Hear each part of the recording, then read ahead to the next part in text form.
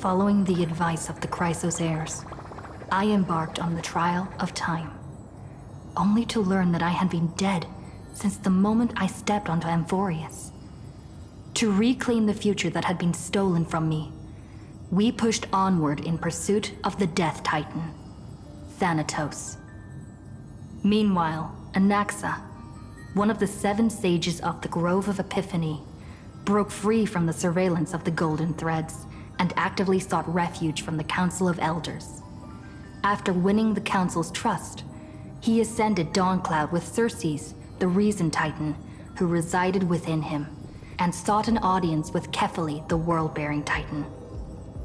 To obtain information about the entrance to the Netherrealm, Castorus had no choice but to support the Council of Elders in proposing a pause in the Flame Chase journey.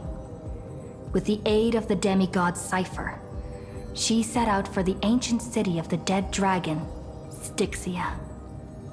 Castorus successfully recreated the dead dragon Pollux via alchemy and used its power to return to the Netherrealm, where she faced Thanatos, the Death Titan. She returned both the Titan's core flame and the stolen future, restoring the cycle of life and death in Amphorius. Anaxa's soul met Castorus in the Netherrealm, where he proved his hypothesis regarding creation. At the Citizens' Assembly, he cast a pivotal vote and used the charge of blasphemy to thwart the Council of Elders' schemes for power, allowing the Flame Chase journey to continue. After returning Circe's core flame, Anaxa's physical body completely disappeared. With this, the Flame Chase journey neared its conclusion, and all eyes turned skyward.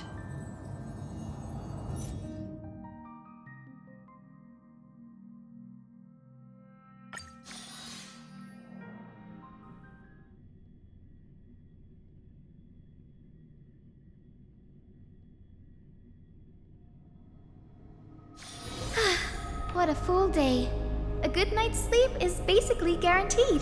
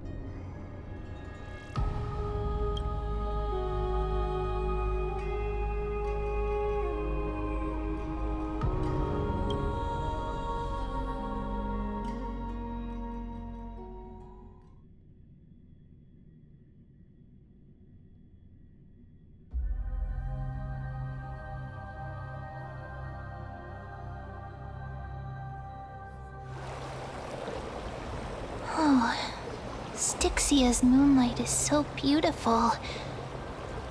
And the River of Souls is so quiet. It's like everything that happened was just a dream. I wonder if Cass is doing okay on the other side. If I write a letter and put it in a drift bottle, will she be able to read it?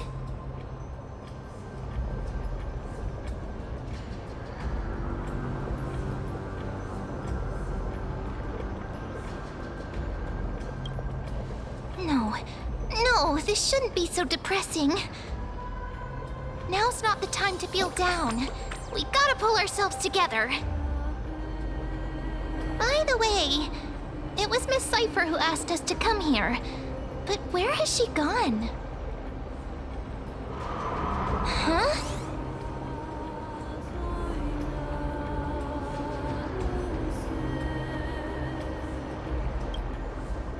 I don't know. But this aura feels so familiar. Let's go check it out together. Be very careful. I have a bad feeling about this.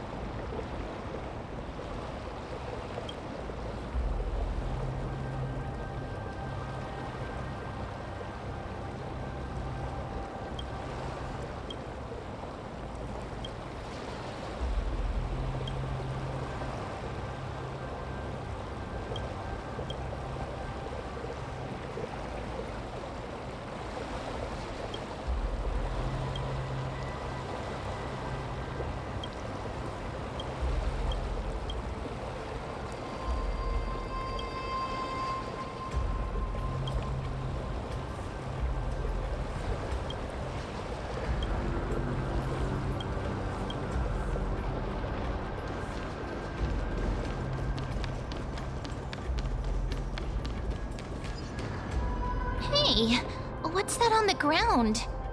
Should we pick it up? Careful, careful. It's a piece of black cloth. Now, where have I seen this before?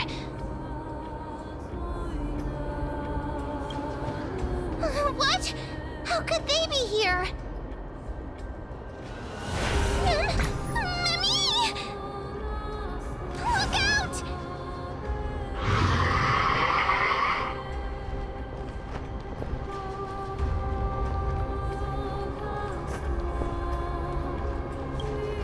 Don't give up just like that!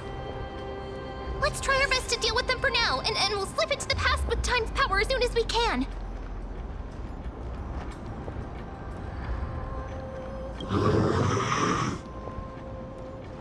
The River of Souls is full of fish, big and delicious. What?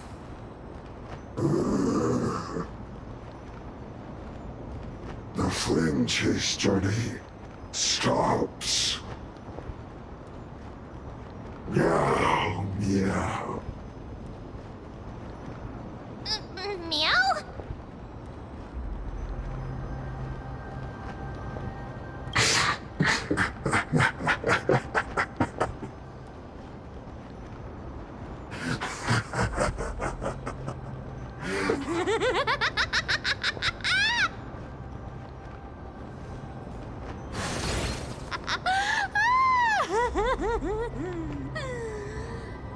Sorry, I I couldn't pass on the chance to give you two a good scare. Ah! Don't run! I'm the real Cypher. The real one. Come on, don't be upset. I'm just giving you a kind reminder that Emphorius isn't safe at all. The whole place is full of dangers, including that Swordmaster. Make sure you stay on your toes, no matter where you are.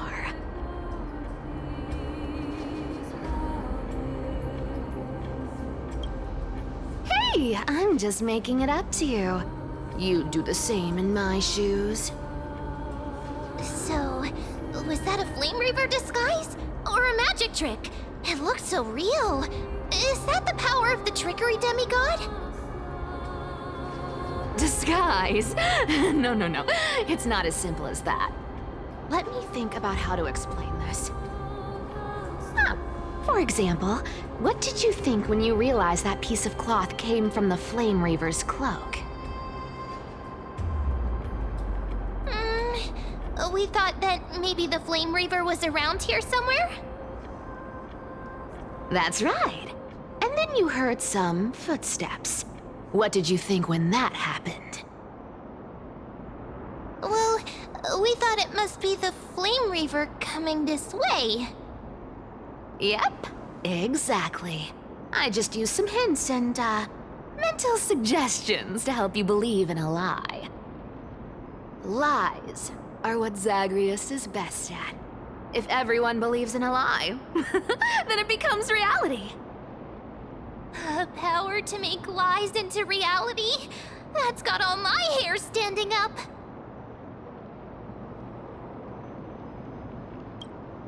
You think I might be lying? No need. The seamstress trusts you for a reason. Someone as honest as you couldn't trick me even if you wanted to. So, there's no harm in telling you. Besides, we still need to team up to go treasure hunting, right? Let's wrap up here. It's time to get going. Oh, was that your teleslate?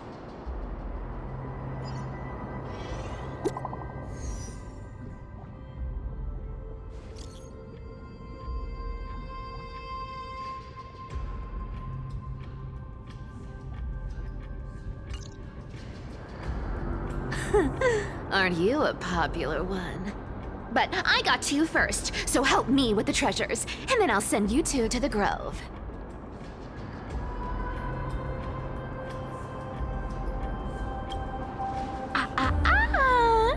Curiosity killed the cat, you know.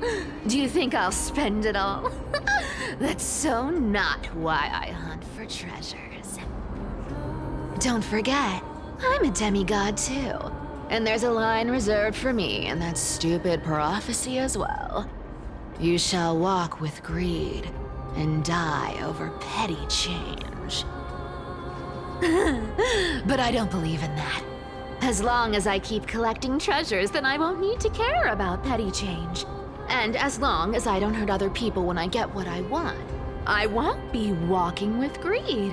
Right? Isn't that simple? So, as long as I keep going down this path, all those predestined prophecies and fates will never catch up to me. That was a long speech. I'm getting thirsty at this rate. The treasures of Styxia aren't gonna float up on their own. Come on, Grey Mystery. Show me what the authority of time can do.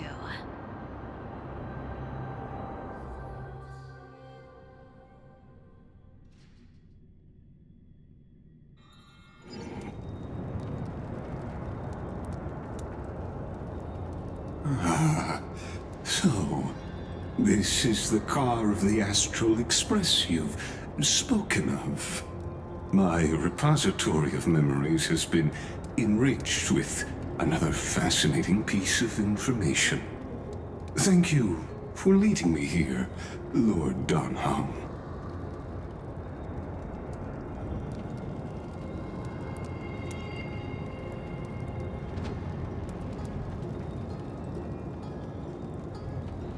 Archimans hold wisdom and knowledge in high esteem. If the citizens knew of your origins, I'm sure more would be intrigued by the Trailblaze. Sadly, discussions about the world beyond the sky remain taboo. It's been quite some time since you first arrived in Akima. Presumably, you've been looking for a way to leave ever since.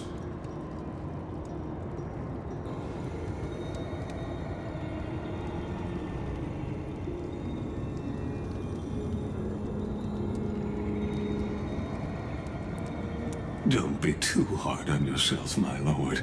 This puzzle has stumped Emphorius' scholars for centuries. It isn't something you can solve overnight, even someone as gifted as yourself.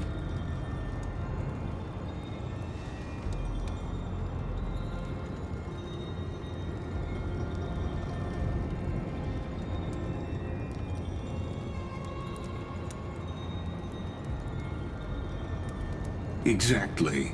Of the 12 titans of Emphorius, Aquila is known for being the most capricious.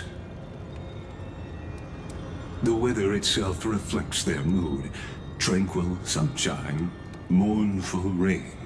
Aquila's breath is a brisk wind, and their cries resound as thunder in a storm.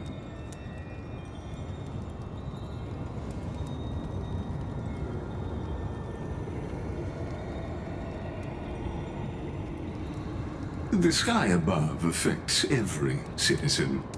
It's clear that Lady Aglaya's decision to confront Aquila at the end of the Flame Chase journey was a carefully considered strategy.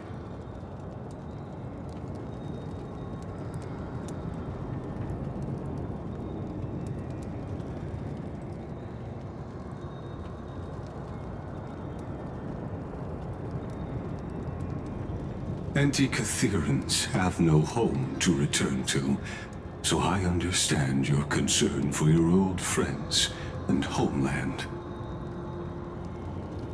I used anti-Catherian technology, or scanning, as you might call it, to assess this car. Assuming my judgment is correct, I might be able to conduct a thorough overhaul of its power systems. Of course, that's only if you, my lord, permit me to interact with it.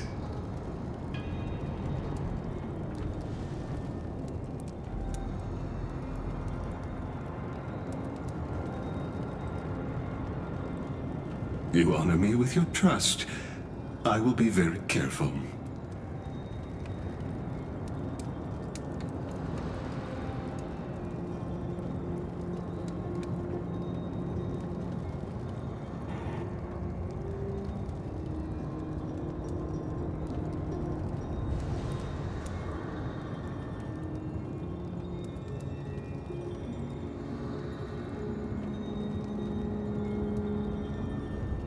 Not exactly, but we anti-Catherians are inherently sensitive to machinery.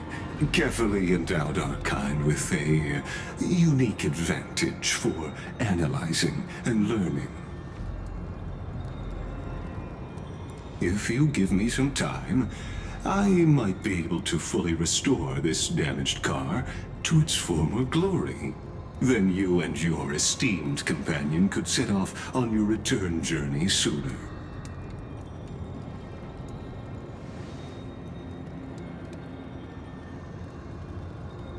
Hypothetically, Lord Donham, if I could open up a path out of Emphorius that circumvents Aquila's divine punishment,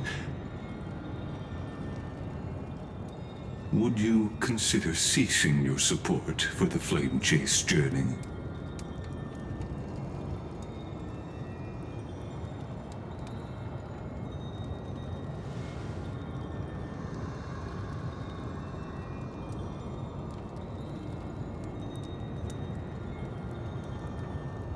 It's best if you don't delve too deeply into that question, my lord. All you need to know is, I can make it happen.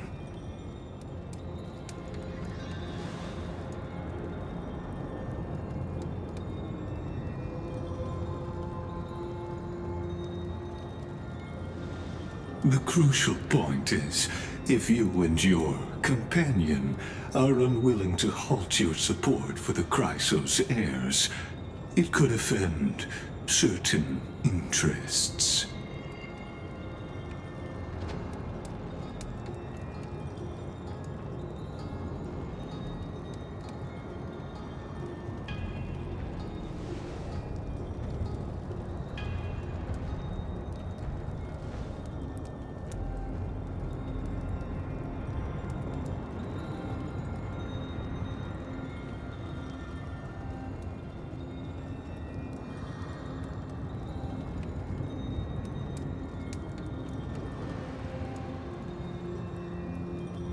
Your prudence impresses me, just as expected.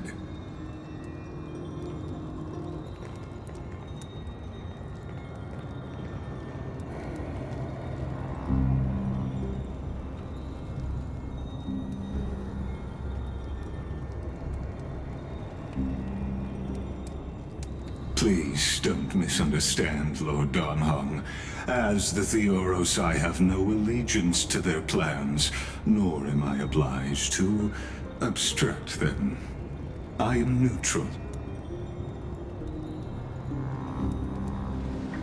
Out of respect for you, I hope to offer a peaceful solution to ensure the safety of you and your companion.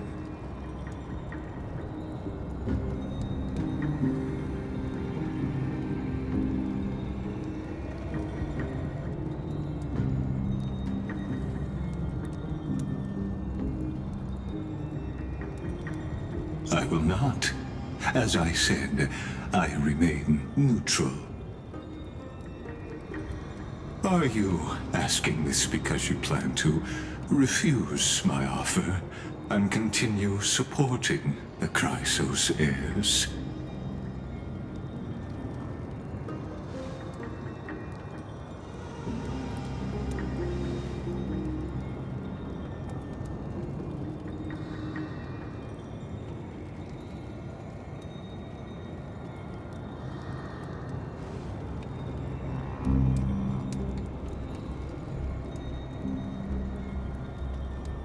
So I see. This is what you call trailblazing.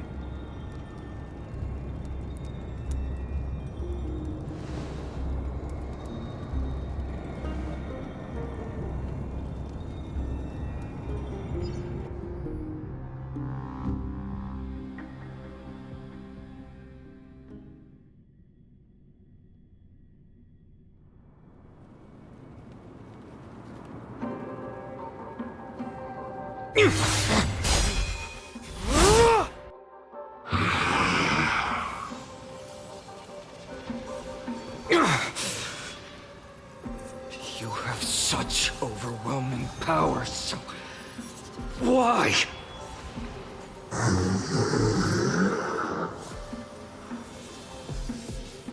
Answer me! Why do you stand in her way? Why do you want to take the core flames?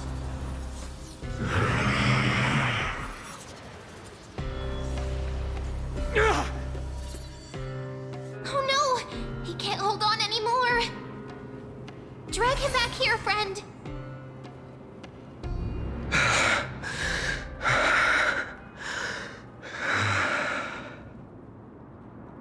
Are you okay? I'm okay. I can handle that kind of hit now. But a few months ago, that would have knocked me out.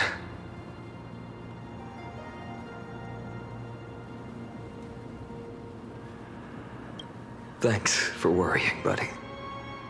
Thanks for the help. To face Aquila and other potential threats, I must sharpen myself with the most aggressive methods. Even so, it's impressive you thought of this training method. Battling the phantoms of the past in the River of Time? It's just like the hyperbolic time sanctum that the bards describe.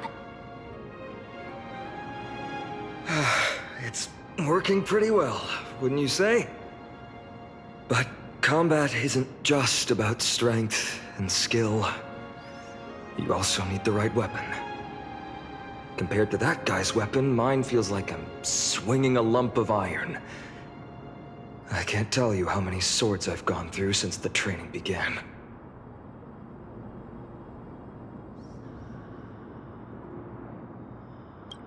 Don't worry, I've already arranged that. Of course I need him. I asked him to make a suitable divine weapon for me. It's a little embarrassing to say this, but in order to help me, he deliberately turned down all other business. Oh, Cartonis is part of this flame chase journey after all. Full of energy. Thinking about how he's been recently, maybe you're right. But, Phainon, I've been somewhat concerned about you. Lately, you seem more and more fixated on that Swordmaster in black. That's quite the sudden shift in topic. I've been holding this question in for a long time. You're getting stronger, but seeds of unrest are also growing in me. Don't worry. I'm not wielding my sword for revenge. She's been through Nikador's trial and understands. Those who can't walk out of the shadows of their past are ultimately weak. Times have changed. The responsibility I bear is both precious and fragile. I wield my sword for the future of Amphorius. I will not let hatred cloud my judgment again and neglect my duties.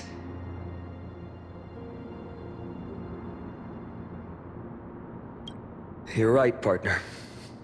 As of now, I'm not able to handle that Swordmaster on my own. I still need the help of my friends. Every time I say something, things get so serious. I don't want to be the person who keeps bringing the mood down. I'm out of energy for training today. How about we go to the library of Philia to lighten the mood? Sure, that's what I've been looking forward to. We deserve to enjoy ourselves after all the hard work. Today, I'm definitely going to...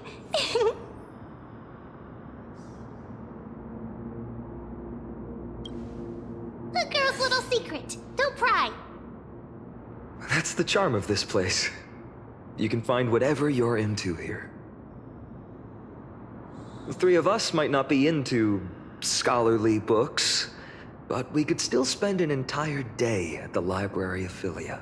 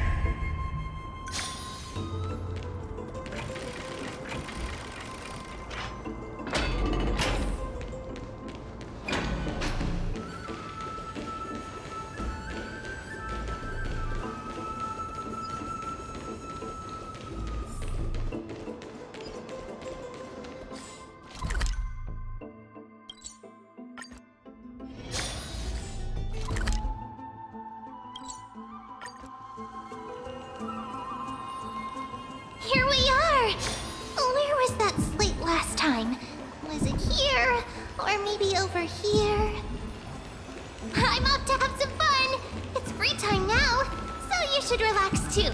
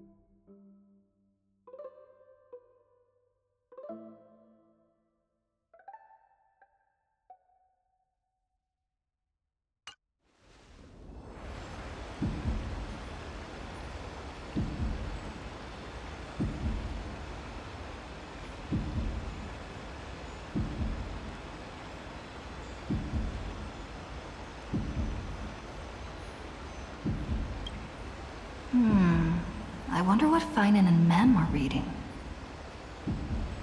Let's take a closer look.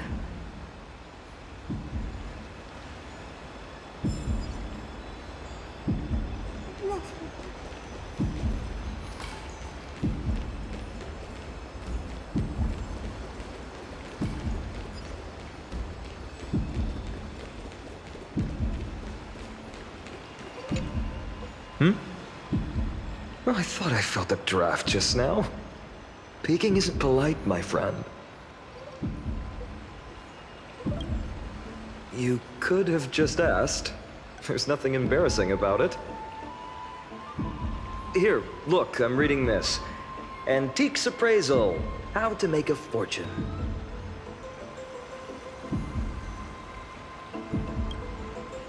You didn't know? After all this time we've known each other. That pains me.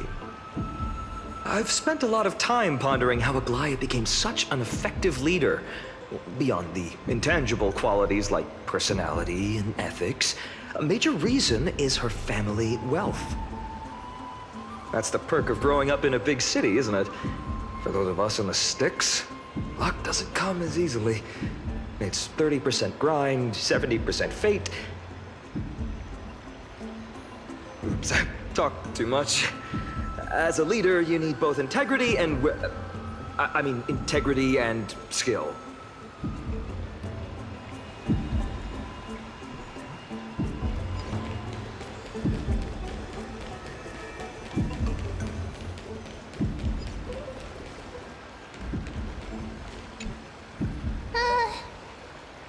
Month of cultivation, curtain fall hour, a time to feast on grains, but poor time for fishing. Oh, but then again, are there even any spots left to fish in Amphorius these days?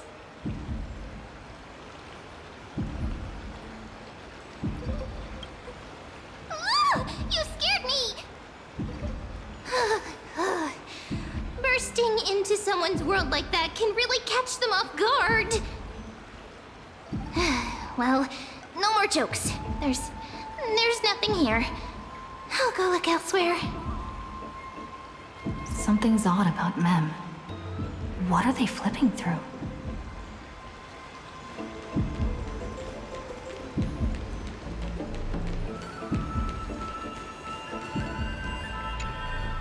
Oh, these cards are so detailed and fine. Ruler, weaver, traveler, healer. But the interpretation for each card is so long. Do I have to memorize them all?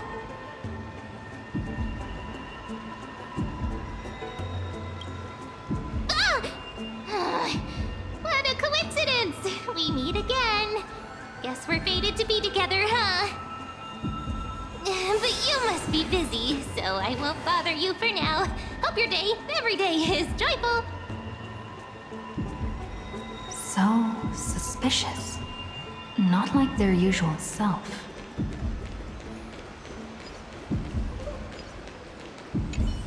I've spent a lot of time pondering how Aglaia became such an... That's the perk of growing up... Oops.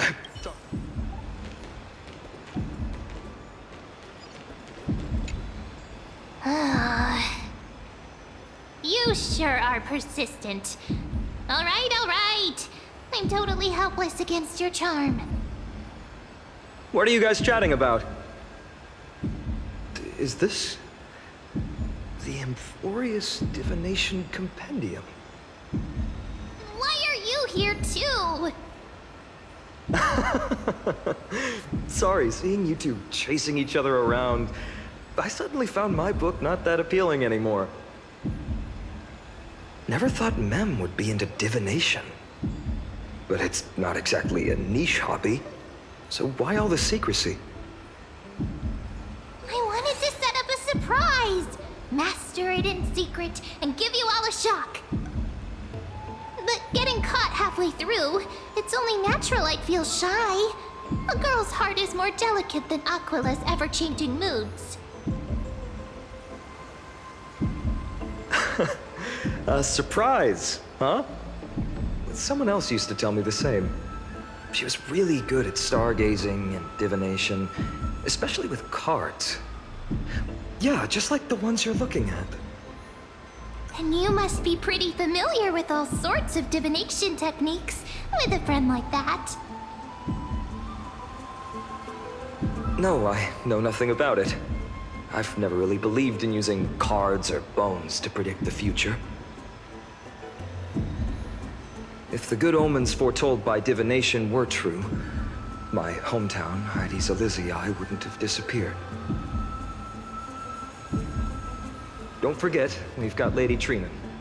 Every other form of divination is just smoke and mirrors or cleverly rehearsed tricks compared to her flawless prophecies. To me, divination could be a power that guides our spirits. Fate always casts a shadow in front of us, clouding our view of the future. That's why people turn to divination. It's just to find a small reason to give them courage to face the unknown.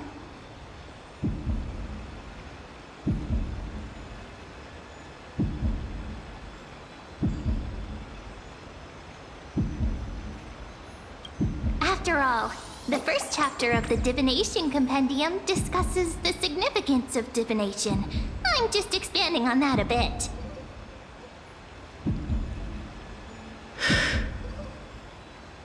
Strange. That person I knew used to say similar things. Looking back, whenever she interpreted a card for me, I couldn't help but feel uneasy. Even though I never believed in the outcomes. Maybe it was her tone. Cyrene. She could paint a complete fantasy so vividly, it utterly captivated me as a child. Right, I still carry a card she once used. Do you want to see it? Oh, wow! It's so exquisite! I'd love to have a card like that.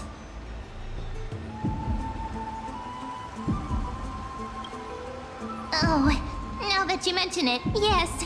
It would be even better if it were made of, say, crystal. Speaking of which, partner, there's something I haven't shared with you all. Remember our first trip to the Temple of the Three Fates? The riddle that Orynyx posed to us?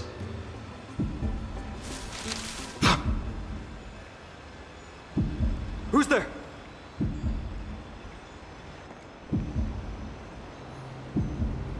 You are...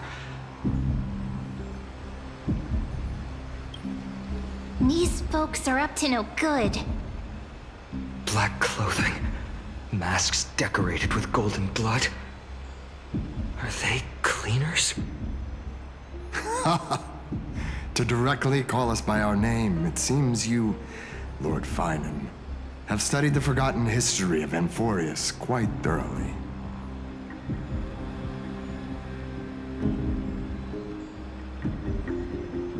Your friend seems quite interested in us. Perhaps you could explain, Lord Finan. It would be the polite thing. We can't let our esteemed guests pass away without understanding. During the Chrysos War, to combat the Chrysos heirs, several cities formed an underground assassin squad called the Cleaners. Their task was to erase anyone with golden blood from existence. Assassination, poisoning, political persecution. They would do anything to achieve their objective. Well, this historical perspective seems biased, glossing over the Chrysos heirs' abuse of divine powers and their blatant initiation of war in order to defame our predecessors. Could you disclose the name of the author behind this popular legend, Lord Finan? I'd hate for the innocent children of Akamar to be tainted by such slanted narratives. You should have stayed buried in the dust of history. The Citizens' Assembly has once again legitimized the mission of the Chrysos heirs. But as for you, Not one citizen would cast their vote for you. Executioners lurking in the shadows. What does it matter? We've long since stopped expecting to be understood. People have become too accustomed to peace, and they've forgotten the disasters that arose from allowing generations of the Chrysos heirs to rule. Complete nonsense. Did you really travel all the way to the Grove just to have an argument? I enjoy dealing with people as straightforward as you, Lord Finan. You've probably figured out why we've come before you.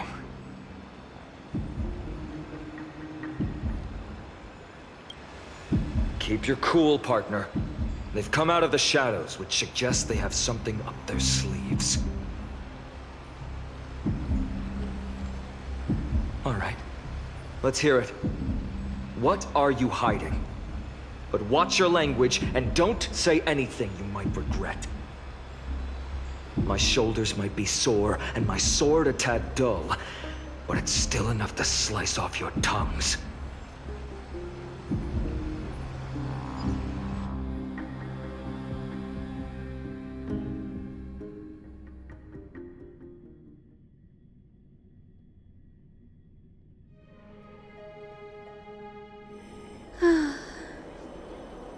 How's it going, Cinny?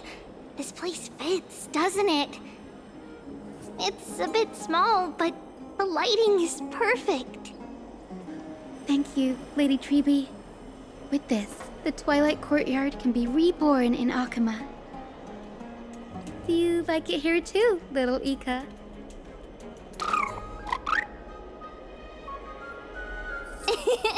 It's so bright here. Maybe you should rename it? How about Luminous Courtyard? Lady Treby makes a good point. But Twilight Courtyard carries the long history of the descendants of the sky, and I'd like it to continue. Right. How does the legend go again?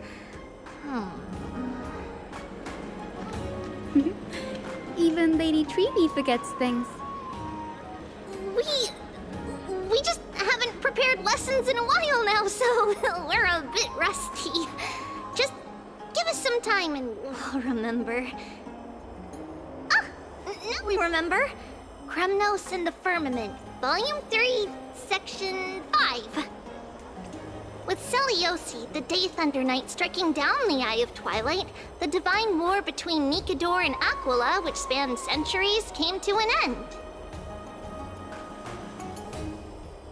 Thereafter, the Skyfolk gradually declined. Numerous sky fortresses were abandoned, and their descendants began to establish themselves on the land. Finally, those descended from Seliosi the Day Thunder Knight were welcomed by the scholars under Circes and established the Twilight Courtyard in the Grove. The historical records seem slightly at odds with our memories, but the details from that time have become somewhat hazy to us. Oh, I forgot. For Lady Treby, history is more than just words on a page. It's something you've personally lived through.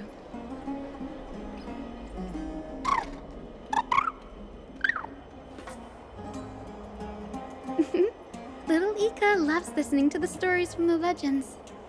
I'm sure you're also imagining one day you'll be as awe-inspiring as the winged beasts by Seliosi's side. That day will come. I believe it. Just keep growing. Lord Crediros? Miss Hyacinth. And Lady Treby. Good to see you're doing all right. I heard from the citizens you were nearby and came to check. Doing all right. What's going on, Crediros? There's been another violent incident at the market. A shop was smashed and looted. It's the third time this week. can this be? I always thought that with Lady Aglaya here, Akama would remain peaceful. That was true in the past. But these days, forgive my bluntness, her senses may not be as sharp as they once were. Aggie. In my opinion, malevolent forces have noticed the slack in the Golden Threads and are now plotting to exploit the opportunity. The Citizens' Assembly just wrapped up. Why is there still unrest? The Chrysos heirs won by only one vote, Lady Treby.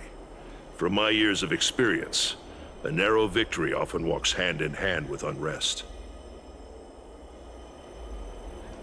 Trouble! Miss Hyacinth! Trouble! Clementine. Take a breath. What's going on? Please! Something terrible has happened at Marmorial Palace! What is it, Doctor? Calm yourself and talk us through. Lady Aglaya! It's Lady Aglaya who's in trouble.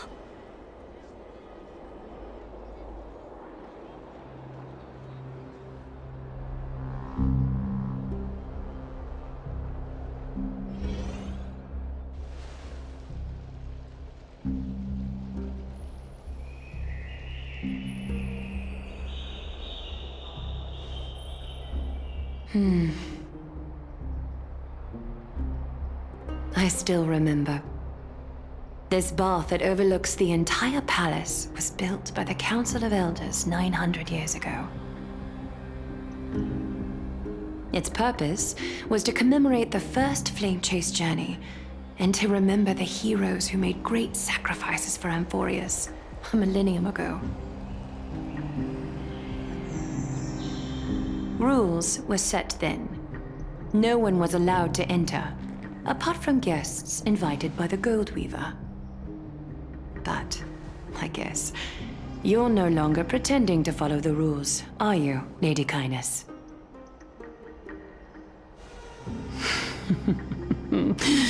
Aglaya, Aglaya. You ageless witch, hiding behind a divine facade to deceive mortals.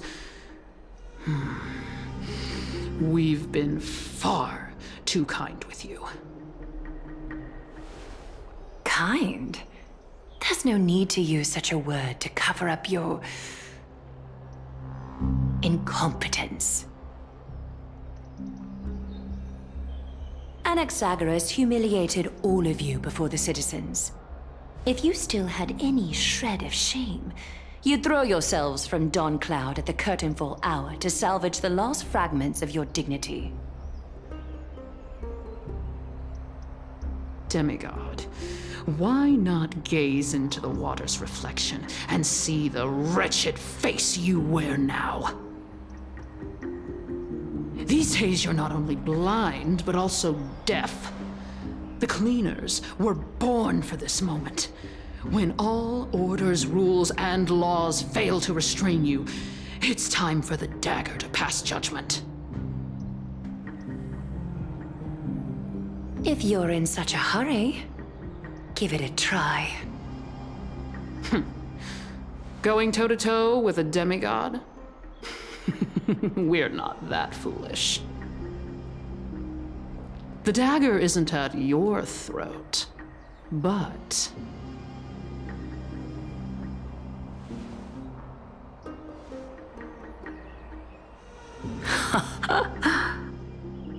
Your gravest accusation is that my humanity is fading. And you claim my concern for mortal joys and sorrows is nothing but a facade. If that accusation holds, what makes you think the lives of these civilians will sway me in the slightest?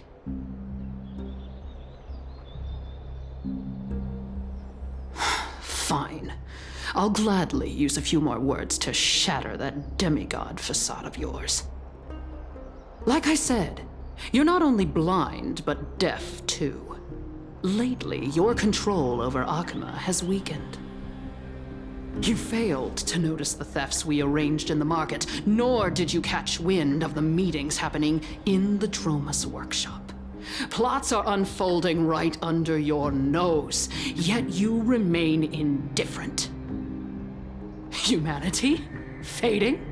Aglaya, why not use your precious golden thread to peer into my thoughts? See if the gift we've so meticulously prepared for you can move that cold demigod heart of yours.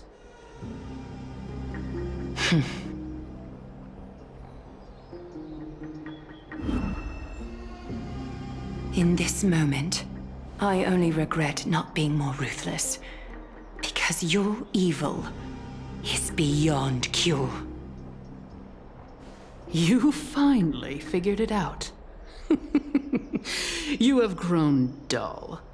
I've been holding that image in my mind this whole time to make sure you could see it clearly.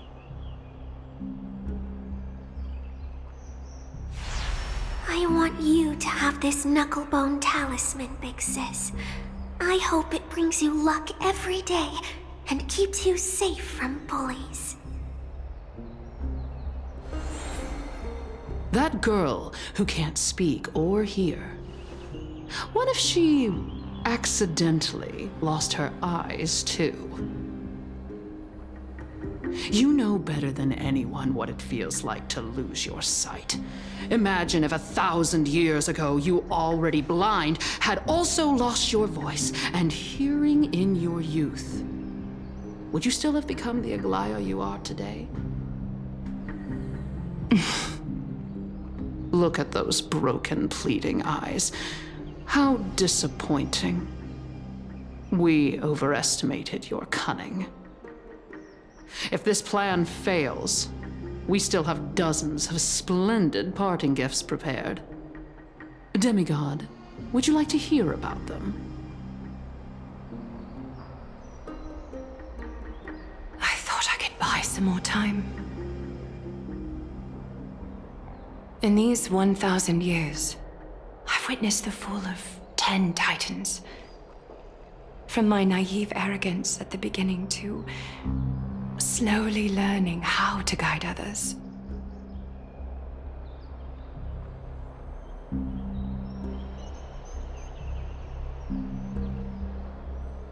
Now, it's time to let go.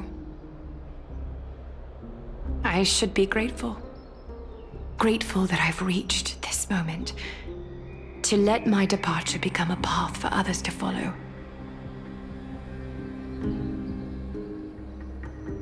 Have I done enough? If I embrace that prophecy now, and sink into the warmth of these waters,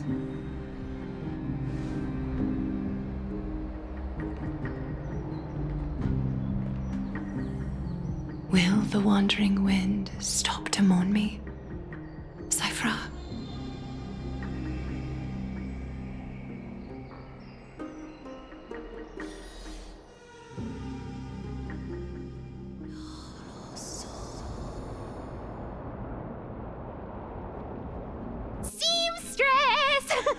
I've come as promised. Look at this box full of gold and silver treasures. I bet there's stuff here you've never seen. Come on. As we agreed, I want to buy the most valuable clothes you have. Little thief! You've got some nerve, barging into my shop dressed in those tattered rags. What have you brought? Let me see. Here, take a look.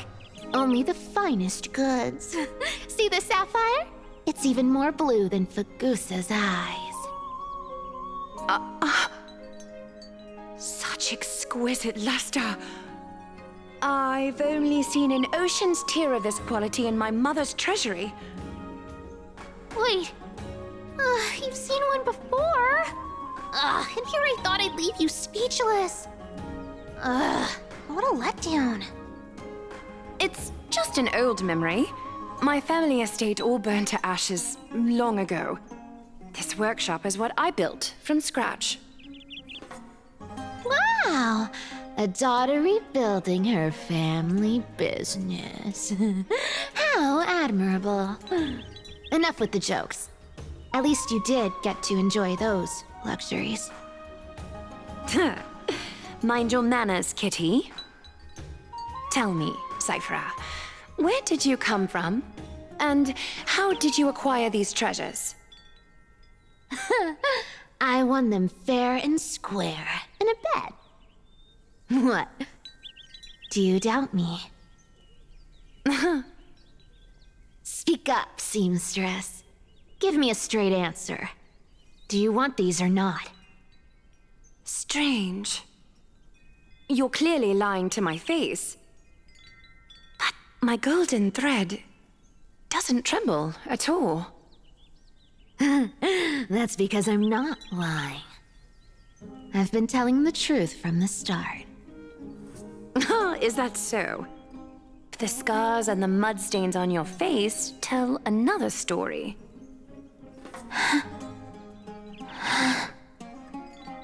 Come on. Can we just do business without all this chatter? Don't worry. I didn't leave any evidence, so no one will bother you. How can I trust a word you say when you're so skilled at lying? Dealing with you rich people is such a pain.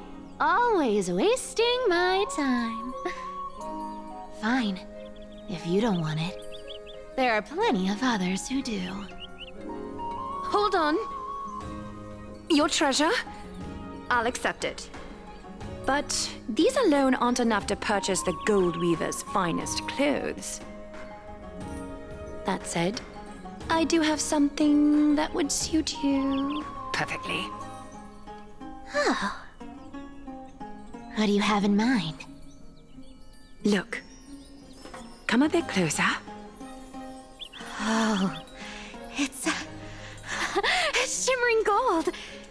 Absolutely stunning. These golden boots are the Gold Weaver's greatest treasures. Though not as valuable as the most precious gowns, they hold a magical power. Legend has it that Zagreus blessed these boots, allowing anyone who wears them to move swiftly and silently. Put them on, Cyphra. And don't get caught again. A face as lovely as yours deserves better protection.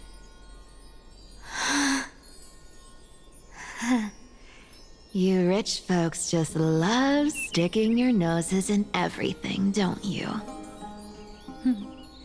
Well, I'm taking these now, so don't get any second thoughts.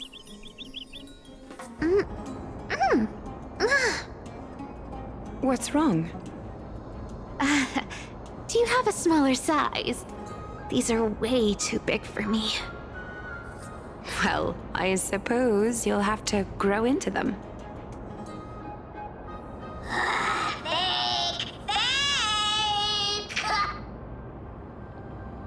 Do you have to interrupt me in the middle of my story? Fake? What's fake? Those boots definitely don't hold Zagreus' divine power! You're Amphorius' most cunning liar, and even you were fooled by a Glyad! Watch your mouth, or I'll feed you to the fish in the River of Souls. Weren't you curious how I got tangled up with that seamstress? Well, now you know. Satisfied? I didn't expect such a simple story. How disappointing. But, boss lady, there's a chance Aglaya wasn't trying to trick you? You're defending her. No. I just think the story's so moving, it'd be a shame to ruin it with a lie. If I could cry, I'd be in tears right now. Good thing you've still got a sharp tongue, or you'd have been stuck guarding someone's front door ages ago.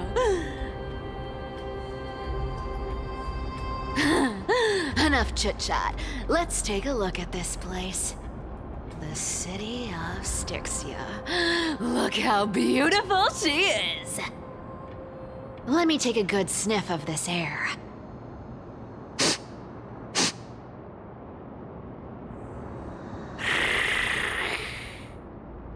This air, it's filled with the scent of treasure everywhere. Wonderful, just wonderful. Thanks to Castorus and Grey Mystery, the ancient city's barrier was finally dispelled. Now that I think about it, helping them was well worth it. Time for treasure hunting, Barto! Lead the way, and whatever we find, we'll split 80-20. Well, I have a suggestion. How about 70-30 instead? Listen closely. Do you hear that? The gnawfish in the River of Souls are growling with hunger. 80-20 it is! How generous you are, Boss Lady Cypher! Anyway, what's with all this water? It's damp, cold, and miserable here. I hate it. Ooh, the mighty demigod of trickery! Uneasy around water? You wouldn't understand! The people of Dolos are talented in many ways. Just, not in swimming. Why don't we have a race? Long distance, sprint, or laps? Take your pick! What's got you so worked up? Relax, relax. Who would have thought the fearless Lady Cypher was afraid of water? Cats hate getting wet. What's so hard to understand about that? Now, hurry up and figure out a way across, or I might have to reconsider our split. Don't rush me! Let me take a look around! Got it! Let's use that thing! Come on! Follow me, boss lady! Not a good imitation. I'll play along. Let's see where this goes, Bartolos. Tell me, how did you hunt for treasure when I wasn't around, boss lady? Trying to trick me into saying something. Not a chance. You're as sharp as ever. Ooh, interesting. Very interesting. Was this device designed by priests of Ornyx? Do you think you can handle it? Don't underestimate me, boss. Just find a cozy dry corner and wait for me.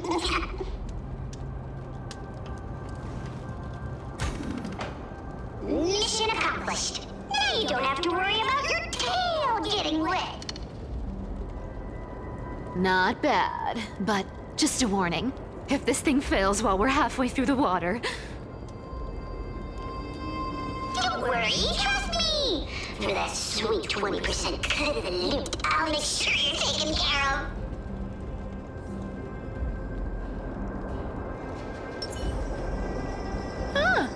This feels truly magical. When did you pick up this trick? Self-taught. All self-taught. We're here. Can we turn off this spotlight now? It's really blinding. No problem. Just use the device over there to shut it off.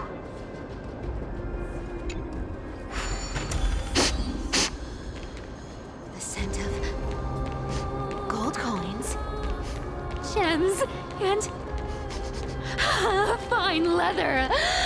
It's so refreshing. The treasures in this ancient city are all floating back up thanks to Grey Mystery and that pink squirrel.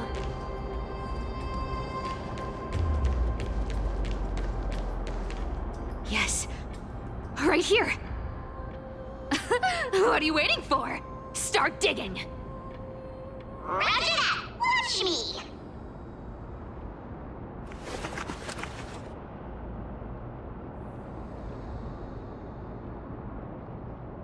Wow! That's a huge chest. Move over. I want to open it myself. Wow, wow. A massive hall. Unbelievable. It's hard to imagine the kind of luxurious life the people of Styxia once led. As expected for a realm of Fagusa's disciples. This entire chest is filled with ornaments made from ocean's tears. Here, take this. See if it suits you. Thanks for the gift, boss. Much appreciated. Look at the clarity of this purple crystal. It matches my skin tone perfectly.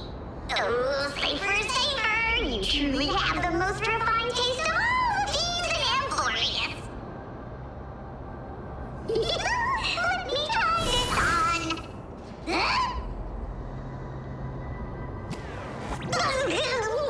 Where is my treasure?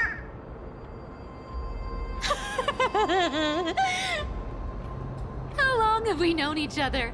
I can't believe you still fall for this. This is...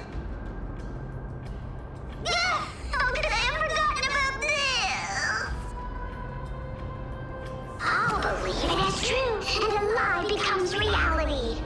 What a convenient ability. The demigod of trickery's divine gift. Far more practical than any golden thread or teleporter. All right, enough fooling around.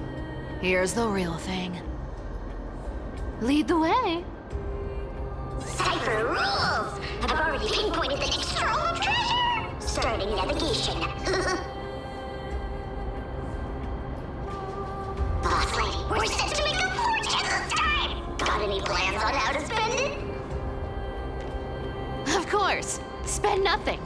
Have you forgotten my silly prophecy? I remember, of course.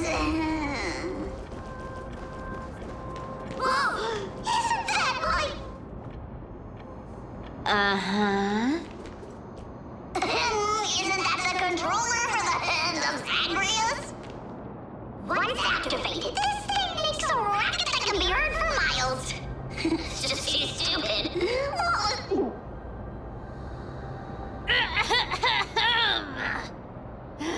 Seriously, what was the Titan thinking when they came up with this thing? Hey! If you don't want the trickery to be exposed, you'd better start by keeping your mouth shut. What do you say? Boss lady, you're absolutely right. I'll be careful with my words.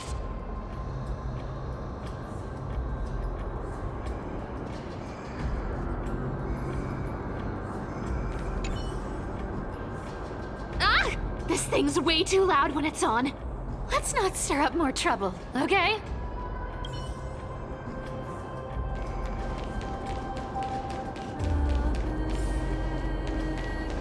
Here we go round the river of souls. Spirit thief goes, spirit thief goes. Ah! What are you even singing? You're totally out of tune. There's a big guy guarding this place. Yeah, big and dumb. Just a pure lump of stupidity.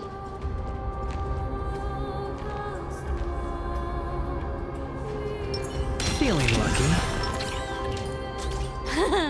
Look at its face. Oh my, how could something be so ugly? Yeah, so ugly. Ugly enough to make even me, a little imp without a digestive system, feel nauseous. If that ugly brute messes up my face, even the stoic Talantin might end up shedding a tear. Indeed, that would be heartbreaking. Clearly running away is a sensible choice.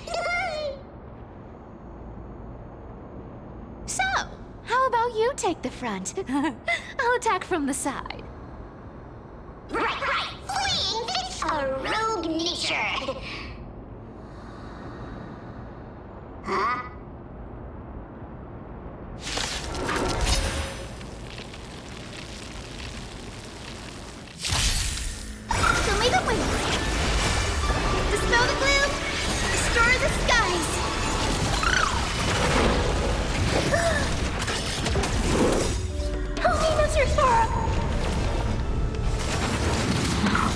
It's a command.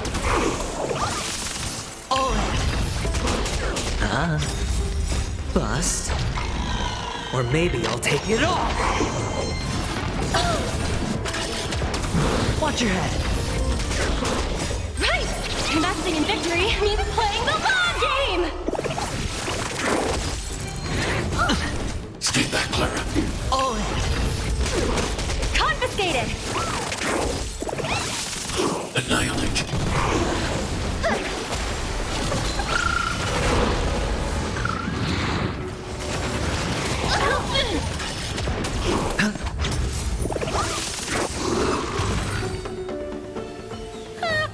Such an ugly and useless creature, taken down with just a couple of hits.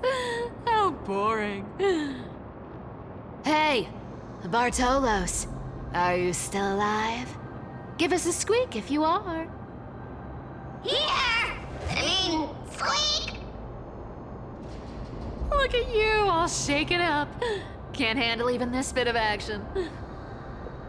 It should be safe here now. Get to work. Aye, aye, boss lady Cypher.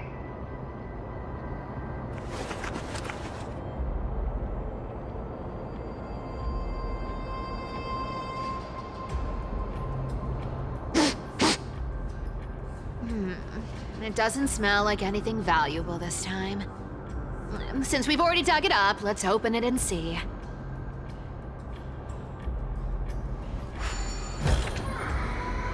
Huh. Is this?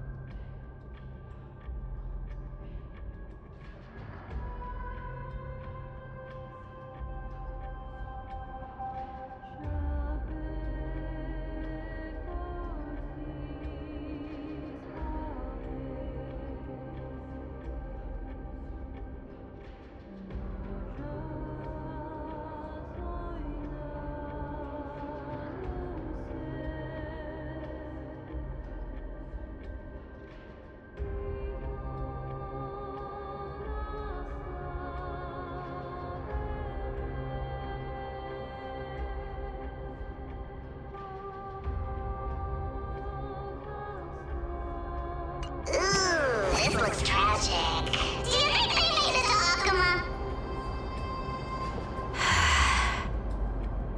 Probably not. I've never seen or heard of anyone from Styxia and Akama. At least, I'm still left for Dolos. Guess this city wasn't so lucky. Huh. It does seem unfair, doesn't it? Just because they were born in the wrong place, they had to face such devastation. Meanwhile, those in Akama, simply because they're supported by the world-bearing Titan, continue to survive. Yeah, the world just isn't fair, is it? Speaking of the world-bearing Titan, Cypher, didn't you tell me once you used to be an apprentice at Kephal's priestly court? Huh. Did I?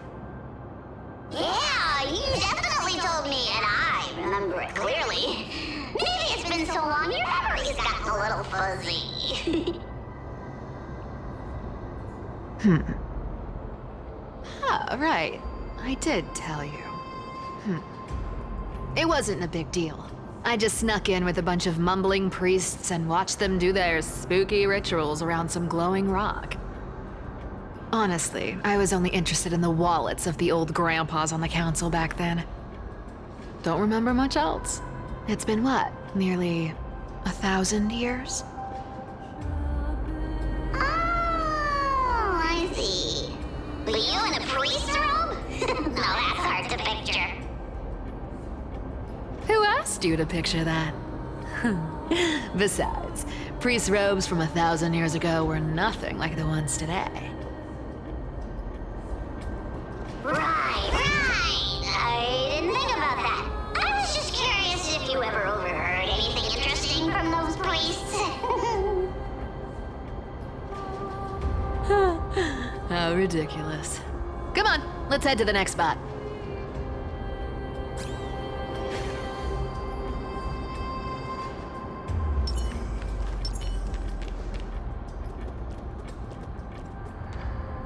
Where did this roadblock come from?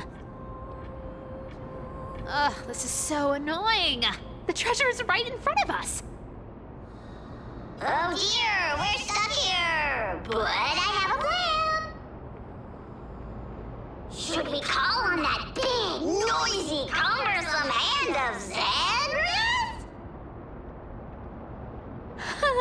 Xandrath? Never thought that thing would actually come in handy. All right. Do you want to handle it? Leave it to me, boss. I don't need a controller. After all, you know.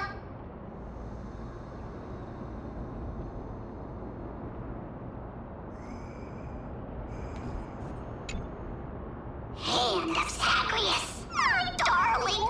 Activate!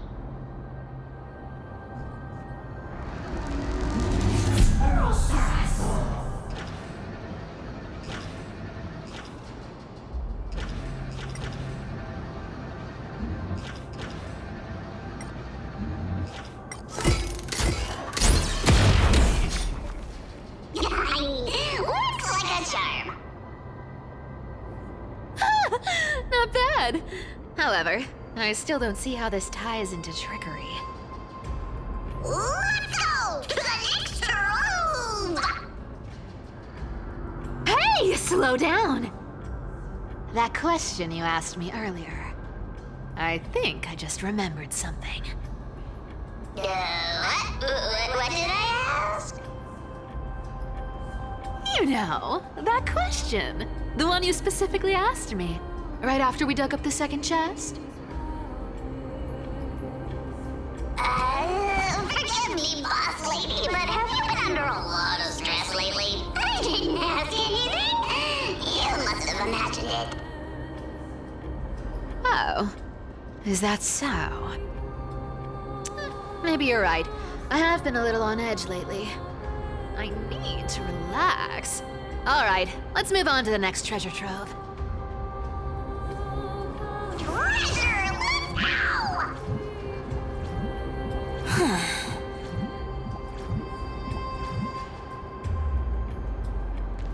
20 Twinkle, twinkle in my chest, how this core flame is the best.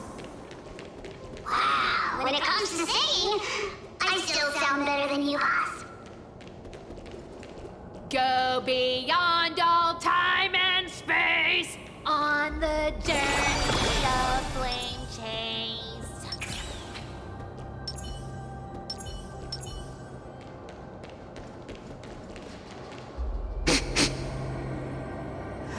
This scent feels like something incredible is buried here. Incredible indeed! If even Boss Lady says so, how could I not be excited? Do I need to give instructions here? Get digging.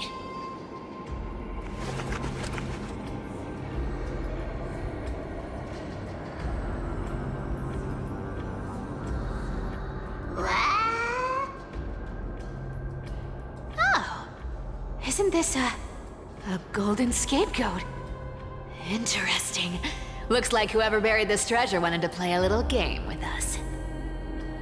Oh, isn't there a myth about this thing? Those who feared fire became sheep. Those who did not became human.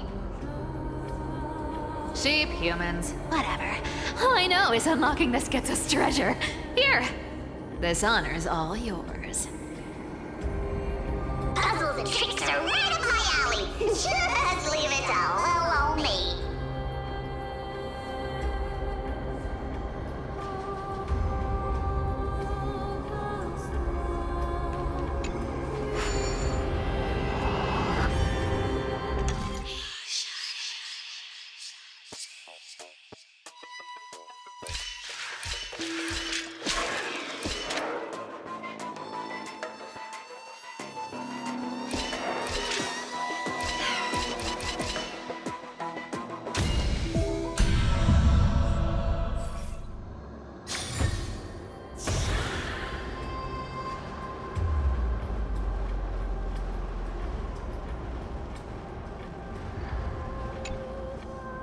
Told you, nothing can stop me.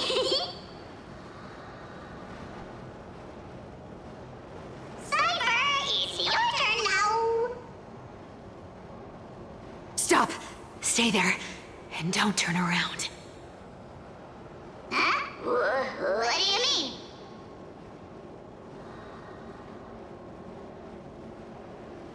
I told you, don't move.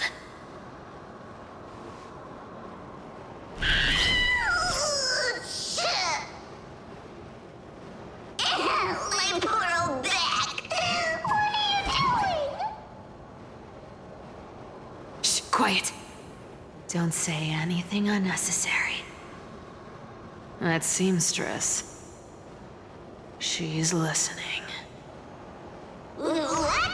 Boss, do you mean? Stay put and keep quiet. I'll handle her. Whoa, whoa. Seamstress. Getting sneaky, aren't we? Did you think I wouldn't notice your little spies lurking around me?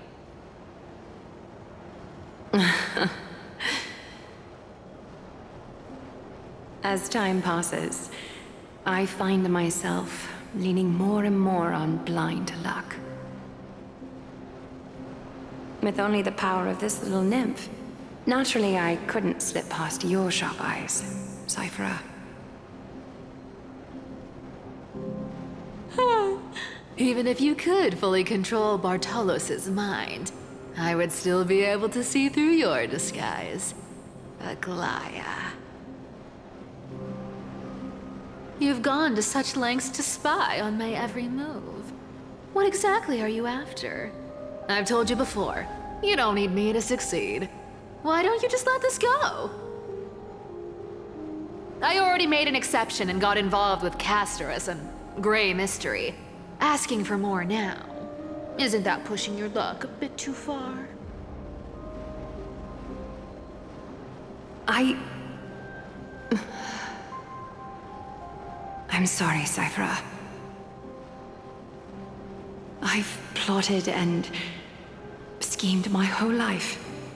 But I never could have predicted our relationship would end up like this. I've spent centuries trying to figure out where I went wrong, replaying every moment over and over. But you've never given me a chance to explain myself, face to face.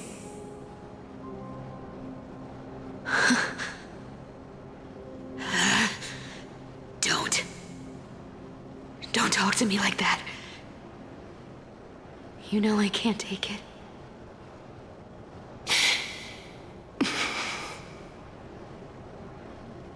1,000 years ago, out of foolishness, I let my silence steal away the most beautiful sound I'd ever known.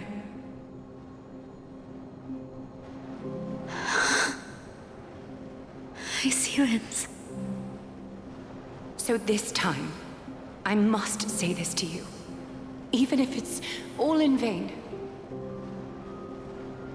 I need you, Cyphera. The Chrysos Heirs mission needs you. The finale I've delayed for far too long. It's finally here. Whatever resentment you still hold against me will fade once I'm gone.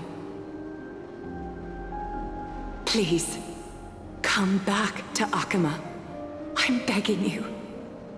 Without you, they don't stand a chance.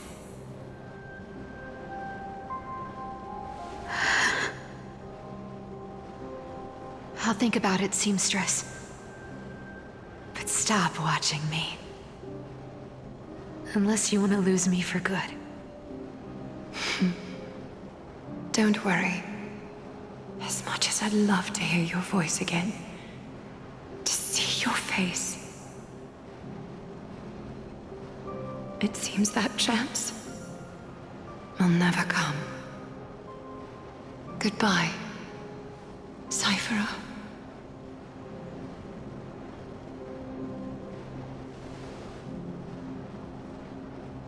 Goodbye, Aglaya.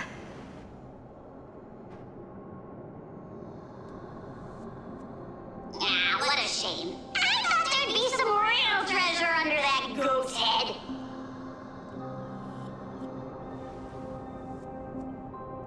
Turns out, everything in that chest was soaked in water from the River of Souls. Nothing valuable left. Those relics were once priceless. But time has eroded away all that they once were. Aww, hearing that from you makes it sound so sad. Wait, why am I getting all sentimental? I haven't even processed what just happened. That horrible woman. When did she... Oh! If you see her, let her know this. As demigods, we can't avoid our duties forever. Could it have been back then when... Do you remember now? Looks like you don't need me to jog your memory. She must have slipped that nymph into your pocket while you were distracted. Don't underestimate that bug. It's every bit as dangerous as the seamstress's golden thread. Let your guard down for even a second, and it might take over. Make you spill secrets you'd never share otherwise. Whoa, that's like some brainwashing monster straight out of the Black Tide! Creepy. Boss, how did you realize something was wrong? I'm curious. What exactly did that nymph make me say? Actually, it gave itself away very early on. Speaking of the world-bearing titan, Cypher, didn't you tell me once you used to be an apprentice at Kefali's priestly court? We've been partners in crime for 1,000 years. We've talked about everything there is to talk about. Except for that one experience at Dawncloud. I never told you about that. I absolutely wouldn't have shared that with anyone.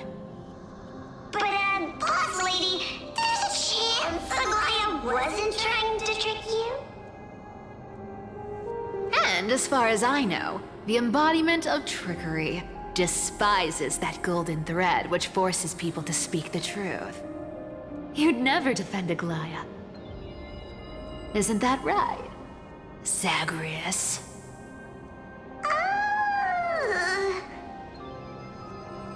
You have a terrifyingly sharp mind. After all, I'm the only one in the world who knows you're still alive. To make sure you survive the Titan trial, I had to fool the entire world. If you want to keep that lie from falling apart, you'd better keep playing your part in the days ahead.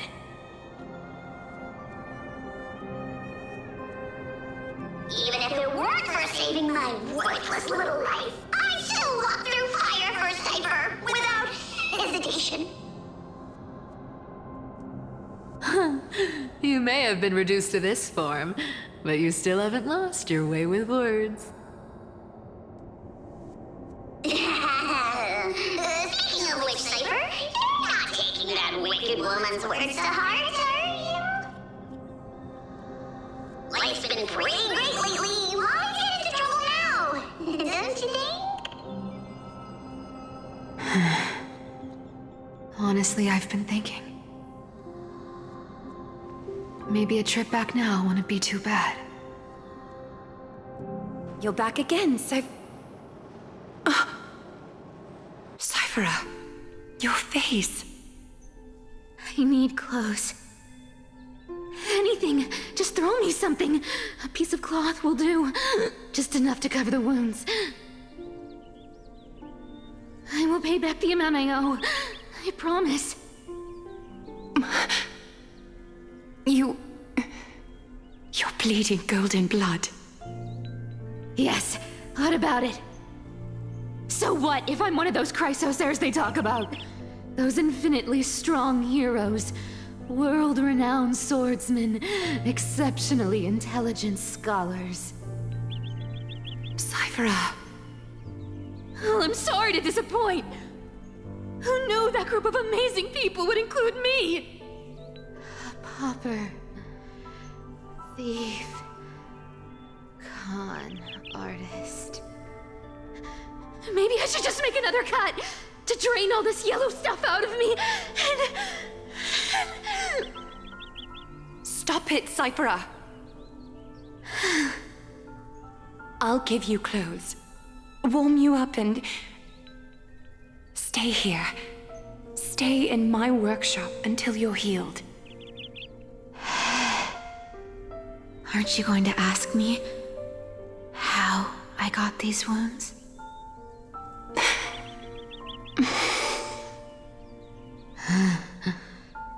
Right. What's the use? I'm so good at lying. Even your golden thread can be fooled. If you can't verify the truth, why bother asking at all? I don't need to ask. Nor do I need to use the golden thread. I know everything you do is for survival, at all costs. Stay here. You won't have to deal with the cold or go hungry again. Stay by my side, and you can start putting yourself back together. Aren't you worried I'll ruin this place's reputation? Or that I might sneak off with your precious clothes and sell them? I wouldn't have invited you if I were worried about those things. You're weird, seamstress. You know, they say a child who often lies remains a liar for life. I've tried not to become a liar, but honestly, it's just too hard. I'm close to giving up. What makes you think I won't disappoint you? Because I can feel it. Not with the power of a demigod, but with the heart that beats in my chest. You love this place. That's why you keep coming by, but also why you hesitate to stay longer. You worry you'll tarnish the Gold Weaver name.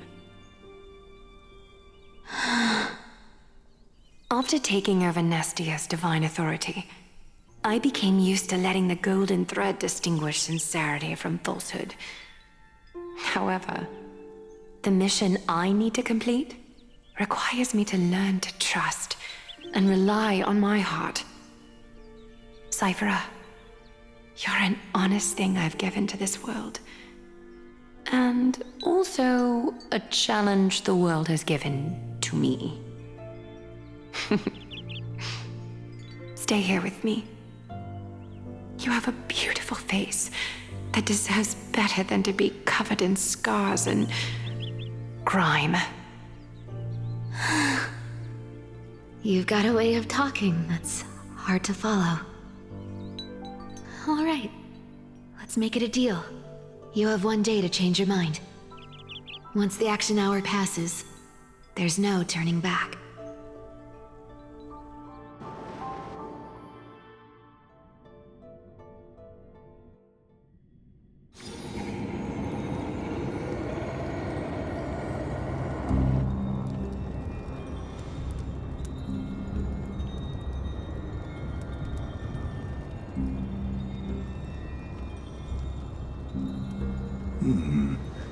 Pressure, fear, planting seeds of anxiety. It seems this is the strategy they've chosen.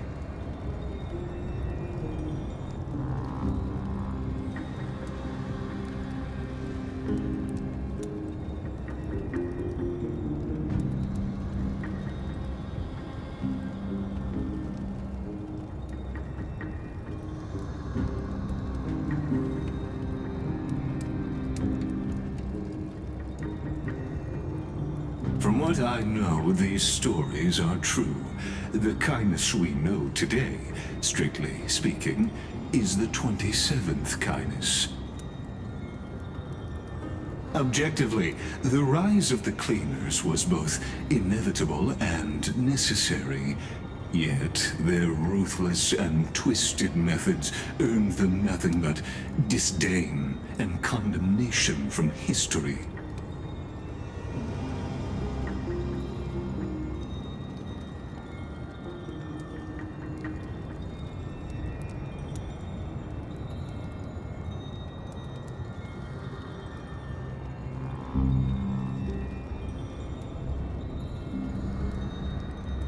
Even in these crumbling end times, there are always those who find ways to profit from the chaos.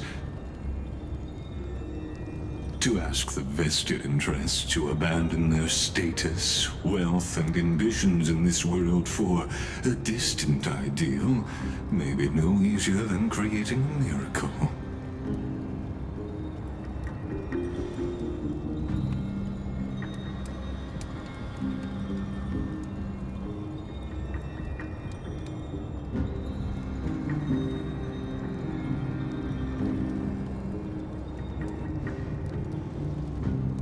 There you are, Lord Donghung.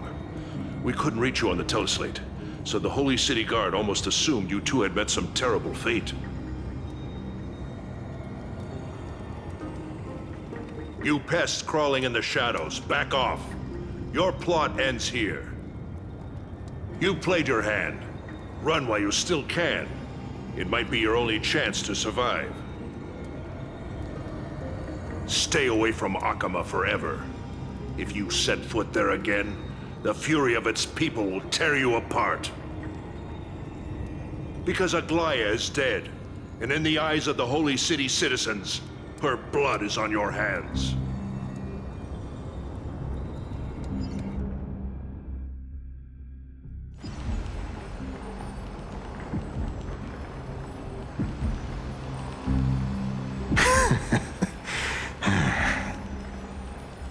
Looks like she was wrong about you. She? Are you talking about the mastermind behind all of this? Well, she thought you were weak. She believed that even when you were facing the evil that you claimed to oppose, you'd hesitate to strike. Misinterpreting mercy for weakness shows how arrogant and foolish your master is. They're still alive. With proper care, they'll pull through in a few days. But I must warn you, I haven't fought a human in ages. I can't guarantee I'll always be able to hold back. They're lucky they're still alive. If you feel as lucky as they are, try me.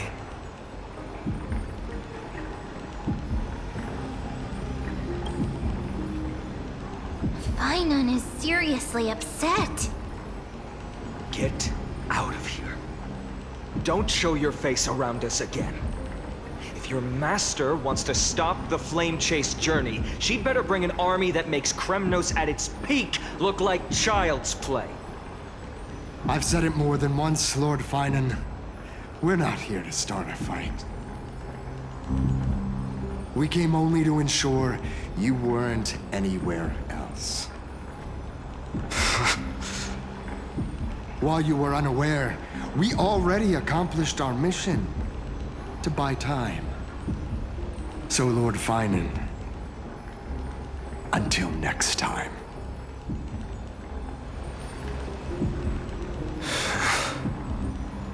Are you okay? I'm fine. Anyone who uses innocent lives as bargaining chips has gone too far.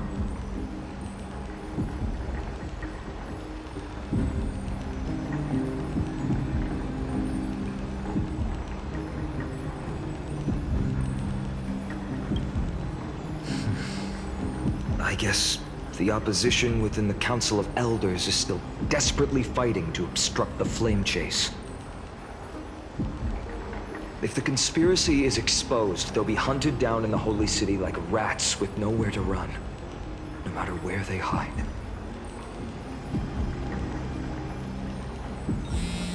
My teleslate.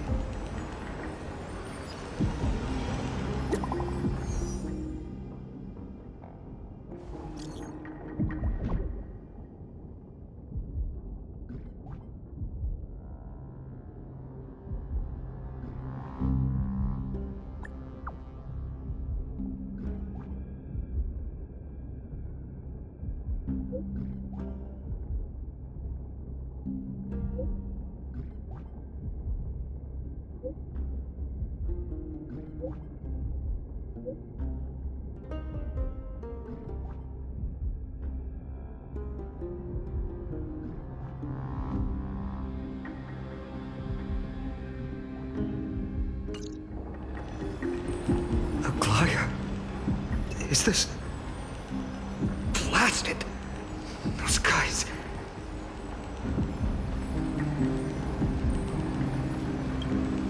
But how could they possibly... Stay calm. This could just be one of her schemes. I won't believe it until I see it for myself. Finon? What should we do now? Stay on course. I'll contact Treeby and ask her to keep the citizens calm. We'll hurry back to Akama as fast as possible and assess the situation in the city. If we run into any enemies along the way, I won't be merciful this time.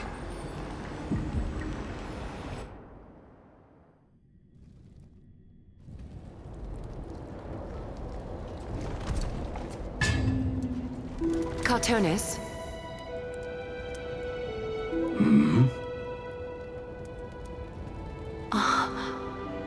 You're forging a sword for Finon, aren't you? I haven't seen you wield the hammer in so long. I couldn't help but be entranced by the sight. You, Aglaya. In this form you come to me. It means... That's right. At this moment, my physical form is already shattered. My journey as a human in this world has come to an end. It's time to fulfill our pact. Of course. The pact, I haven't forgotten. The thing I entrusted to you, do you still have it? Far too plain this vessel is. Not worthy of you. Do you still insist? I insist. Over the past 1,000 years, every piece of fabric I've worked with has been tainted by my cold divinity. It's made me hate their colors, texture, and scent. This ornament stands apart. It was a gift from a child. She was pure and kind. I often wished my childhood could have been like hers. How to say goodbye to everyone? Have you already planned? I'm afraid there's no such detailed plan this time. I deeply regret not being able to say farewell to them, one by one. The moment has come. My departure will give them one less thing to worry about. This parting gift should help ease the regret of such a sudden goodbye.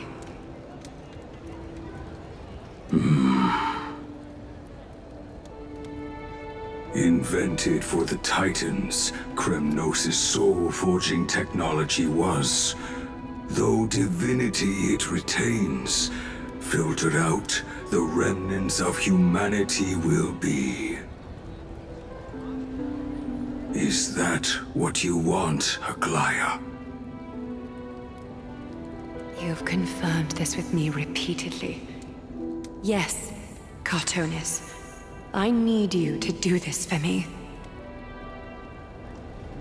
Condense my divinity into this ornament. It might still be useful in the future to help them complete their mission. Selfless until the end. Envy that child, there's no need to. Already lived a grand life your humanity has. Your praise puts my heart at ease, Grand Craftsman. Now, please, take me through the last tempering that fate has to offer.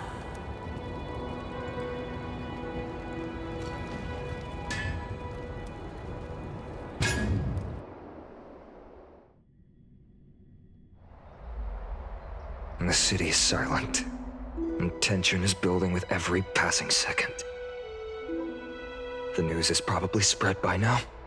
Every household is locked up tight, and all the market stalls have closed down temporarily.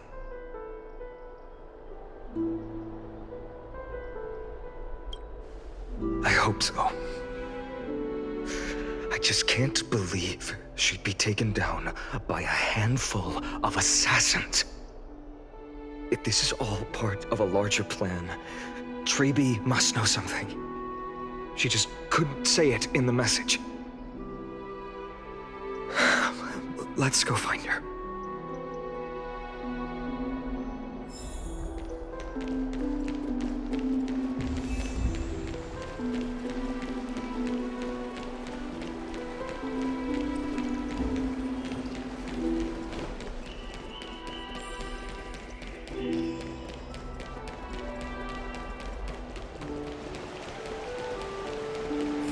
Dunham came back before us.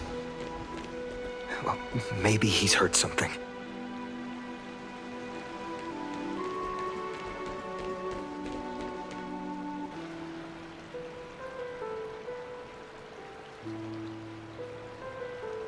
Don't worry. The cleaners didn't lay a hand on us. Lord Krateros, were you in the city when it happened? What exactly went down? Regrettably, no one knows the details of that moment. Eyewitnesses only saw... It's fine. Just tell me.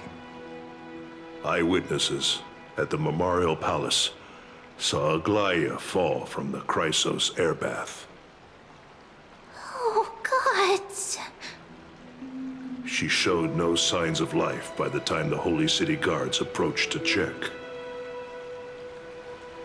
They were too afraid to jump to conclusions. After all, she was a demigod who lived for over 1,000 years, the leader of the Chrysos heirs.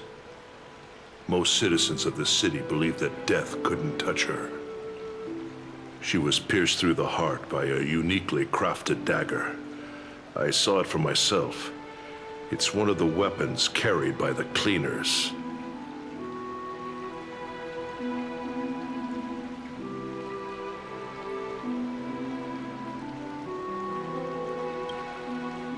I also don't understand. This doesn't add up. The ones who appeared in the Grove and those who confronted Dan Heng in the Abyss didn't immediately resort to violence. They were just watching and trying to intimidate. They didn't have any reason nor the courage to attack Aglaya. Perhaps...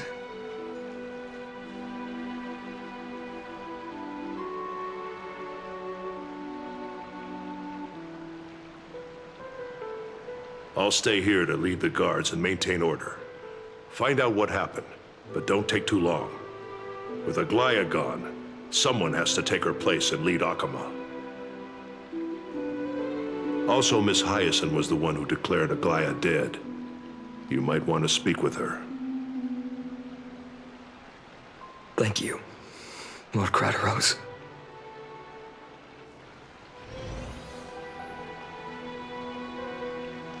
I'll stay here to lead the guards and maintain order. Find out what happened, but don't take too long. With Aglaya gone, someone has to take her place and lead Akama. Also, Miss Hyacinth was the one who declared. The baths are empty.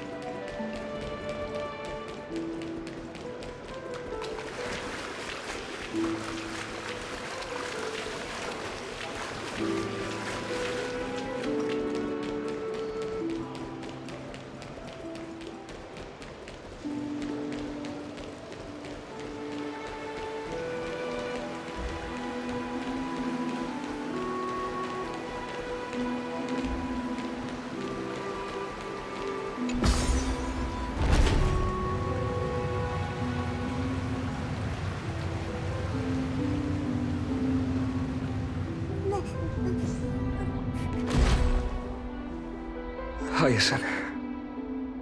You're back.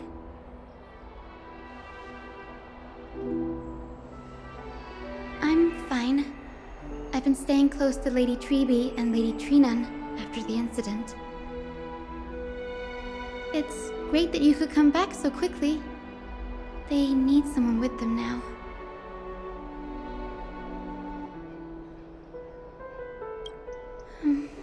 Not well.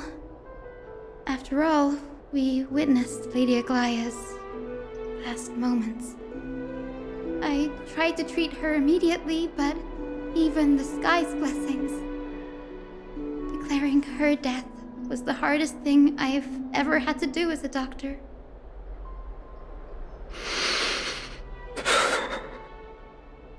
Lord Finan, don't push yourself. You're carrying a heavier burden now. Please, don't fall. It's fine. I can handle it. What I've lost is a mentor and a comrade in arms. But for Treby and Trinan, they've lost a 1,000-year-old bond. Like they're losing a part of their lives. You should rest, Hyacinth. You've been awake for a long time, haven't you? We'll handle things from here. Okay. See you later, everyone. Next, we should visit Lady Treby.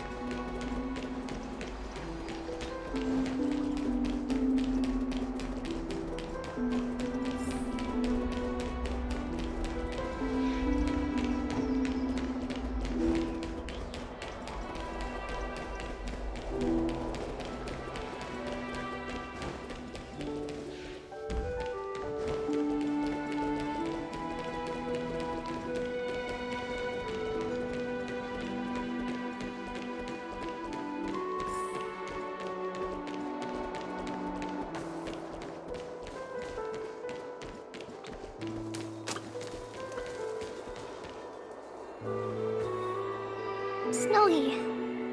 Little Gray. You're back. Lady Treby, Snowy, don't. Please don't apologize to us. You went to the Grove to prepare yourself for the threats to Akama. You didn't do anything wrong, so don't be hard on yourself. We were always by Aggie's side throughout this long journey, so we understood her thoughts better than anyone. She knew she wouldn't see the end of the Flame Chase journey, yet she gave everything without hesitation. For the future of everyone.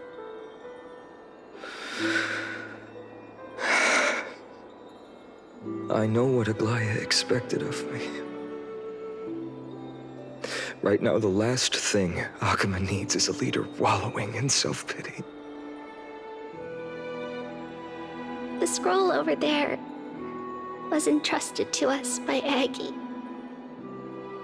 She instructed us to hand it over to you when the time was right. I think now's the right time.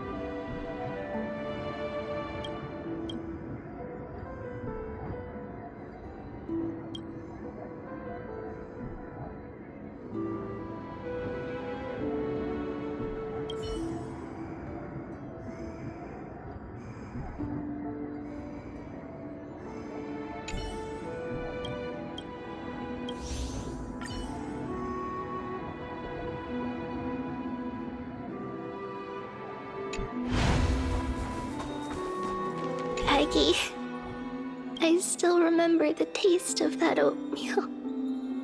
See you tomorrow morning. I'll prepare breakfast for you then.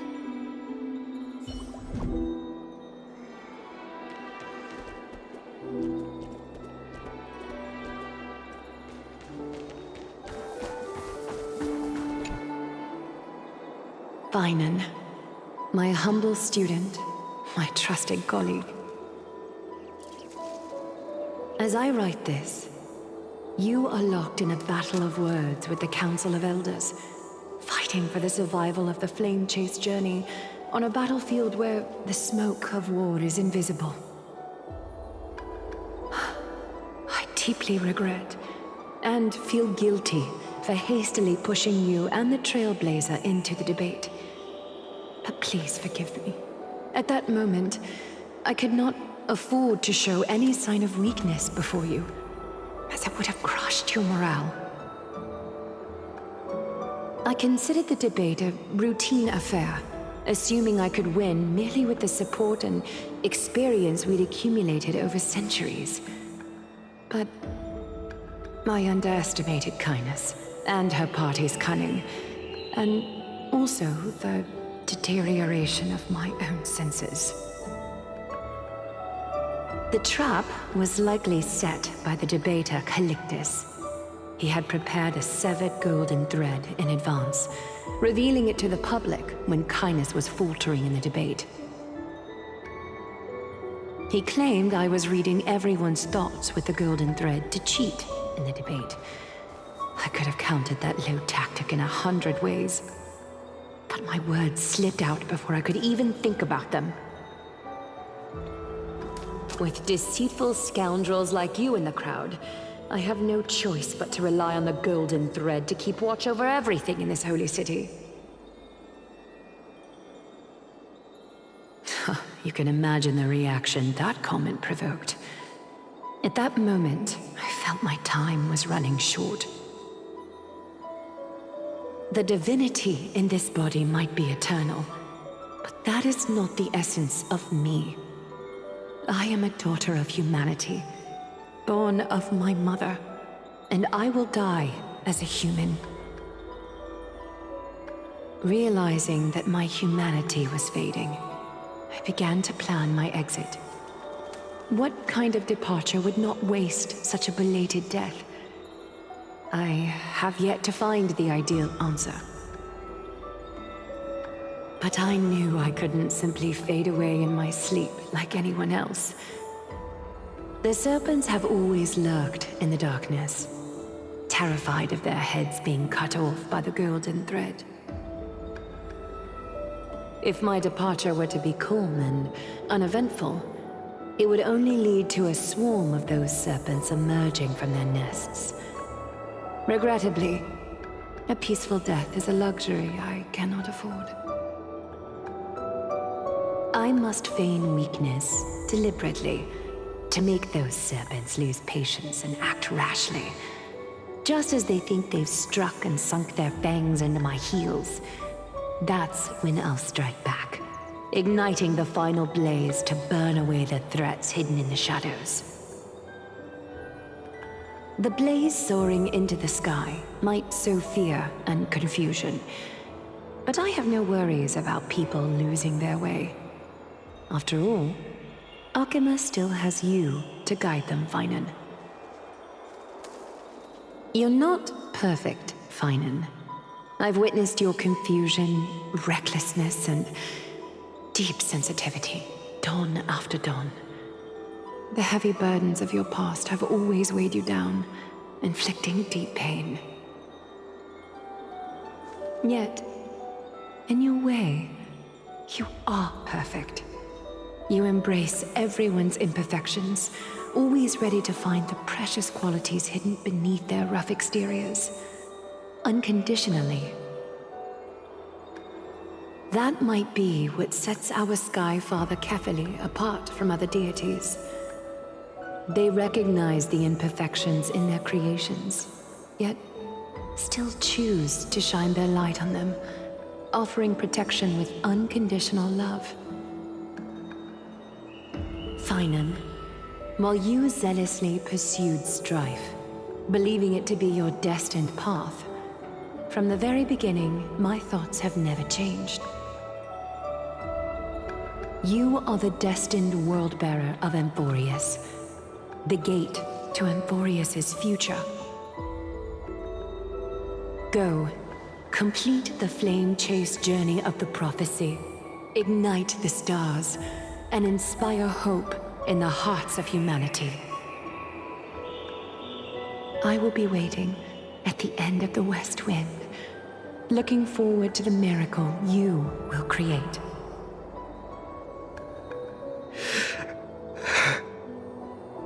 Aglaya, how could I possibly be worthy of the burning torch you've passed into my hands?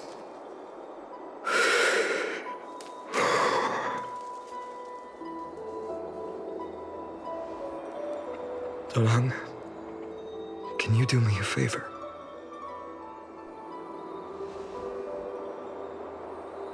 Please deliver a message to Lord Krateros.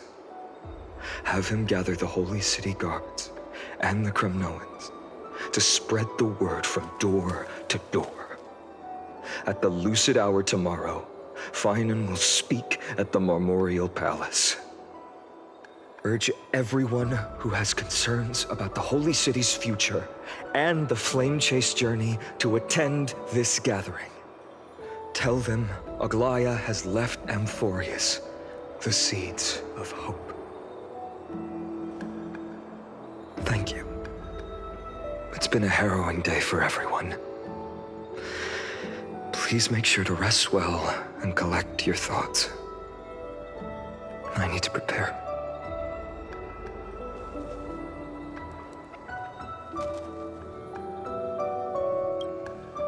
Cortonis, what brings you to Marmoreal Palace? I plan to get everything settled before coming to see you. Is there something urgent, Cortonis? How are you holding up, I wanted to see. Better than I expected, you seem. There's no room for doubt anymore. It's time to take action and show everyone that the leadership of the Chrysos heirs is still strong. Right, your assessment is... Now, here, take this. Is this it? You've completed it. Dawnmaker. The name I've chosen for it. Before dawn, prepare for battle. For tomorrow, wield your sword. Befits your stature, it does. Chrysos heir. Dawnmaker. Unbelievable. You've never seen that black-clad swordmaster. Yet you've recreated this so precisely, just from what I described. Precise, your description. Imbued it with the power of dawn I already have. Guided by your will, gleam with golden flames, its blade will. Wield it, may triumph always be yours. Thank you, Cortonis. I will use this sword to protect the beings of Amphorius. Another thing there is. What's this? Stored here, the remnants of Aglaya's divinity are.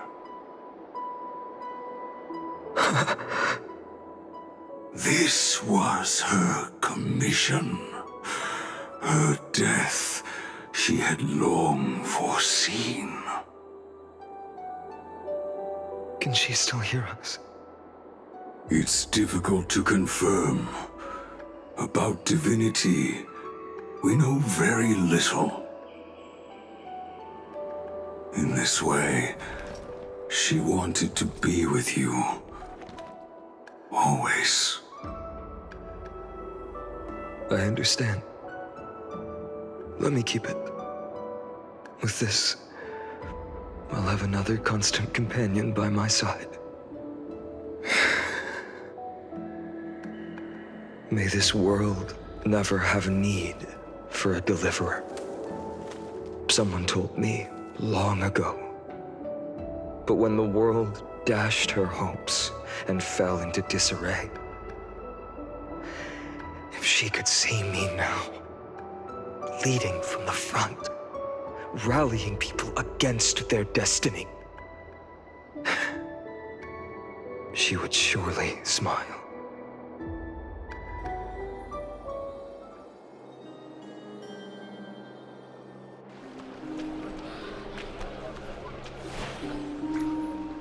How will the Holy City continue without Lady Goldweaver?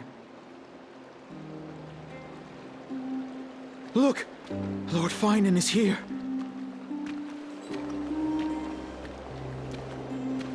Will he step up to lead Akama?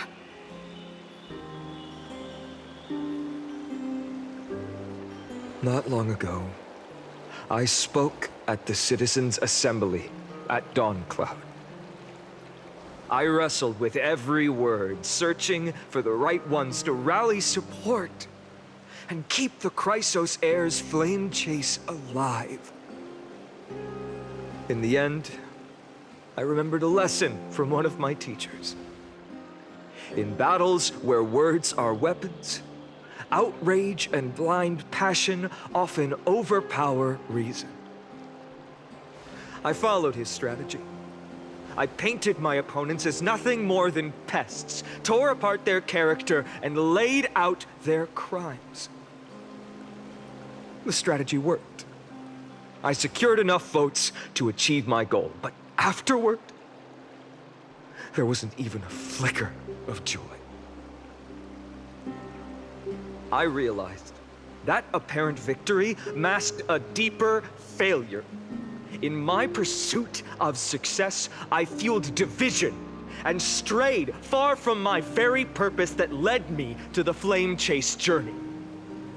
This journey was supposed to unify, not divide, to strengthen us, not weaken us.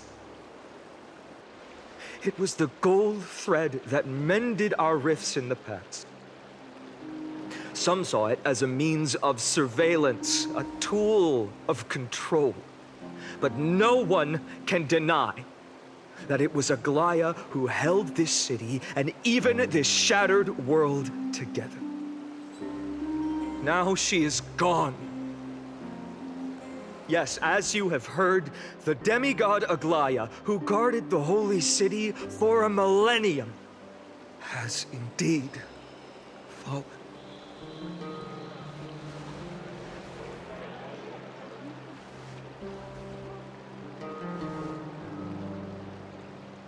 Who murdered Lady Goldweaver? Find the murderer! Make them pay!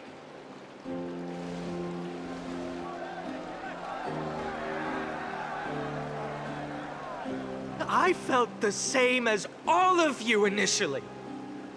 I wanted to stand here beside you, to condemn the sinners, to discuss retribution, and to see justice brought down upon them. But my perspective has changed.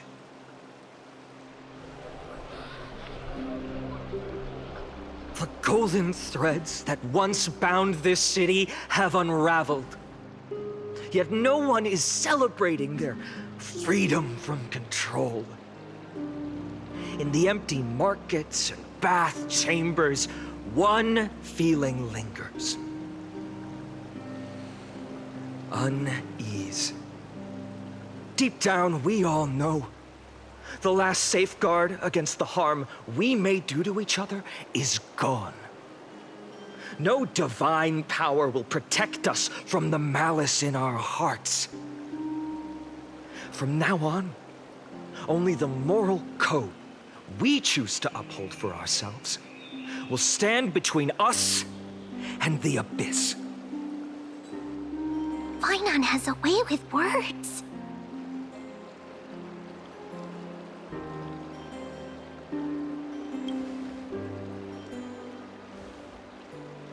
Oh, all right. The flame chase journey is nearing its end. With only one Titan left for the Chrysos heirs to conquer. Aquila!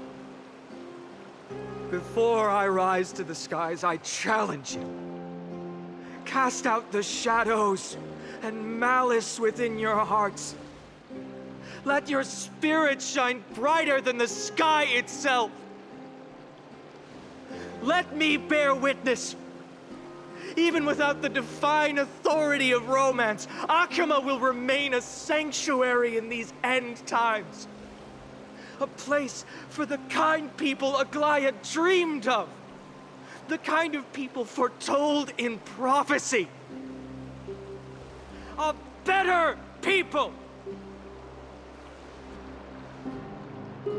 Better people! Better people! Better people! Better people! Better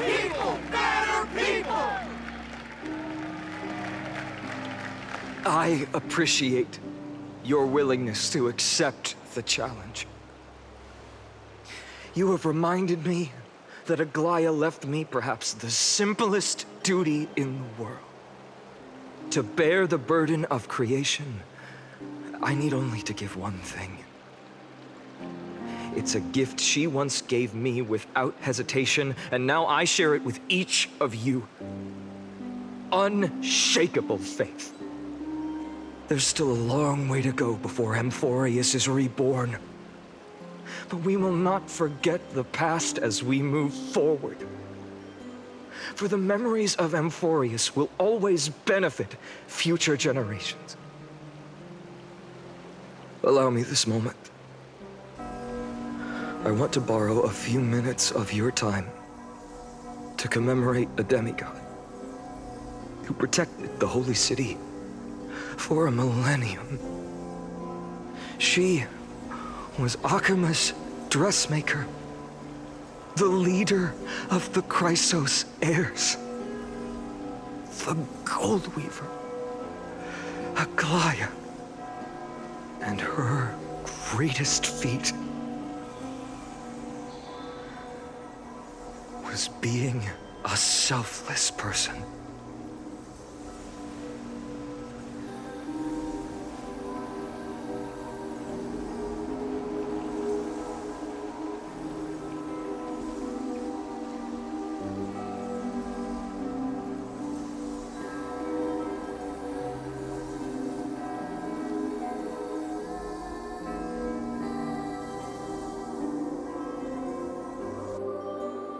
Singing sounds so familiar. That's our song, and Snowy used to love it! Yes, Lady Trian. For that child filled with anxiety.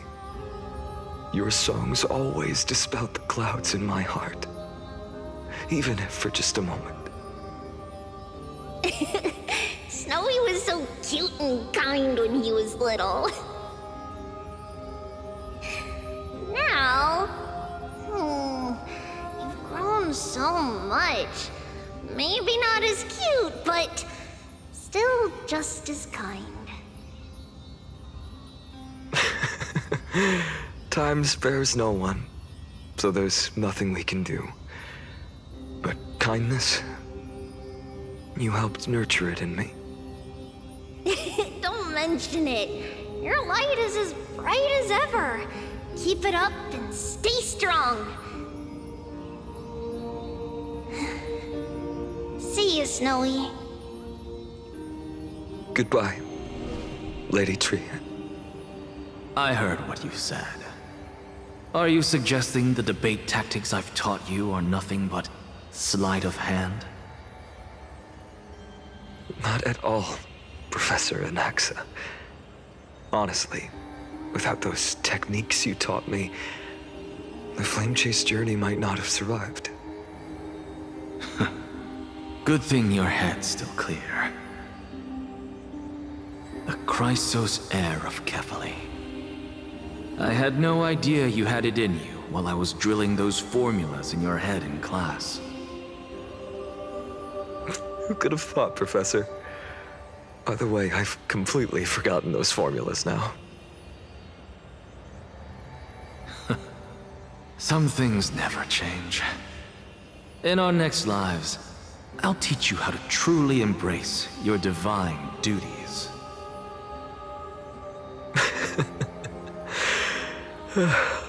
I'll be waiting. Goodbye, Professor Anaxa. Miss Castros?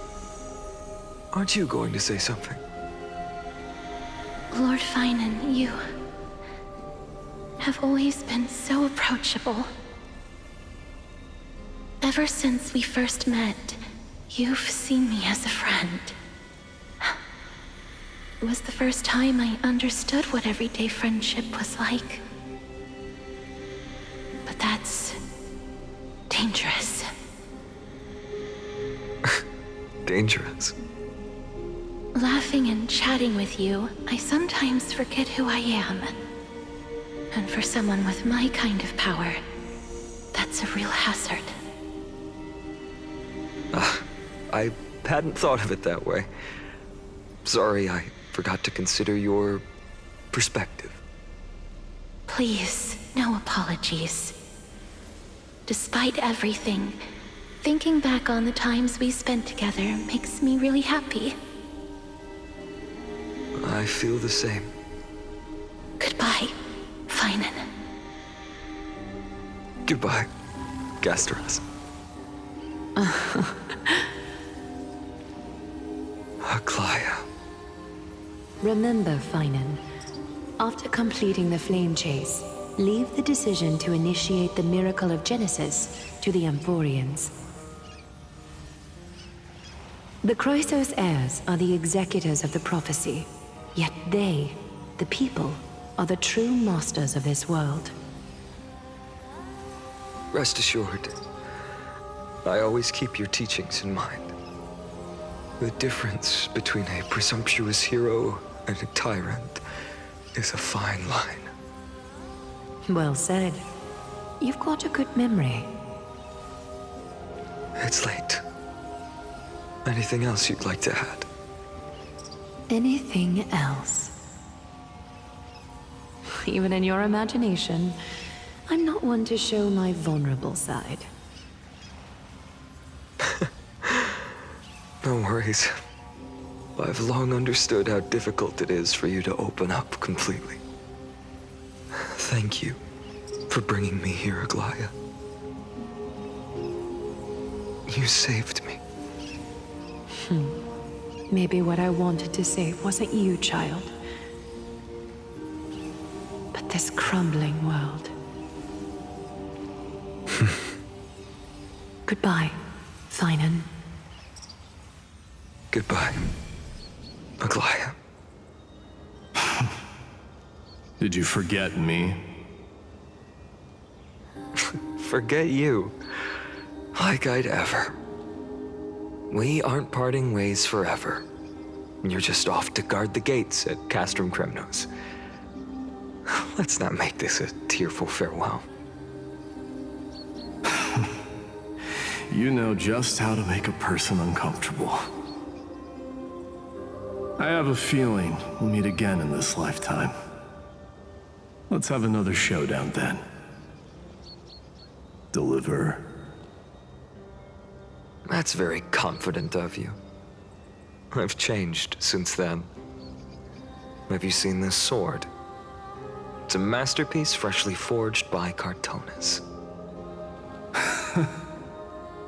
A bold statement for a mere mortal who hasn't yet claimed the power of a titan.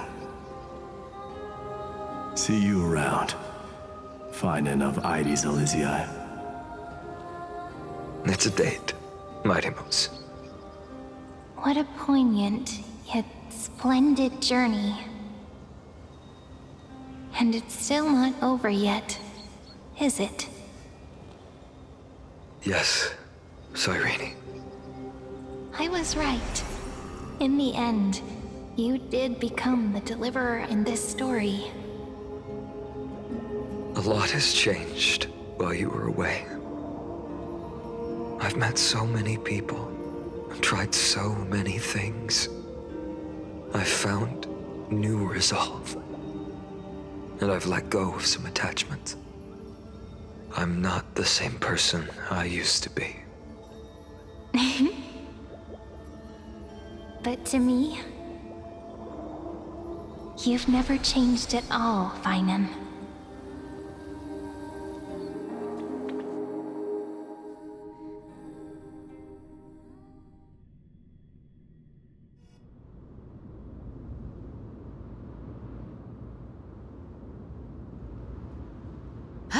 Dawn Cloud. This place holds so many different kinds of memories.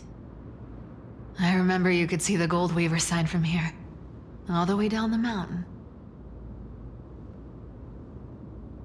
But my eyes aren't what they used to be 1,000 years ago.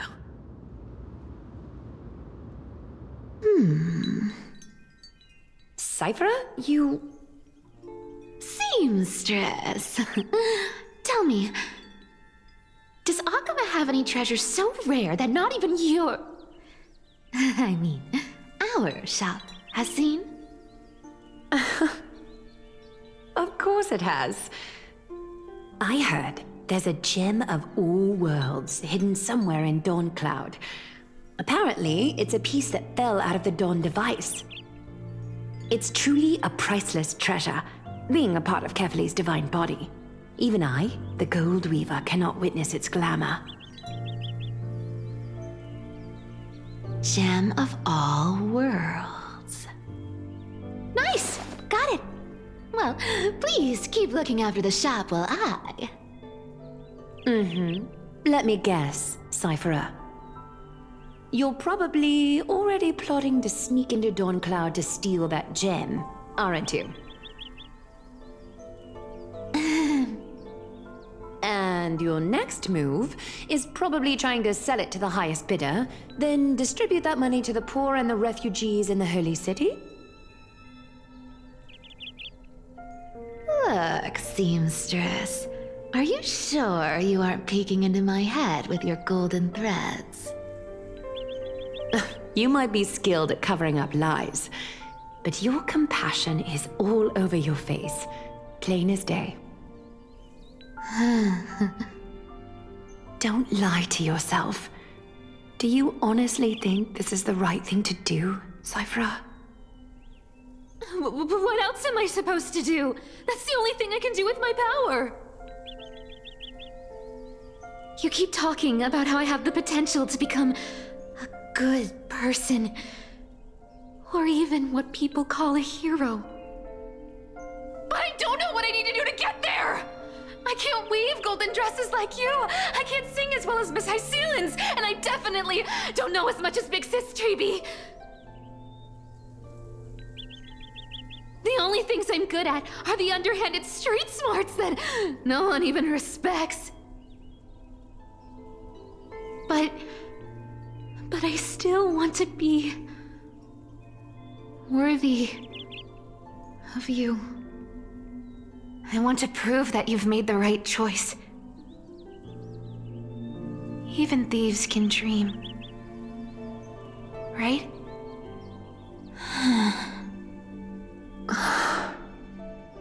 I know, Cypherer. I know. You are justified in your anger. Destiny is never fair. And your path is doomed to be even worse than everyone else's. You are fated to walk in the dark and bear the world's misunderstanding in this journey. But you have to believe that everyone in this world is unique in their own way. I am convinced that you're the only one who can bear the authority of trickery, even if you have to contend with the legendary 300 master thieves of Dolos.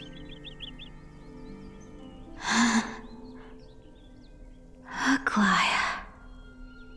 I just want everyone to believe that the world is beautiful, and that everyone is simple and kind. If only I could get everyone to believe that. Would that lie become reality? If enough people believed in it, even though it's a lie. Lies will always be lies, Cypherer. But sometimes they can be more noble than the truth. Huh. Are you really planning to just stand there forever? Honestly, sneaking around doesn't suit you, Deliverer.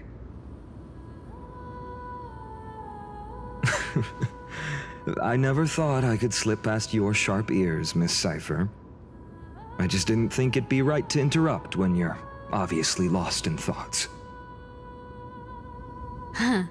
Still as charming with your words as ever, boy. Your speech at the public baths wasn't half bad, I'll admit. It managed to touch my heart. Just a smidge. Thank you. I had a feeling back then that you were in the audience. Intuition certainly is a thing of wonder. Oh, And you didn't call me out on the spot. You waited all this time to tell me. Well, I thought you'd need some time to yourself after she passed away.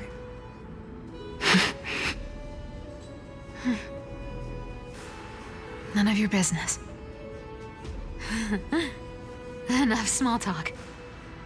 Tell me, what kind of trouble did you run into that you need me, the super old-timer, to step in?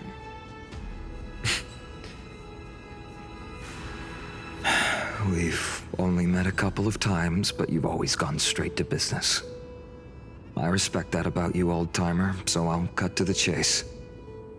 You're probably aware that Aglaya has earned the support of the entire city for the Chrysos heirs. Everyone believes that she died at the hands of council members who were against the flame chase, and the citizens' fury has been dragging these schemers out of the shadows one by one. But they didn't get everybody. To this day, we still haven't found Elder Kynus, the leader of the cleaners. Ah, I see. You're afraid she'll do something wild now that she's pushed into a corner, aren't you? Yes. I believe that Kefali's core flame, forever enshrined above the council theater, would be the opposition's final trump card against the Chrysos heirs. We're setting out to campaign against Aquila in a few days. With the Chrysos heirs gone, it'll be their best chance to strike. You think those desperate dogs will try to snatch the core flame while you're gone? So, you want me to give them a nice long walk while you're away, right? You sure saw right through me, Miss Cypher. I know exactly what you can do. Godlike speed, perfect disguises, untraceable movement, and that most enigmatic authority of trickery. I have only one request. Please, use whatever tricks you need to protect Kefali's core flame. Even if you have to deceive the rest of the Chrysos heirs as well. Uh-huh. Hey, Deliverer. Do you honestly think that there's no way I'll turn you down? Do you even have any plan Bs if I decide to nope out on this? As the demigod of trickery, there are no other trump cards in the world that can outrank you. I'm sure you know the answer to your own question, Miss Cypher. What confidence. You talk as if you have everything in the palm of your hand. Huh. So you did learn a thing or two from her. I'll give you that. Then let me tell you something you don't know. The Flame Reaver. They've been watching Akama closely. You mean... Bet you didn't expect that, huh? I've been tracking them all this time. And this is my conclusion. That lunatic may have lost their mind, but they're no fool. Why do you think they haven't made a move on Akama yet? Professor Anaxa once analyzed this. He thought it was probably because Kefali's core flame was protected by the Council of Elders' secret arts. Ha! Secret arts my foot! I could break those mechanisms with the flick of my finger. Allow me to let you in on the actual secret. They probably held off from attacking Akama because the Seamstress's defense network was way tougher than you thought. Now that she's gone, and you're heading out to the Eye of Twilight, with the city's defenses in shambles. What a dangerous situation we find ourselves in. But since you're the one who brought it up, I'm guessing you already have a solution in mind. Just look how ridiculously calm you are right now. But you guessed it right. Consider this a 2-for-1 deal. I'll keep that lunatic entertained on top of protecting Kefali's core flame. You owe a big favor after this. You have my deepest gratitude. That Flame Reaver's power is truly unfathomable. Please be careful. Don't forget, Deliverer. There's a fundamental truth in this world. Cyphera will always get the last laugh. No need to worry about a demigod. I'll do my job. So you need to make sure you don't die before you pay me.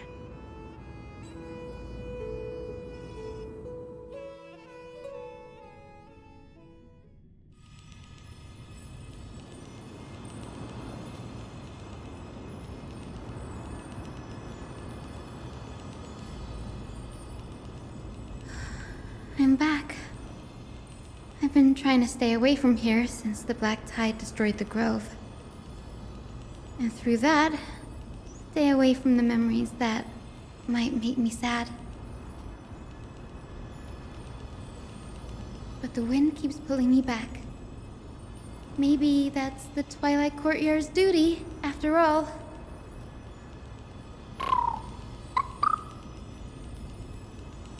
I know, little Ika. I know. I too miss the days when we all studied together. But we have an even more important mission this time round. Lord Finan has already set the date to campaign against Aquila. Being a descendant of the Sky People,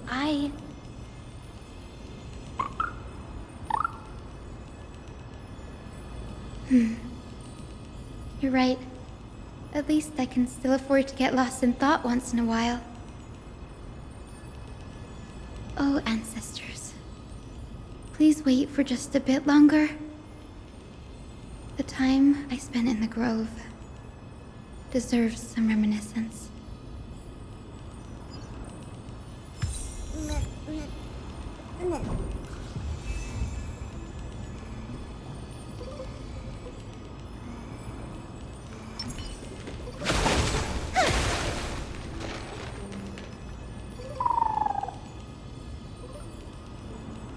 This was where Professor Anaxa gave us the lesson. I can still see that day in my mind. And that was your last lesson in the Grove. Now, each of you will head off on your own path. How much the Grove's teachings can help you in the real world depends on how well you can put knowledge into practice. However, heed this warning. If you ever do anything disgraceful out there, don't ever claim you were the student of Anaxagoras, one of the 7 sages. Professor Anaxa, there are still other classes scheduled on the calendar. Are you sure you didn't... Firstly, call me Professor Anaxagoras. Secondly, to clarify, the last lesson means the last lesson I will teach you. I will be entering seclusion from today onwards to research ancient alchemy, and all my teaching activities will be put on hold. Ah, I see. So you're saying that the lessons taught by all the other teachers aren't good enough to be considered lessons? All you do every day is wag that sharp tongue of yours. That's a credit deduction, Finan of Ides Elysiae.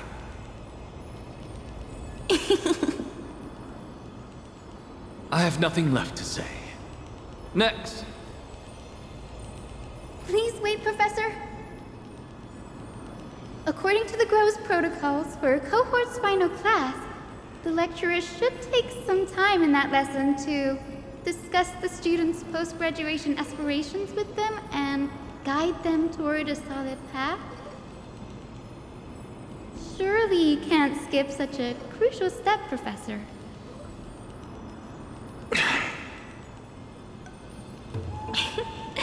The teaching assistant, Miss Hyacinth, is truly Professor Anaxa's nemesis.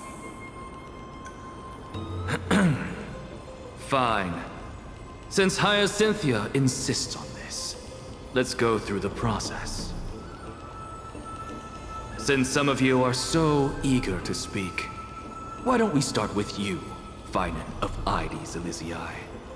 What is your post-graduation aspiration? Me? Well, it's not exactly an aspiration, but the only thing I want to do is to protect the people I care about. I see. So you want to be a hero? How boring. Next. I didn't say...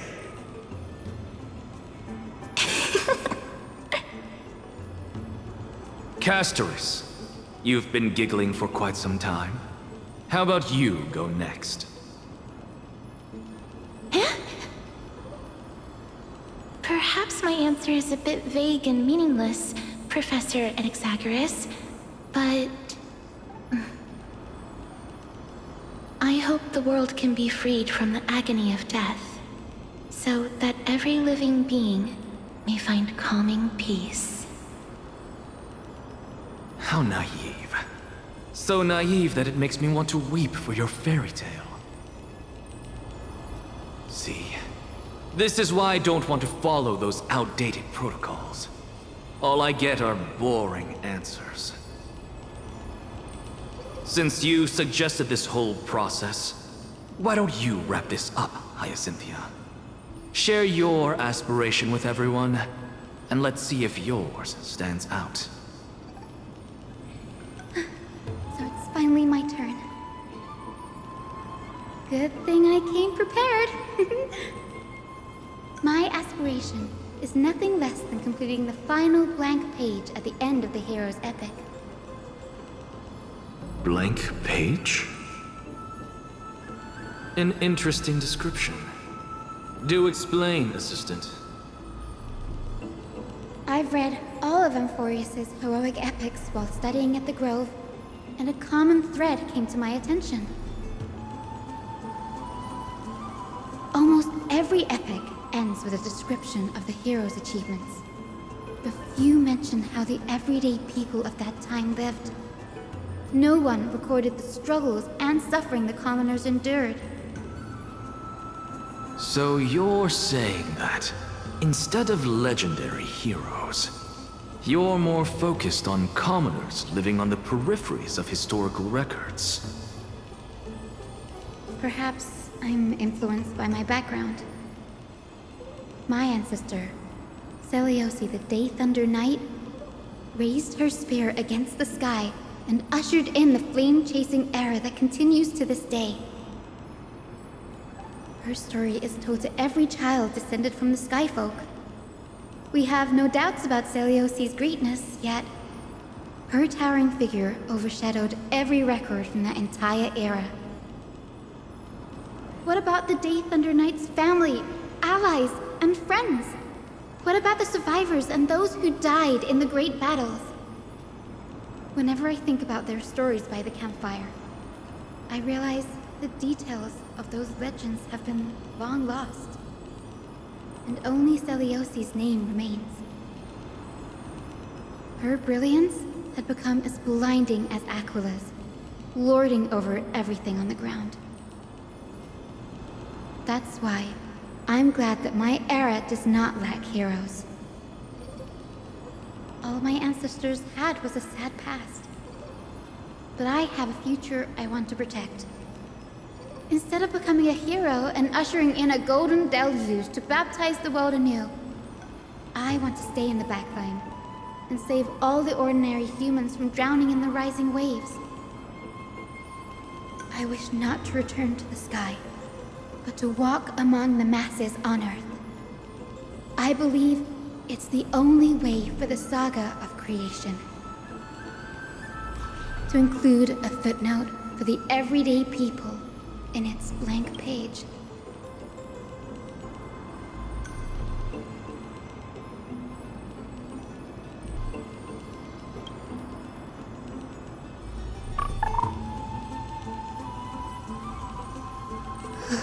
I'm getting embarrassed from remembering how I said all that. But my beliefs have never changed. Now I really have a chance to stay behind the hero's front line and realize my dream. Danny, what are you doing here?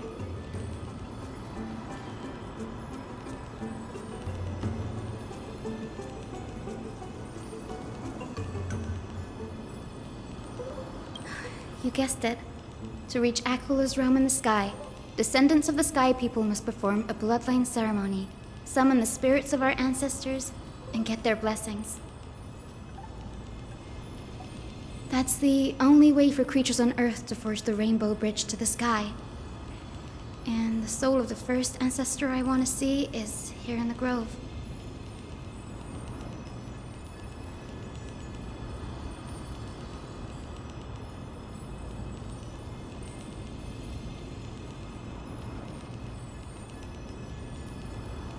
Don't worry.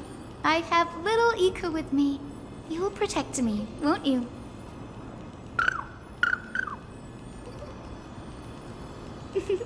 Good, Ika. Well, what brings you here, Danny?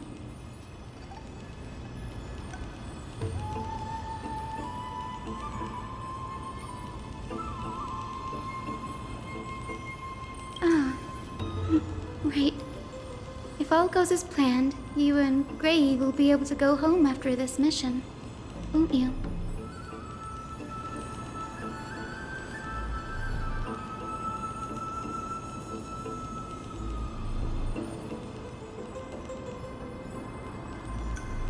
Oh? Could it be that you too have some kind of hidden powers to make prophecies now?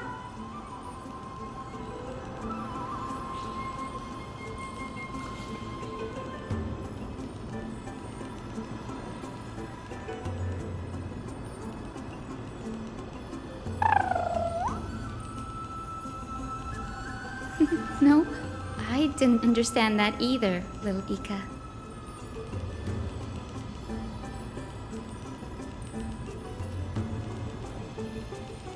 Since we've already met up, why don't you come with me, Danny?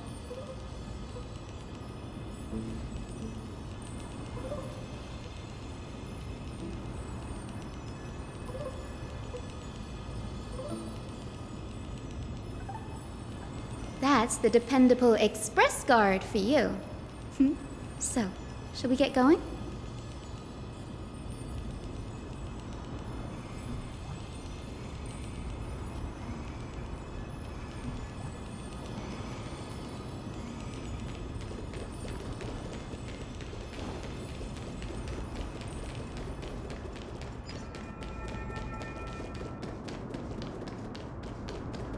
The chroma coffer is vibrating. There must be memories of an ancestor nearby.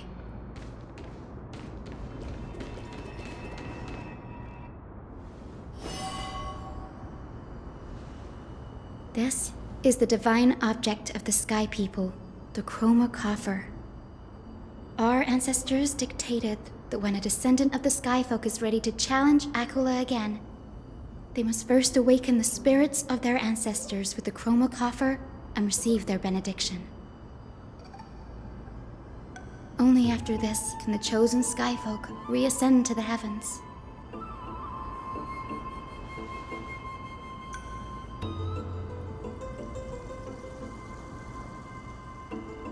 Very prudent, wouldn't you say? The soul of an ancestor slumbers here. Now, I will awaken them.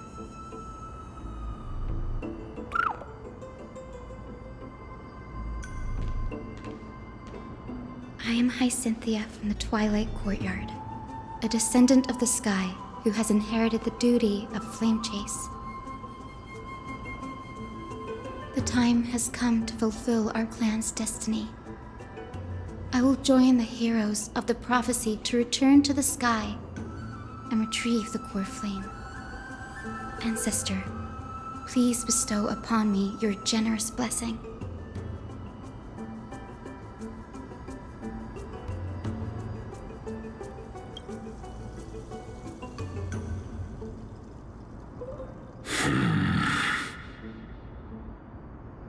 Who has awakened me?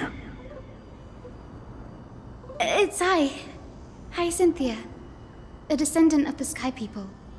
I apologize for interrupting your slumber. You are Lord Crispus, aren't you? I've read your story in our family tree. You were a righteous judge who vindicated many who were wrongfully accused.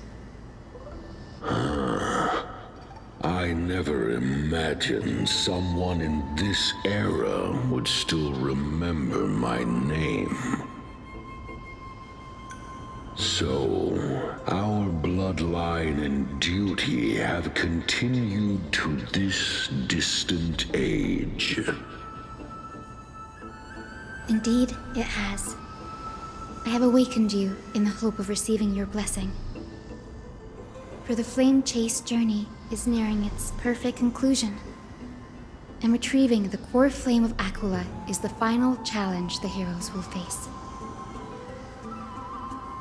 Perfect conclusion. Hyacinthia, you look very young, and you do not have the bearings of a warrior who can contend with a titan. How can you convince me that this blessing will not turn into a curse, leading a child like you to your demise? 1,000 years ago, Seliosi, who conquered the skies, left behind legends and a will, entrusting the mission to return the Sky Titan's core flame to her descendants, to people like you and me. Though I'm not a warrior, I will not turn away from the mission that has flowed through our blood for 1,000 years.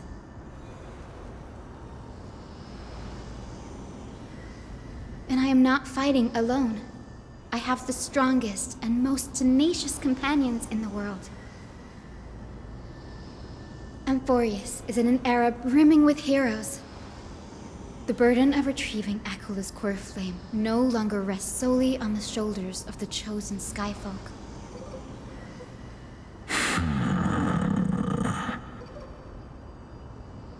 I now wield the power of healing. I aim to mend the fissures in the sky and heal the wounds of the people. I desire to define the mission of the Skyfolk in my own terms, to conclude the vigil that has spanned millennia.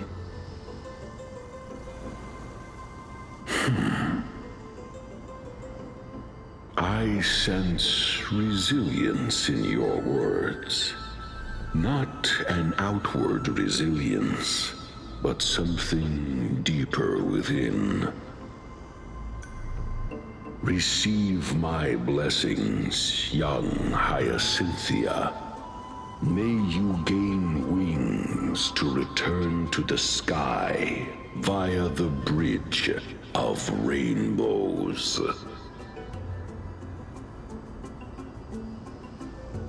Thank you for your trust, Lord Crispus.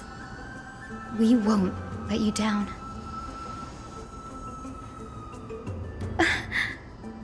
Thank you. My ancestors were all pretty strong-willed people. It won't be easy convincing them.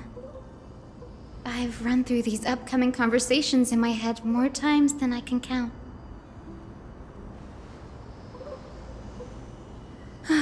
Now, the next ancestor on the list. Her spirit is set to rest in the vortex of Genesis. A pity that the ceremony has to be performed in strict order. Shall we head back to Akama together, Danny?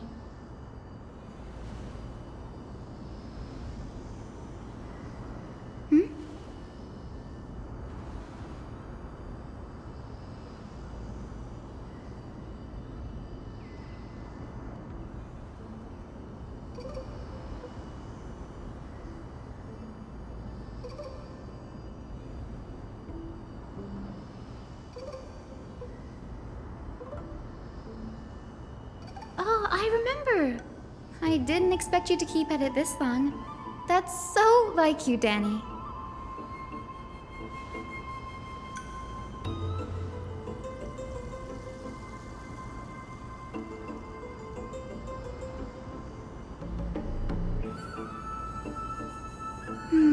That makes sense. Bagusa was always described as a fickle titan in the myths. Since you're offering, then let me put your skills to the test, Danny.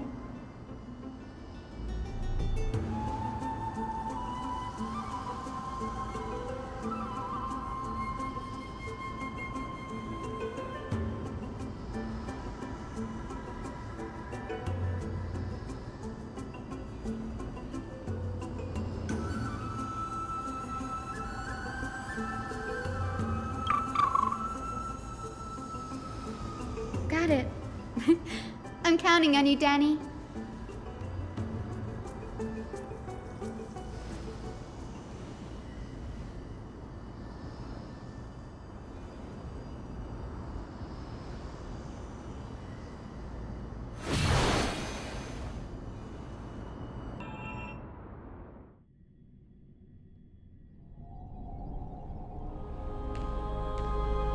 The vortex of Genesis.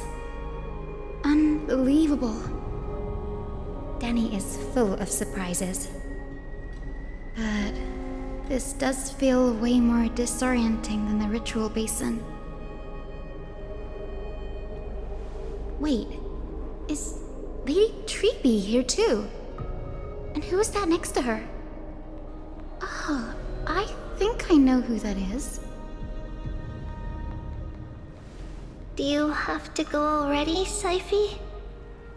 It's been ages since you were last in Akama. You could have taken some time to rest, and we could have caught up. That's alright, big sister Treeby. I've gotten used to life on the road. Staying in this bustling city actually feels off. Besides, your prize student gave me an incredibly tough mission to handle.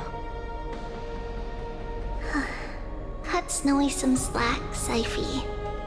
He's still so young, yet he's shouldering all the responsibilities Aggie left behind.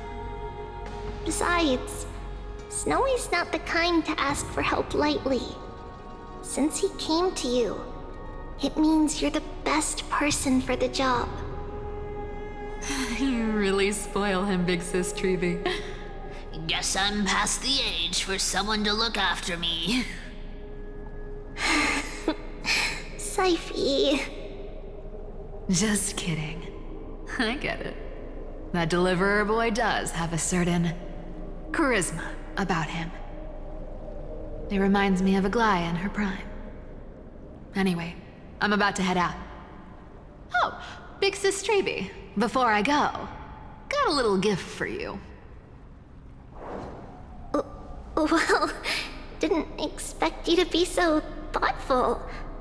What's in it? That's a part of the game too. If you want to see the full picture of what's inside, you'll have to wait until nightfall. A gift with a mysterious twist? Seriously? Huh? Looks like we have company. Lady Treeby, and this graceful lady must be Miss Cypher. I'm Hyacinthia from the Twilight Courtyard. Everyone calls me Hyacinth. Pleased to meet you. Bright and cheery as a lamp. Well, hello there, pink child. I'm Cyphera from the long-fallen city-state of Dolos. As for the rest, it's all in the history books, so I don't need to repeat it here. So, you're from the Twilight Courtyard. Does that mean... Yes, I'm a descendant of the Sky People, the Chrysos heir about to take over the authority of Sky. Whoa! That's unexpected. I figured Celiosi's descendant would be, I don't know, taller, stronger. Don't judge a book by its cover, Syphi. Zinni is a master of her craft. She's the most skilled and dependable physician in all of Amphorius. Don't worry, Lady Cypher. I may not be as strong and warlike as Lady Celiosi from 1,000 years ago, but I'm confident I can carry out the mission of the Skyfolk.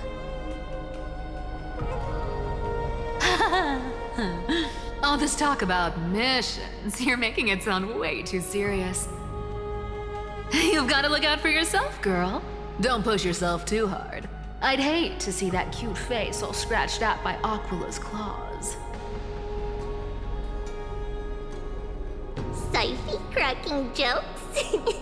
Looks like you haven't forgotten what Aggie said all those years ago. Anyway, I've got a mission to handle, so I'll get going. Good luck, Miss Hyacinth.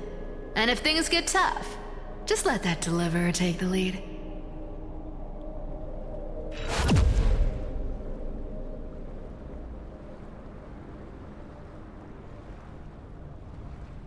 Miss Cypher is in such a hurry. Don't worry, she's always been like that. It's good to have her back in Akama lending a hand. Well, enough about her for now. You're here because of your mission, aren't you, Cinny? It's the perfect opportunity for me to go and tuck Cypher's gift away somewhere safe.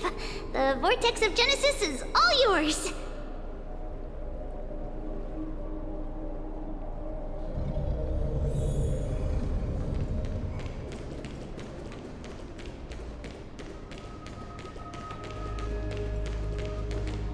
I will join the heroes of the prophecy to return to the sky and retrieve the core flame. Ancestor, please bestow upon me your generous blessing.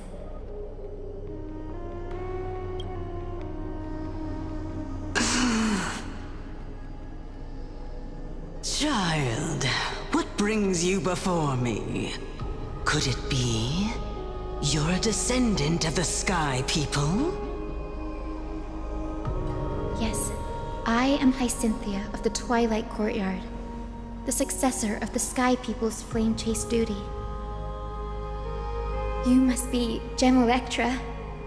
Legend has it that during the Chrysos War, you led our people to ally with Akama and held back the Kremnoan forces. It was your victory that earned the Sky People a place in the Holy City. Hyacinthia, you seem well versed in our clan's history. And this is the Vortex of Genesis? It is. Look, 10 stars have already been lit. The Chrysos heir's flame chase journey is nearing its end. Are those the core flames of Fagusa and Giorios? Does that mean Hycelans and the Mountain Dwellers successfully carried out their duty? As fellow pillars of Amphorius, who would have thought that Sky's duty could only be fulfilled after 1,000 years? It's because Sky shelters all beneath it. If it were to shatter, the world would fall apart with it. That's why Lady Aglaya made the core flame of Aquila the final step in our campaign. Aglaya? Is she still on the flame chase journey after 1,000 years? Unfortunately, she has recently left us. But you're right. She was indeed still guiding the Chrysos heirs forward. Incredible. That girl actually managed to endure the merciless erosion of time, and lasted for so long. Answer me, Hyacinthia. Since you recognize me, you must have also read my writings, no? Every record regarding my lineage is etched in my memory, including your words. In that case, you're probably aware of the prophecy I sought from a certain Trebios. Yes. At the end of the Rainbow Bridge, the Sky Folk will mend dusk and dawn. But unfortunately, no ancestor has ever been able to truly decipher its meaning. I see. Yet, Trebios's prophecies never fail. Perhaps you'll be the one to witness its fulfillment, child. May the prophecy lead you to a gentle fate. Thank you, Lady Ektra.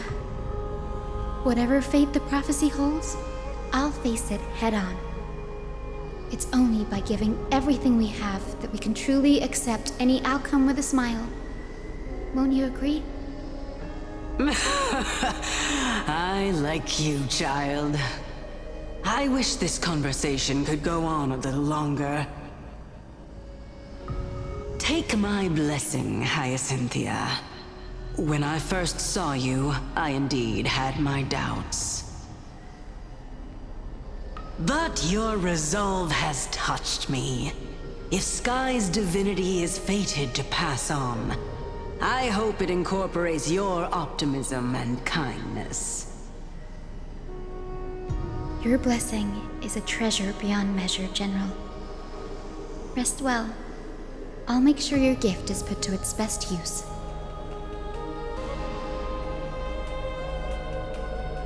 General Ektra is so different from how the records described her. She's quite a gentle person. All right, time to head back to the Grove. I shouldn't keep Danny and little Ika waiting.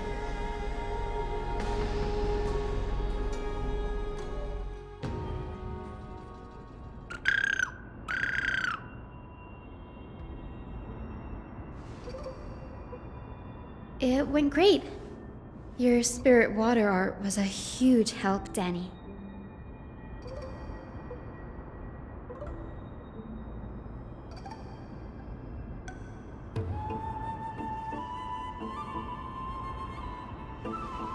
What's wrong, Danny?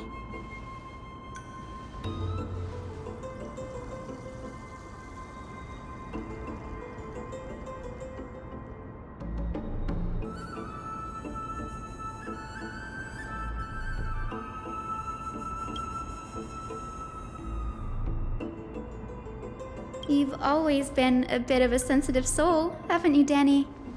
Lady Trina deciphers countless prophecies every day, and this one's just another among many. Don't worry too much about it. Come on, Danny. Don't look so gloomy. We're gonna have to take a long trip for the final visit to the ancestors.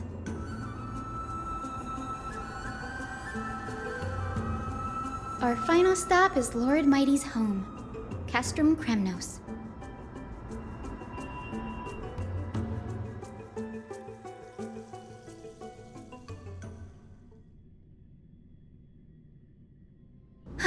We're here. This is it. Lord Mighty has been fighting the Black Tide here, alone day after day. I'm worried about him.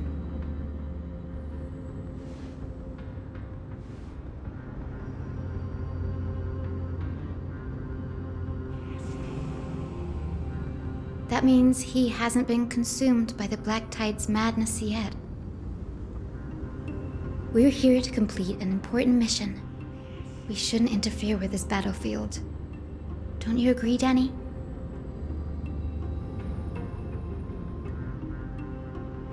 There. That sleeping spirit is my grandmother. Yes, my grandmother Jacintha was a warrior. She represented the Twilight Courtyard in the Kremnos Festival.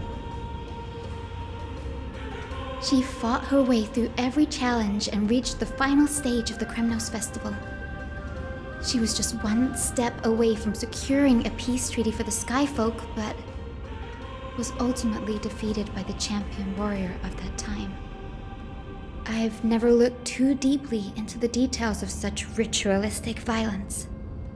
The scroll simply described it as a glorious duel. But behind the glorious duel was a tragic end. Not long after the festival, my grandmother's injuries worsened, and she passed away far from home. This prophecy tablet was left here by the Kremnoans to to honor her final wish. Her death marked the final collapse of the Twilight Courtyard, already fragile under the shadow of war.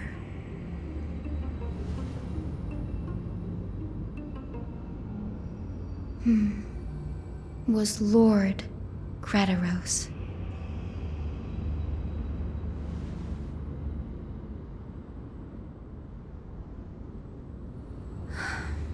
Seeing him lying there, gravely wounded, bleeding out, I can't put what I felt at that moment into words.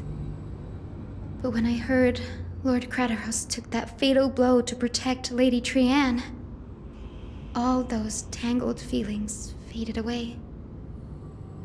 To quote Lord Finan, Gretaros must have done that to become a better man.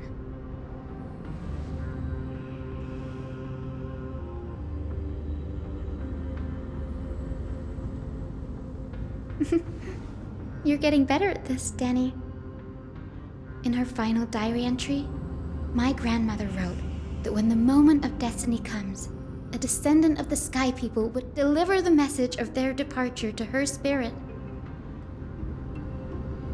I wonder what she'd think when the one awaking her turns out to be her beloved granddaughter.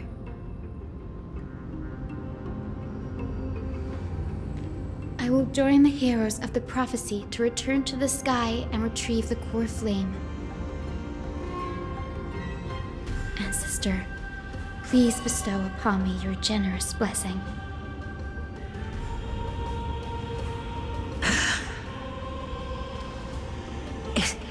Is this the world of the living? Wait. You... Could you be... Grandmother? It's me. Your Hyacinthia. Hyacinthia, my little hummingbird. Why? How? Why is it you who awakened me? I have never imagined this. I thought I would feel happy for all my ancestors when this day came, but now... I can't even experience the joy of seeing you again. Do you remember that you and Father took me to my very first sky ride when I was 8? Back then, you wanted me to pick one accessory out of 4. The sun crown representing nobility, the storm bracelet symbolizing strength, the ice ring embodying wisdom, and the radiant pendant signifying kindness.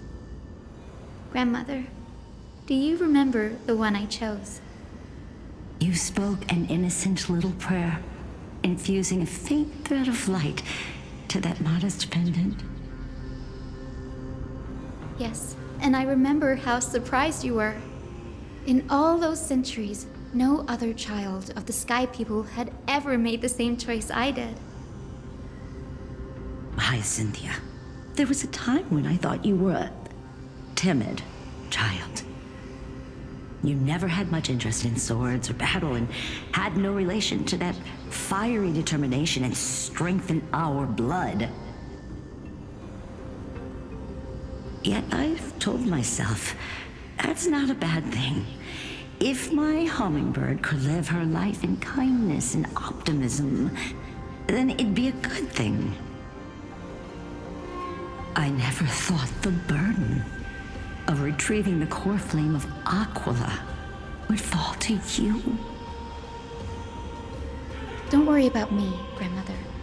I believe what makes someone a Skyfolk isn't just outstanding strength, but the capacity to shape the world.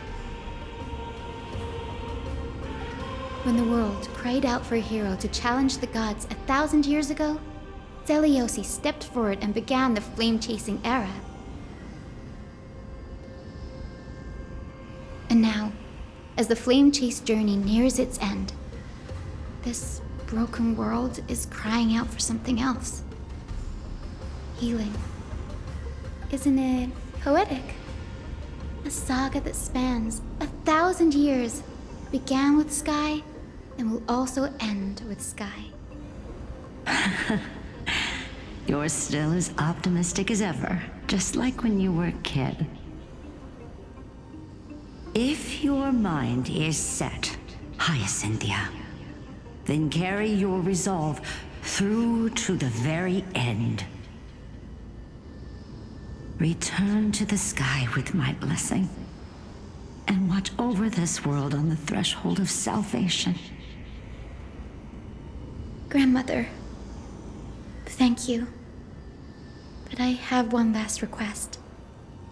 Speak, Hyacinthia. We should still have some time. Before you go, could you tell me the tale of the Sky Hero once more? Just like you used to.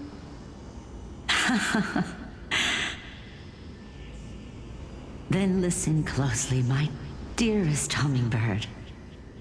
After all, this will be the last time. For millennia, the Titans waged relentless wars, leaving the world scarred and ravaged. A century of the Chrysos War plunged the nations into chaos and decay. Until a spear, fueled by mortal rage, pierced through the smoke and flames that buried the prophecy of deliverance. Aquila, the celestial shaper, the 100-eyed divine bird crowned with the blazing sun and wielding thunder. Those struck blind in 99 eyes by Nicodor, they kept one eye glaring at the children of Twilight who received divine blessing, yet turned their weapons against the gods. The Chrysos heir of the sky, Seliosi, the Day Thunder Knight, ascended the forbidden lands of the Eye of Twilight at dusk, clad in wings. To her left was the lion-headed Solibus the Sunlit Wings, whose roars breathed divine flames and scorched the world.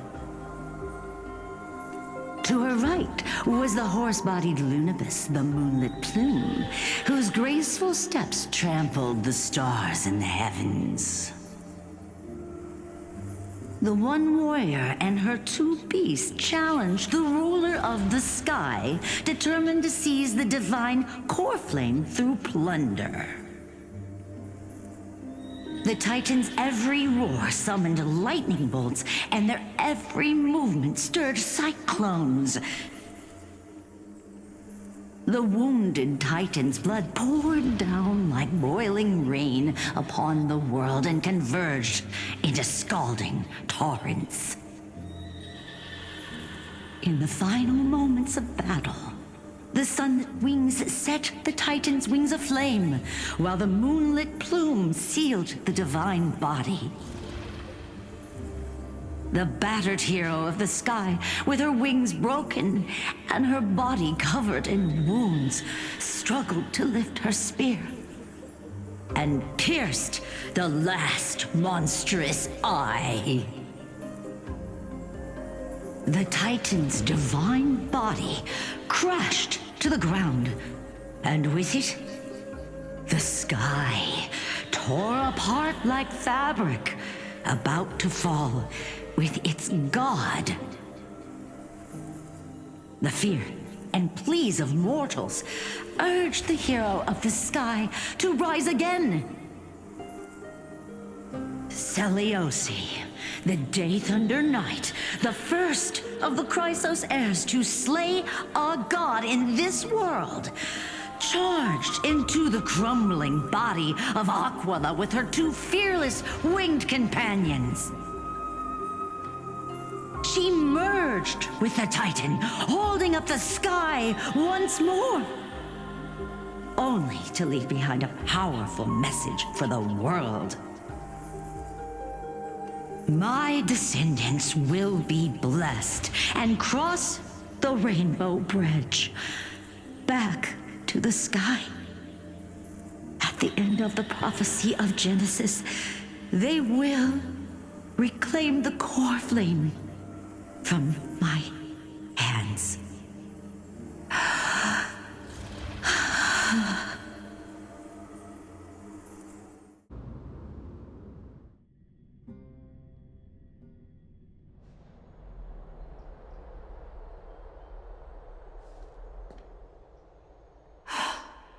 Today's the day. Wow, I didn't expect it to be so lively up here. Are these people here to send off the Chrysos heirs? There's Sveinen. Let's go talk to him.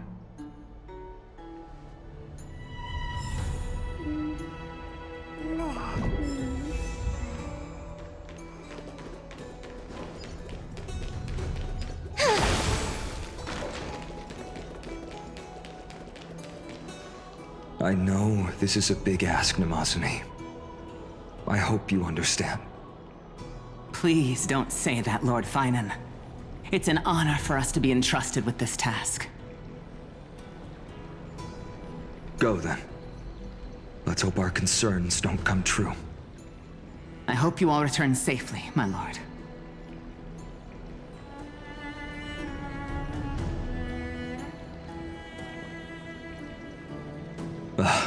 There you are, partner. You didn't oversleep this time, did you?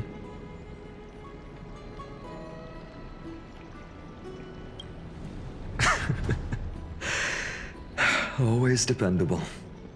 I just hope you didn't lose any sleep. We've still got a tough fight ahead. Ready, comrade? If all goes according to plan, this could be the last battle where we fight at each other's side. If the curse separating Amphorius from the world beyond the sky is truly Aquila's doing, then you'll be able to return home after their fall.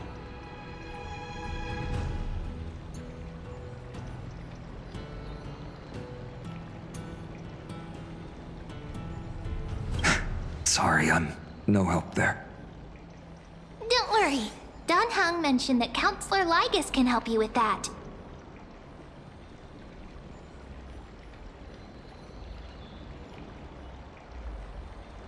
Really? That's the first time I've heard that. She just makes things up. Don't take it too seriously. That would be a problem. We'll need to get you home before Aranova. Let's leave the emotional goodbyes for later. That'll give us some time to figure out what we should be feeling at that time. Besides, when we were playing the Seal Slammers, that bumping seal game, didn't you teach me something back then? Crack the champagne at halftime to watch victory slip away.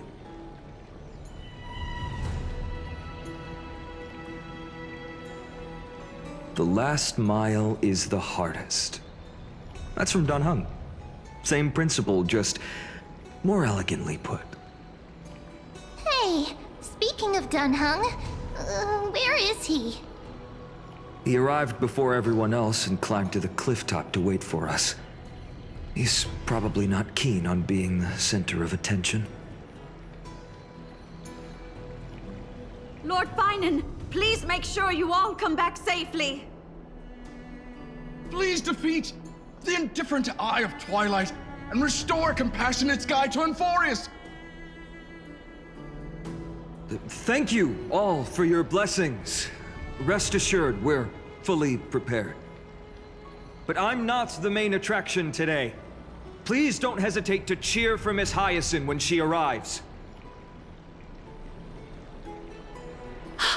Miss Hyacinth, the chosen daughter of the sky, the pride of the Twilight Courtyard. She's not just the pride of Akama, but all of Amphorius as well. And furthermore, while the Flame Chase journey is led by the Chrysos heirs, It's not just those chosen by Aglaya who contributed to it. Let's extend our gratitude to the 2 warriors of the Outlands who bravely stepped up and risked their lives for those they've never met. Hero, your saga will be chronicled in epics and celebrated across the New World. Warrior from the Outlands! Endowed with the might of Orynyx, the vanguard of deliverance!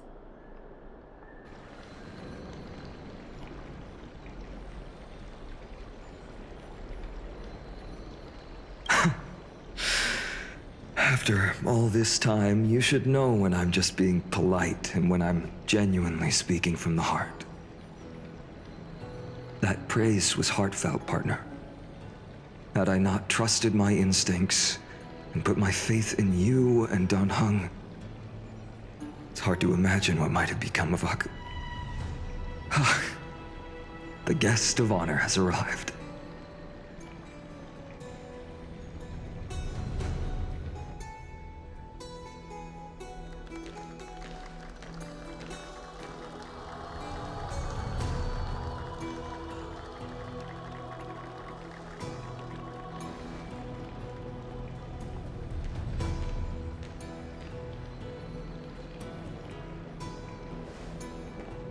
People of Akama, I've been blessed by the ancestors of the Sky People.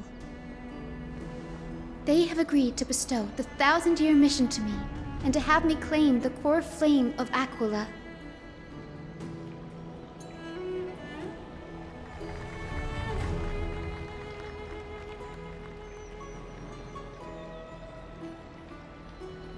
Today is the year 4932 of the Light Calendar. 1,062 years since the hero Seliosi initiated the Flame Chase journey.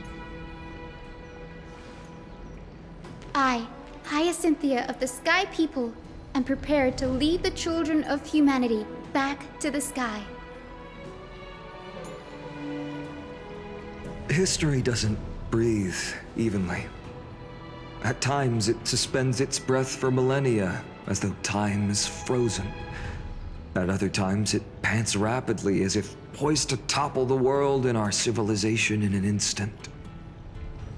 Its hurried gasps have sparked a tempest, sweeping all of us along. Hyacinth, as an observer, you've witnessed the return of 4 core flames. And now, it's your turn to fulfill your duty.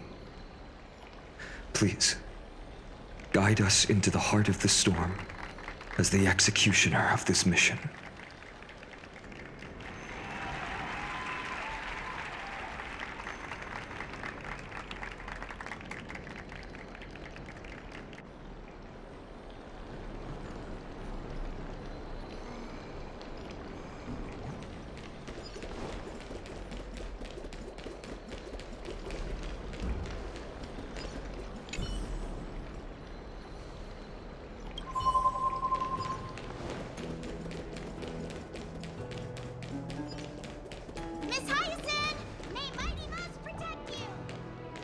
Splendid gods once walked the paths we walk.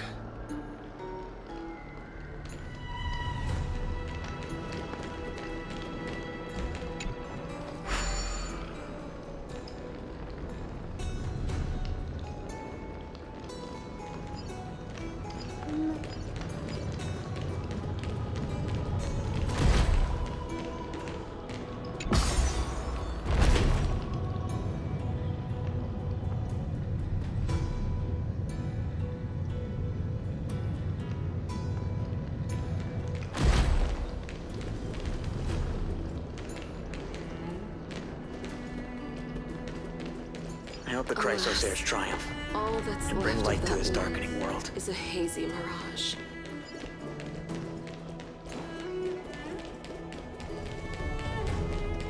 To be immortalized in song. They'll surely seize the core flame of sky.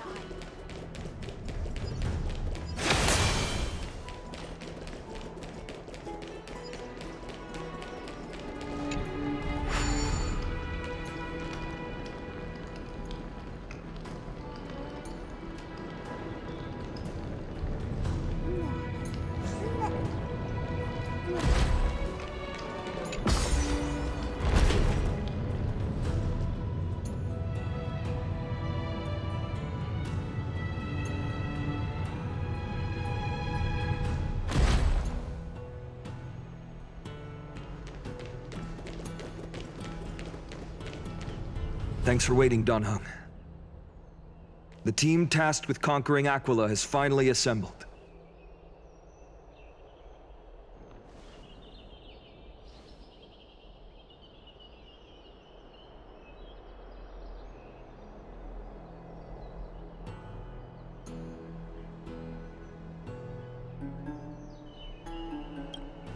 So full of energy, comrades. Seems I chose the perfect day. Hyacinth, it's all yours now. Legend tells of the Skyfolk once divided into many tribes. The Sunfolk worshipped the sun. The Rainfolk were devoted to storms. And the Winterfolk waited for signs in the snow. Our ancestors lived under Aquila's light. Yet they were blinded to all but one color.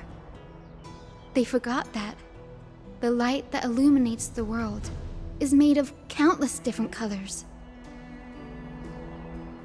That's why the rainbow is my favorite, for not only does it reflect the many colors, it is also a bridge. And I want to use the rainbow bridge to link everyone's hearts and give hope to every soul on Earth. Ancestors, with the rainbow as your guide, lead me back to the home of the Skyfolk, a land we have not seen for 1,000 years.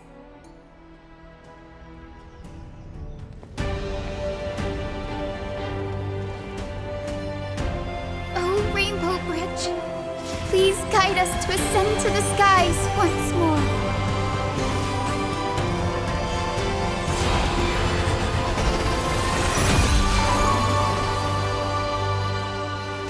Friends, let us soar together.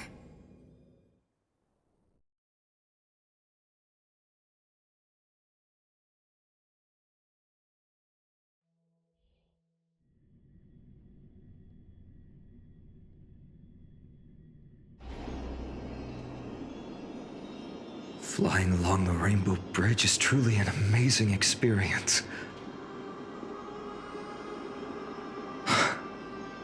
The Eye of Twilight. It's the legendary sky fortress of Aquila. I never imagined that one day I'd be able to step foot on it. My ancestors once built a magnificent civilization among the heavens. The Eye of Twilight, which we are standing on, is the home of Aquila and the heart of the city-state in the clouds. This must be where the hero Seleucus stood when she challenged Aquila and began the first step of the flame chase journey. We are here to end the journey she began. Yes, what we must do will not change, no matter how much of the legends are true. According to historical records, the civilization that worshipped Aquila once mastered advanced technology, which made their strategically located sky castrum the only force that could face Castrum Kremnos head-on in the Chrysos War. But they were divided within.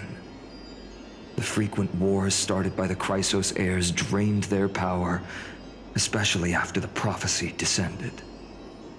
In the end, they had to hide among the clouds, far from the conflicts raging below. Apparently, the division was between the two most important sky tribes, the Sunfolk and the Rainfolk. And Seleucus' frustration towards the endless strife among her people made her turn her spear towards the Titan above.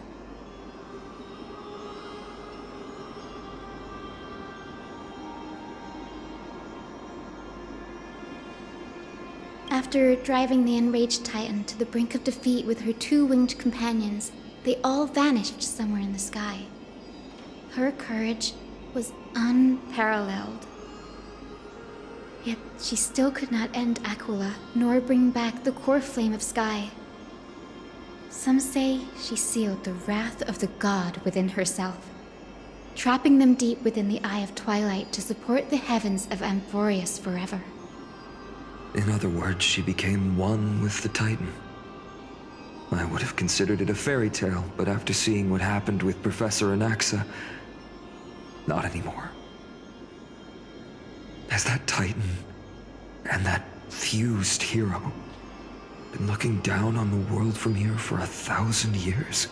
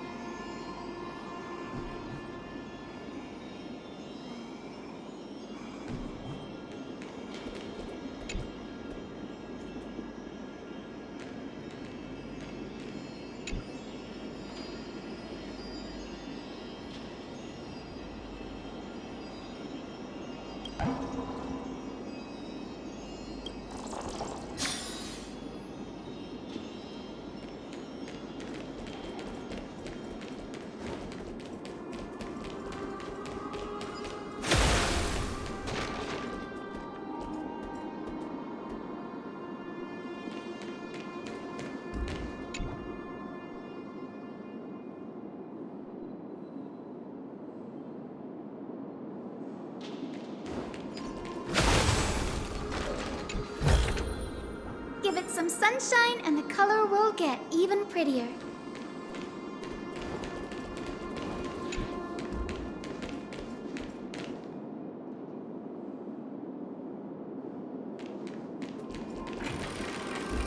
It's been so long. Maybe the Eye of Twilight has already turned into ruins.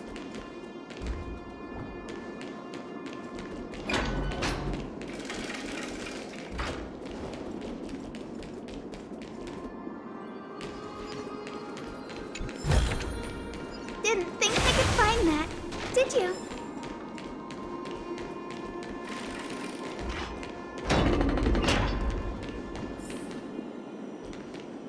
Something's not right. I can kind of feel how big and empty this place is, but all I can see is darkness.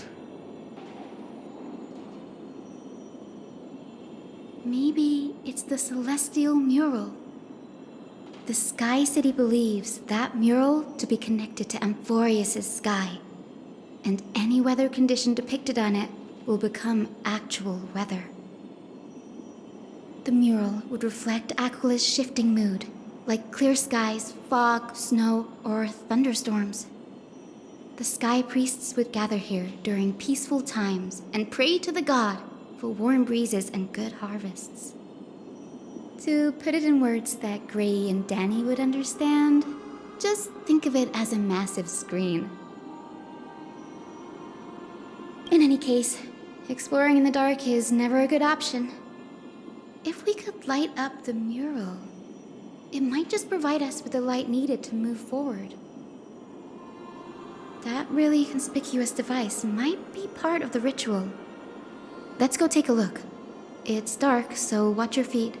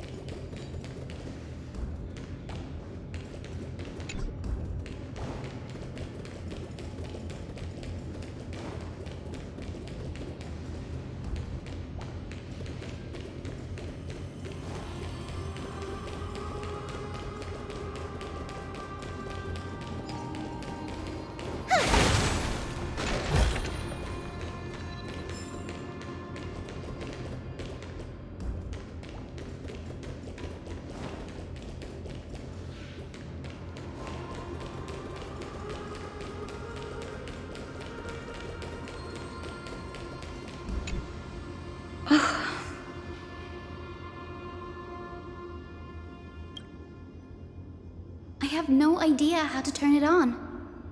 If only we had help from the wisdom of those who came before us. That's it! I almost forgot. Gray, Memi, can I borrow your powers? Got it! We just need to find the scattered memory nearby, right? That's simple. Give me a little time.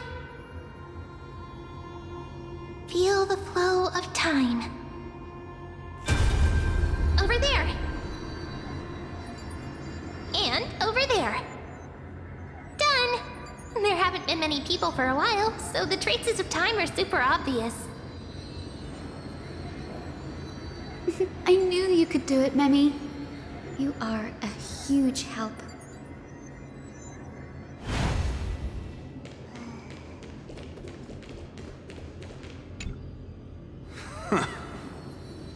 Foolish rain folk.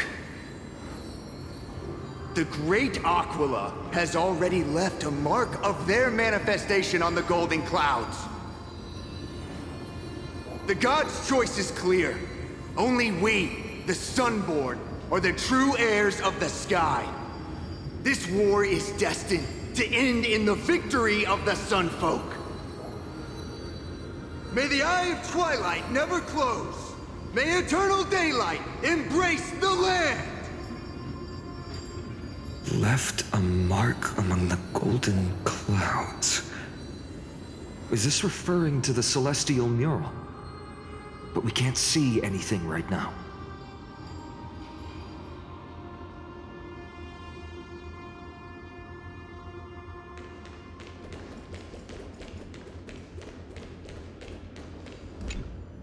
Arrogant sunfolk. The Titan will condemn your brazen disrespect. But Aquila, you that shape the sky, why do you avoid the pursuit of dark clouds? Are not clear skies and stormy rains equally your creations? The Sunborn see your behavior as an act of favoritism towards them, and weaponize this reason to oppress my people. The Rainfolk will not suffer in silence. Oh God, if you remain silent, we shall have to forge our own weapons and resist the malice concealed under your brilliance. May the Eye of Twilight never open, and may torrid rains descend forever. Avoid the pursuit of dark clouds. Aquila doesn't like rainstorms. It seems a little hard to believe, but we should write this clue down first. It is as the rumors said. The Sky Castrum was far from united. My guess was right.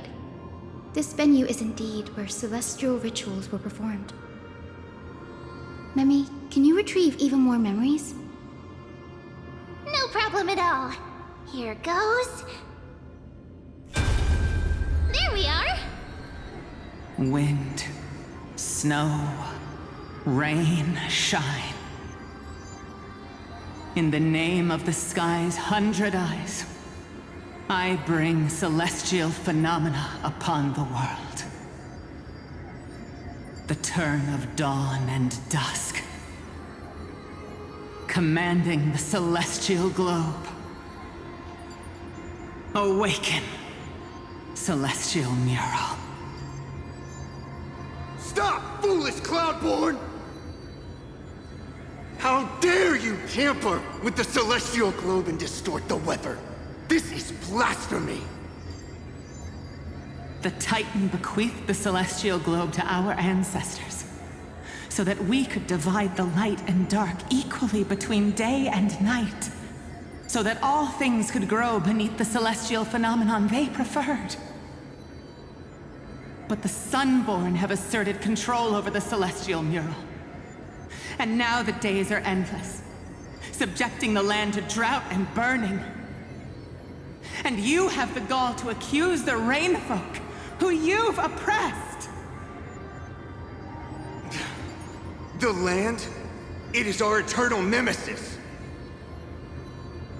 How can storm clouds and rain, unloved by Aquila, lead the Sky Folk to victory in the Chrysos War? Your character is as weak as your faith. Go seek out a corner untouched by the sun and weep solitary tears in the shadows. That's all you lot know how to do anyway. Cry in silence. Then let us show you what we are really made of. You? What are you? What are you trying to do? Fanatics whose minds have been muddled by the heat. By Aquila above, meet your demise!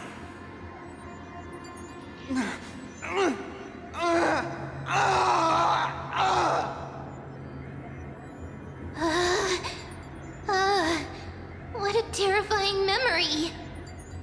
The brutal internal strife is sad to see. It appears the Sky Cities didn't fall to external threats after all. The proud Sunfolk saw themselves as divinely chosen, exacting long-standing oppression on other tribes. And the Rainfolk suffering beneath them began resenting the divine and plotted their retaliation.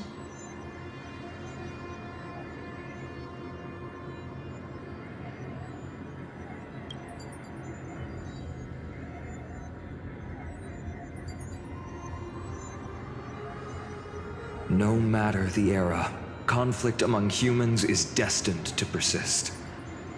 Having witnessed the actions of Kindness and the Cleaners, it isn't so hard to understand this piece of history.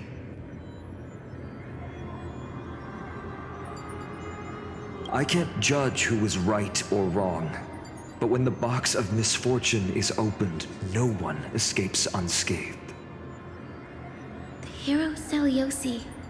How did she view the ancient feud between the Sunfolk and Rainfolk? The legends focus on her god-slaying expedition, but are hazy on the fall of the Sky Denizens. Perhaps I can piece together the true face of history here. One step at a time. Do you remember the verse that Rainfolk sang, Hyacinth? Perhaps that's the key to unlocking the Celestial Mural.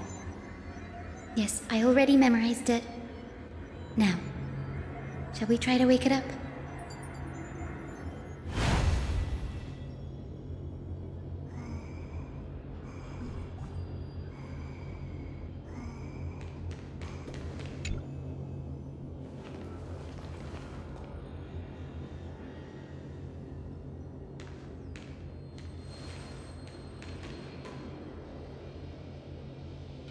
Wind, snow, rain, shine.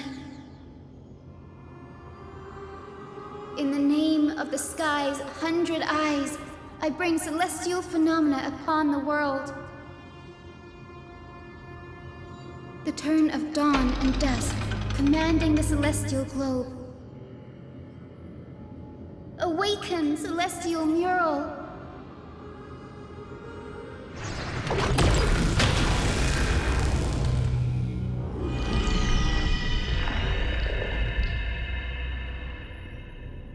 Golden clouds, blazing radiance. What a breathtaking scene.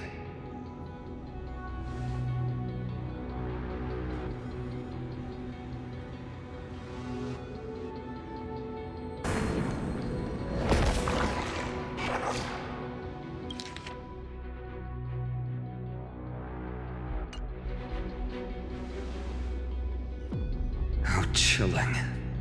I wonder if Aquila is also watching us. I remember the Rainfolk mentioned the Titan dislikes overcast days. We might be able to use this to our advantage and change how the mark is behaving by changing the weather on the mural.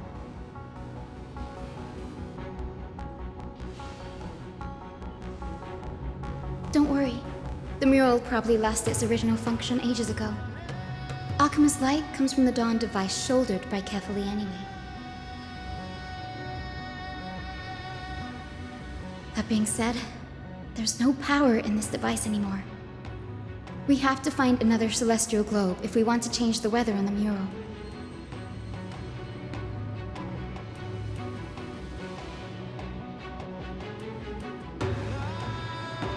There! That circular device. I'm quite familiar with it. That's a west-winged compass of the Twilight Courtyard. We can use it to create a miniature rainbow bridge to walk on. Who knows? It might even lead us to other areas of the Eye of Twilight.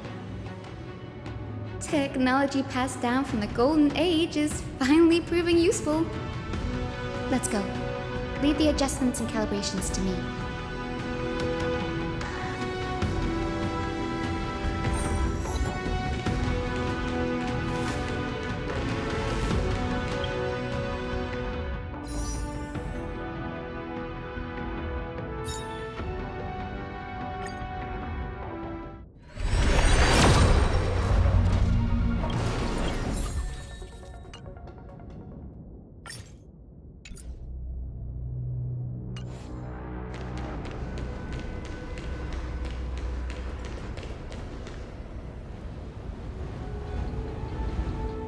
A boiling pool of gold, said to be the energy source that powers the Eye of Twilight's divinity.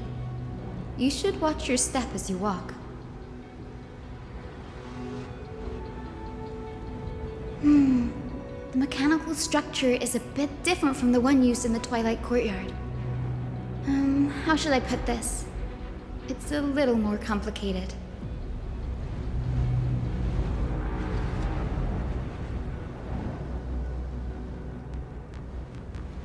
Can you handle it, Hyacinth? This might take a while, but I think I can manage.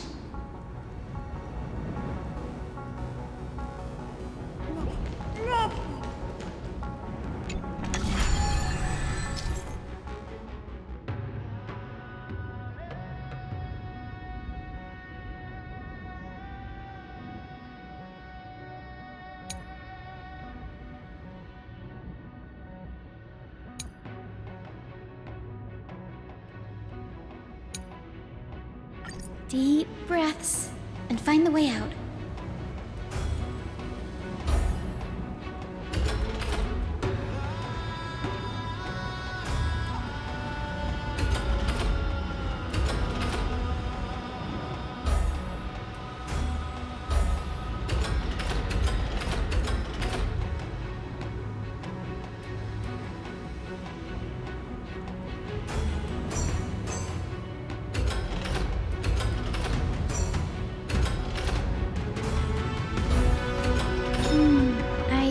This should be right.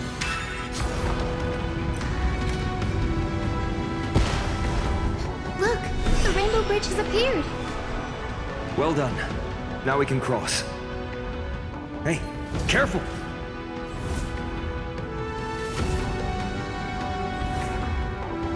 Is that a winged Pegasus? Looks like a mythical beast. But this one doesn't seem hostile towards us. Hyacinth! Could it be the legendary? I'm not entirely sure. We might be able to tell if we get closer. We can't assume it's friendly. Keep your guard up and follow it.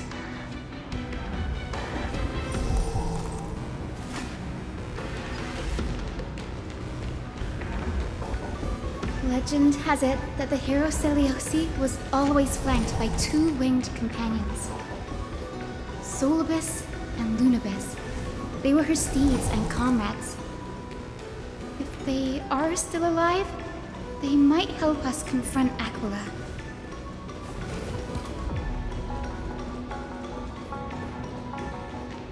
It disappeared.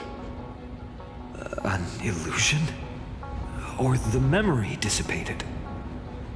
How strange. That Pegasus was different from the other memories.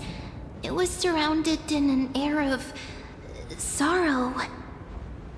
Oh, it's so heavy that it's hard to breathe. Was that Lunibus's phantom?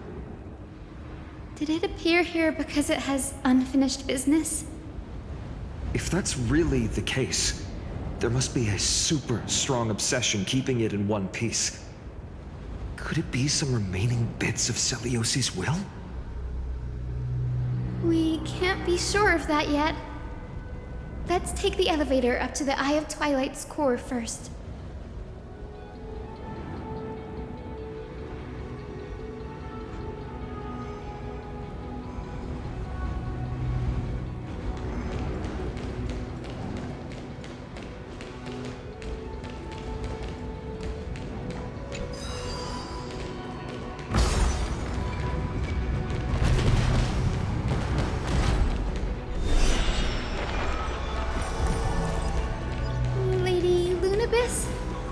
Is that you? Can you hear me? I am the descendant of the hero Celiosi. We have come to complete her mission.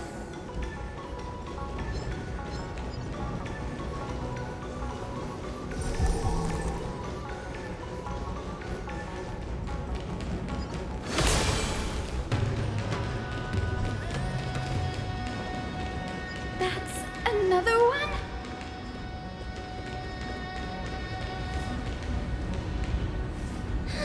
Careful!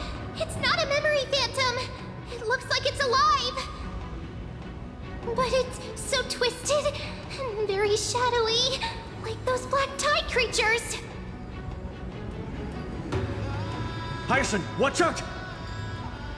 So... you're Lady Lunabis, aren't you?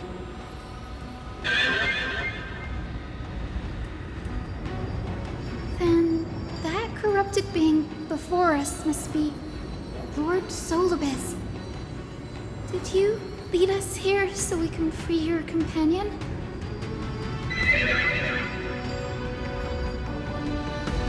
I understand now.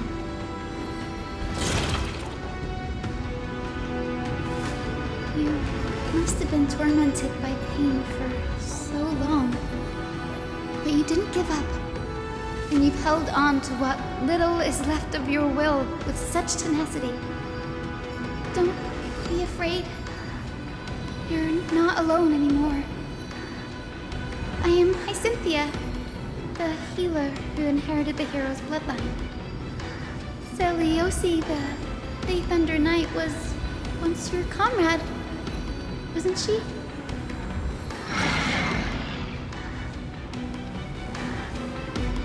Lord Solibus, your body has been completely corroded by the black tide. But I can still heal your tenacious soul.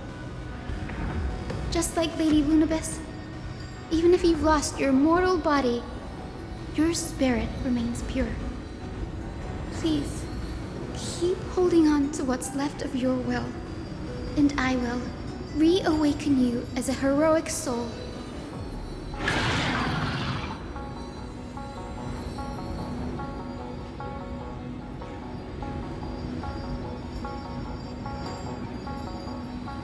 It must have understood me.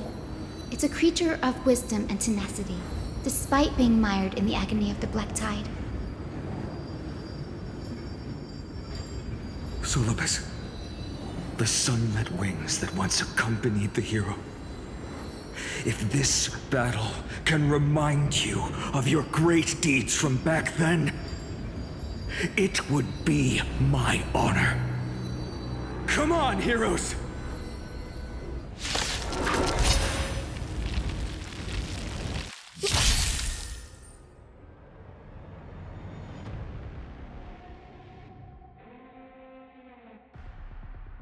Lord Solibus, please break free from the control of the black tide and return to your senses.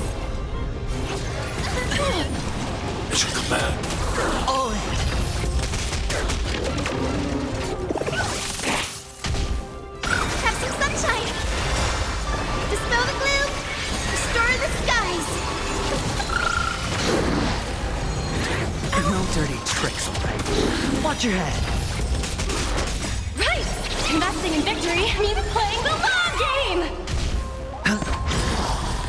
Bust. Or maybe I'll take it all! Rivet trip!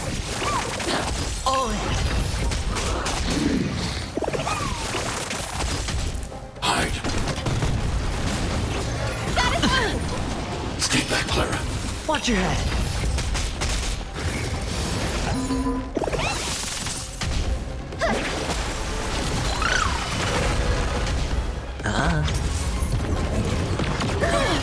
Stay back, Clara.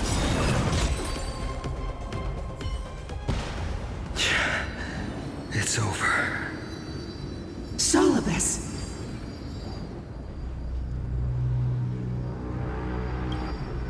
Oh, so she speaks. Solibus, you're finally awake.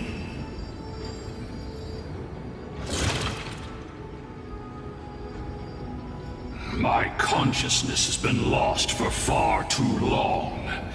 Finally, I have been released from the Black Tide's cage. Little girl, are you Celiosi's descendant?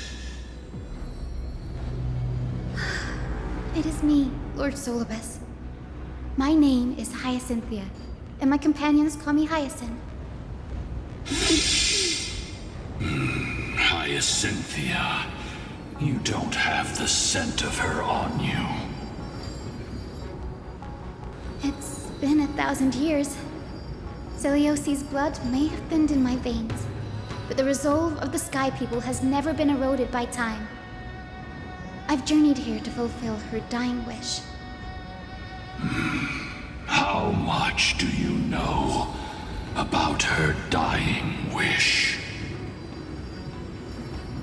I know that in order to support the shattered sky, she merged herself with the divine body of the Titan. And I also know that she left behind a message, calling on future generations to one day ascend to the heavens again and reclaim the core flame of Aquila. Has the legend changed so much since your people fell to the earth? Girl, you said you're a doctor. You only know how to heal and tend to wounds with such a weak lot in life. How do you plan to challenge the embodiment of the heavens? With this long sword, heroic soul.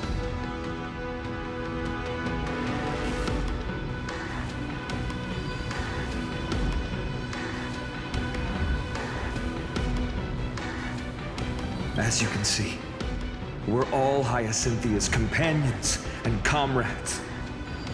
You've already witnessed our combined strength. It's not bad, but still lacking compared to her. Solibus, let go of your ego and accept their kindness. You've been trapped in time by the Black Tide, while great change has spread over the world. If I'm not mistaken, the god of war Nikador also fell to the hands of these warriors. We've laid all the other Titans to rest, one by one.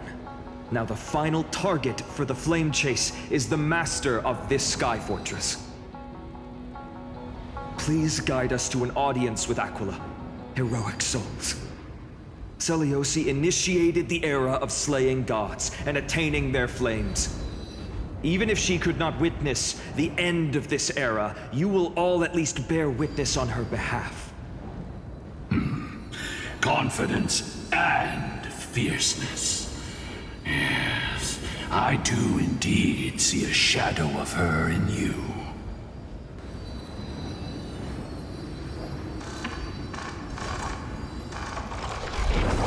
Aquila's mark flew away?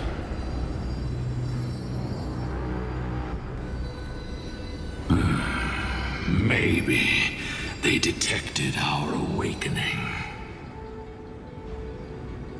Well, perhaps our presence stirred memories of the fierce battle from 1,000 years ago.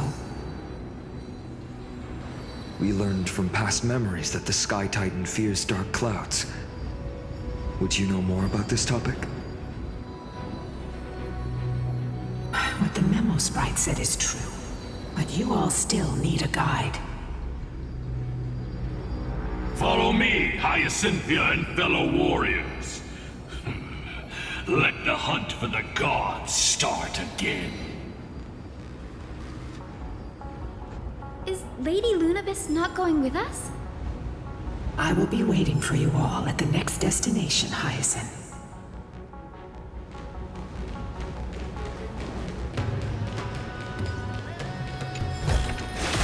Give it some sunshine and the color will get even prettier.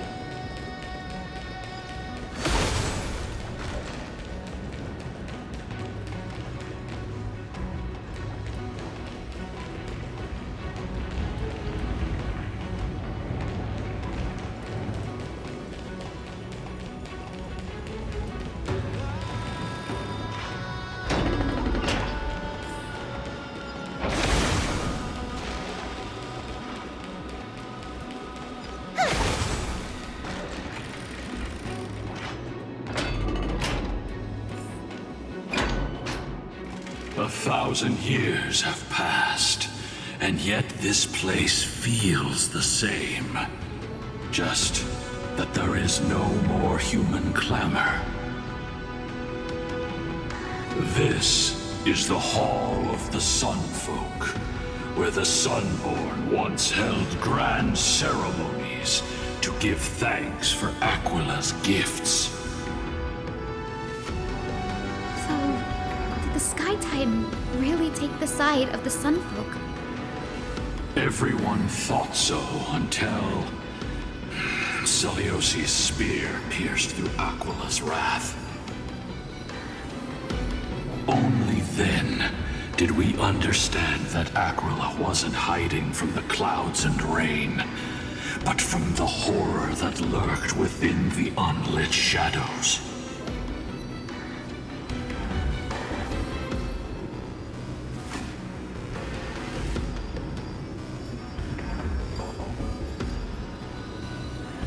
The Black Tide's threat has forced the Chrysos heirs to complete our flame chase journey, heading toward the prophecy's miracle of Genesis.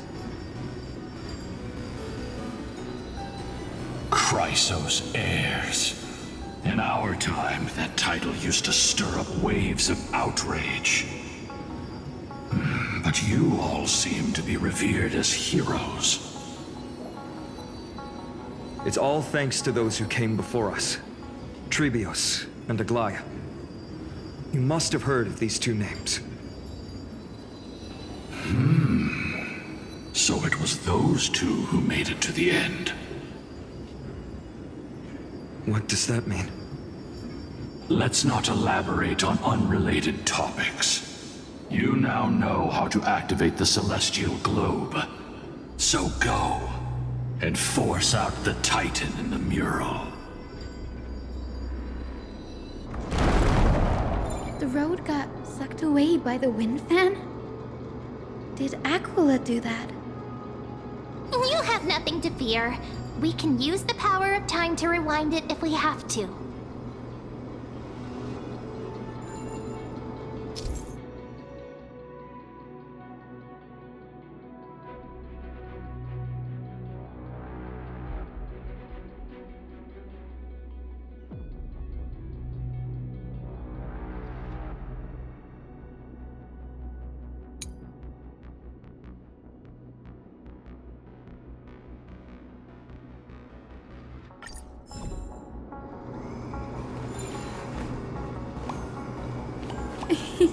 It's squishy.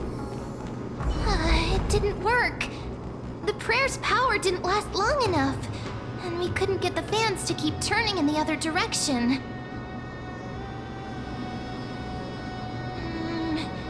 Maybe that device can help? Go check it out if you need to.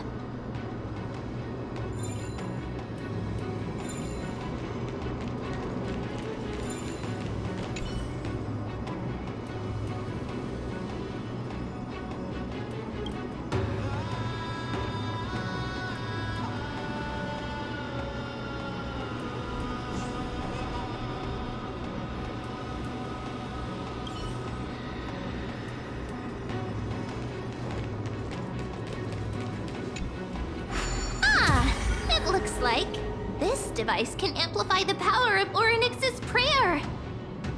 Why don't you try to change the wind's direction with this thing, partner? Now the prayer should rewind for even longer. Let's try to control the wind's direction with this thing, partner.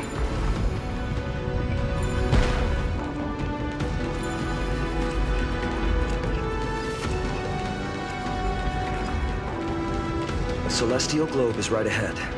Let's go and force Aquila to come out.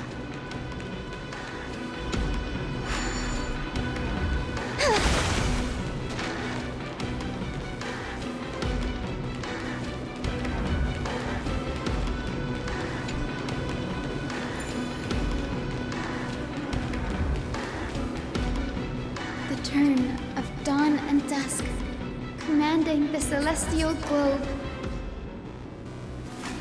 Change, celestial mural. Celestial shift didn't work?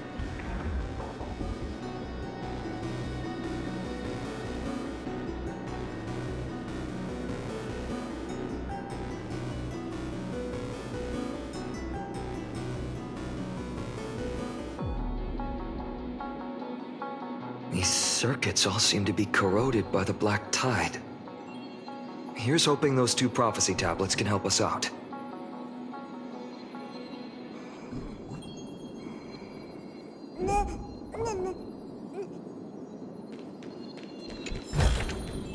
Didn't think I could find that, did you?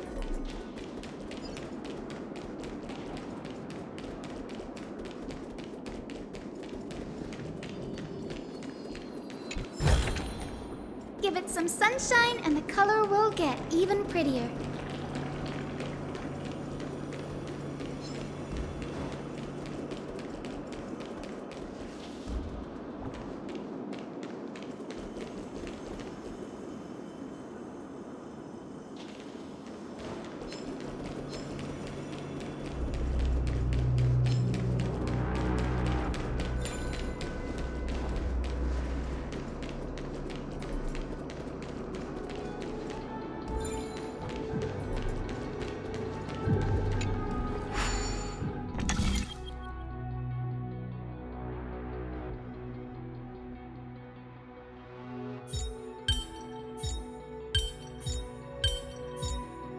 Could there be another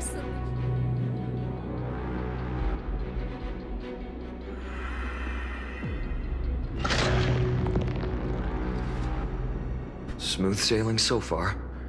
We've got one more circuit to fix. Let's keep going and find the tablet on the other side.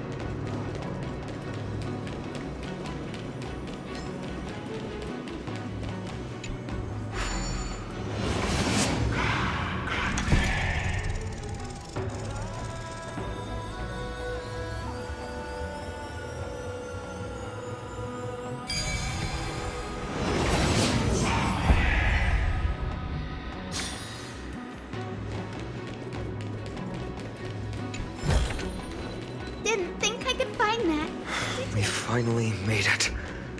Hopefully, this is enough to fix the celestial globe.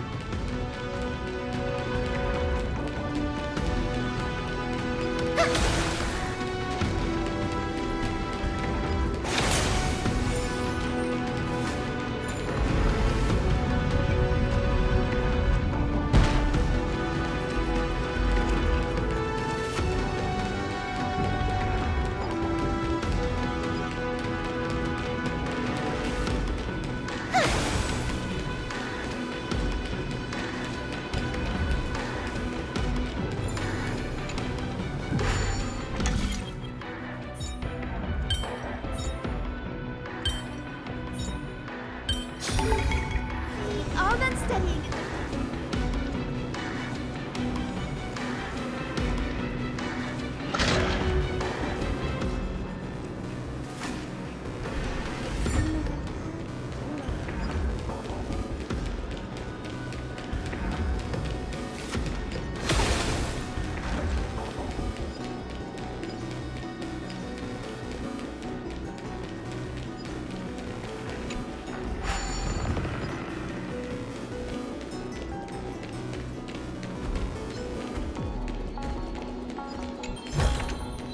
Give it some sunshine and the color will get even prettier.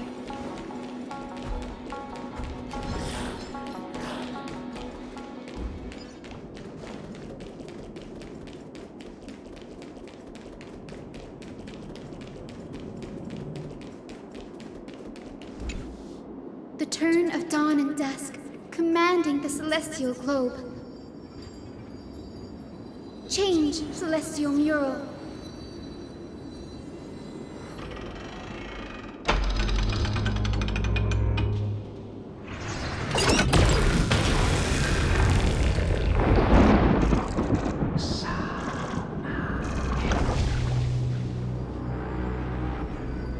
Looks like they're still avoiding us. I wonder if it's cowardice, or if they have something up their sleeve. I fear the Aquila of present has long lost their sanity. But instinct still drives them to flee from the shadows, to evade the Black Tide's encroachment.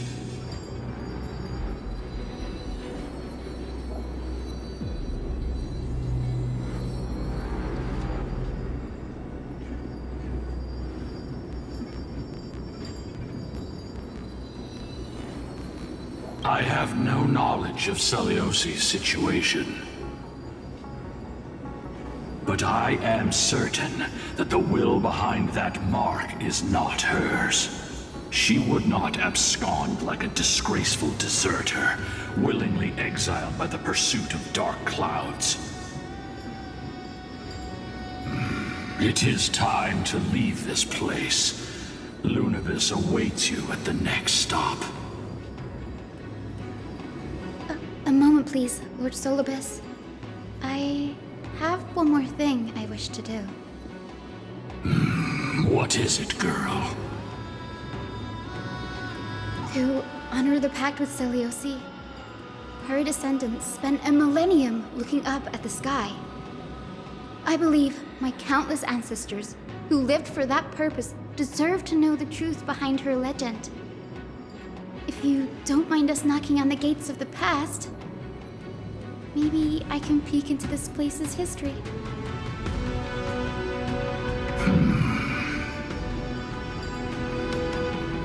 You are the ones who hold Orynyx's miracle.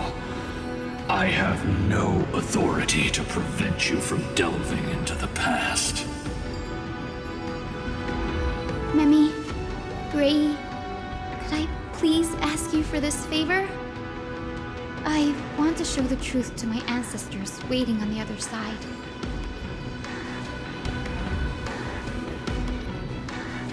If there are falsehoods in the legends, then there must be a reason for its embellishment.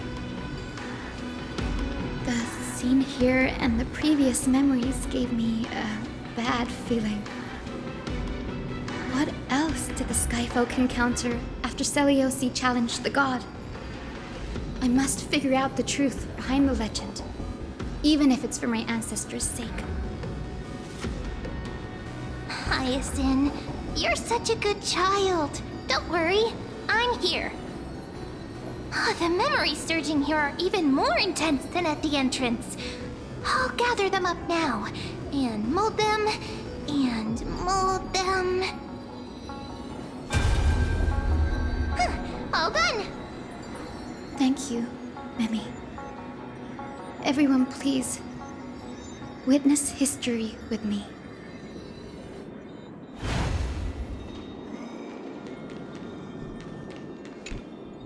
Daughter of Dusk, have you finally gone mad? I knew it! The child with the blood of 2 feuding clans will one day destroy the Sky Castrum! Will you really point the tip of your spear at our god? Stay in your hand. Your recklessness will only bring divine retribution.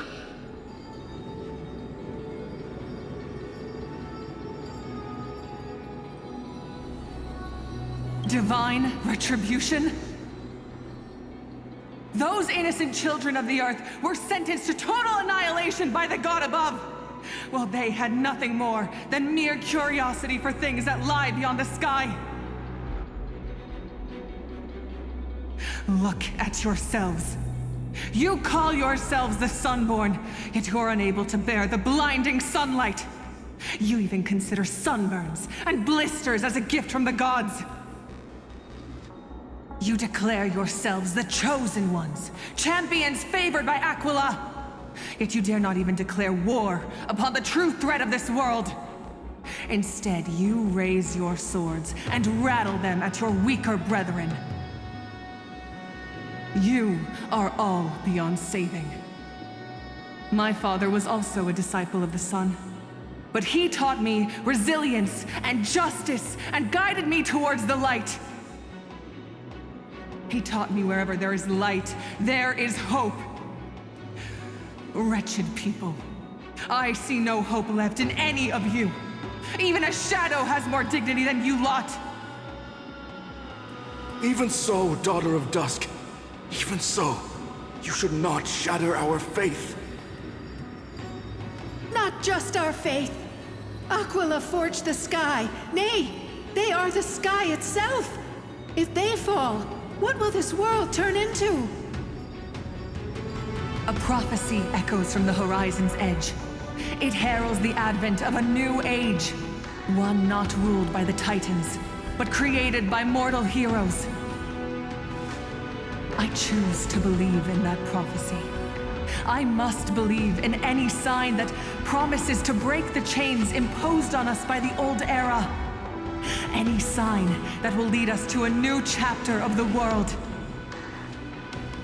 If you wish to stop me from slaying the god, you'd better muster your courage and draw your bows. Let's see if I will be pierced by a hail of arrows first, or if you will be burned to ash by Solibus! How can we even fight you? You're the powerful Day Thunder Knight, a warrior goddess capable of trampling all lands. I am not a god, but the only mortal in this cage who is brave enough to defy the Warden.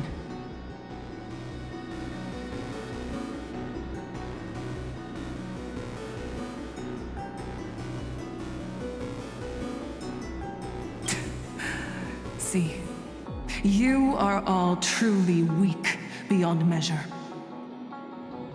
The hunting ground beckons. Come, Solibus! The hero Celiosi, disillusioned by the Sunfolk's deeds, decided to sever the source of it all. The god they so blindly placed their faith in.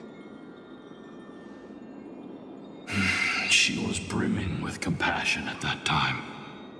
Her words were bursting with anger, but her heart had nothing but mercy for the children of humanity. At that time... We should get going, Hyacinthia. Lunibus is waiting for you all. Aquila has fled to the other end of the fortress. Let's chase after them. Lunabis will lead the way.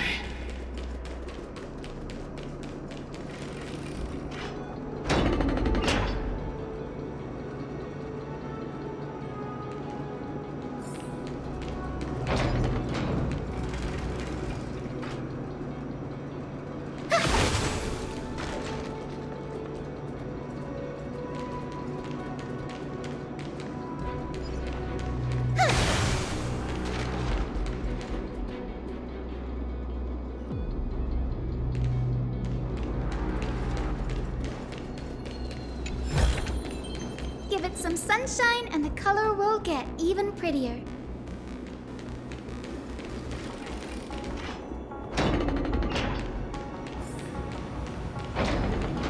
Lady Lunabis, we're here.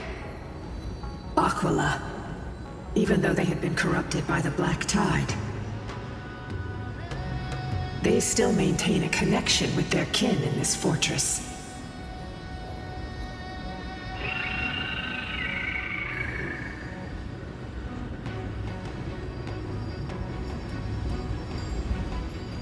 You think to hinder us, imprisoned Titan? Then we will make you understand that resistance is futile!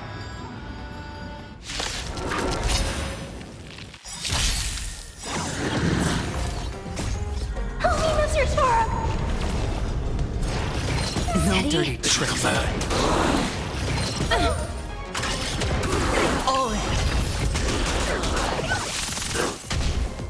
Have some sunshine! Dispel the gloom! Restore the skies! It's on me. Bust. Or maybe I'll take it off. Watch your head. Better cut our losses. Stay back, Clara.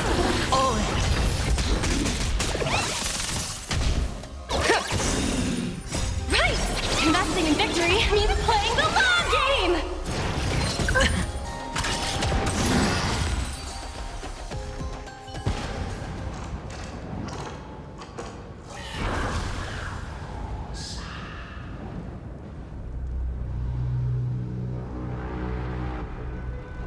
Don't stop. Follow it to the Titan. Even if plunged into madness, Aquila is still the Sky Titan. We mustn't let our guard down. Heroes, over here! Let's keep going and aim for the next West Wind compass.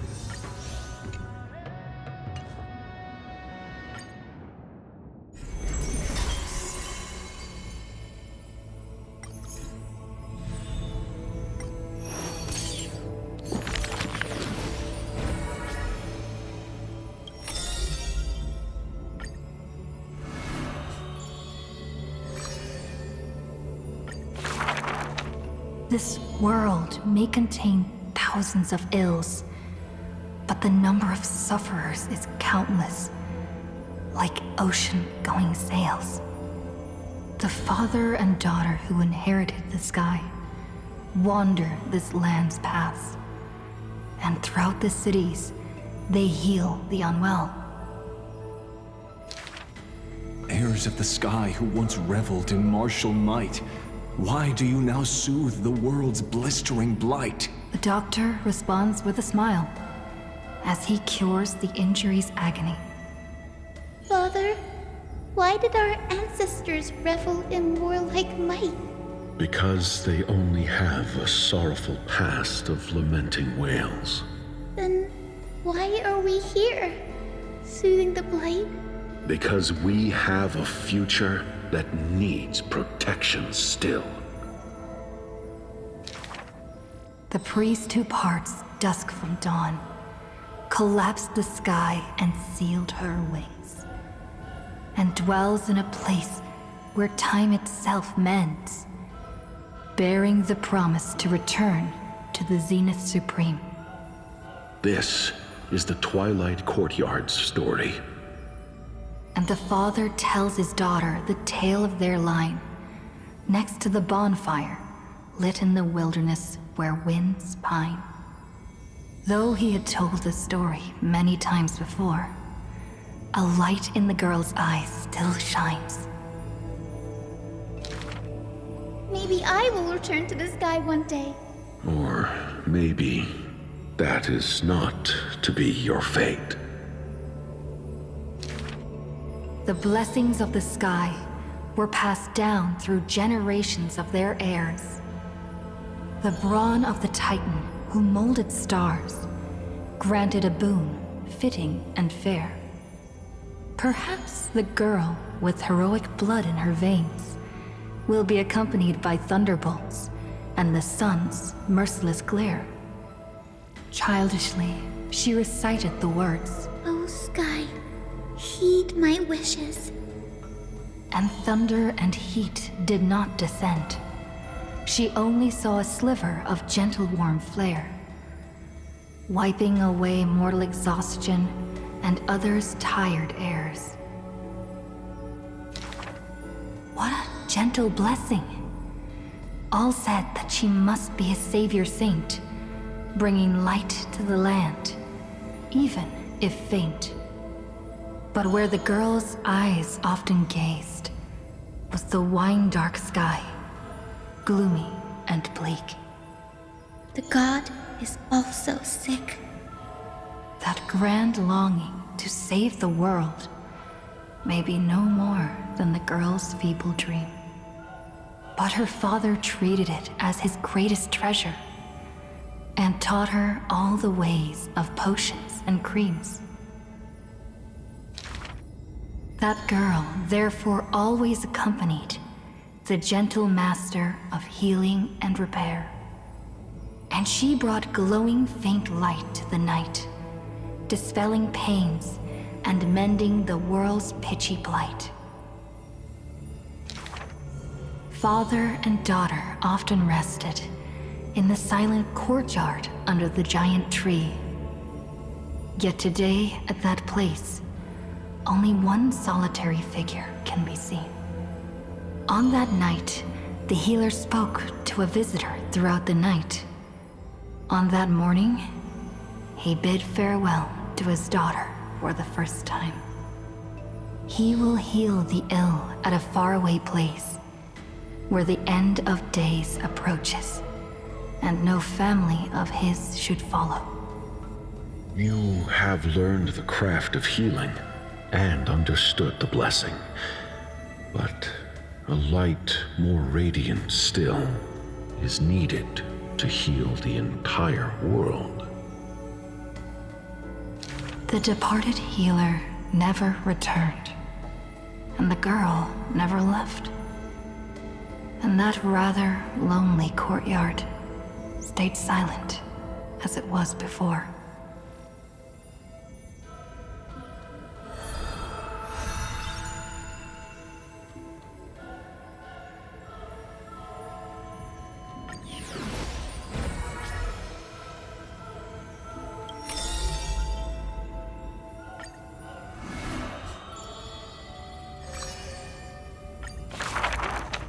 There are no swords here, only farming tools. Facing the ambitious boy, the shopkeeper kindly explained. Even a rake would do. Let its worth be judged by the verses I etch upon the earth with it.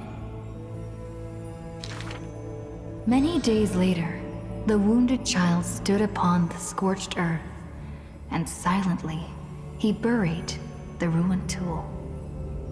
For that was his first sword, and on the day that the Black Tide came, he broke the shackles of fate with that weapon true.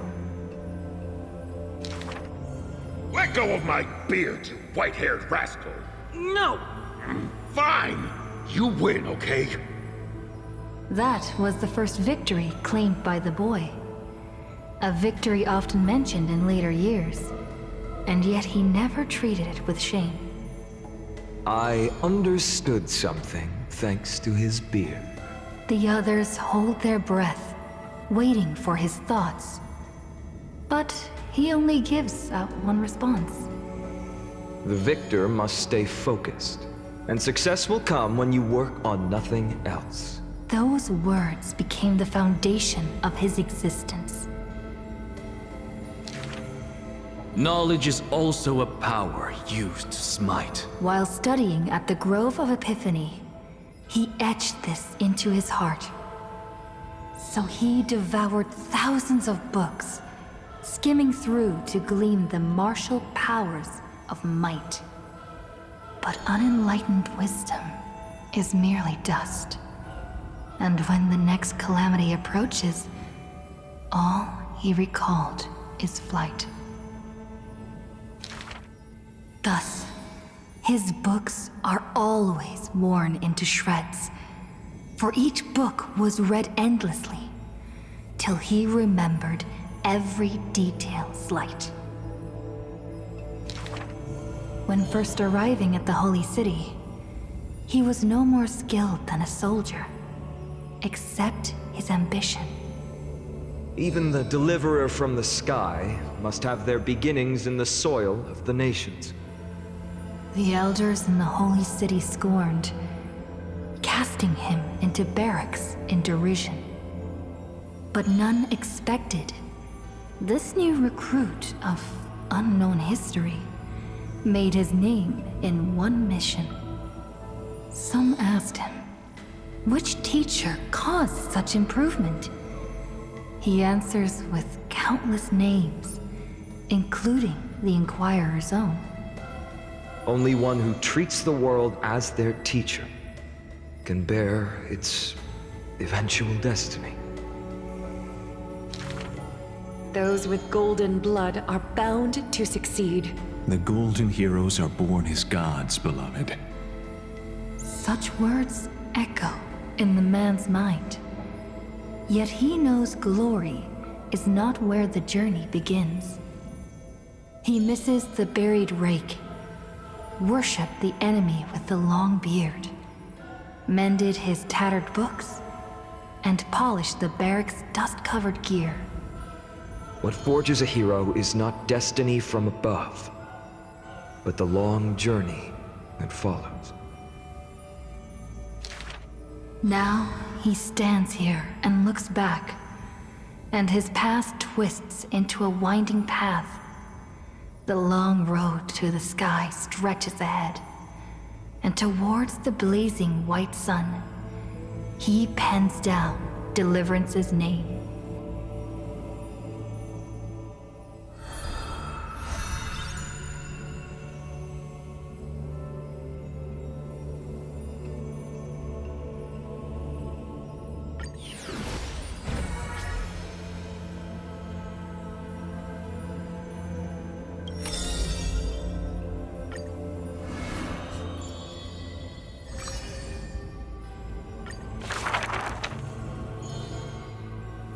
But being able to see everything is the same as seeing nothing.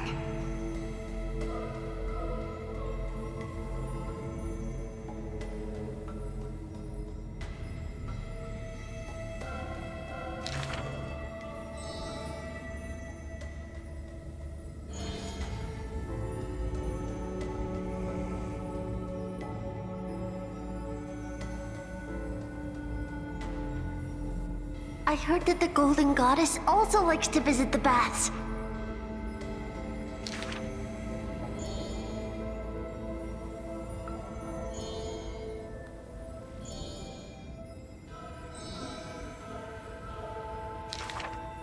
Teacher, I had a dream.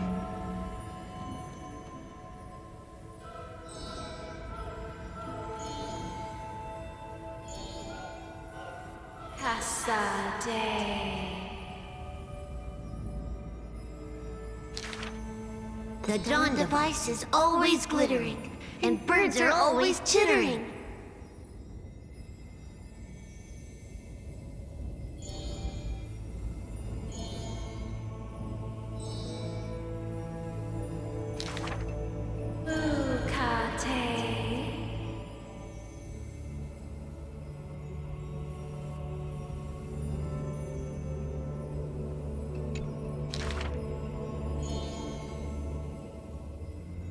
You are aware of everyone's fate, yet never speak of your own future.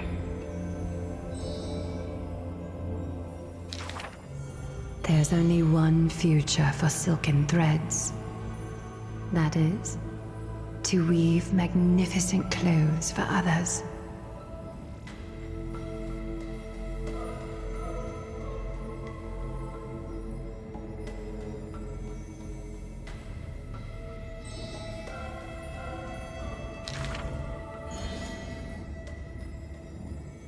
The one that wears this elegant attire in the future must bear the weight of the silk threads.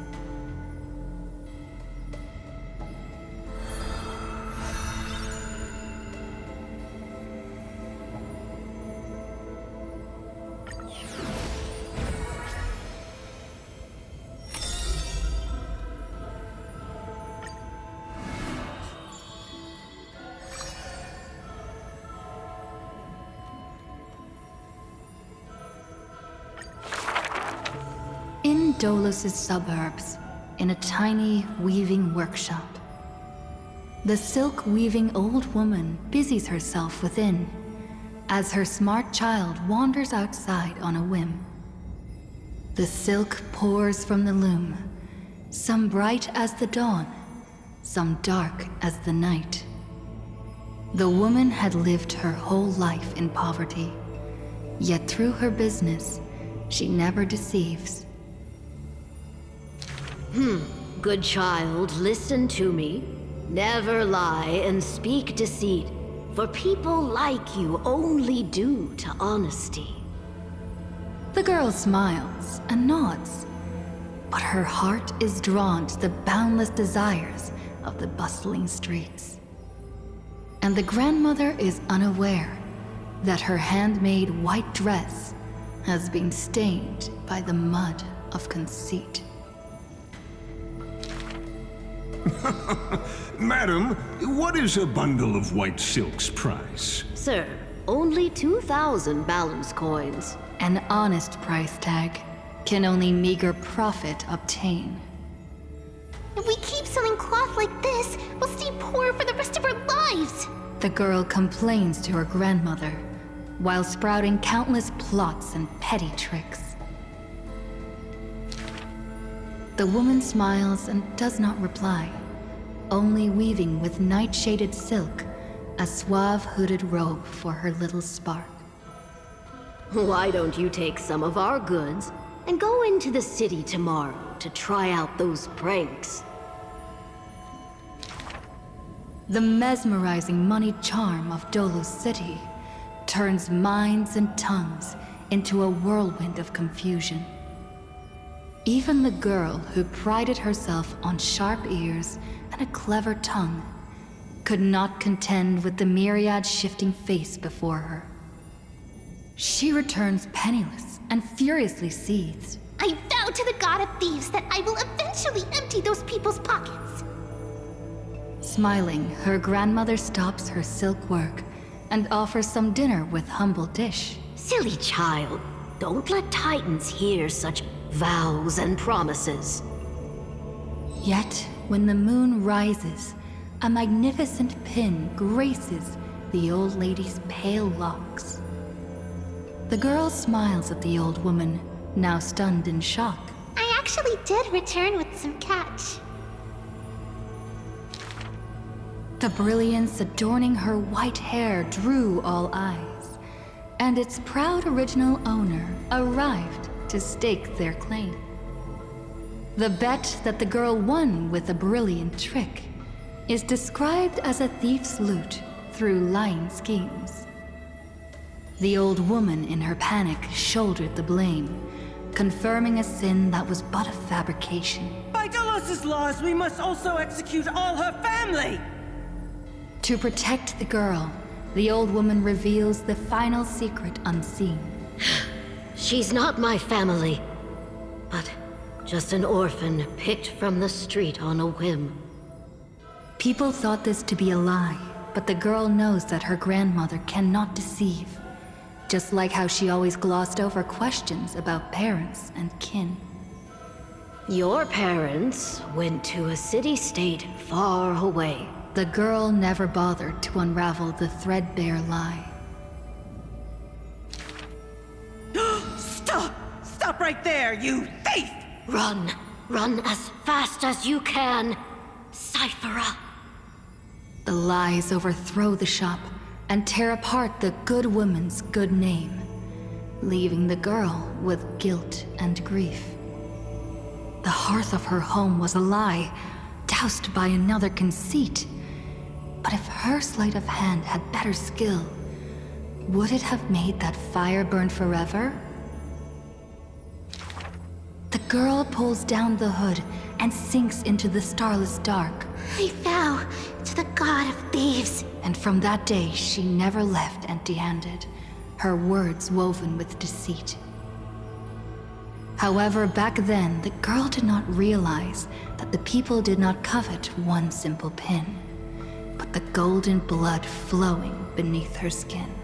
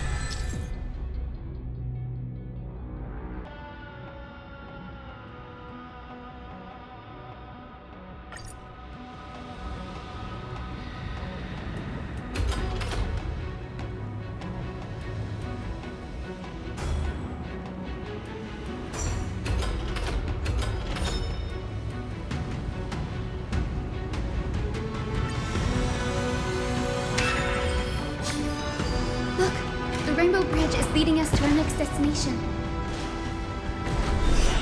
Let's hurry on. Follow Lady Lunibus.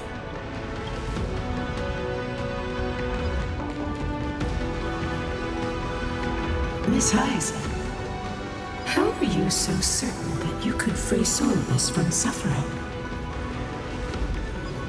My apologies, Lady Lunibus. I was not all that certain.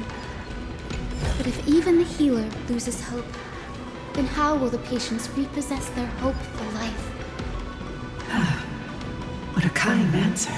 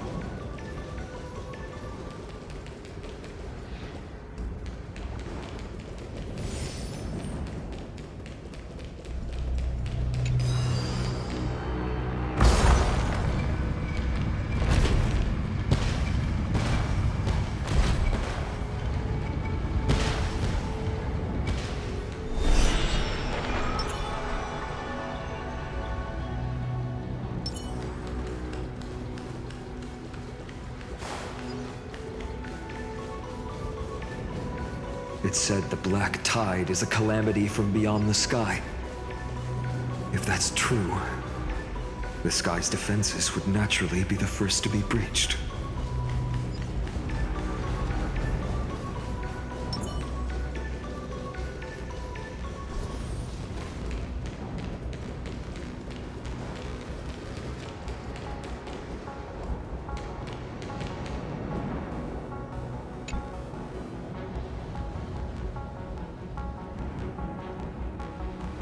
Maybe the ancient sky civilization had a completely different interpretation of the Titans from ours. But I agree with you. This figure looks way too alien.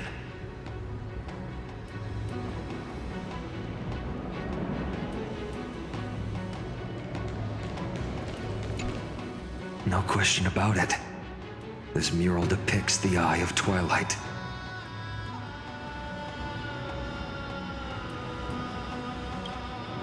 Perhaps this could be called concept art? Aquila's most common form in the myths looks exactly like a giant eye in the sky. Let's go. If nothing goes wrong, we'll be able to see their true form very quickly.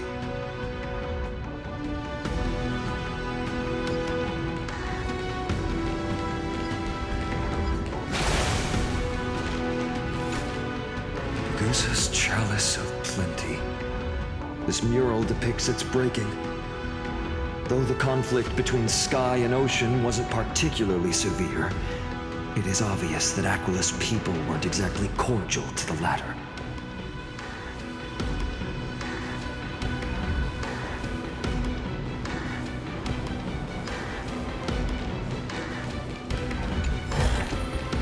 Give it some sunshine and the color will get even prettier. Now, I shall lead you into the Rain Folks Hall. Legend has it Celiosi's father was a Sunfolk warrior who spent his years fighting and rarely returned to the Eye of Twilight. Her childhood was mostly spent beside her mother, a Rainfolk priest. Correct. That was true. It was also during her formative years that the conflict between the two tribes began intensifying. The Rainfolk feared the other half of Celiosi's bloodline, and never truly saw her as one of their own. Yet she bore no hatred for her people, and still grew into a passionate young lady. Until people discovered golden blood ran through her veins. That was the final straw that turned disdain into terror. What? But the epics said Celiosi left to live in solitude, so she could train her spirit and hone her martial skills. I never would have imagined that she was cast out of her tribe for her lineage and her golden blood. Even so, she did not despair. She met Solibus and me while she was living alone. We hunted, spent our days together, and forged an alliance.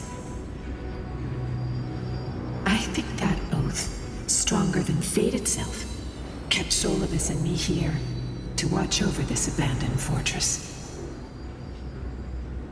Despite experiencing betrayal and exile at the hands of her own people, she was still willing to set out on the path to slay the gods for them. Was Celiosi's love for humanity truly so boundless and unconditional?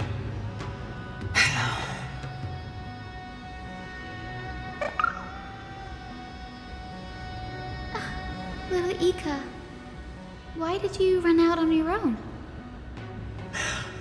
This little one.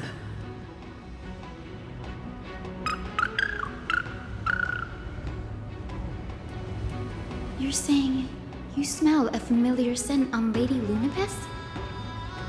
They look completely different. But little Ika should also be a winged beast, right?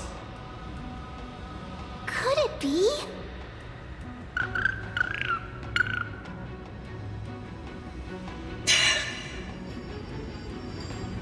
Truly, a miracle of fate. Perhaps we did leave something behind for this world. Seliosi.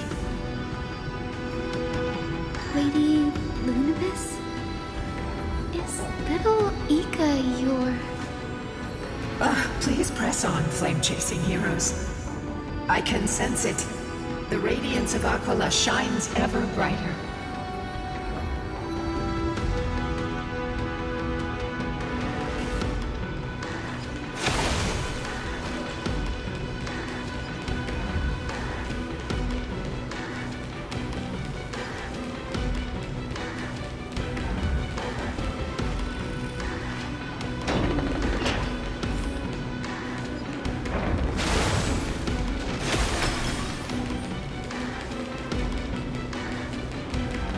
Where did the Skyfolk go after Seliosi challenged the god?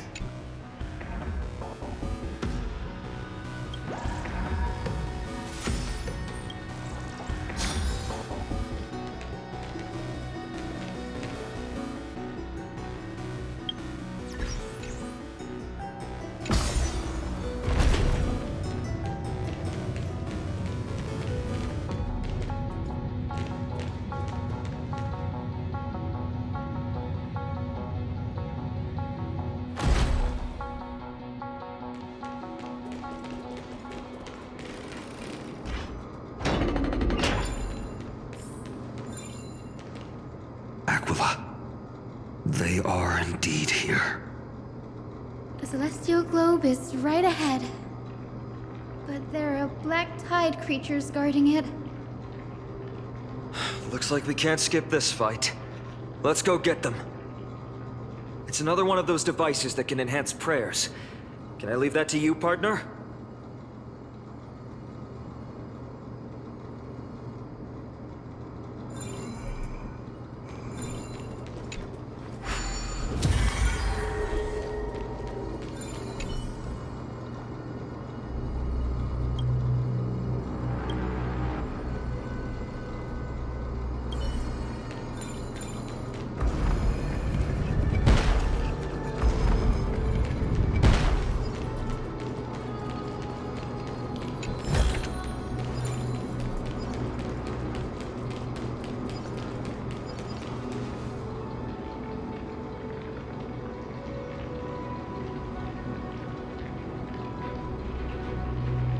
Before it was consumed by madness, it must have also faithfully served the Titan, don't you think?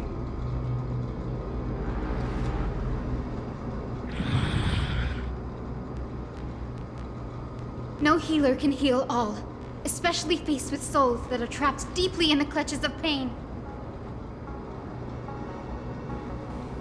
Granting it a dignified end may be the most compassionate act of all.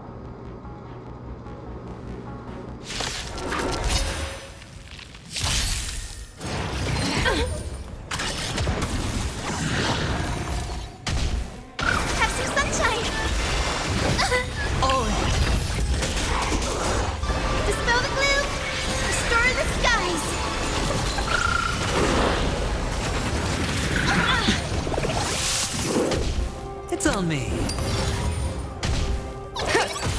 Watch your head. Bust. Or maybe I'll take it off.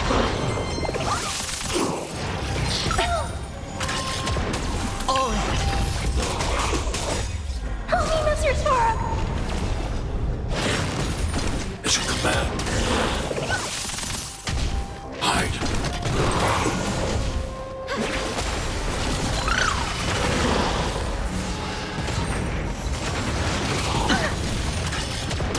Watch your head.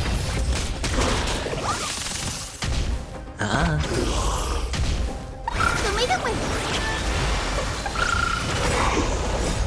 Dispel the gloom! Restore the skies!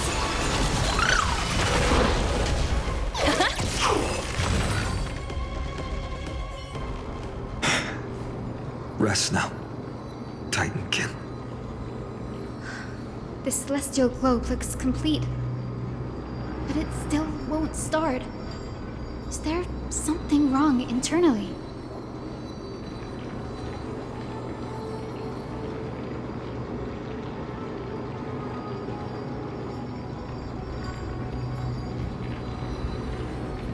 Hard drives?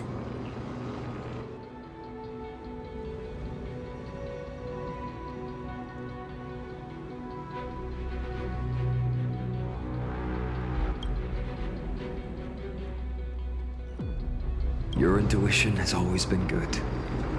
Let's look around and see if there are any mechanisms.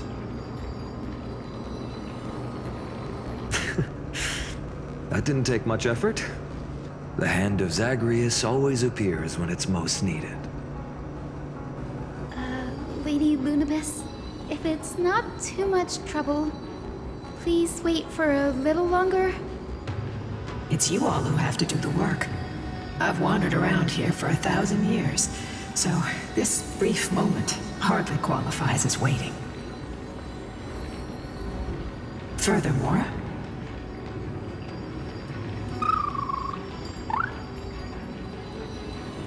I would like to have a moment alone with this little one.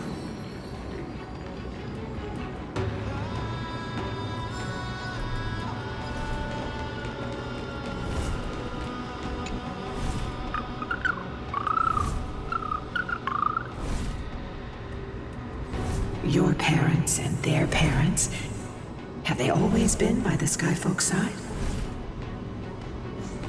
That is quite comforting.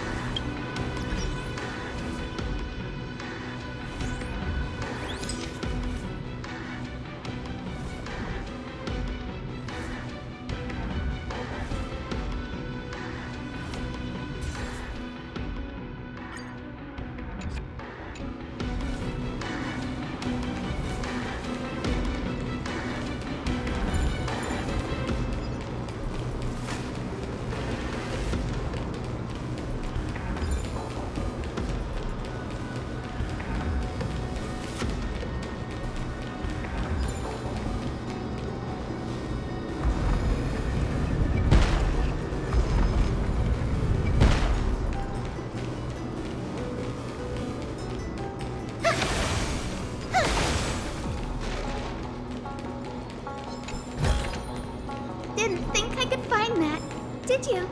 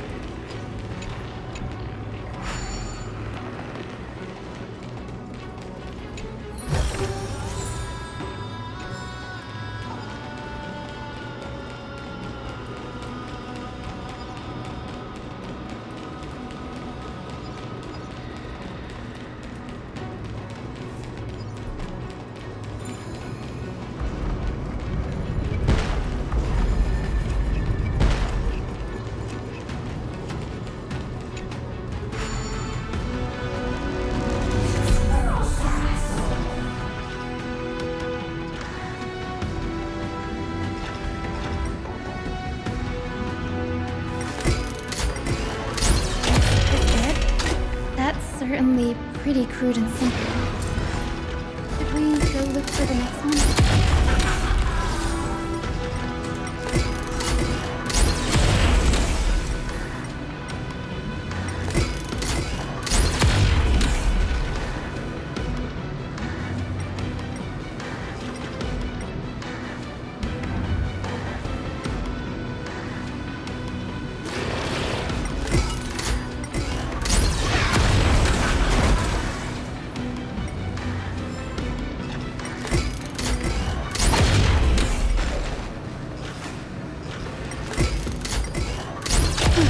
All good. Let's keep going.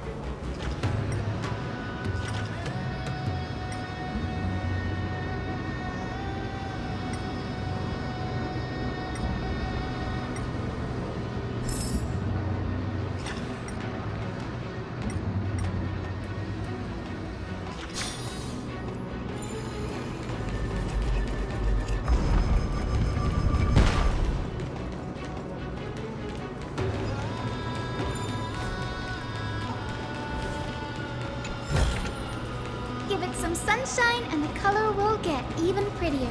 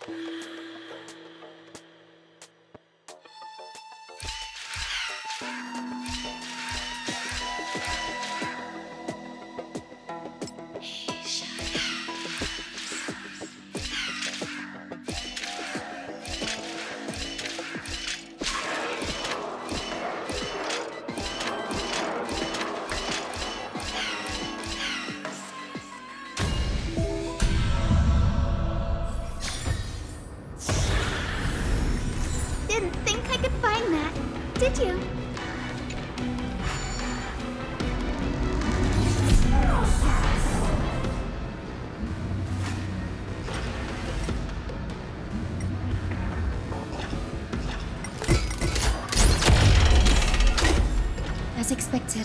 Bree is getting more and more skilled at handling the hand of Zagreus.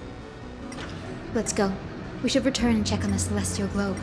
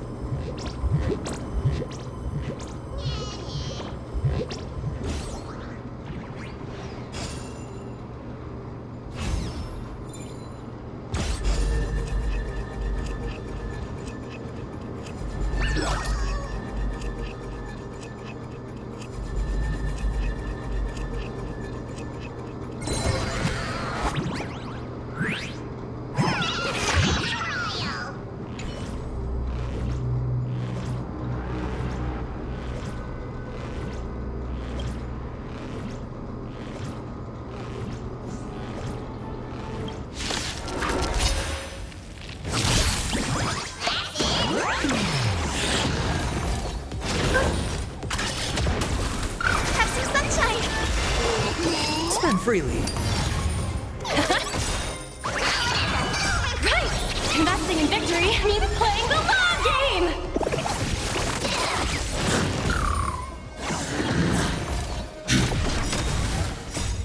Help me, Mr. Torok!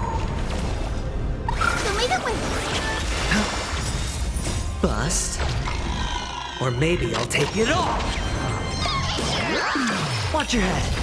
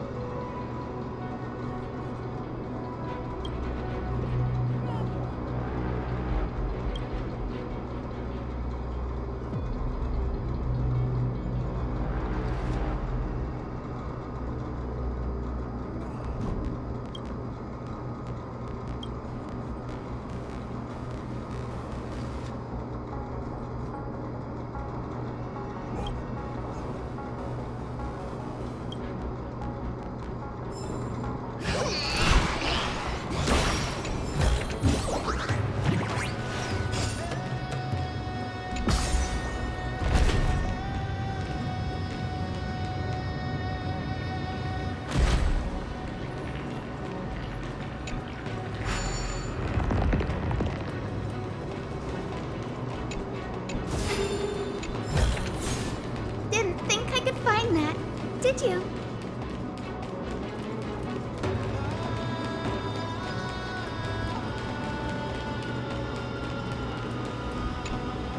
The turn of dawn and dusk, commanding the celestial globe.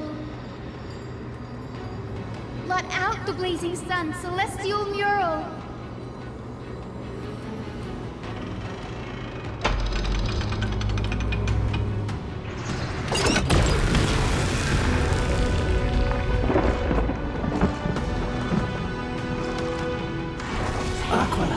Left. We've already changed 2 scenes on the mural. Where else can they go? In the direction that the denizens of the sky have prayed to their whole lives. Upward.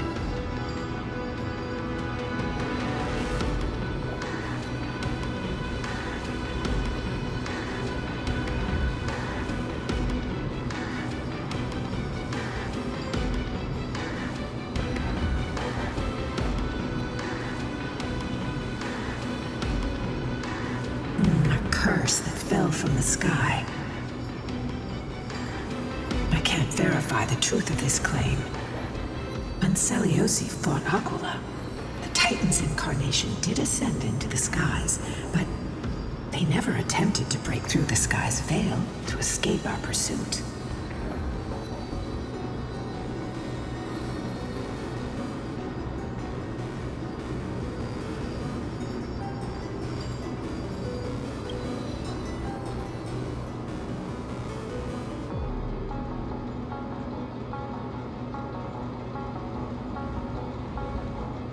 Regardless, we can only know the truth after we've defeated them.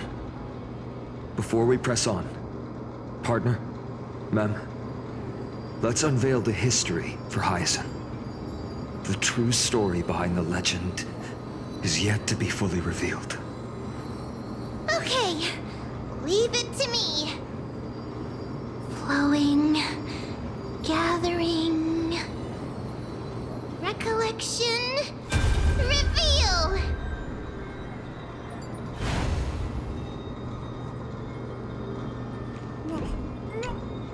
Oh, Daughter of Dusk, who has permitted your return to this sacred land of the Cloudborn?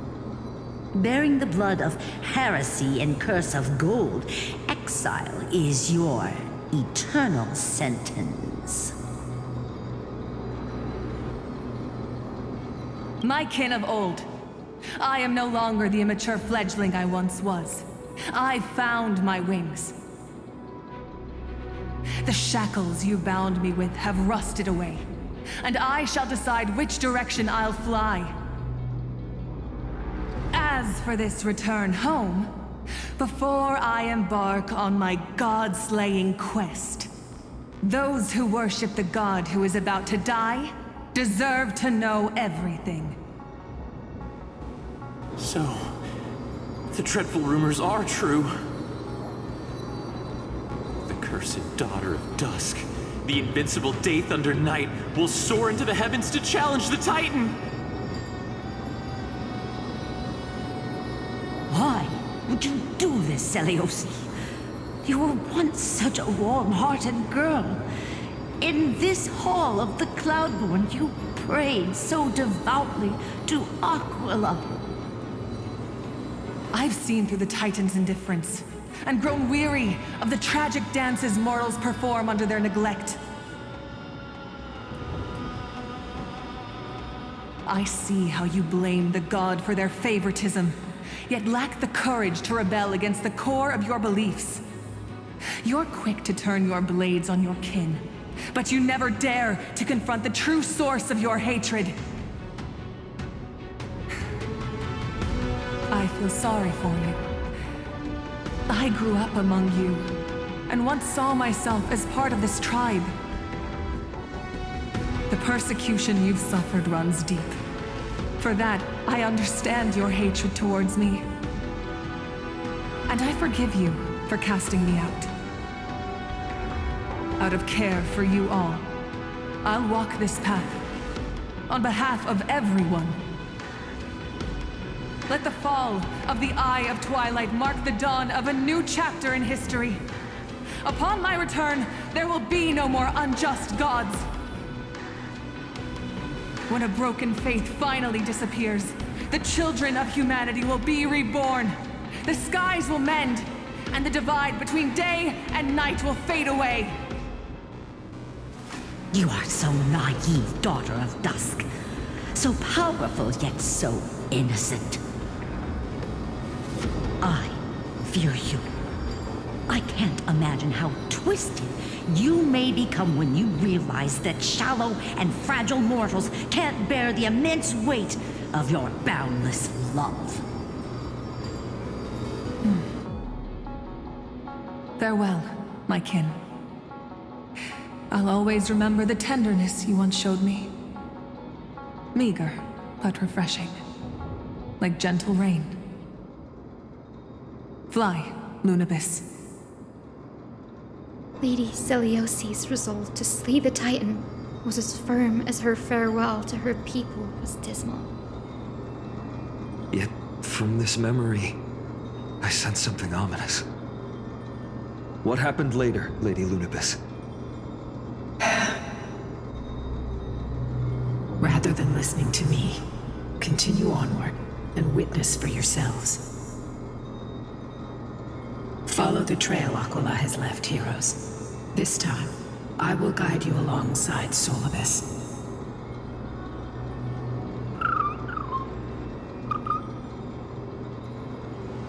Sorry, little one. I hope we still have time to talk later.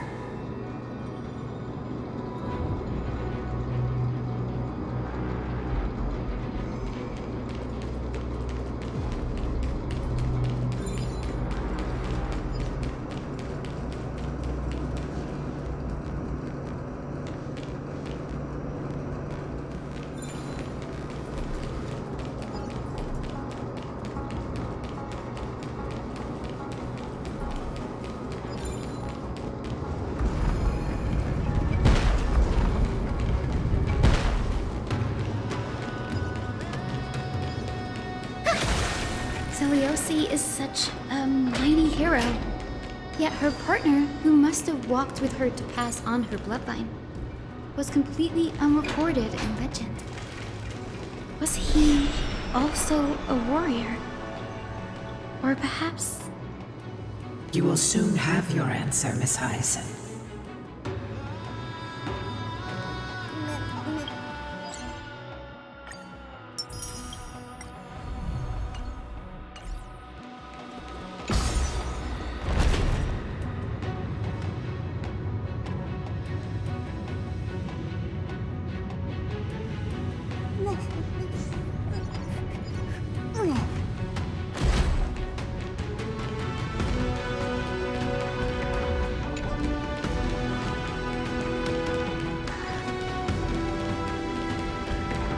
Lord Solibus is waiting for us.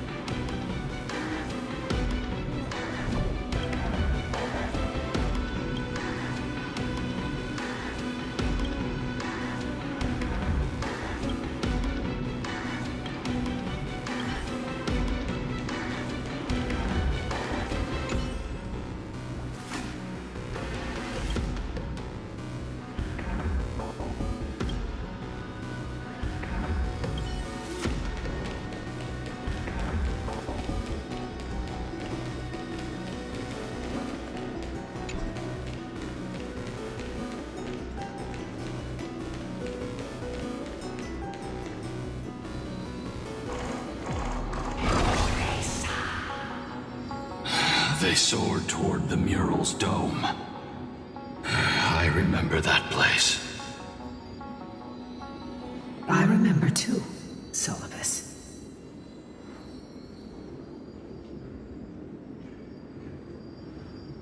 What exactly happened there? At the celestial mural's dome, we dealt Aquila a fatal blow. The sunlit wings set the Titan's wings aflame. The moonlit plume sealed the divine body. The battered hero of the sky pierced the last monstrous eye. It seems that the legend describing the decisive battle was true. But some things cannot be recorded. They were only witnessed by us.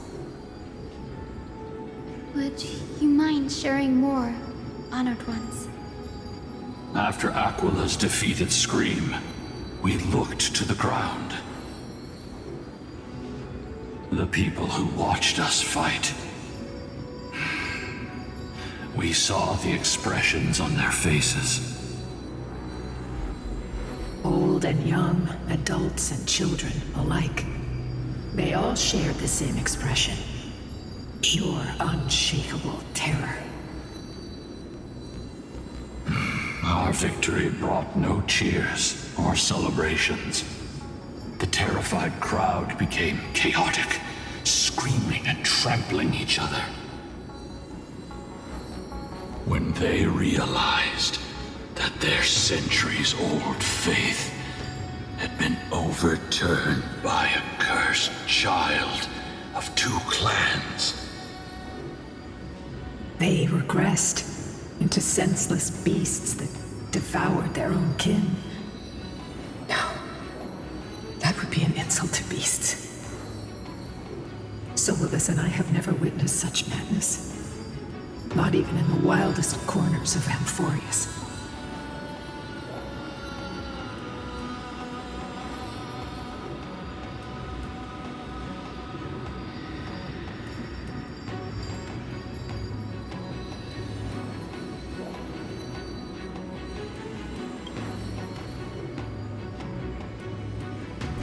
Doesn't align with the historical records. According to the legends of the Sky People, Aquila, gravely wounded, was determined to fight to the end. To prevent Aquila from using the sky of Amphorius as a weapon to crush the earth, the hero Seleuce chose to sacrifice herself, sealing the Titan in the process. Legends and epics have always erased the cruelty, the bloodshed, and the cries of the commoners, while glorifying the heroes and their triumphs. You'll witness a side of the legend that's never been told, young Hyacinthia, with a truth hidden for a millennium before you. Can you still walk with the same conviction? It will be a harsh truth, one that is bound to shake your beliefs. Are you ready to face it, Miss Hyacinth?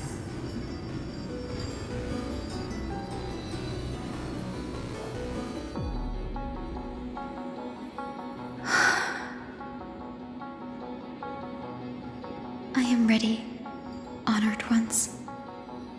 No matter what the hidden history holds, the spirits of my ancestors will urge me to make the right choice. This mission is far more important than my personal feelings or biases. If what I'm facing is a distorted history, a lie that's lasted for 1,000 years, I have to believe the one who created it had their reasons and struggles. And as for those reasons, I choose to believe they came from a place of goodwill. That's how I see the world. Since you've made your decision, keep moving forward. I've called forth the Rainbow Bridge. Proceed along its path to the Dome, where the entwined fates of humanity and the Titan must be resolved.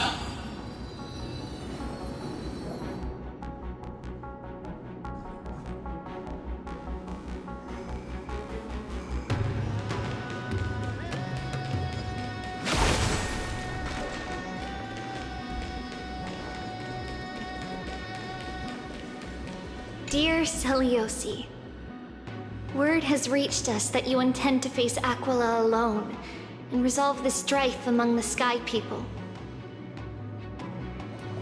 We have no doubts that you are strong enough to face the Titans. But before you embark on your journey, we'd like to share a story with you. Hopefully, there's still time. As kids in Yanissopolis, we spent hours with our mom learning origami. She'd take a stack of red paper and guide our hands as we turned them into birds, fish, crowns, and elaborate clothes. We always thought there was sheer joy in origami. Every successful fold we made brought a loving smile from Mama. It wasn't until after Mama left that we realized origami itself hadn't been the true source of our joy. We soon left behind the hobby that had occupied so much of our childhood. We eventually understood that it wasn't the folding we loved, but Mama's reactions to our creations. Celiosi, you wrote of your love for your people and your desire to defeat the cruel gods for them. Your intense emotions make us wonder, is your love for your people similar to our love for origami?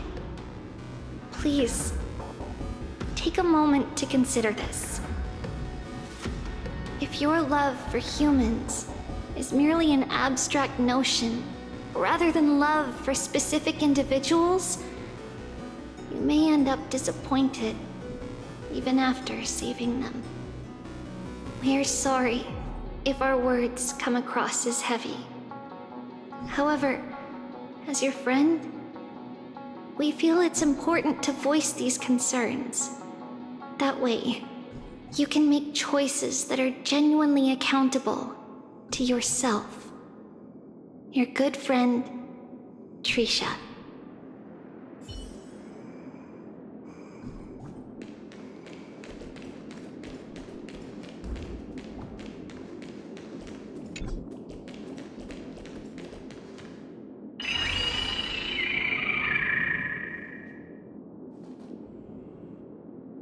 They're desperately struggling to block our path, but we've backed them into a corner. This hurdle is trivial compared to the endless flame chase journey. I'll restore the bridge every time, no matter how many times the Titan obstructs us.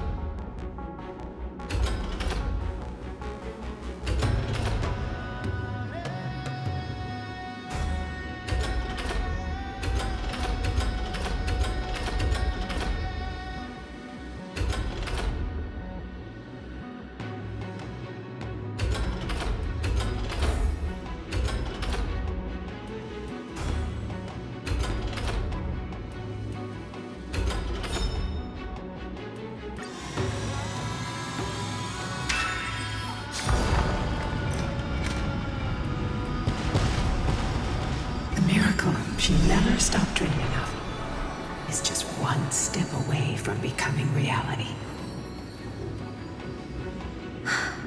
Honored ones, how did Lady Celiosi become so powerful? Talent and rigorous training.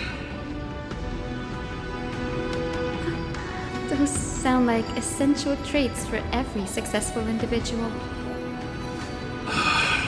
She is special. Her resolve goes beyond mere stubbornness. Continue forward along the Rainbow Bridge, heroes.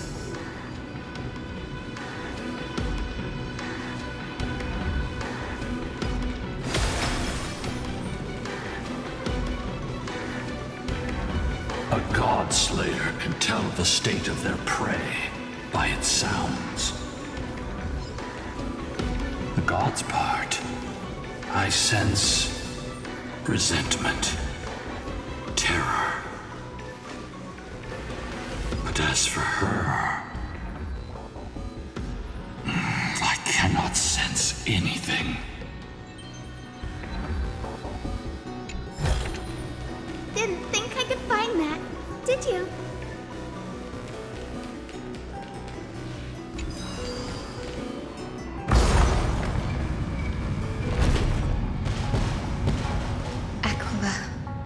already seems aware of their fate. We won't make them wait for too long. A Titan shall get Dawnmaker to have its first taste of blood. That sword you wield. It seems familiar. Are you sure about that? Was it only recently forged? Perhaps. Is this the dome of the celestial mural? It's truly marvelous.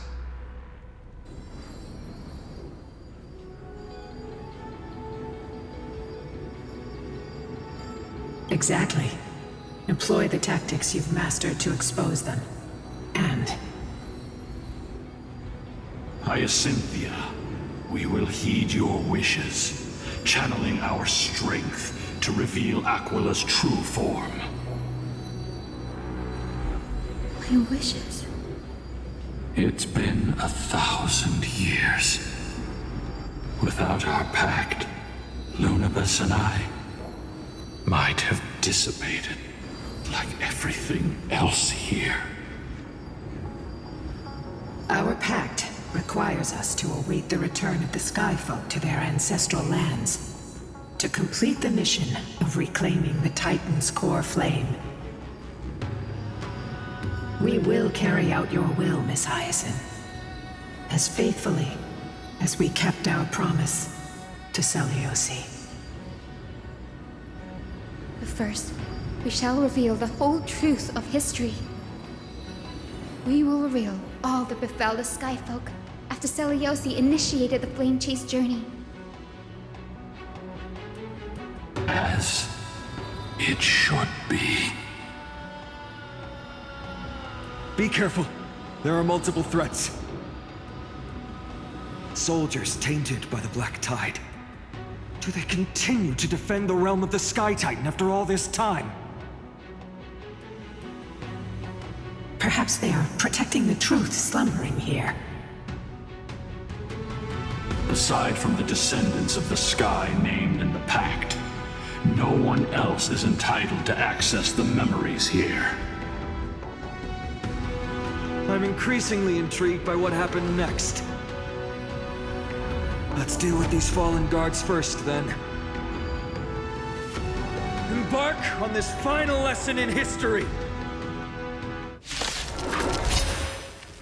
Dawnmaker feels lighter in my hands. I feel that I can do more than just cut down evil with this blade. With golden flames, I can forge a new dawn! Watch your head! Stay back, Clara.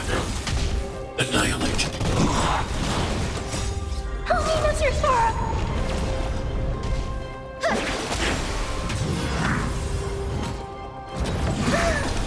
As you command. It's on me. As you command.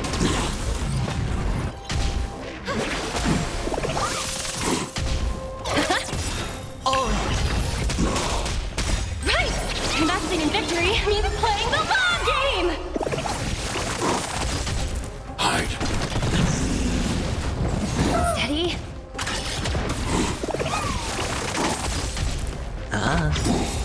Bust. Or maybe I'll take it all! Don't leave it with me. Dispel the gloom, destroy the skies.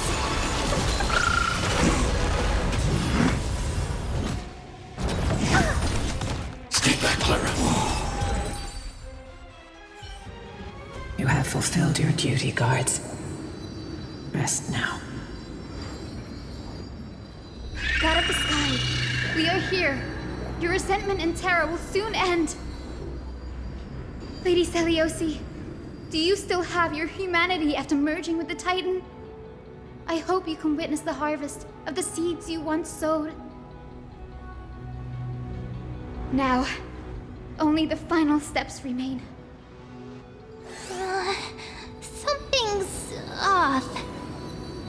I can feel the memories here churning, It's as if countless emotions have lingered through the ages, refusing to fade away.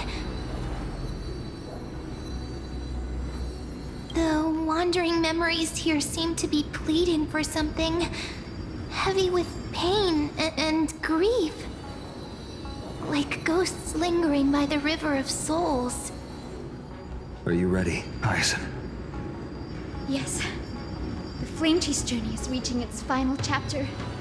No matter how cruel the truth may be, nothing will sway my determination to finish this mission. The true history buried in time must come to light. The fates of mortals shouldn't be lost beneath polished myths. We're on the same page, Lord Finan. Go to the celestial globe, Hyacinthia. The forgotten past will reveal itself to you, one fragment at a time. Hold fast to your resolve. You'll need it to face what lies ahead.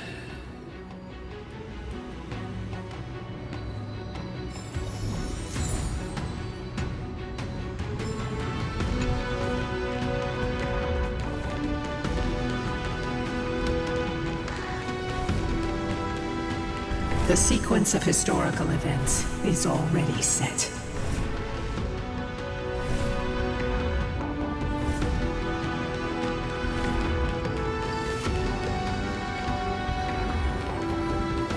Reveal its truth in order, heroes.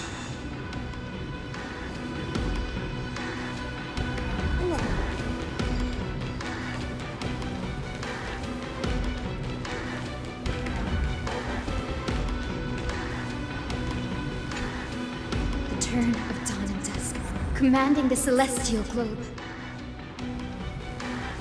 Embrace the clouds, celestial mural.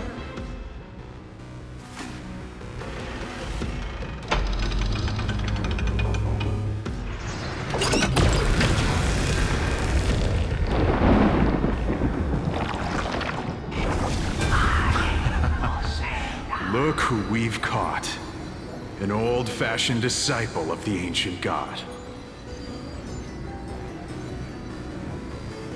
The frail Titan was conquered long ago by the mighty warrior goddess. Now, they're nothing more than rusted scrap, left in the forge to decay over countless years. Surrender to us, relic of a bygone era. We'll reshape your clouded mind and grant you a place alongside your kin in Celios's glory. Your so-called reshaping is nothing more than torment, both in body and mind. No. I'd rather die than give in to hypocrites like you, hiding behind empty faith and wielding power as you please. Take a good look at this pathetic fool. Do you see it? What a laughable hypocrite! You're one of the Sun Folk, aren't you?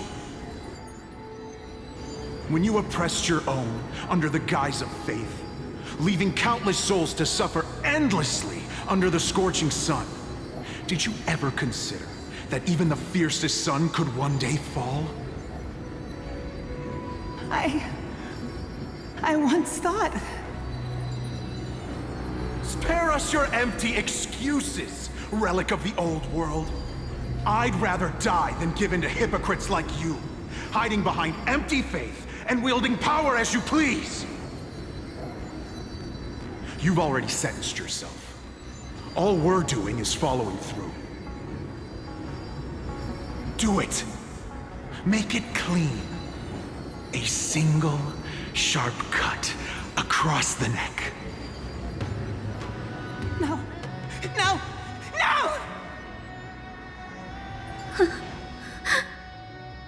The creation shaped by Kefali and their image failed to inherit their compassion and acceptance.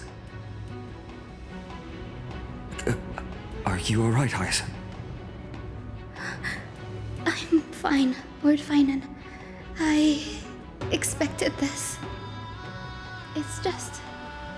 the Thinking about the vision Seliosi held before declaring war on the Titan, this sight is deeply heartbreaking. Let's move on. Seliosi possessed the strength to slay gods. Yet, she failed to sever the cycle of karma, rooted deeply in humanity's hearts.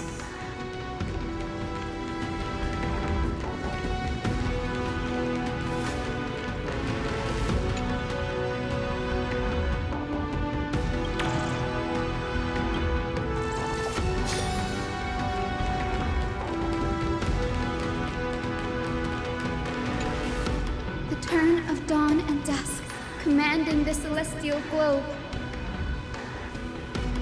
Drive out the gods, celestial mirror.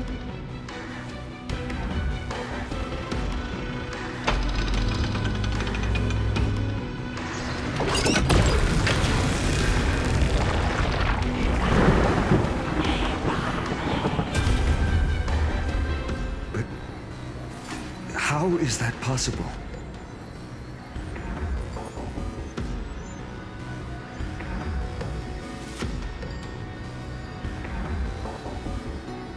Please, help us, the forsaken Skyfolk. Lady Kindness, you are the strong one who follows the path of shadows. The Cleaners. Did the Skyfolk conspire with them? Word has it you hunt those with golden blood, all in your quest to cleanse the world of the filth of those cursed offspring. Delivered justice for us. The witch with golden blood struck down the proud eye of twilight, desecrating their divine grace. Yet, it is we, the devout denizens of the sky, who are forced to pay the price. I can smell your despair, Skyfolk. The Cleaners are on the side of mortals. Together, we'll erase that blasphemous bloodline from this world. The Day Thunder Knight and her fantastic creatures are far too strong. No one can hope to defeat them in a direct fight. But we'll show you every trick, every strategy you can use to turn the tide. In their desperation, those ancient disciples were willing to do anything. Even ally themselves with the Cleaners. But I'm guessing their plan failed, didn't it? Those assassins were vicious, but not foolish. They never actually dared to attack Seliosi. They weren't driven by any genuine desire to help the oppressed. Their true targets were the innocent Chrysos heirs, hidden among the Skyfolk. These schemes only came to light long after the damage was done. Before the Flame Chase journey began, the Chrysos heirs waged war against each other over who was a legitimate heir of the prophecy. Even Treebe's many selves were pulled into the chaos. At the time, golden blood was seen as a curse. Honestly, it's easy to see why. But Seliosi, where was she in all this? What thoughts weighed on her mind as she watched everything unfold? You'll know very soon, Miss Hyson.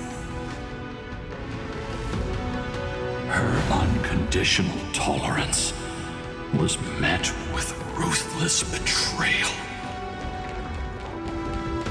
Her deep love for humanity was reduced to ashes, leaving behind only endless fury.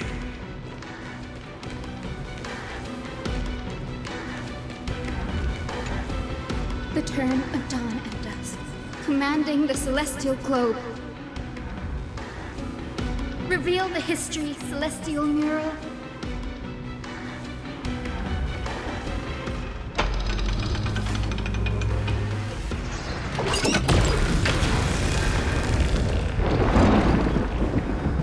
you have nowhere to hide, Titan.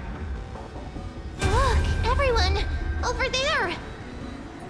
Are those Lady Lunabis and Lord Solibus? Yes. Those are remnants of their memories from 1,000 years ago. Your Highness, what are you planning to do? We are devout disciples of Lady Seliosi. We would never betray her. It's those rats. They are the fools who backstabbed our hero. Please, please spare us. We were blinded by hatred and misled by those people clothed in black. Punish them, Your Highness. Without these stubborn remnants of the past, the Skyfolk may finally stand united under the warrior goddess's banner. The strong crush the weak, twisting faith into a tool for oppression. The weak rise to power, yet the cycle of hatred endures, unbroken through time. Seliosi has made her judgment. The corruption within humanity is a sickness beyond cure. Yet she once loved us with such fierce devotion. Has she given up on us? Seliosi touched the core flame and gained the vision of the Titan. She saw what the god fears, rooted in the darkness, spawning from the edge of the world, the black tide. It devours all. They flee from the clouds, not out of favoritism toward the scorching sun, but merely out of fear of that boundless shadow. Yet humanity misinterpreted the gods' intentions, forging them into weapons for fratricide. This history, brewed from sorrow and tragedy, shall end here. In the name of the warrior goddess. What kind of fate has she woven for us? We are here to deliver the message Seliosi left for mortals. To my once beloved, yet now unsavable kin. With golden divine blood coursing through me, even the tyrant of the sky bends to my unyielding light. My light burns far brighter than before, and the fog clouding my mind has finally lifted. I gaze upon this fragile earth through the gods' 100 eyes, and resolution fills me. A hero's instinct drives me forward, compelling me to deliver your final judgment. Your future flows between the boiling streams of the golden pool at your feet. Rejoice, for as everyone's flesh and blood merge with liquid gold, you will finally understand what true unity means. I've long seen this day coming. This isn't your fault, Seliosi. Your only mistake was placing far too much hope in humanity. Lunabis. Solibus. You. Yes. We acted as Seliosi's executioners. that day, countless skyfolk fell from the dome of the Eye of Twilight, swallowed by golden lava. They spent their entire lives praying to the sky, yet their devotion never earned them wings to escape their fate.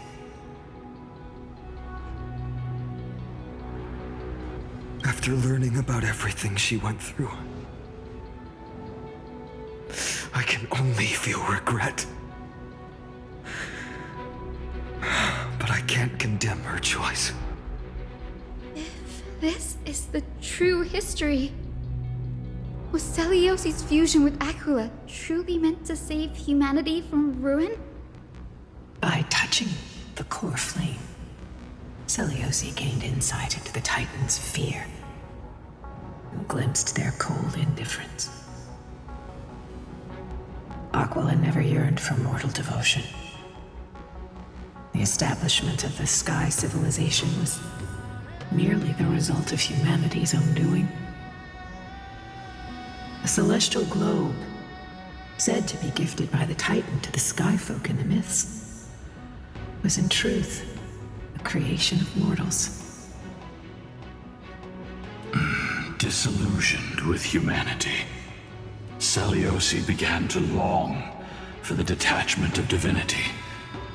She sent Lunibus and me to the Earth in search of a forbidden art said to fuse human and Titan souls. Professor Anax's alchemy already achieved such power 1,000 years ago? Celiosi, who passed fatal judgment on the Skyfolk, had turned her back on humanity. If this was the path she chose, then whose wish have my ancestors and I been guarding all this time? The final fragment of history lies just ahead. Go and claim it, Miss Hyacinth. Just as Celiosi once did, you must take this step too.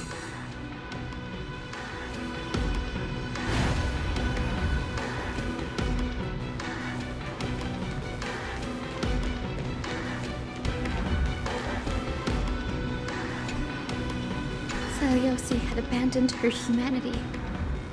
Then, my Twilight Courtyard ancestors and me, are we truly her descendants? The truth will soon be revealed. No matter what, I will not run away from my mission. Grady, will you stand by my side?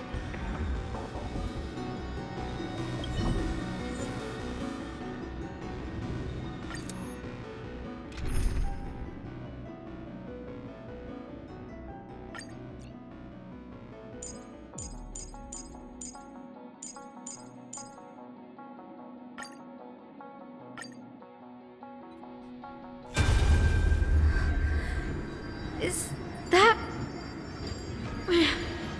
Great Celiosi, I beg you, spare this humble life. I've never harmed anyone. The punishment you deliver out of rage is far too harsh for someone innocent like me. The time has come, mortal. It's time to face your destiny. Wait! Please! Let me speak with Her Highness, the warrior goddess. Look! Can you see it? Golden blood is spilling from my wounds. I am a Chrysos heir too, chosen by the prophecy, just like Lady Celiosi. She isn't lying. Celiosi, what will you do with one of your own? A Chrysos heir. You are no different from the rest. You were once one of the Sunborn. Did you ever rise to defend the weak? When your kin oppressed others under the guise of the Titan's favor? I did not. You abandoned your old faith and made me your new god after Aquila's fall. Did you offer your help when your comrades turned their blades on the faithful who refused to convert? I did not. when the prophecy of Genesis reached all beings, calling the Chrysos heirs to become heroes of this fractured world. Did you overcome your inner weakness and heed its urgent call? I failed to do so. Look, Chrysos heir. You are no different from the rest. My judgment is just. Only burning gold can purify your sins. Wait, Lady Seliosi. Please, grant me a moment to explain my cowardice. Your divinity indeed casts our mediocrity in a harsh and unflattering light. Humanity has walked this earth for many ages, enduring life's struggles and witnessing its shameful imperfections. Yet, despite everything, we built great city-states and thriving civilizations. Even when trapped in the mud of malice, we continued to struggle and push forward.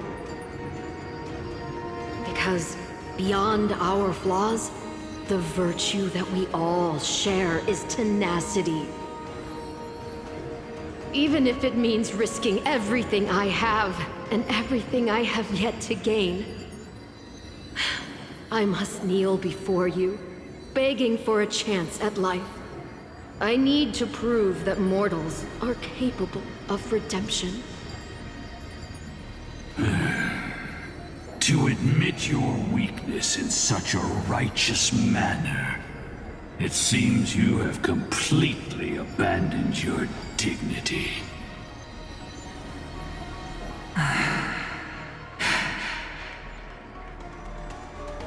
You say you're willing to risk everything you've yet to gain. Tell me, what kind of miraculous bet is that? It's simple, Lady Seliosi. Should you grant me a chance at life, I will ensure that your epic is passed down through generations, sung by my descendants, until the end times buries all civilizations and legends. Should the prophecy of deliverance we've heard hold even the slightest chance of becoming reality, then my descendants will return here one day to prove to you that even the flawed and imperfect mortals you disdain can bear the weight of the world.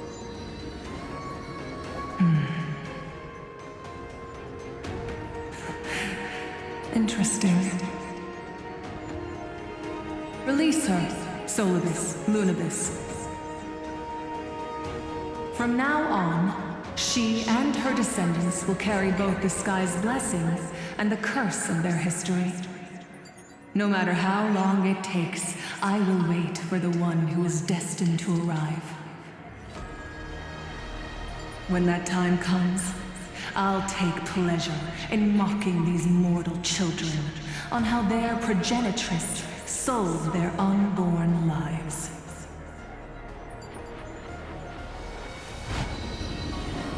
The truth of the legend is finally clear.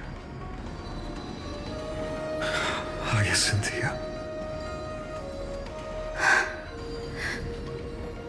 Am I the descendant of that nameless Chrysos heir? Our lineage wasn't from the hero, but from a nameless Chrysos heir who begged for mercy before her. My whole clan's fragile mortal life was simply spared on Seliosi's whim.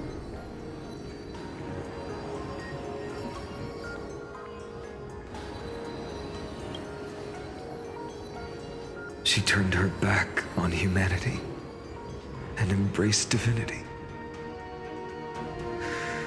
She believes we're not worth saving.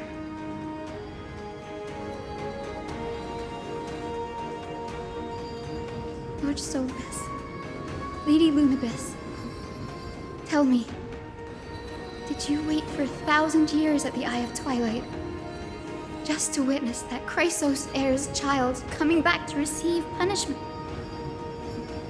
Time alters everything, child. Once upon a time, we had not yet learned to read the complexities of human nature, and Celiosi's perspective was our only window into understanding humanity. Her words were everything to us. Our guide, comfort, command, and admonition. It wasn't until she fell silent that we learned to perceive humanity through our senses. During our resistance against the Black Tide, we watched over the Earth, observing the progress of the Flame Chase journey. We saw heroes embarking on a mission of deliverance from which they could not return. The unity and hope Celiosi couldn't see, we've witnessed in her place. We've changed, young Hyacinthia. Our watch isn't about proving humanity's weaknesses anymore. It's about waiting for the return of the light.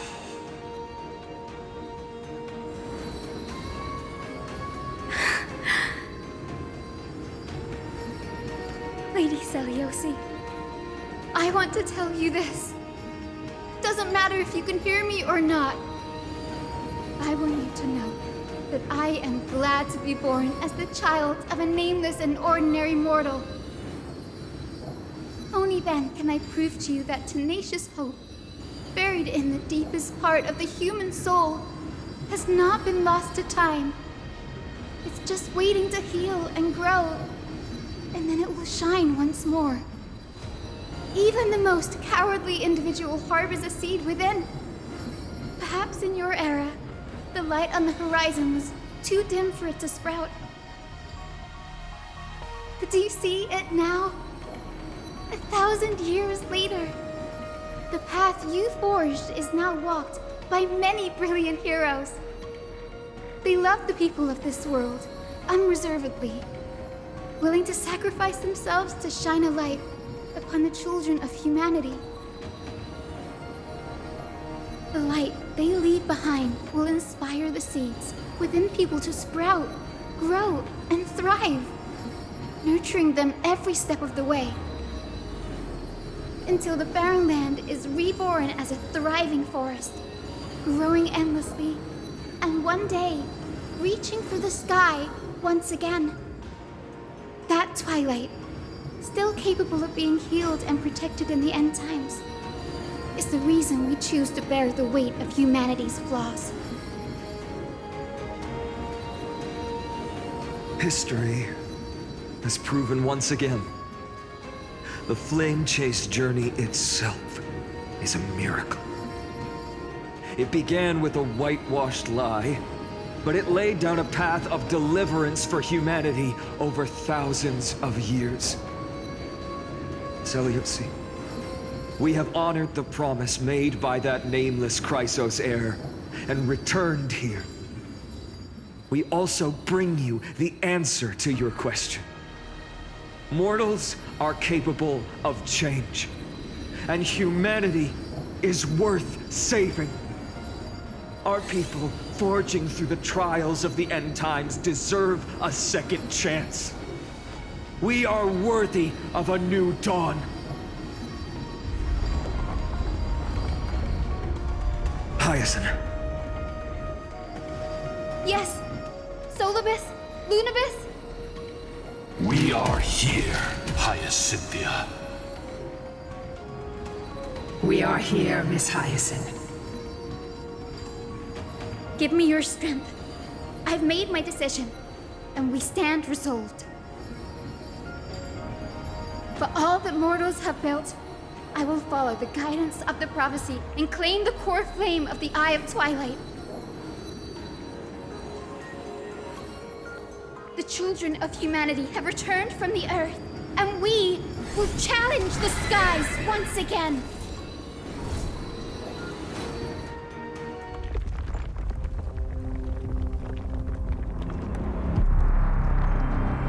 This time, I will not be overwhelmed by the darkness of humanity. Face us, Avatar of Sky!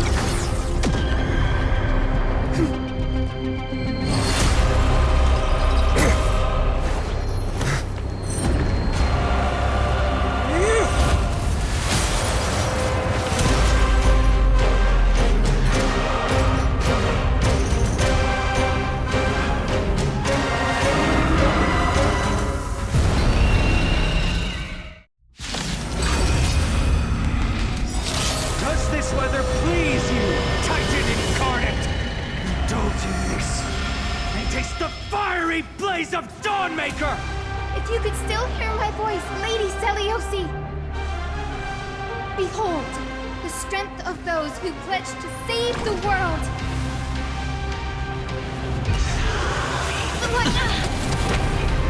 Stay back, Clara.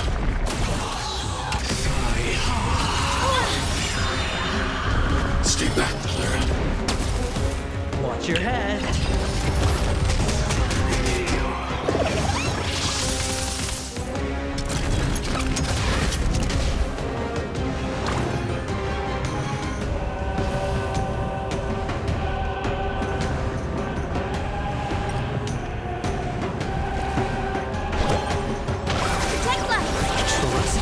This is I want to protect everyone too! Help me, Mr. Sora!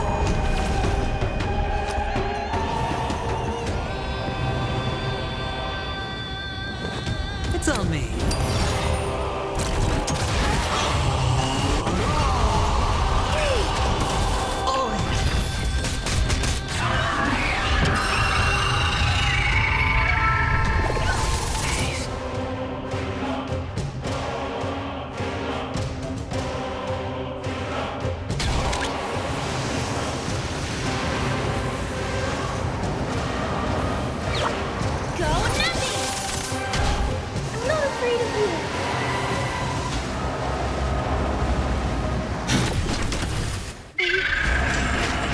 We want to turn this place to scorched earth.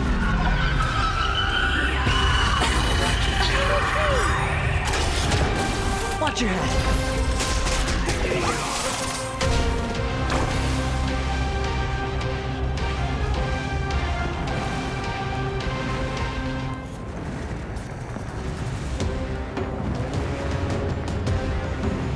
With the will of the fleet triumph over the gods, take back the sky. Great and hurt.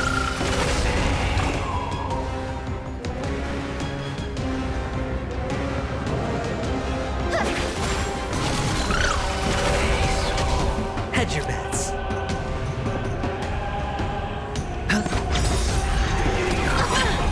Stay back, Clara. The dice have been cast. Bust. Or maybe I'll take it all. The market is unpredictable. Right! Investing in victory means playing the long game! Stay back, Clara. Watch your head. Undefeated by lies. Protect life. Trust me. This is a guaranteed win. Let the valuation begin! Need to be brief!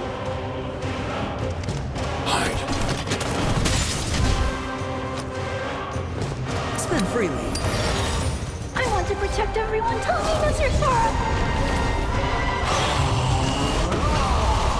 Finish your command. All in.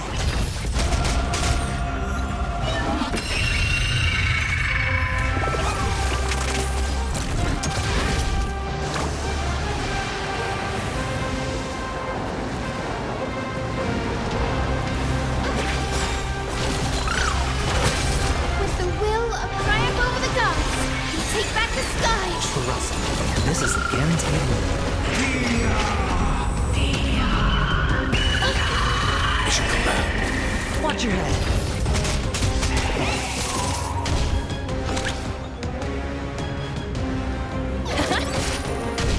Undefeated by lies. Protect life.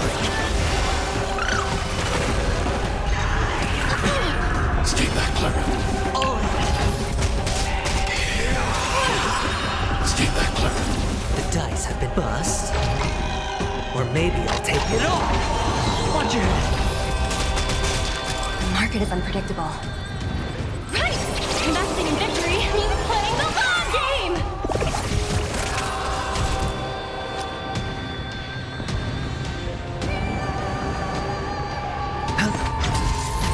I need to be brave. Hide. Undefeated violence. Protect life. Ooh, great at hurt. With the will of triumph over the gods, we take back the sky. I'll never forget you. Hey! Oh!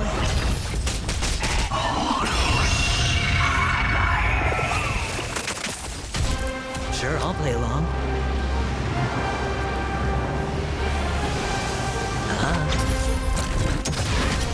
Easy, Numby. Liquidation!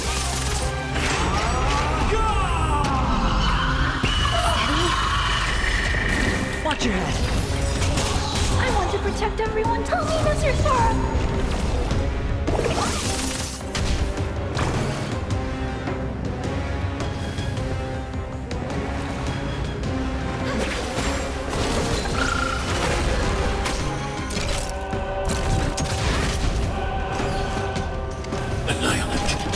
Give us the core flame. At least we can soothe the world's pain. Mission command. Spend freely. Watch your head. The dice bust. Or maybe I'll take it all.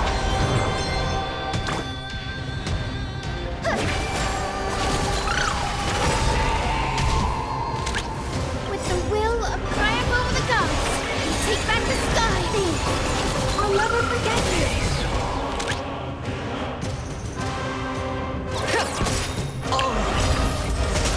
The market is unpredictable. Right! Investing in victory means playing the long game! Stay back, Clara. Watch your head.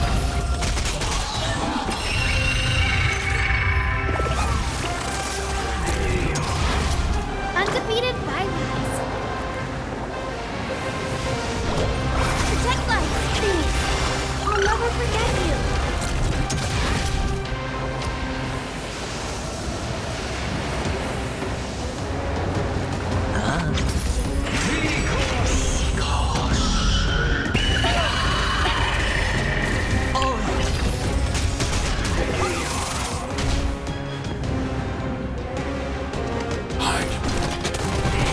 Let's finish this! Slice off their wings! You too will be cleansed with gold!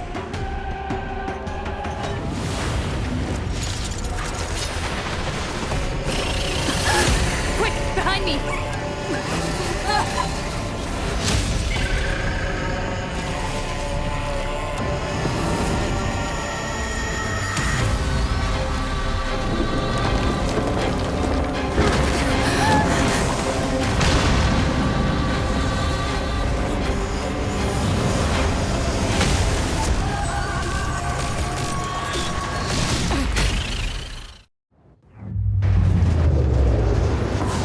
Stand firm!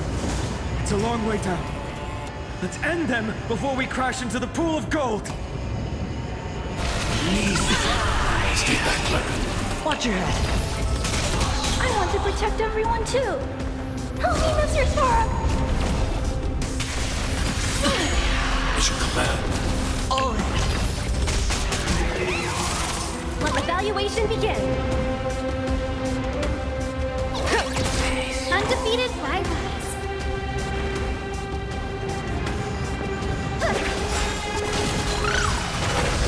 With the will of triumph over the gods, we take back the sky. Trust me, this is a guaranteed win. It's on me. Stay back, Clara. Watch your head. The dice bust.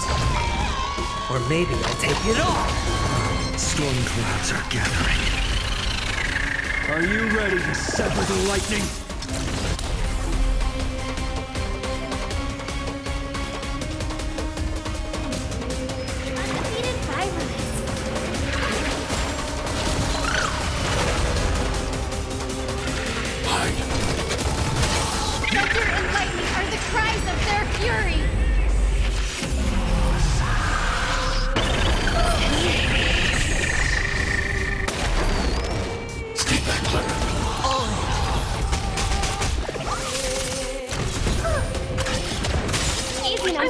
protect everyone. Help me, Mr. Sora!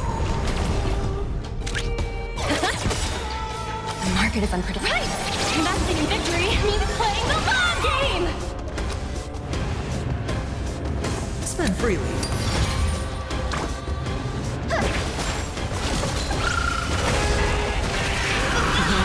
Mission command. Watch your head. Mission command. All in.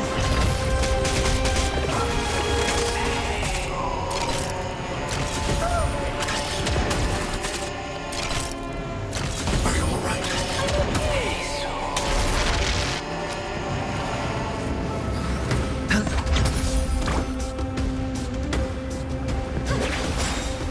With the will of triumph over the gods, we take back the sky! Trust me. This is a guaranteed win. Annihilate. I want to protect everyone. Help me, Mr. Sora! Let the valuation begin. Watch your head. The dice have been bust. Or maybe I'll take it all. All in. Mission command. Watch your head.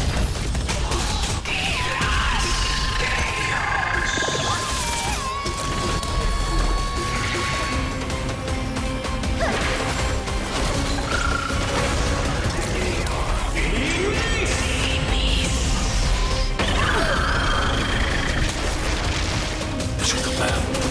Sure, I'll play along. Spend freely. All in.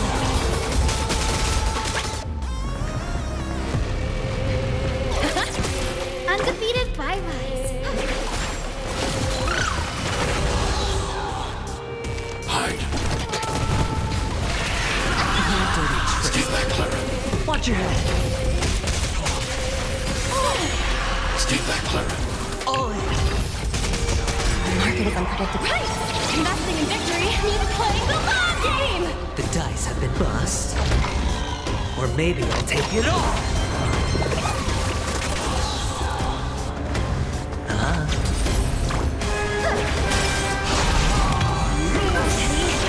Stay back, Clara. Watch your head. With the will triumph over the gods, we take back the sky! Great occurrence!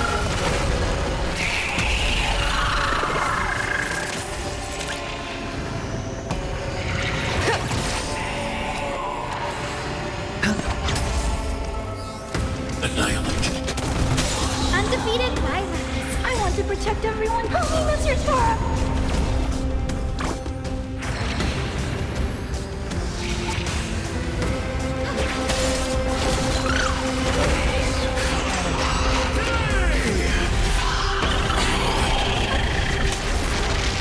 Mission command. All in.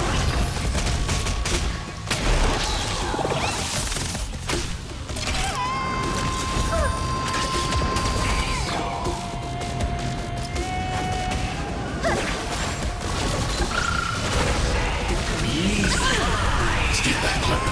Watch your head. All in. Sure, I'll play along. Spend freely. Easy The on me. dice have been bust. Or maybe I'll take it all. Watch your head.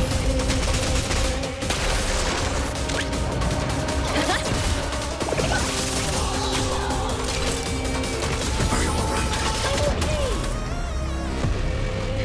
Hide. Stay back, Clara. All in. I want to protect everyone too. Help me, Mr. Sora! The market is unpredictable. Right! Investing in victory means playing the long game!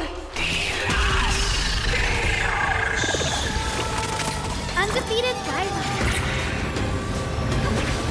Hedge your With bets. the will triumph over the gods, we take back the sky! Trust me. This is a guaranteed win.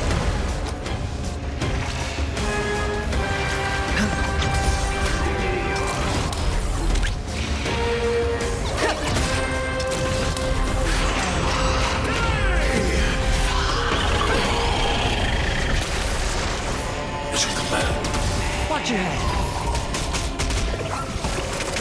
Undefeated by Rise.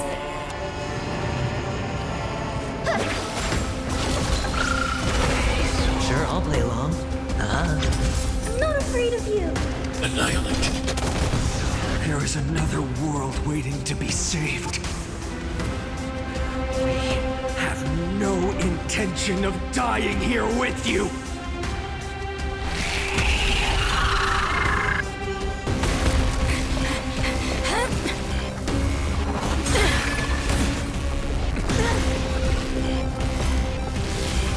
Titan! Melted to nothing!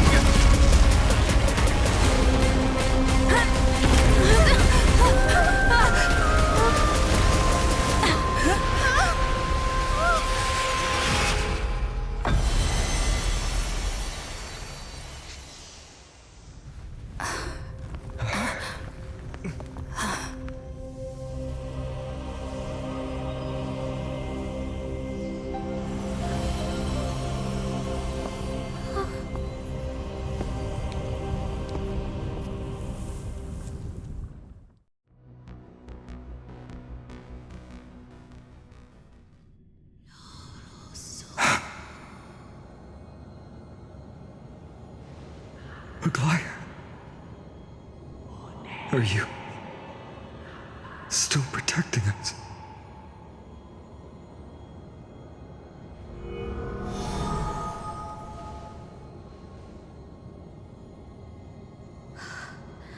Is it all over now?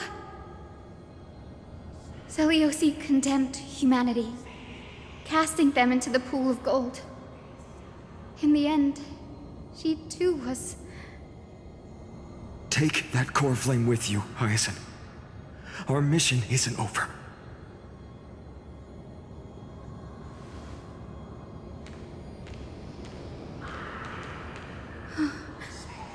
Poor flame of the sky. Come with me.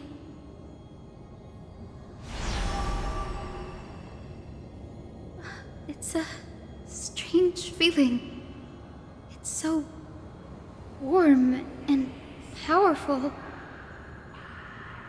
Holding it in my hand, it feels like the winds of this world might turn for me. Summoning thunder or snow is just a thought away.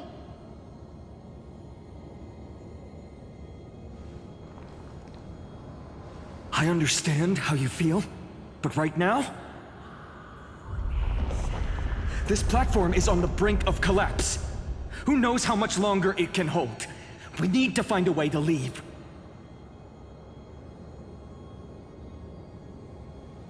Look, over there.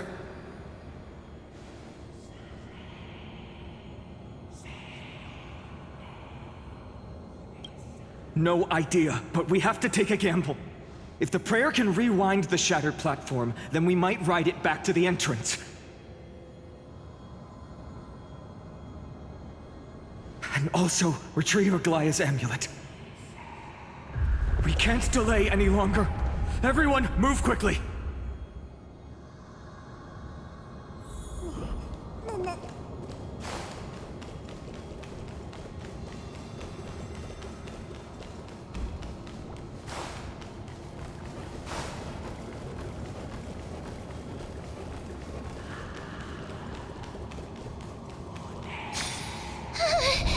The golden thread is trembling.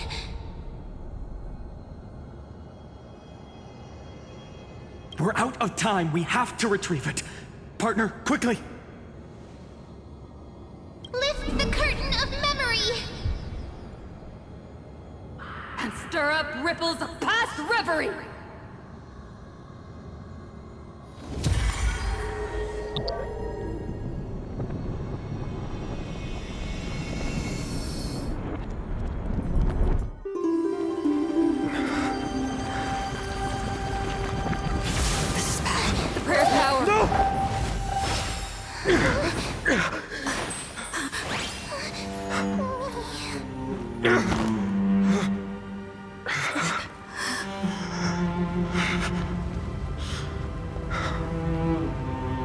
Come on. We have to get out of here. I shall have my final bath in warm and radiant gold. From here on, Finan, you shall embark on a journey with no return.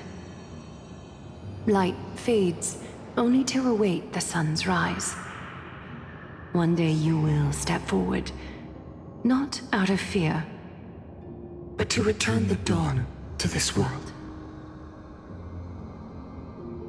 It's right in front of us.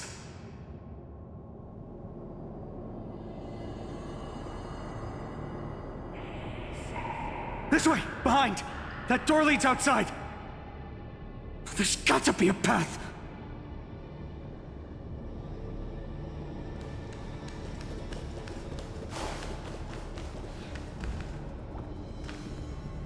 Dear Seliosi, are you okay? We haven't heard from you in so long. We think we understand why you haven't replied, but we still wanted to leave these words here, just in case you see them, you know? We are afraid this might be the last letter we ever write to you. Olenus has sunk into an endless night, with dreadful creatures continuing to surge from the black tide, plunging the entire city in chaos. Right now, I'm doing everything I can to help people escape. We have been guiding them through the Century Gate, sending them to Akama, where our sister Tribi is waiting. Maintaining the Century Gate takes everything I have. Lately, it feels like we are getting smaller and smaller. And to make matters worse, the Lord of Olenus is still closing in on us. Yet, we can't stop now. There are still so many people who need saving. We have to get them to safety, far from the grasp of the black tide. It's something we can't turn away from. Any of our sisters would make the same choice without a second thought. Dear Seliosi, have you become a hero? We truly hope you've succeeded. If you have, perhaps more people will believe in the prophecy and find the strength to stand together because of it. We are so tired now. Maybe it's time for a little rest. And in our dreams, we will see Mama again. Along with all our sisters. Missing you. Trisha.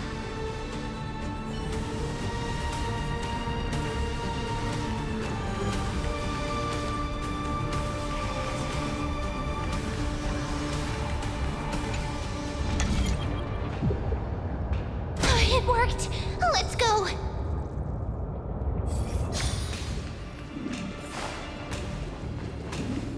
Finan, Aglaya is... I know. No.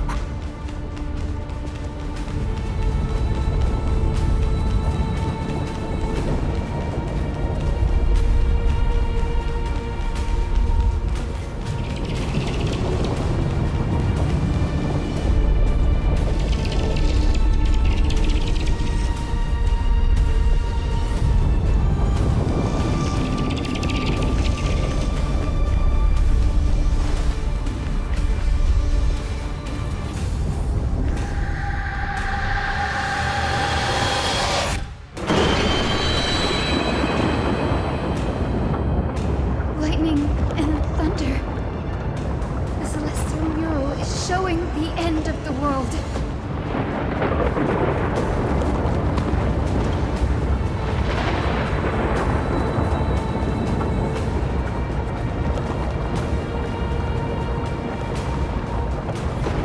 We're so close to achieving the miracle.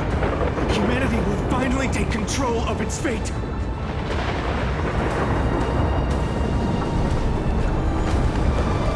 As long as we can make it out of here.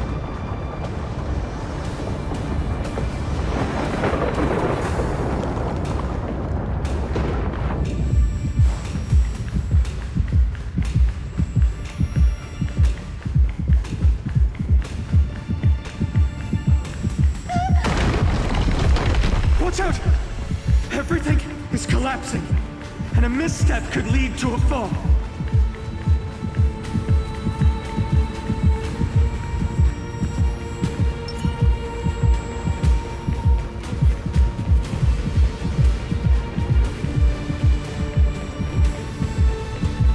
Door's frame is coming down! Partner, give us a hand!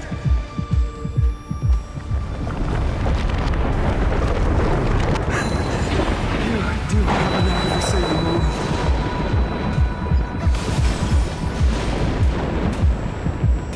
Stay close to them!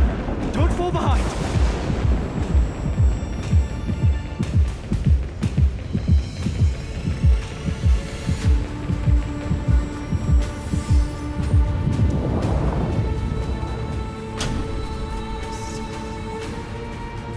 Hyacinth, where are those winged beasts? I'm trying to locate them, but the storm clouds on the mural are blocking my senses. We could use their wings to escape if they were still here. We'll have to rely on our feet for now. Keep moving! We're not safe yet.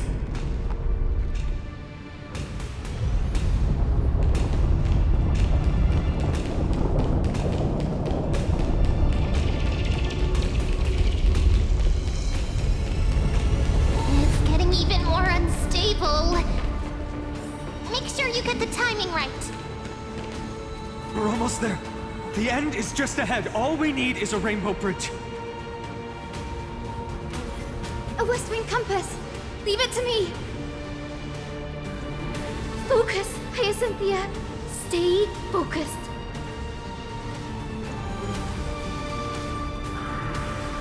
We're out of time. The fortress runs on Aquila's divine energy. If I can channel the core flame...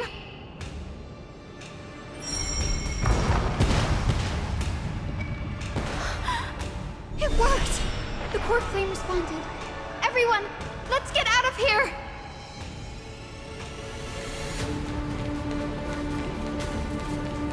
We all have something worth living for. And we all want to see Akima's second dawn.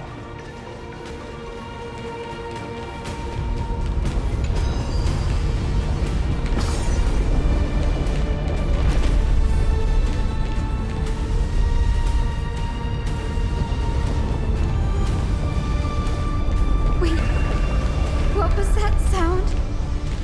Everyone, once the platform stops, we make a break for the exit. Don't hesitate. Not even for a second.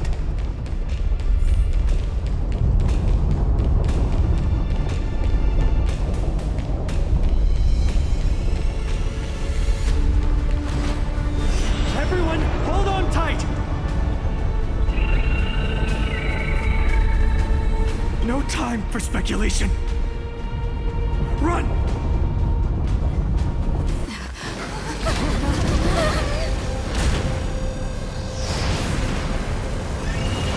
The Titan! Their core flame has already... Could this be Saliosi?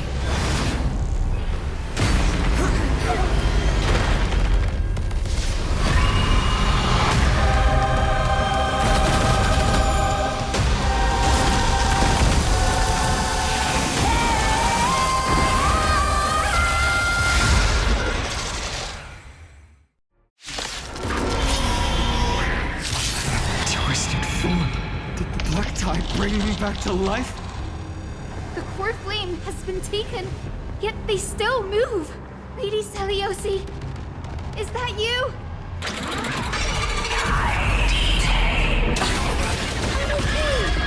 Hope will not end.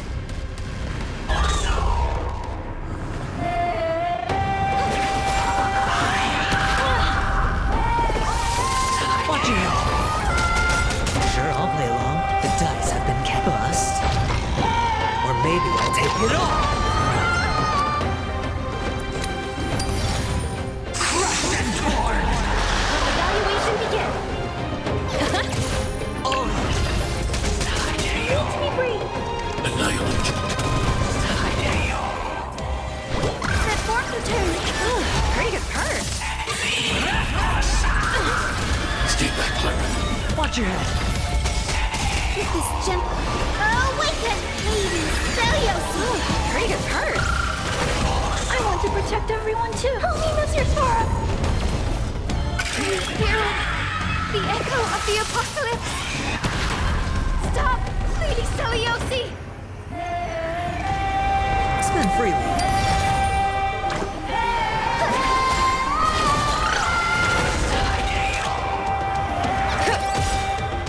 The market is unpredictable. Investing in victory means playing the long game!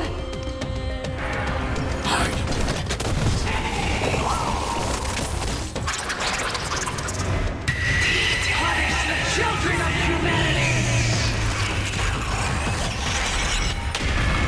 Ancestors! We must bring light to these dark times!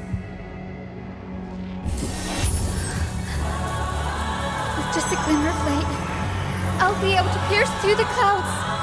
Use mine, Hyacinth. I am the one who bears the world. I am the blazing sun destined to rise! More flame! Bestow upon us the healing rainbow!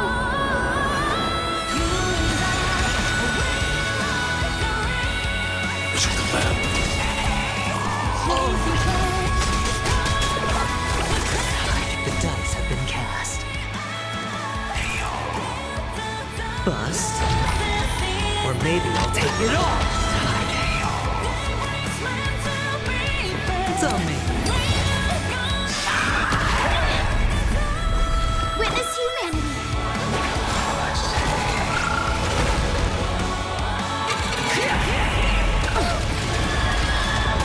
Watch your head. Crushed and torn!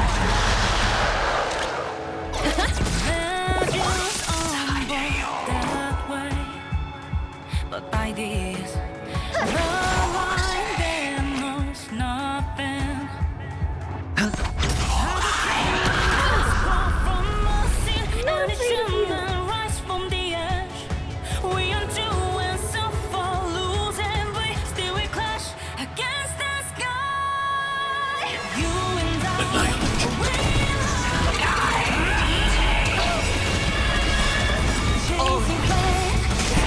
With this gentle storm, awaken, Lady Seliosi!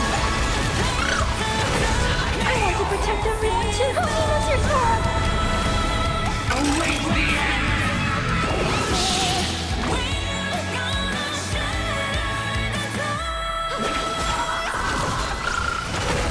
Hedge your bets. Spin freely. The dice have been bust. Or maybe I'll take it all. Watch your head. Easy, Numby. Humanity's tenacity. We've shipped your judgment.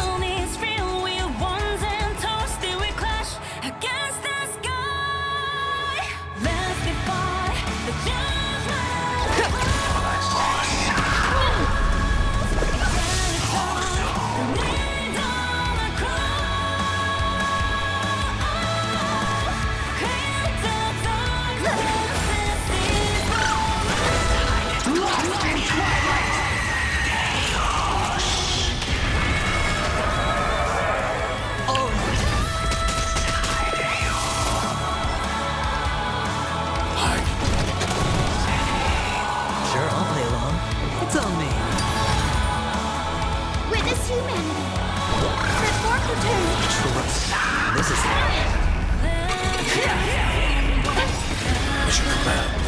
Watch your head.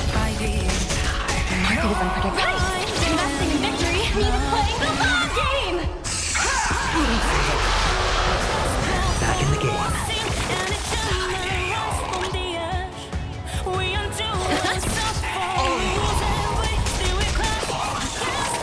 Hero of the sky, awaken! With this gentle, awaken, Lady Seliosi! I'll never forget you! Spin freely.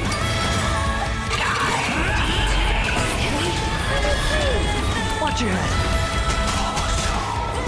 The dice have been bust. maybe I'll take it all! Together, we shall free the skies!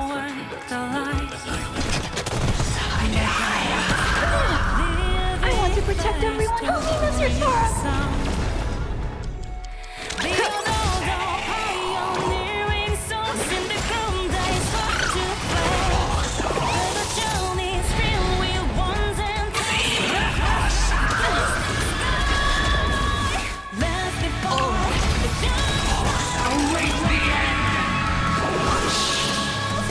Hedge your bets. It's on me. Witness human!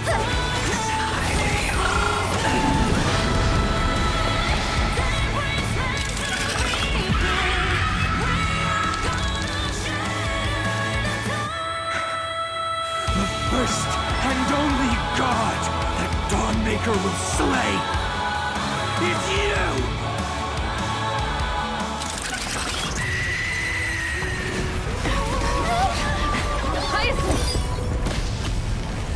Heroes, help us!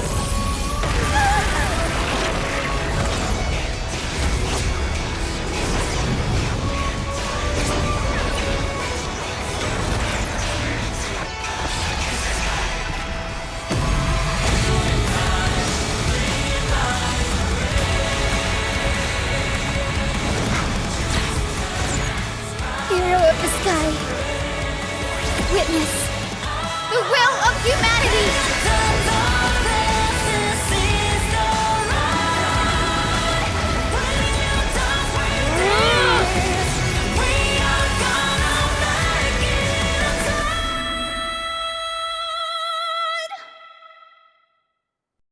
Children of humanity, you have overturned the judgment I once cast in disillusionment. Beginning with a lie disguised as a heroic legend, passed down for millennia. A grand epic of creation has been written. You are worthy of a new dawn.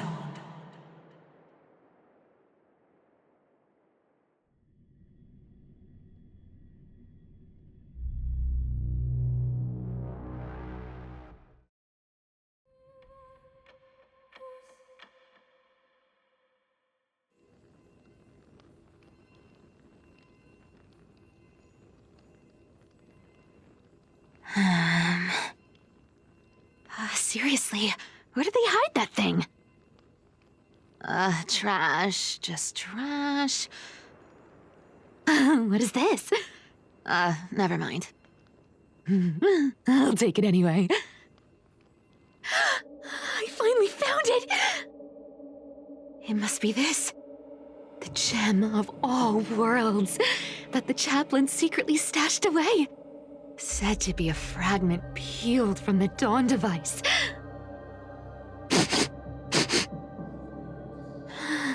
I can already catch the sweet scent of treasure seeping from this little box. So much for the chaplain's devotion to faith. It turns out he's just been padding his secret stash. I've been lurking in the priestly court for over half a year just for this little trinket. Day after day, listening to those stiff priest apprentices drone on with their prayers. I thought I was going to lose my mind. Good thing persistence pays off.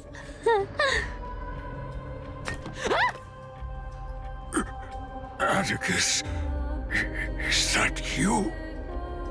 Atticus. The name rings a bell. Oh! He's the apprentice the chaplain favors most. The one everyone expects to be the next chaplain. Not saying anything would feel awkward. Maybe I can hold it together with Zagreus' ability for now. Now. I am Atticus. Atticus, why aren't you responding? Old Chaplain, it's me. I'm here to assist you with your medicine. Oh, thank you. Without your care, I would have long been claimed by Thanatos and carried to the River of Souls. Oh, no need to thank me, Master. It's my duty to care for you while you recover. This old man is way sicker than I thought. Looks like the priests are deliberately hiding how bad it really is. Atticus, I can feel my life slipping away, fading faster with every moment. I don't know when eternal sleep will claim me. There's one last thing I must tell you. One last thing. Wait. Is he hiding more treasures? Maybe a coin of whimsy? Today might just be my lucky day. Calm down, Cyphera. Just breathe. Stay strong, Chaplain. Keep your spirits up, and don't lose hope. If there's anything important you need to say, I'm all ears. It's so disgraceful that it fills me with shame. Yet I must speak, for it concerns the fate of our holy city below my feet. What? The fate of the city's people? Is it that serious? I must find out more. The omniscient Sky Father carefully. Before they fell silent, I heard their last words at Dawn Cloud. It announced the prophecy has arrived. My mission has concluded, and I shall return to silence. The prophecy of Genesis. The Titan turned to stone. Heard it 1,000 times. Old news. What else you got? The eternal night is looming, but over the next 300 years, the Dawn device will safeguard the holy city, poised for the children of humanity to create miracles. The Dawn device, the miracle of Genesis, the usual cliches. Wait, did he just say the next 300 years? I have concealed the deadline the Sky Father set for everyone. I lacked the courage to carve the countdown to the city's new dawn into the hearts of its people. Atticus, you are 100 times more courageous than I am. Can you accomplish what I could not? Will you share this harsh truth with all the citizens of Akima? Atticus. Rest easy, Master. I will shoulder this heavy burden for you. I'll address the fallout of your indecision. Is that right, seamstress? Everyone in this world is unique in their own way. My moment to be a hero has finally arrived. And that was my stint as a priest at Dawn Cloud. Sure, the story's been slightly embellished, but Every word of it is true. These are secrets that must remain undisclosed. I've never shared them with anyone. Not even Bartolos. You should feel incredibly honored to be the first to hear this. Unfortunately, you can't clap or comment right now. But that's beside the point. Getting to spill the secret I've been holding in for 1,000 years feels amazing right now.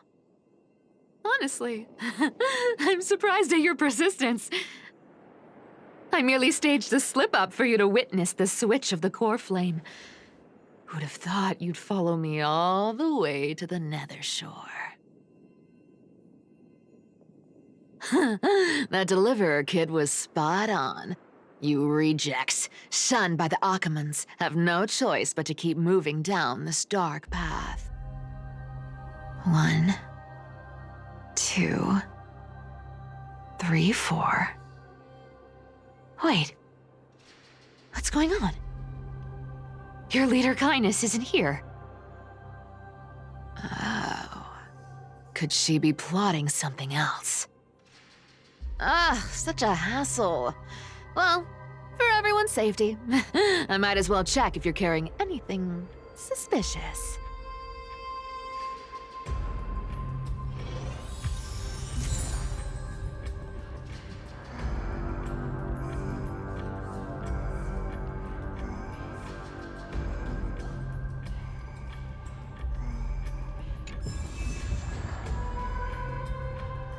This dagger's got a nice look to it. Let's see it. Wow. It's crafted from Kremnoan steel. These people are well equipped. By any standard, you all are quite capable. Had you not strayed, you could have been guarding Akama, securing a stable income. Such a pity. In your next life, remember to choose a safer path and stay away from dangerous jobs like this.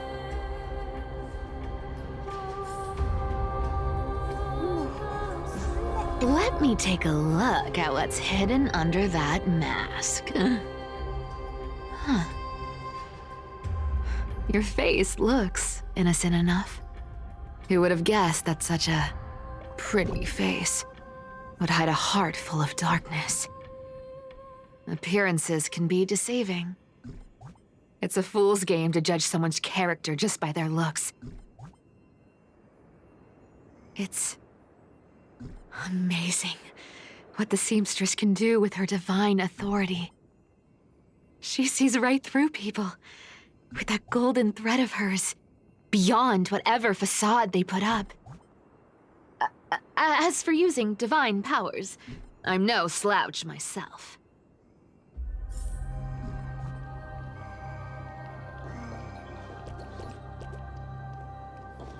Who came up with this uniform? It's got more pockets than it needs. Nobody wears this style anymore, do they? Back in the days when I was doing honest work for the Gold Weaver, I saw my fair share of these. Oh. What do we have here?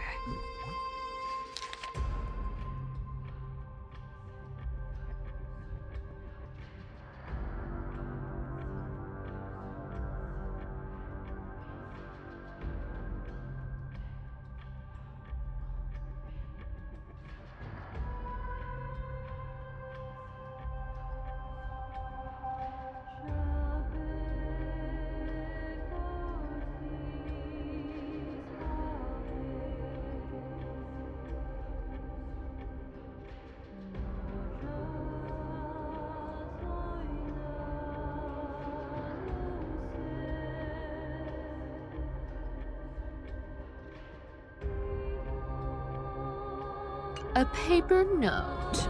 Oh. Talk about old school. All right. Once the seamstress's powers diminished, the world wound web slowed drastically. From 5 threads to just 2.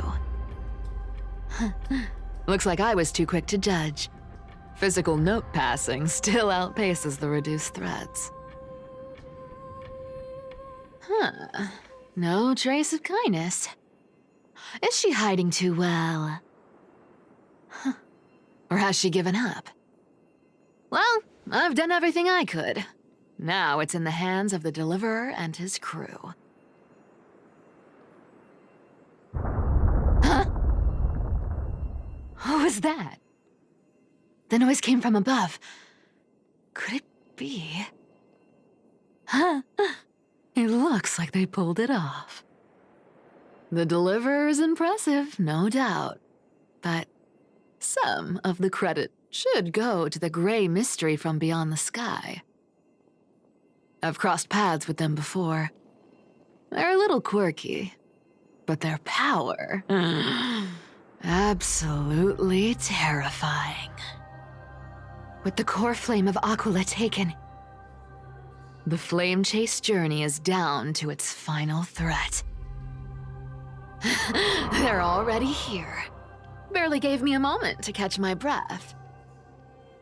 All right, then. Guess it's my turn to see what you've got.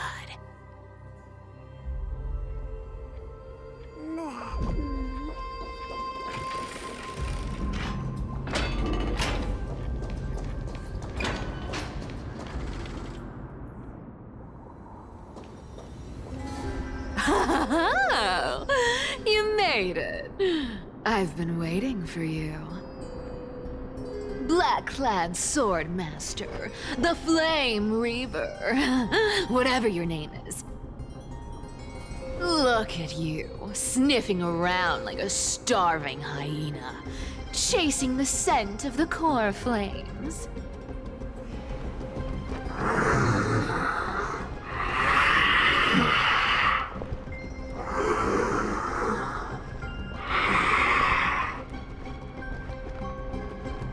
What's wrong?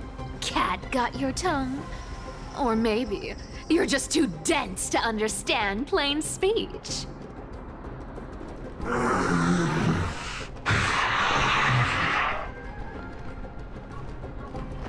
Throne of worlds, core flame. Must take back. You sad little thing. I've got you all figured out. Let me guess. You've been eyeing these last 2 core flames all along, huh? No wings, no allies. Oh, what a pity. Even with Aquila's core flame sitting idly in the sky, you're helpless to reach it. All you can do is sit and wait for the Chrysos heirs to bring it down, then swoop in like a brute to snatch it for yourself. Isn't that so?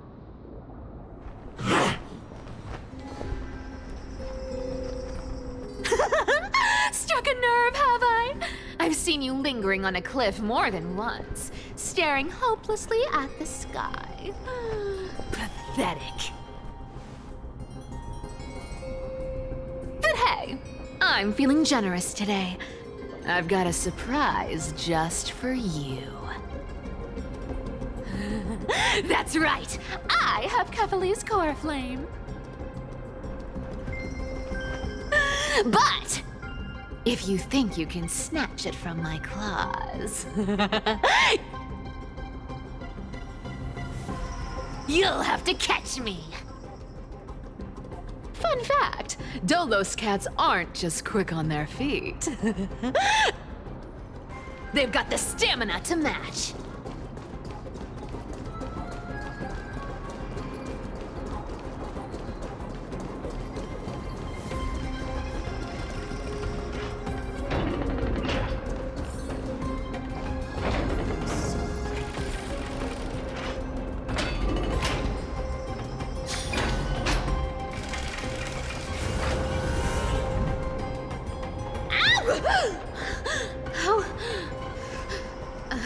How did you get ahead of me?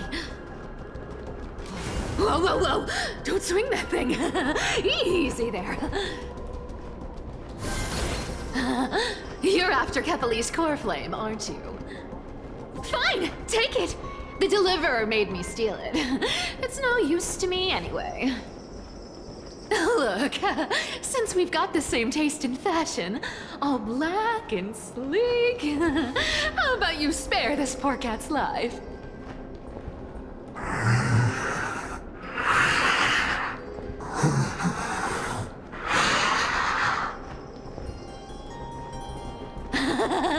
That's the spirit.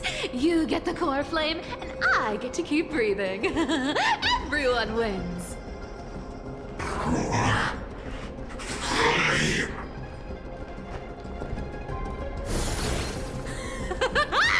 You really are a brainless mutt, aren't you? Woof woof. Come on! Come on! You're not gonna let a little setback like a lost bone stop you, are you? Well, look at that. They actually caught up with me.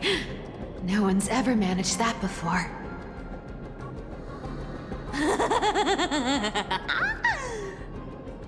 It's been a while since I've had a chase this good. Don't quit on me now. I'm just getting into the groove.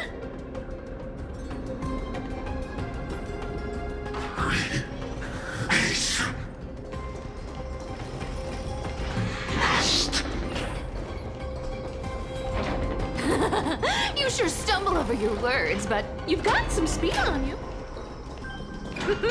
I'm gonna speed up. Don't get left behind. Just in time to take a break. Don't tell me they might all... What? Still not here? Well, that's disappointing. Oh well, I guess I'll just... Wait around a little longer for you. Styxia, you're stunning. Oh, look who it is! The Flame Reaver.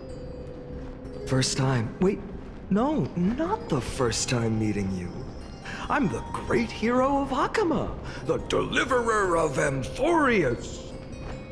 They say I'm destined to return Kepali's core flame and carry the weight of a new world on my shoulders. But hey, fairness is my thing. Fairness, fairness, and fairness. You want the core flame? Come and get it. But only if you beat me fair and square.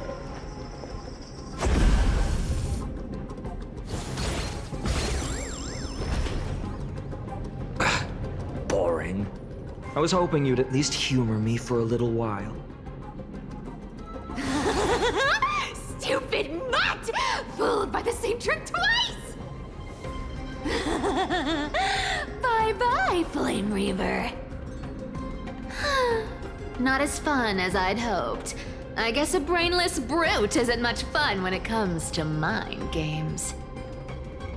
I seriously can't shake them off, huh?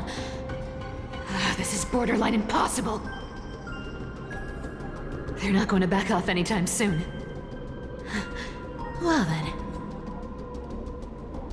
Guess I'll just have to lead it somewhere higher.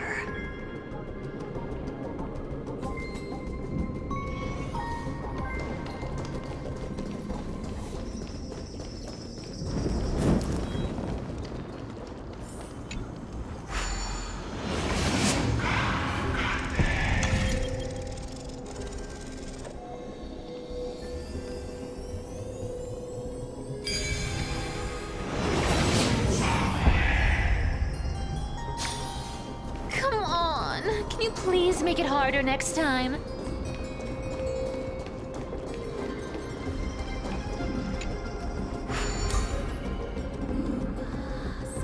Cyphera, do you still plan to go to Dawn Cloud? I've made up my mind. Don't think about stopping me, seamstress. Is it for the gem of all worlds? Does it even matter? You'll never guess whether I'm lying or telling the truth.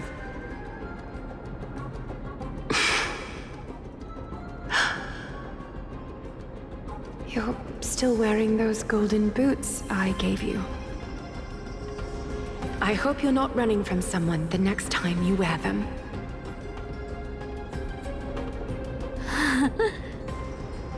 Aglaya, did you see that? No one can catch up to me. I'm no longer running to escape anymore.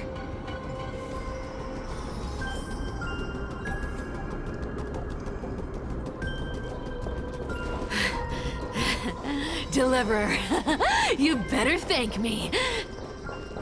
Every leisurely second you enjoy was fought for by yours truly.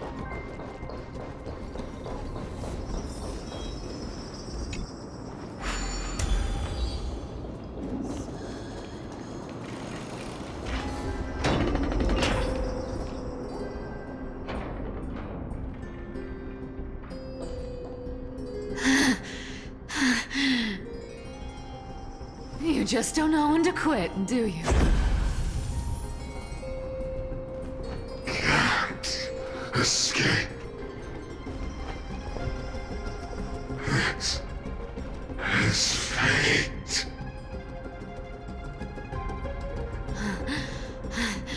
Fate? I always thought only privileged city dwellers like to toss that word around. As if they couldn't get by without using it as an excuse. Cycles can't be broken. Cycles. Fate! Give me a break! Everyone has to walk their path. Those who cling to gods and prophecies end up as hollow shells of themselves. Back then, I was nothing but a scoundrel. A cheat, clawing and scrambling just to survive in this messed up world. If I'd given up and played along,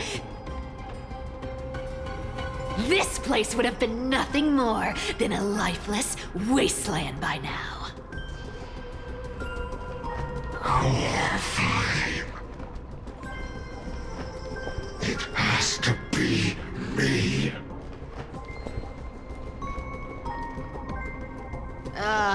My bad.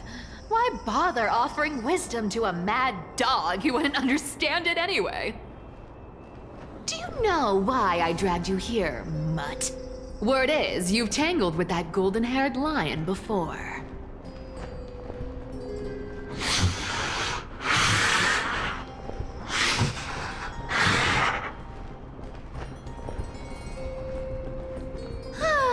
Looks like there's no getting away from you. And hey, that was a pretty good warm-up. Now, how about we spice things up with a bit of competition? As a fellow heir to the divine authority of Calamity, I've been a demigod for 1,000 years longer than the little lion. Now, let me see if you're worth your title, Flame Reaver. I've been around for over 1,000 years, and I've never met anyone who can match my speed. Until now. But speed isn't my only trick. Today, you're getting the full performance.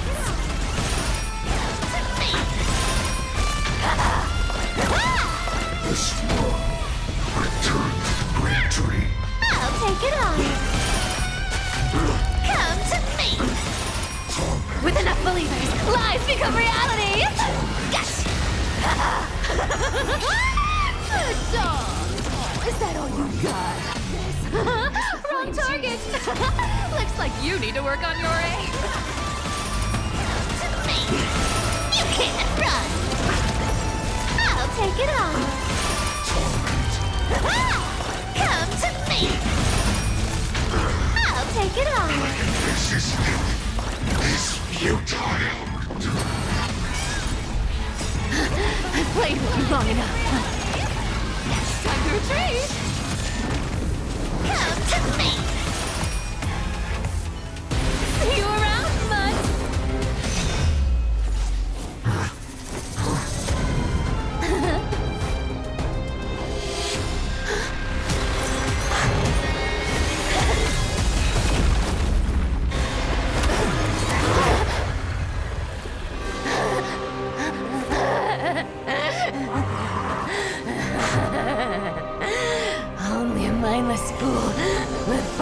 same trick 3 times in a row. Victory is mine, fiend.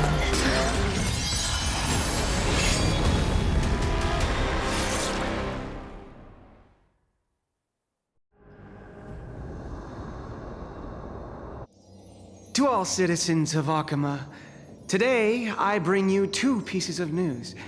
One sorrowful, one joyous. First, let us offer our blessings to the departed. Our beloved Chaplain Foros has returned to the embrace of Sky Father Kefali. May he rest in peace. But citizens, do not grieve his passing. In his final moments, Chaplain Foros found peace. While he still had his wits, he heard the final words of the Sky Father. And that brings me to the joyous news I share with you today. Before the great world-bearing Titan fell silent, they spoke one final message to my revered mentor. And now, I shall share those words with every soul in Amphorius. They said, "The prophecy has arrived. My mission is complete, and now I shall fall into eternal silence." The eternal night is looming. The Dawn Device will safeguard the holy city, poised for the children of humanity to create miracles forever. Until forever? Skyfather's love transcends time itself, stretching across endless eons. Citizens, friends, as the newly appointed chaplain, I propose we host a grand 100-day celebration at Dawncloud. A feast in gratitude for the Sky Father's gift. Our mission is to transform the Sky Father's words into unshakable faith. For 100 dawns, through song and dance, every child of humanity within Amphorius will come to believe the light of the Dawn Device never fades. Kefali's protection has no end.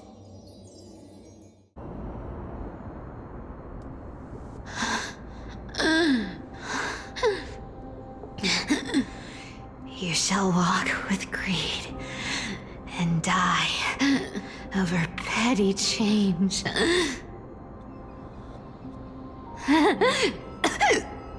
The prophecies, petty change, was quite literal after all.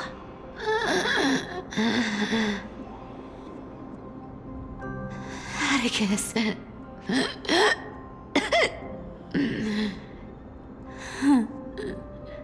He's a good kid. I stole your identity. I owe you an apology.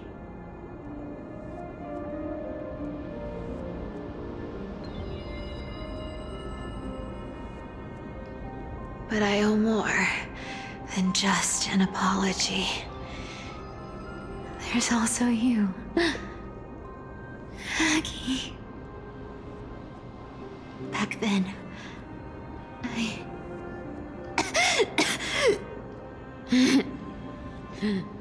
I had to leave Akama.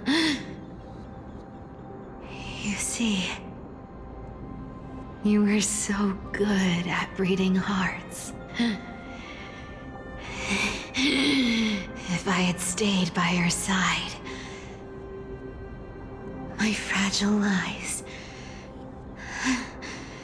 would have been exposed sooner or later.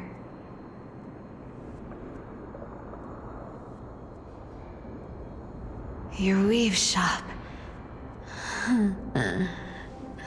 I wish I could chance upon it again. Just once.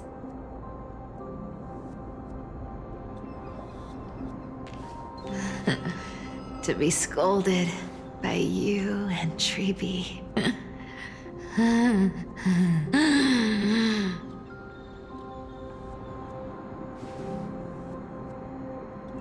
I'm I'm sorry.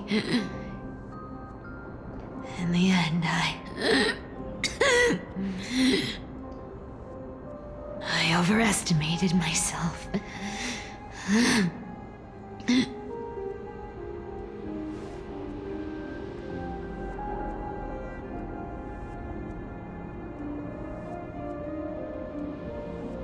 But at least there's one thing I did accomplish. Kefali's core flame is not here. It's safe. It's safe now.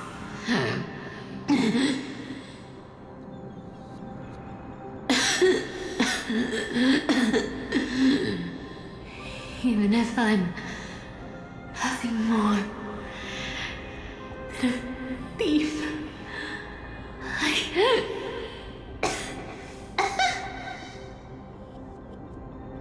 at least I did something for the flame chase. Aggie, can you hear me?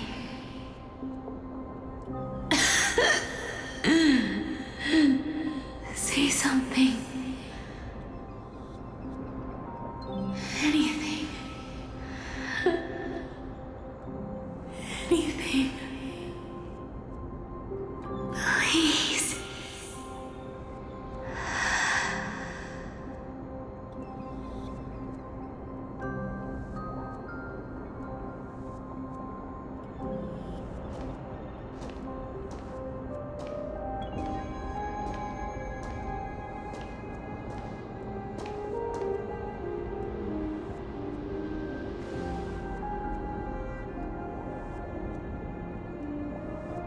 You are the unsung hero of Emporius, Cypher.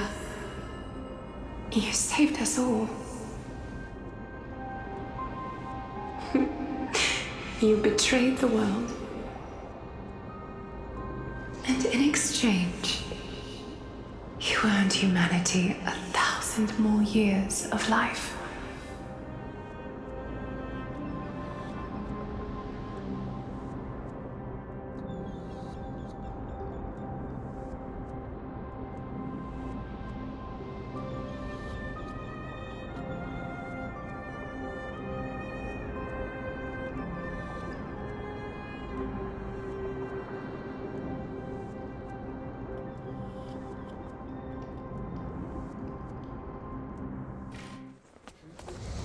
If there were a lie so brilliant that it could fool everyone, wouldn't it simply become the truth?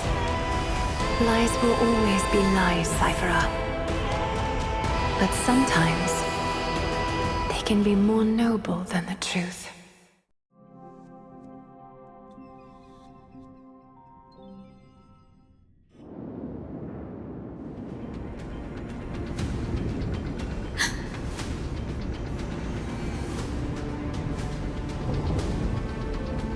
Core flame in my hand.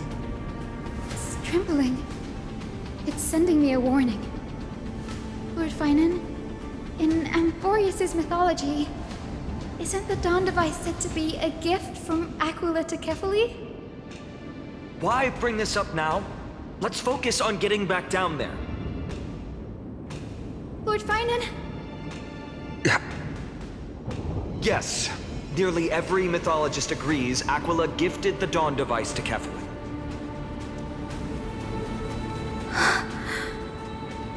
Everyone, calm down.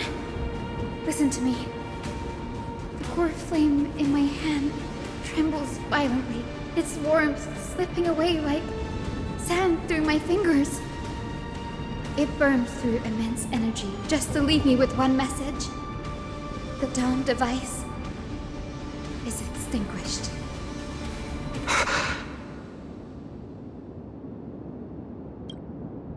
I don't know. If the core flame's message is true, Akama has lost the Dawn device's protection. darkness will consume the holy city in an instant, and the aftermath will be devastating.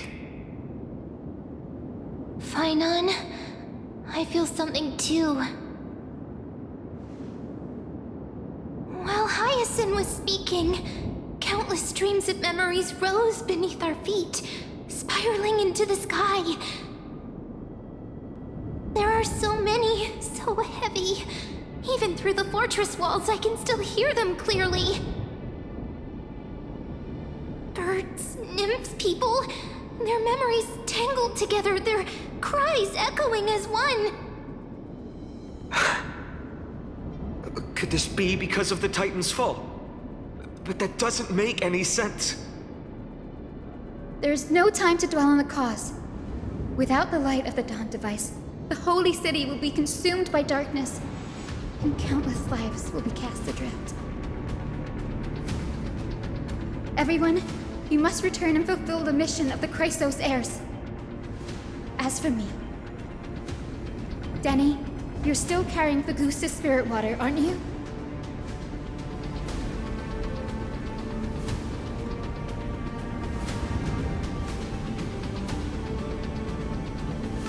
No. The time has come. Open the path to the vortex for me. There's still one thing I can do for the people down there. Return the core flame of Aquila and inherit their divine authority. I'll remain in the sky and cast my protection over the people.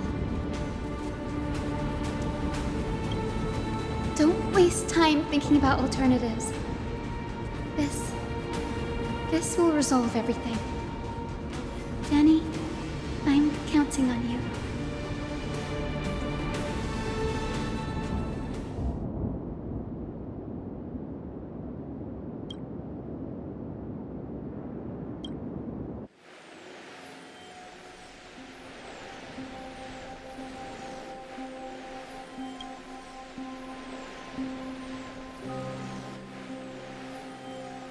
It still feels unreal. Even after seeing it a second time.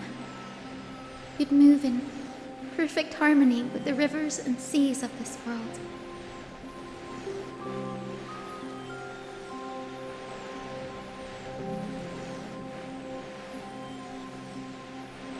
The Astral Express, isn't it? March 7th? The one you always mention. I'd like to meet her someday.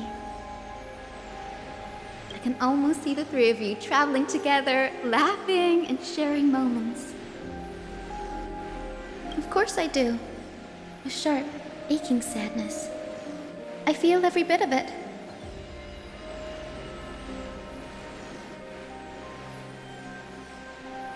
As a healer from the Twilight Courtyard, Don Hung, it's my duty to stay composed in front of those suffering from illness. A sorrowful expression would only add to their burden. The world I love is the one suffering now. How could I face it with a frown? Goodbye, everyone. Please, become the heroes this world needs. And as for the final blank page of this epic, the lives and stories of ordinary mortals, I'll guard them until the very end.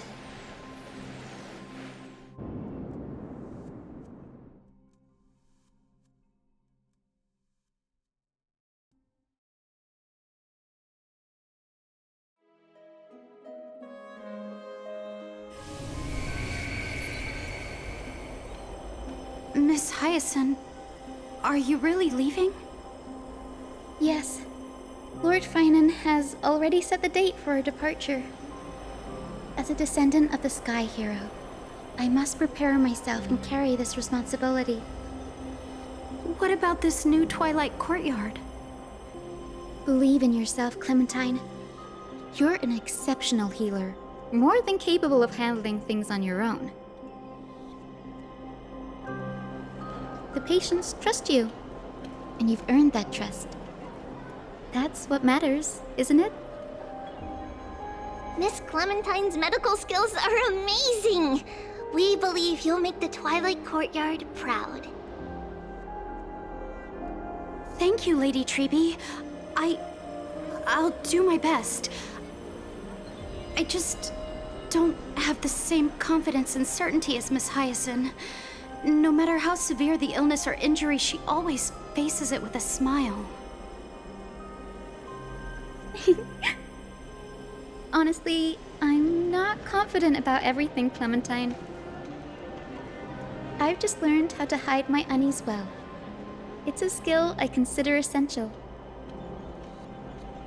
It's hard to imagine anything making Miss Hyacinth feel uncertain. Well, shall I give you an example? Since Lady Treeby happens to be here too. Wait, we're part of this? Look at the Flame Chase journey. Since Lady Aglaya took over the leadership of Akama, every Chrysos heir entrusted with the core flame, aside from Professor Anaxa, was personally chosen by her. I was the outlier. The hero Seliosi entrusted her bloodline with the legacy of the sky. Lady Aglaya's thoughts on my potential remained a mystery, even up till the day she left. So I've always carried a lingering doubt about my ability to fulfill this role.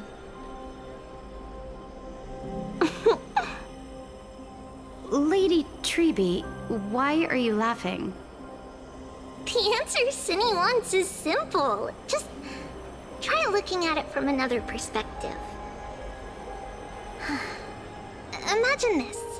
Knowing Aggie's personality, if she believed you weren't worthy, don't you think she would have considered other plans?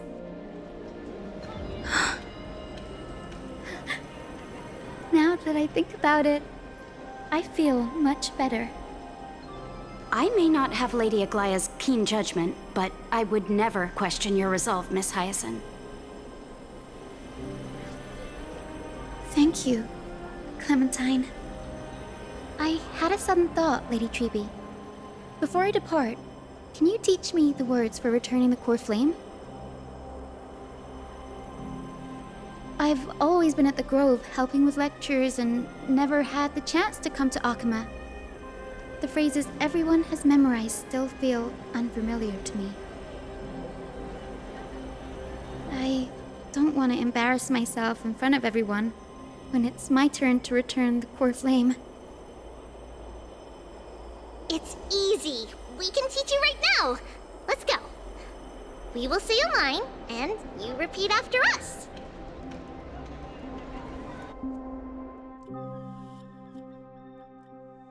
O Majesty of the 12 Titans. O Majesty of the 12 Titans. Pillars of the world. Pillars of the world. We seek your divinity. We seek your divinity. To mend the rifts of the world. Fill our bodies with blood of gold. Till we wither in willing service to the prophecy. Surrender the core flame, Chrysos heir.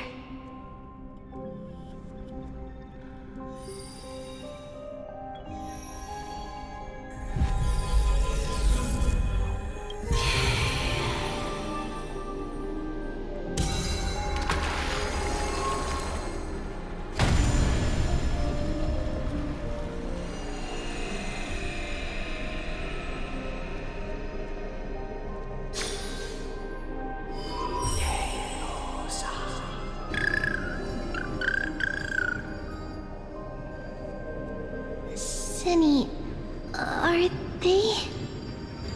Lord Solibus, Lady Lunabis. The mission of the Skyfolk has been completed. Your watch can finally come to an end. We thank you, Miss Hyacinth. Even though we were the source of that false legend, you still brought us freedom. Please, don't say that.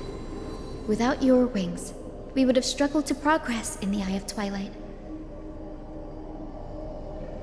Akama is on the brink, and I must quickly embrace the role of demigod to protect everyone with the power of the sky. Honored ones, please tell me, what trials lie ahead for me to complete?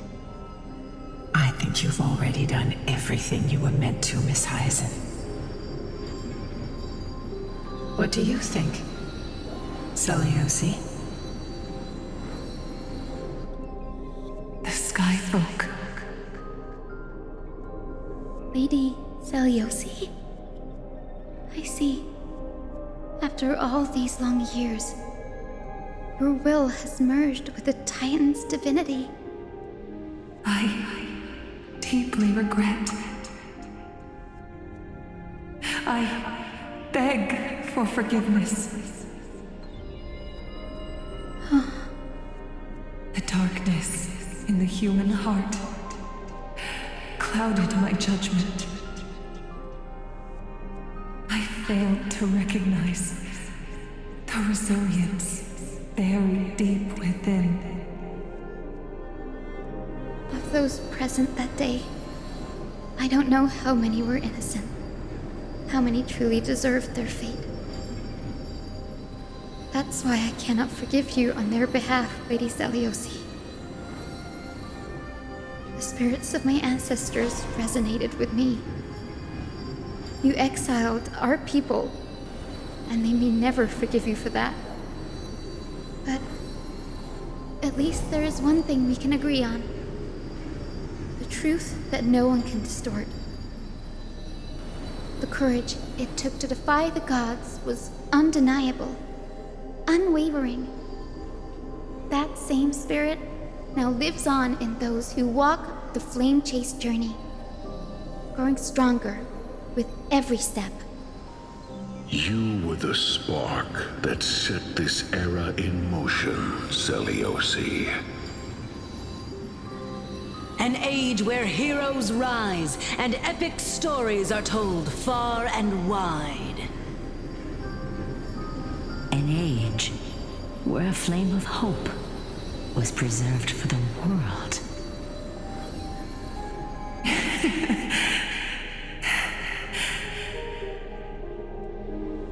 Perhaps this is what I longed for. Now, I can finally rest in peace. Even in that darkest moment, Lady Seliosi, you still held compassion for mortals, didn't you? Even with the Titan's power, you didn't punish the world by letting the sky fall. I imagine you were waiting for someone to bring redemption. Trust me with the power of the sky. I am merely a healer.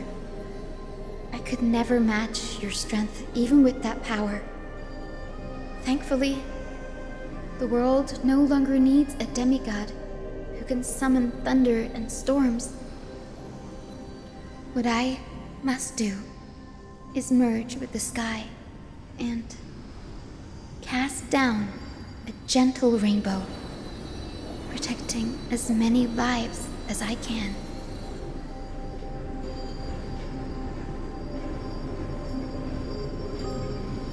Professor Anaxa, do you remember that lesson? In the end, I followed the path of my ancestors, returning to the sky. I didn't return to the earth to walk with the people, but even so, I still achieved my dream.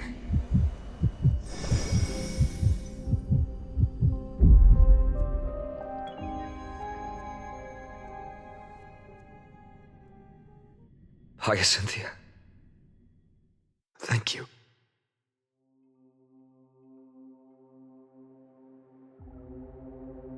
Akama's dawn has come to an end. Why is this happening?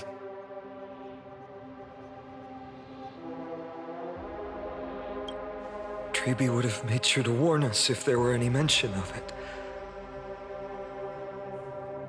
Even if Hyacinth takes the divine authority of the sky, she probably won't be able to banish this darkness.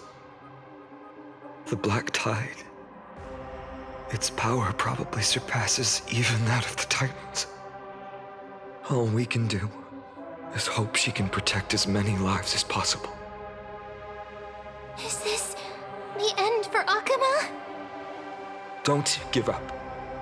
We're the ones leading this journey, so we can't afford to lose our way.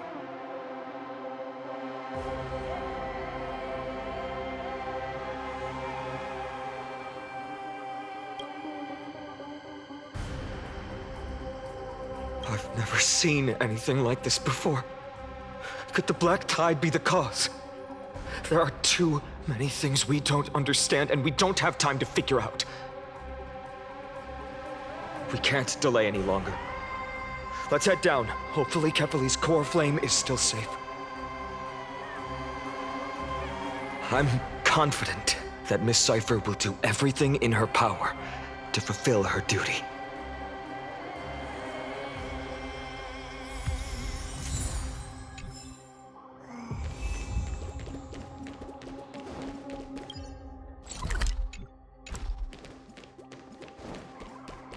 The transport platform's route is blocked by rubble. Partner, help buy us some time.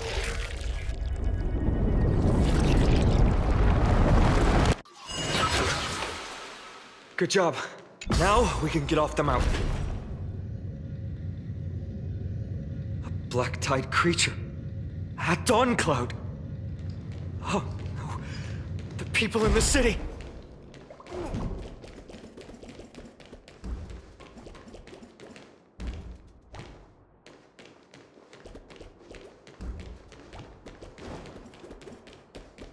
We must find out where they've reached the city from.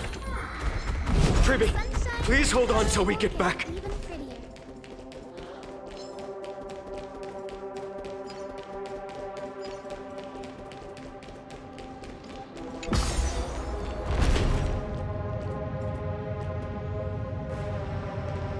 Anyone who dares stand in our way will get a taste of Dawnmaker's edge.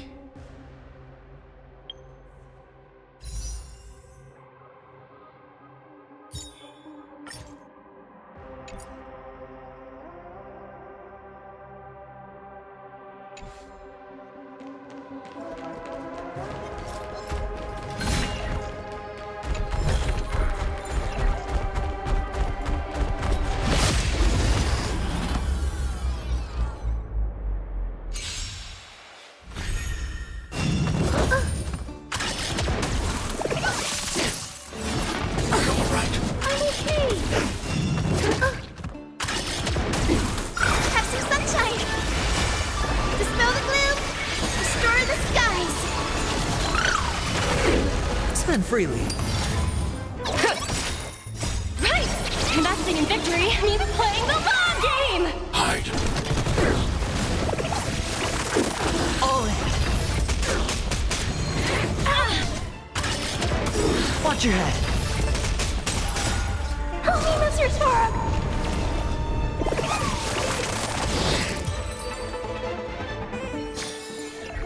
Even faint sparks can converge into a bright river of stars.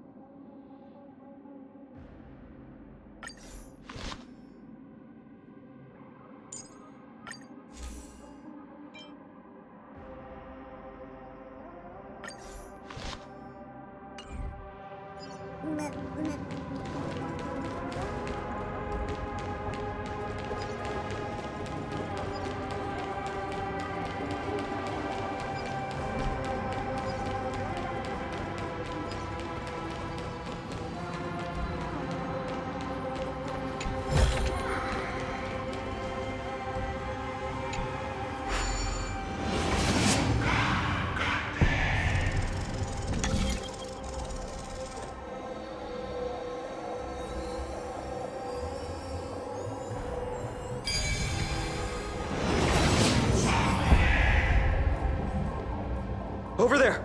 Kefali's core flame is being kept in the center of the council. We must retrieve it and bring it back to the vortex of Genesis. Right.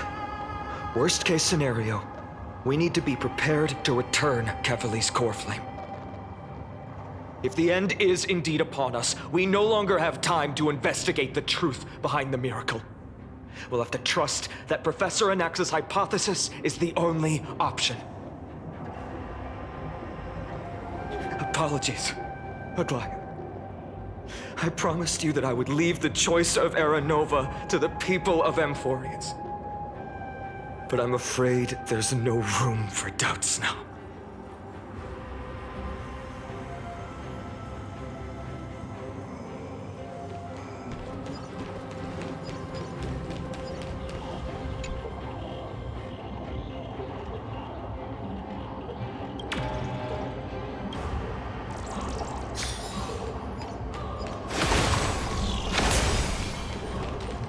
Her will to heal the world is so strong.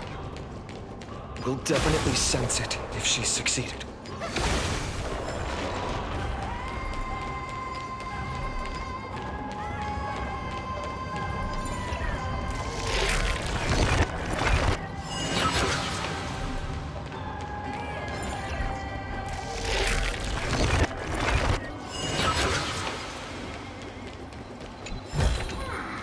Give it some sunshine and the color will get even prettier.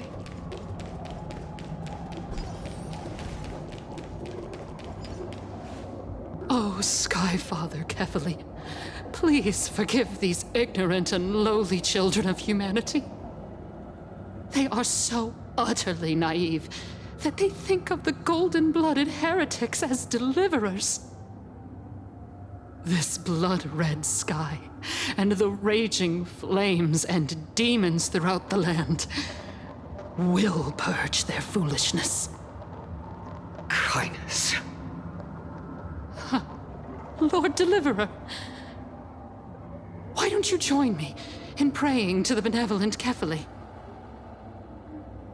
Cast your eyes on this ravaged land. All of this, sins committed by you, blasphemous heretics.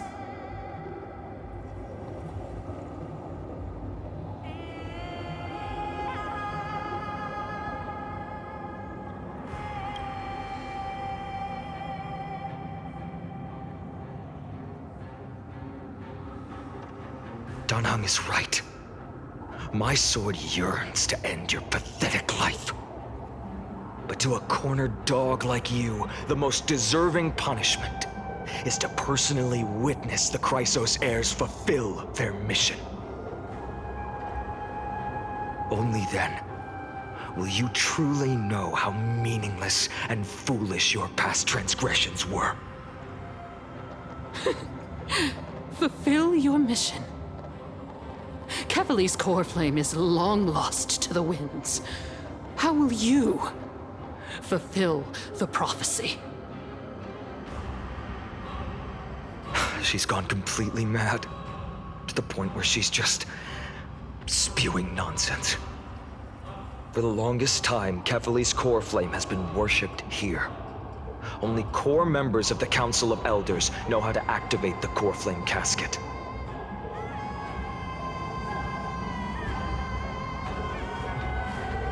No, there's no need for such trouble. Professor Anaxa taught me more than just what was in the textbooks.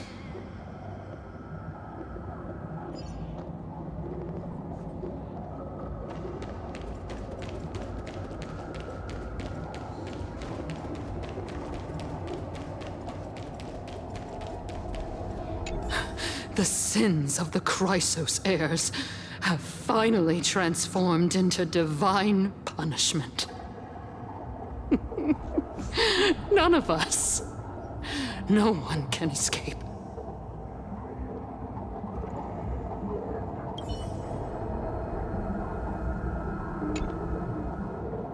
During his time at Dawn Cloud, Professor Anaxa conducted surveys in various areas.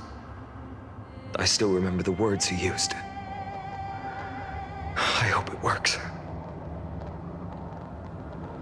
All-knowing Father who bears the world, please share a glimpse of your merciful gaze with me. Cast down the Titan's fire that hangs at the pinnacle of the world, for your devout creations to behold.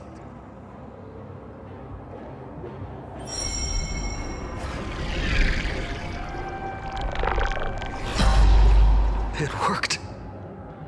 One step left to undo its arcane seal. Partner, I may require your strength again.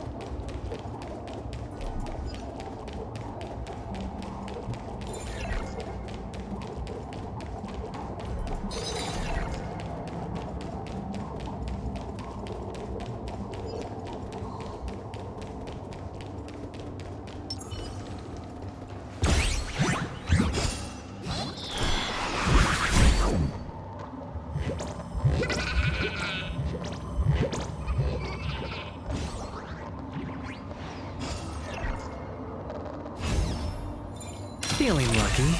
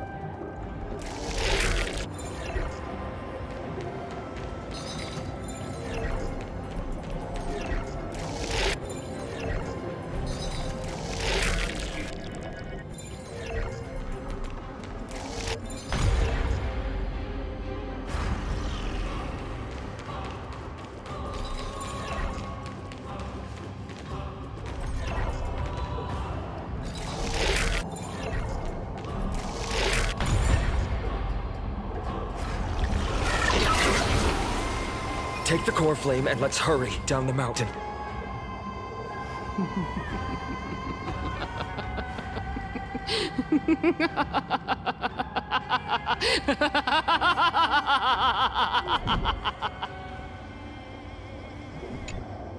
Danheng, can you use the spirit water art again?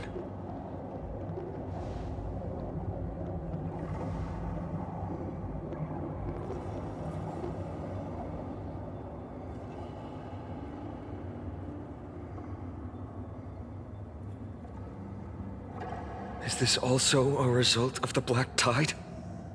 Looks like all we can do is sprint down the mountain.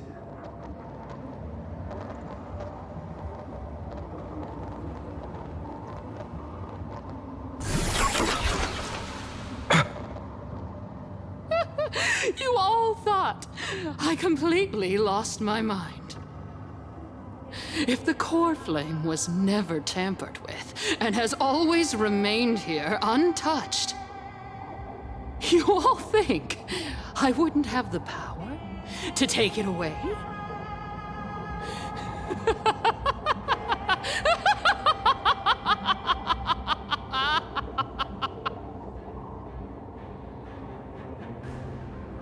Calm down and think carefully. I'll do my job. So you need to make sure you don't die before you pay me. There's no need to worry about the core flame's whereabouts. Let's just descend the mountain. No need to worry? But... Before setting off to defeat Aquila, I entrusted Miss Cipher with the task of protecting Kefali's core flame while we were gone. By any means necessary. If the core flame isn't here, that means she must have done something to it. In other words, she fulfilled her duty using her own means. We just have to focus on getting to the vortex of Genesis, and Cipher will meet us there for sure.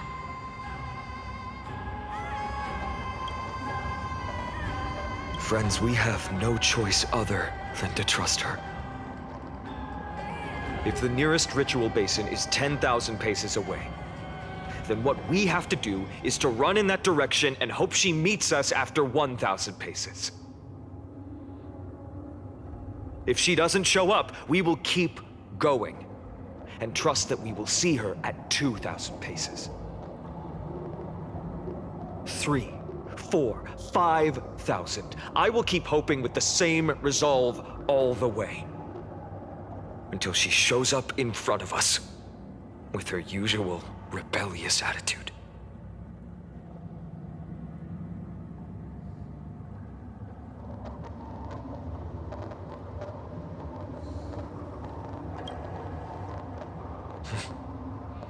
She will be no exception.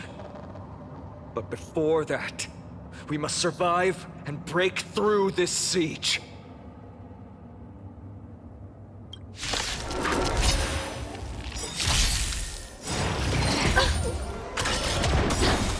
Right! Investing in victory means playing the long game! Help me, Mr. Sora!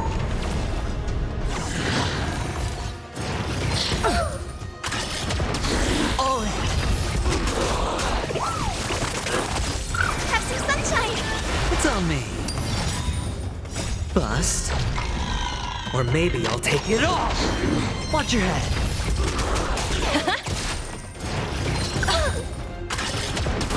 All in. Dispel the gloom! Restore the skies!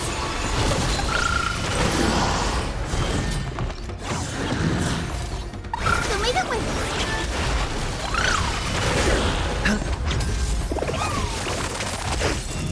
Are you all right? I'm okay!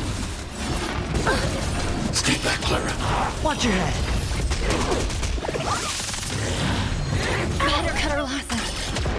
All in.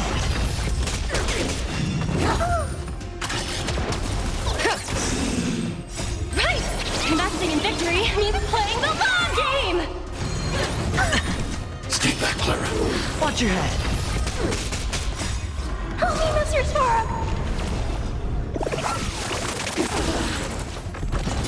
Have some sunshine! Dispel the gloom! Restore the skies!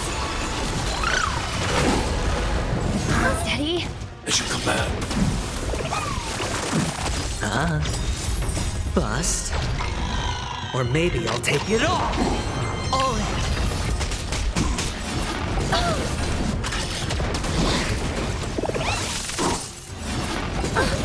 Stay back, Clara. Watch your head. Go Nappy! Show me the way!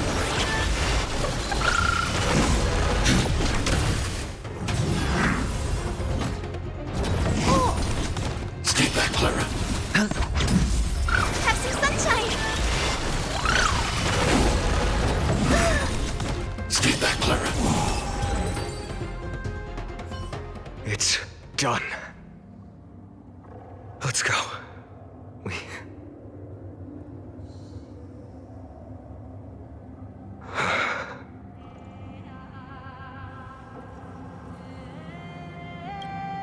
She may not have sought sympathy from others, but as a cleaner, she was willing to absorb a millennium of identities and memories for an objective that hasn't changed in that time.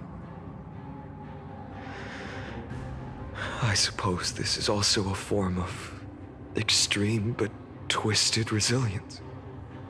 Let's go. It's time to leave this place.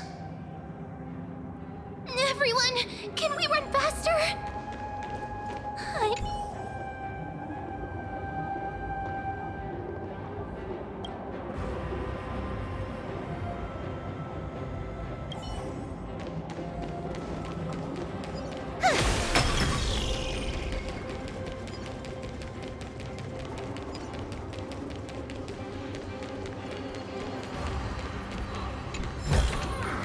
Give it some sunshine and the color will get even prettier.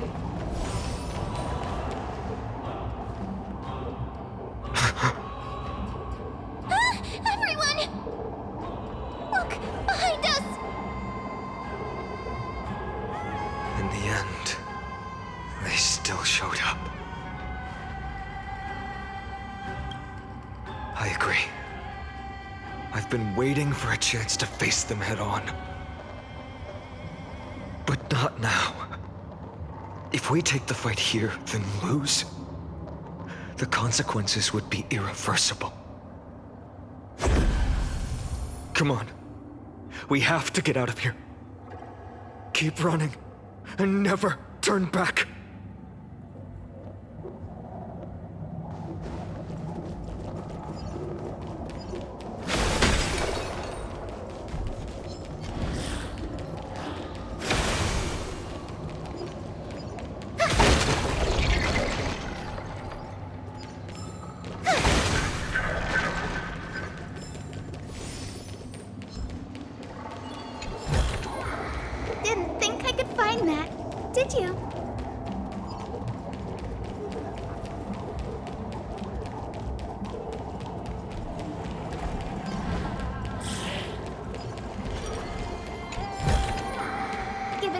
sunshine and the color will get even prettier.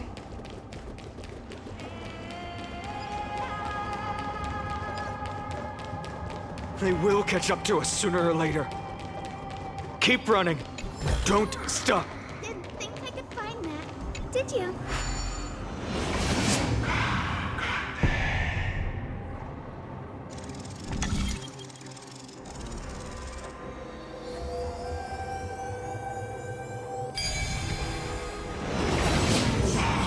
It's him! Lord Finan! What in...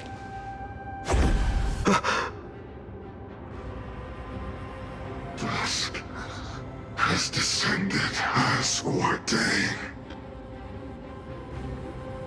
Clones, illusions. Nothing but cheap tricks to help you hide in the shadows. The sky has returned to its rightful place. This world must be reset. What are they talking about? The end you seek is also the miracle of Genesis. If so, you should be standing alongside the Chrysos heirs. Why do you hinder us, Flame Reaver?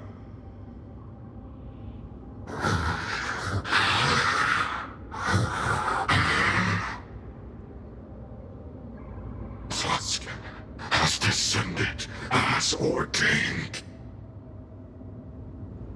Must reset.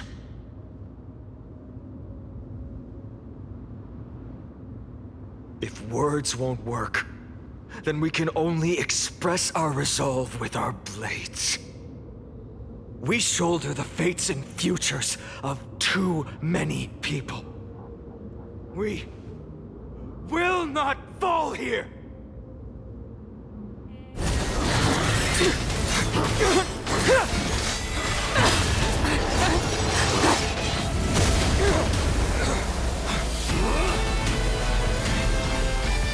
Leave this to casters and me.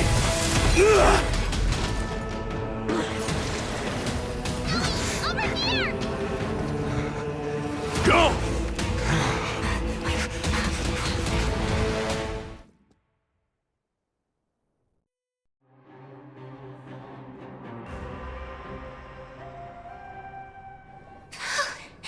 That was really close. It's too early to relax. The Flame Reaver is a master in the art of deceit. Even Mighty may not be able to restrain them. I never thought I would leave him alone on the battlefield twice. But now isn't the time to be thinking about this.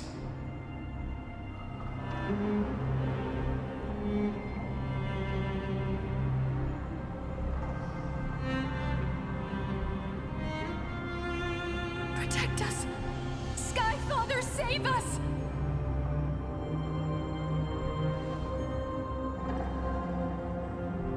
The Black Tide creatures are threatening the people. We can't just stand by and watch. Let's end this quickly. That rainbow barrier. What's your Torah? Have some sunshine! Dispel the gloom! Restore the skies! Spend freely.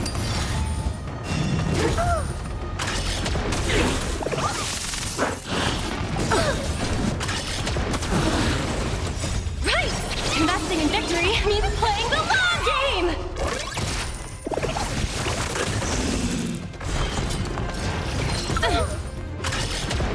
Watch your head.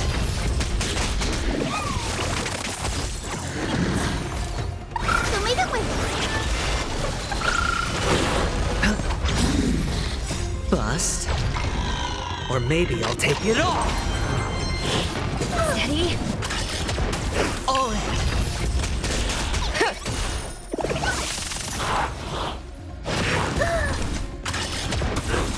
Have some sunshine!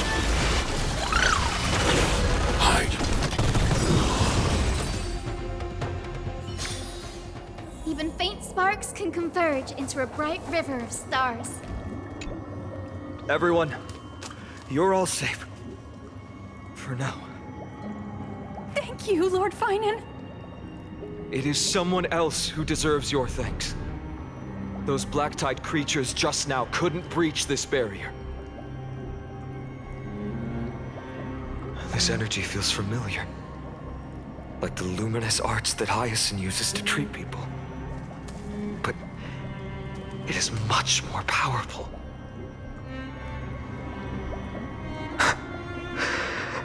Yeah. Citizens! My companions and I can't stay long. Before reinforcements arrive, please do not step out of this barrier. This is a miracle left by the demigod Hyacinth. Please trust her conviction. Miss Hyacinth has also become a demigod, like Lady Aglaya? We understand. We will not leave her protection until you return, Lord Finan. I won't make empty promises. I might not be able to return in the near future. But even if there's no perfect solution, I will make a choice that fulfills this mission.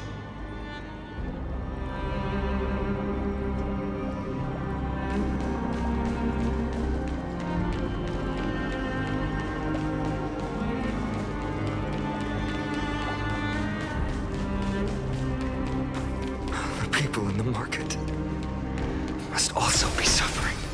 Cartonis! Quick! Let's go check on him! Cartonis! Hang in there! Returned, Finan.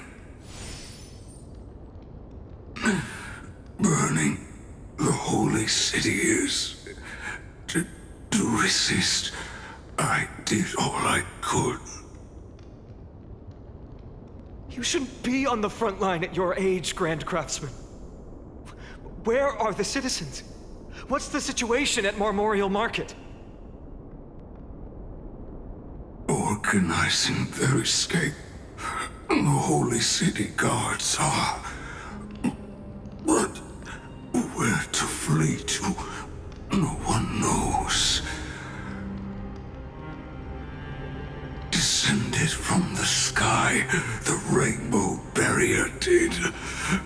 Protected the people, but alleviated the fear it could not. I fear this is Emphorius' end, Cartonis. There is only one way to save our home. Finally come true. The Sky Father's prophecy. Go for miracle. Deliverer you shall become. One more thing there is. Waiting at the vortex of Genesis, Lady Trinan is. Kefali's cold flame is safe, she said. Trinan.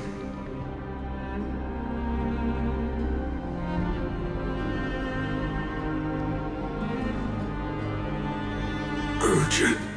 The situation is... Leave them to me. The monsters. Died. I should have kept me here. The power of the rainbow light did. But if destined, inescapable death is, why not leave behind some glory? You've been forging nothing but glory your entire life, old friend. For others, and for yourself. May you never see the slightest glimpse of war in the New World. Farewell, Grand Craftsman. Let us depart to the Chrysos Air's baths. For battle, these hands were not meant. But if to protect the holy city's future, they are needed. To the final moment, I will fight! Cartonis said that Trinan had news of the core flame.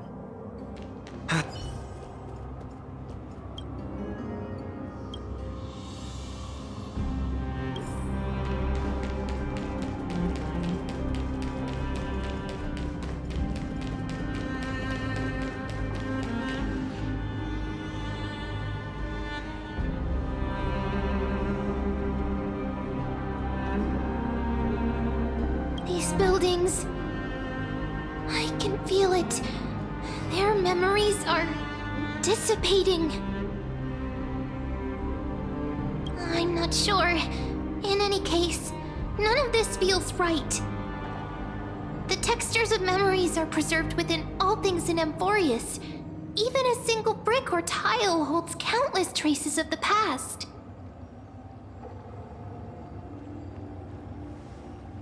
There are no citizens trapped here, nor any signs of black-tide creatures. We have no reason to linger here. Let's head downstairs. The bath chamber isn't far away.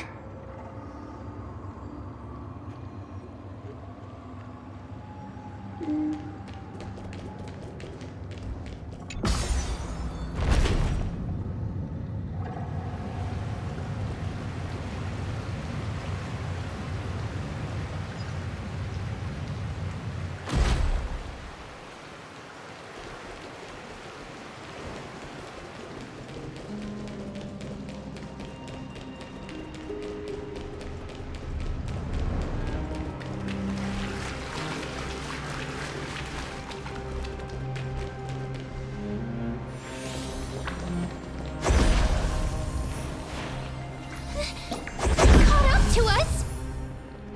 Don't tell me that Mighty...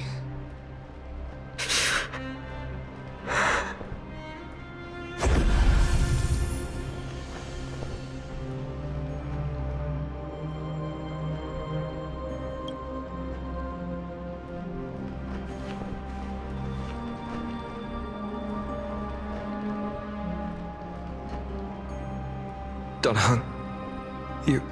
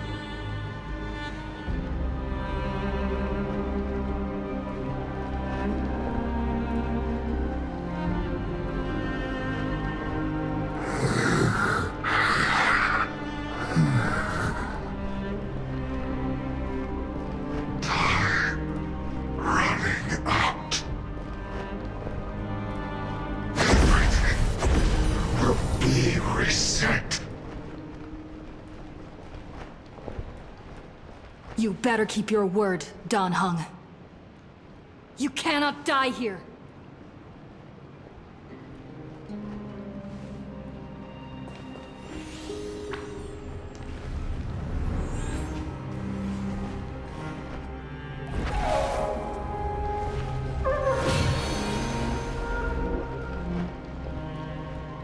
This power, unfamiliar.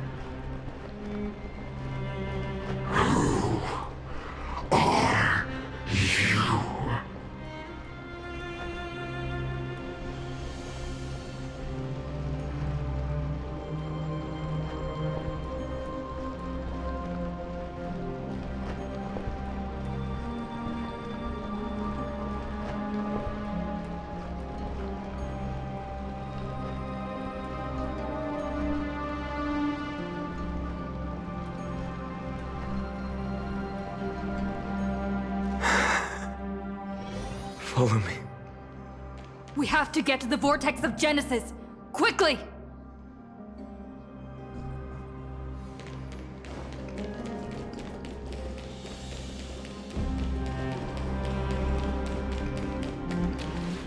Lord Finan. Finally, you're all back.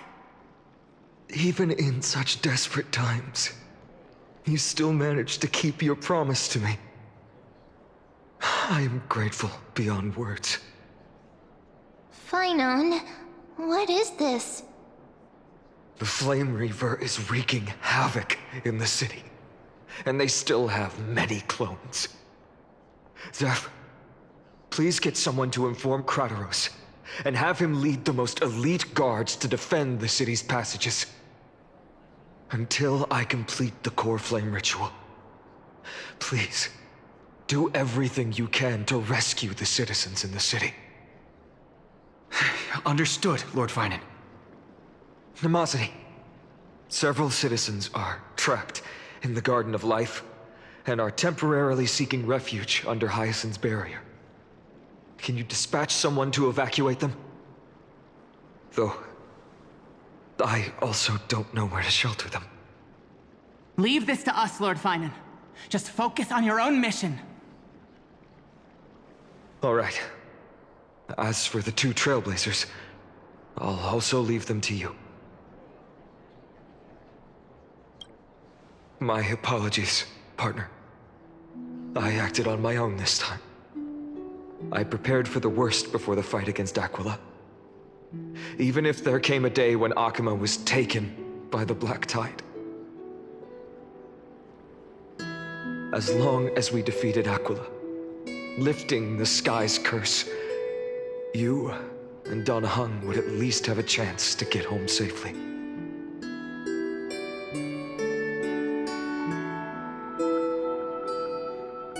Yes. I knew you'd object, so I didn't inform you beforehand. My apologies. I know this is hard to accept, but even if it means being resented for the rest of my life, I still have to be responsible for you. Friend, you and Don Hung taught me the spirit of trailblazing. The best decision I ever made in my life was when I followed my intuition and chose to trust you. Don Hung told me many stories about the adventures of the Nameless. Two of them left a deep impression on me, Belobog and Penacony. The first story taught me that the fate of a world should be in the hands of its people.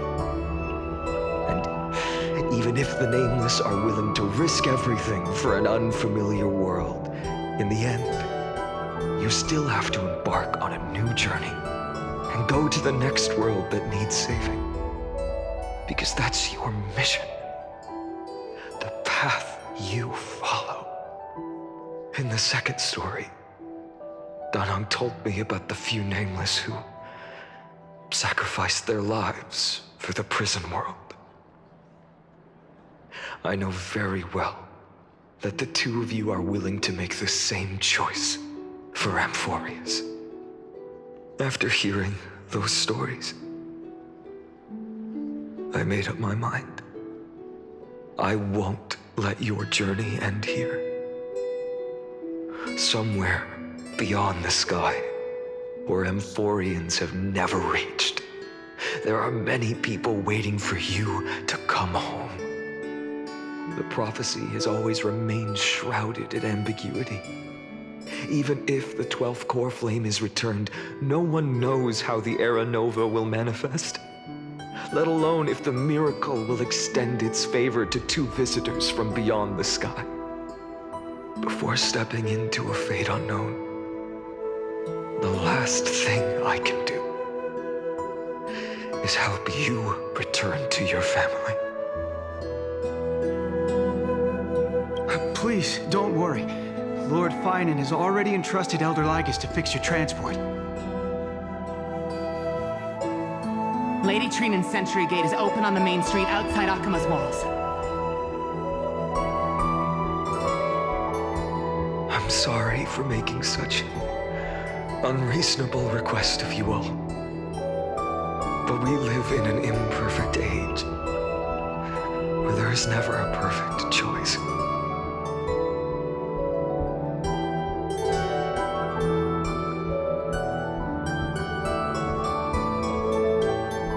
Every one of us has the right to make our own choices. If you can't accept my decision on your behalf, then use your choice to open up a new path. That's what you're best at, right? Regardless, Dunhung is still holding on for his life. Don't keep him waiting too long. Partner, one day I hope we will reunite under the constellations. When that time comes, we can hold a belated victory feast. How about that?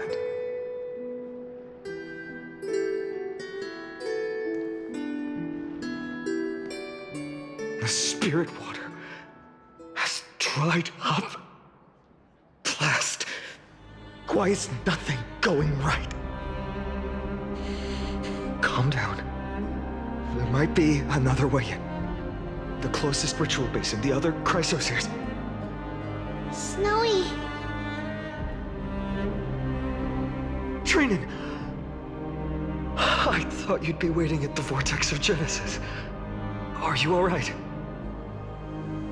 When Akuma's night descended, all the spirit water dried up along with it.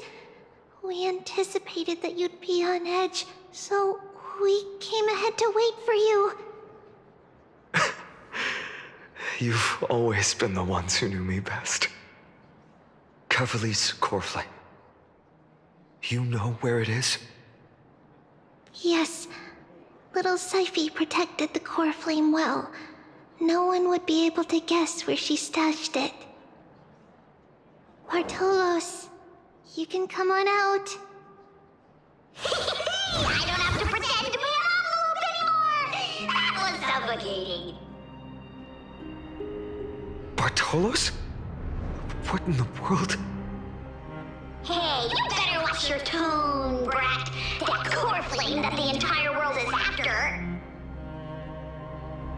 is currently nestled in the depths of my bottomless tummy! This certainly was unexpected. Huh? Your reaction's too composed. It's completely different from what I was anticipating. Bartolos, Snowy still doesn't know the truth behind Akuma's eternal daylight. Ah, you're right. Well, then you'd better strap in and listen up, brat. That girl Cyphera spun a grand lie that deceived all of Amphorius. She tricked all of you into believing that that giant ball on Kefali's back would cast light over Akuma forever.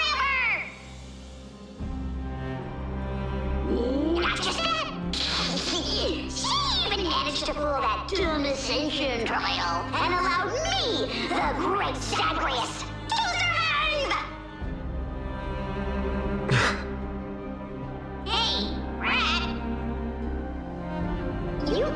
still no reaction from you? Ugh, dang it. You're no fun at all.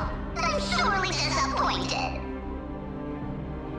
So for the last 1,000 years, what maintained Akuma's eternal daylight was not Kefali's miracle, but Cypher's lie, woven using the divine authority of trickery. But now, the lie has come undone. Which means... Well, you didn't guess wrong. Cyphera has already passed, and all her lies have scattered to the winds like ash.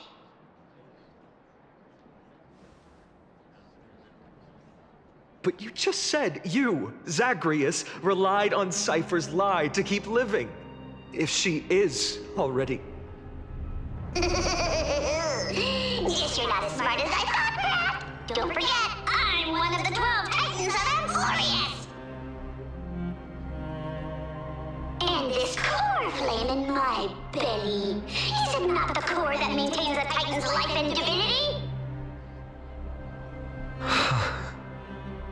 So, you're going to hand the core flame over to us? Just like that? Just so. How about it? Let's hear some groveling gratitude, huh? Why? In the myths, Zagreus was the most cowardly and shameful of the Titans. Hey, stop slandering me with those fabricated tales. My pursuits are far greater than one measly life. Let me tell you then, my lifelong ambition was to work with Cypher to conjure the greatest trick in the world. Assume this world holds 100 million possibilities, and no matter how one looks at it, 99,999,999 of them all point to outcomes of certain destruction. But with an exquisitely brilliant scheme, we fooled all the fools, villains, and disasters of this world, and achieved that 1 in 100 million possibility. This is the miracle I wish to achieve in my life's pursuit, even at the cost of turning into this! Take the core flame with you, brat. Go finish your mission. Remember this well. What saved Amphorius wasn't the grace of that simpleton Kephale, nor was it the babbling of that child Oryx. It was the divine power of me, scorned by all, and the millennium-long lie of a cat-eared thief.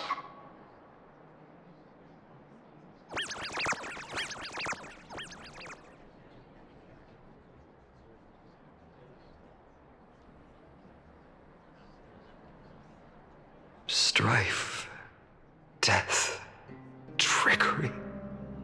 So those signs deemed as harbingers of calamity will also leave behind marks in the tale of deliverance. With this, the final core flame can be returned to its rightful place. The spirit water in the holy city has all dried up. We can try to break the sealing magic of Fagusa's priests, and use the Century Gate to send you into the vortex of Genesis. But that will likely exhaust any remaining power of Yanis that we have.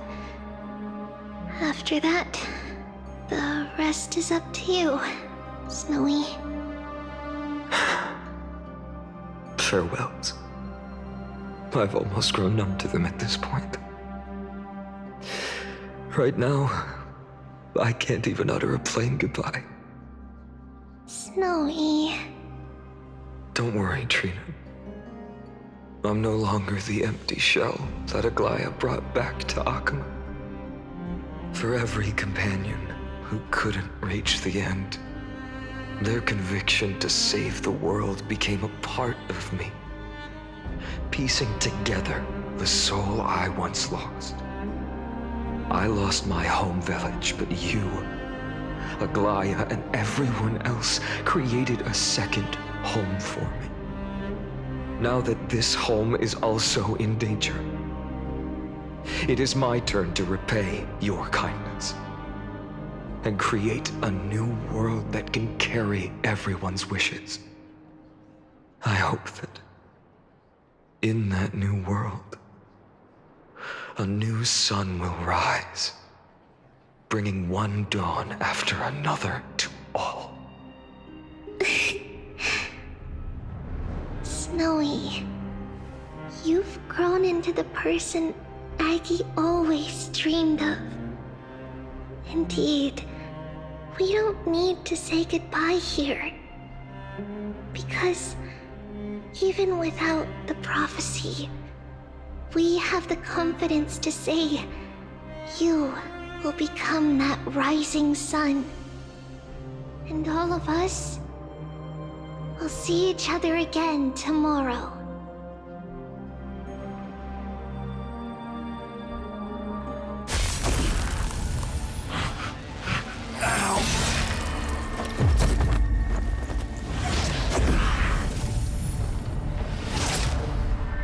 shall bid farewell to one.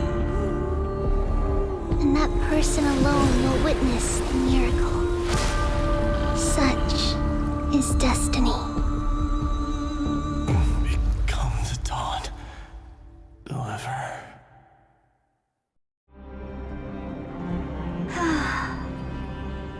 Burning skies, shattered statues, corpses strewn everywhere.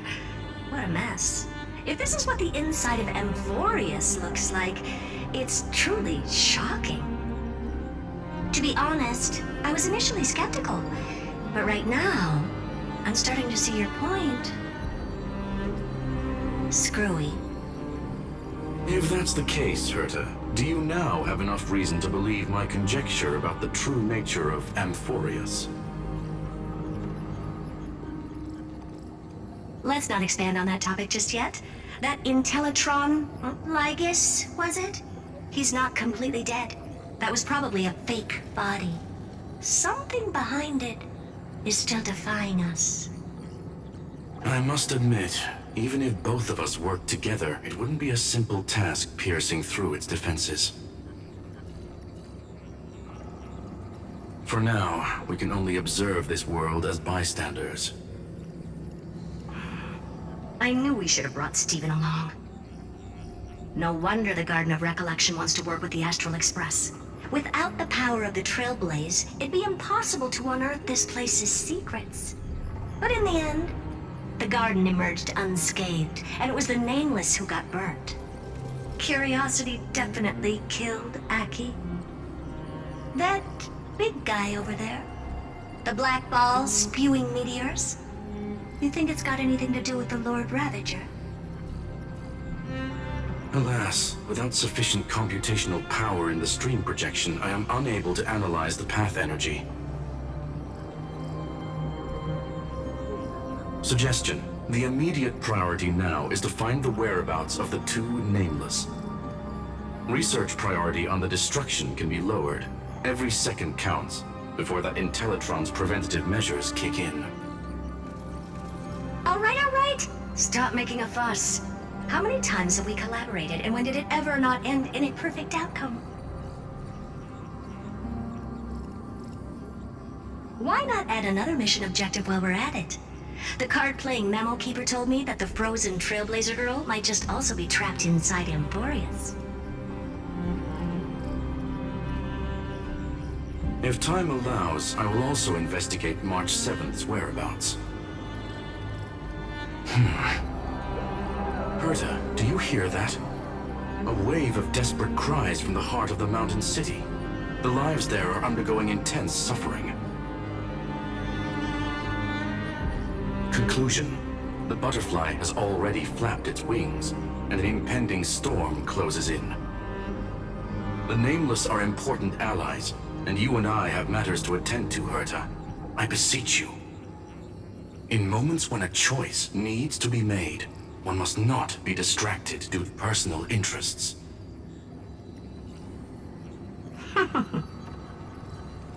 Of course I know that. Fate really is a game of dice, Screwy. Who'd have thought that thing once sowed chaos across the cosmos, causing the Intelligentsia Guild to splinter and disintegrate? It wasn't until I cracked the solitary waves theory that its lingering effects were put to an end. Yet, in a forgotten corner of the cosmos, one slipped through the net and remained operational.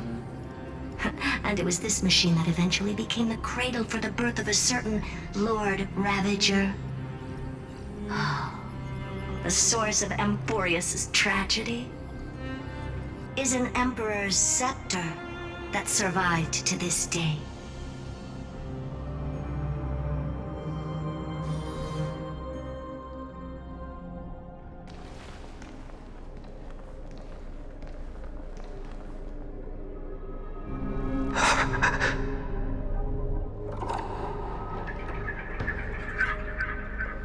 This is what the world looked like originally.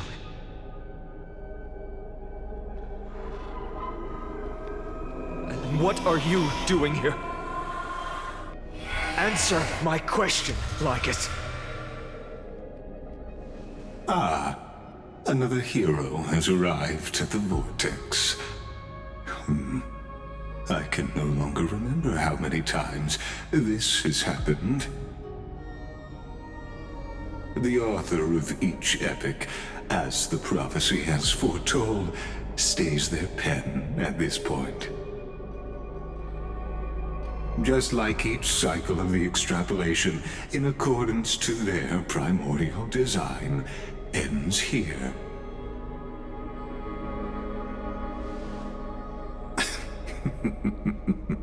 No need to panic, Lord Finon. I stepped into this space purely for one purpose: to witness the prophecy's miracle of Genesis. You've never expressed interest in the flame chase journey. When my companions and I ran, bled, and sacrificed for the core flames, you never so much as lifted a finger. An indifferent observer. An anti-Catharan who's neutral till the end.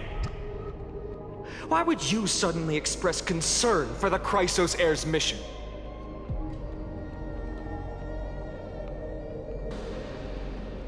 When that lone swordmaster left everything behind, plunging into a sea of madness, I was on the shore, listening. When that mighty lord shed his armor, filling the crevices of the earth with his iron bones, I was on the mountaintop, gazing down. Across 1,000 years of the flame chase journey, I have witnessed the ardor, resolve, division, and unity of the Chrysos heirs with mine own eyes.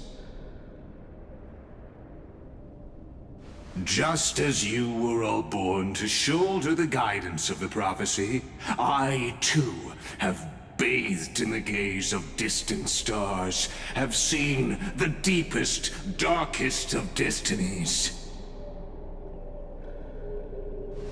I will become the most loyal reader of the epics, a spectator voraciously consuming the valorous deeds of you heroes.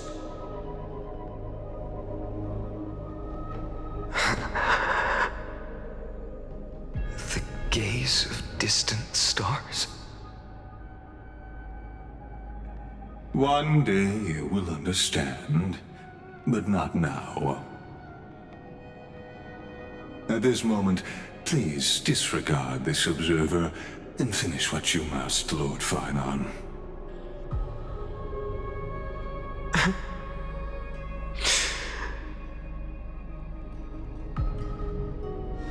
I once believed that as long as I chased the flames relentlessly, the fog before me would clear, and fate would reveal its truest form. But along the way, they, all who passed, never once received the justice promised by the prophecy. I have perceived. Outside the vortex, the world is collapsing, and the children of humanity are crying. But you, Lord Finon, will bury the old world with that core flame, bringing all things into a gray unknown.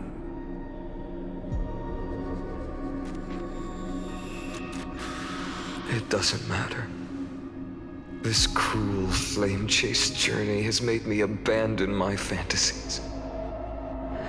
The future is not a paradise with a gentle west wind, waiting for us to step in. If what lies ahead is a mass of chaos, I will tear it apart. Then usher in the first ray of blazing sunlight. All shall bid farewell to one, and that person alone will witness the miracle. Such is the will of fate.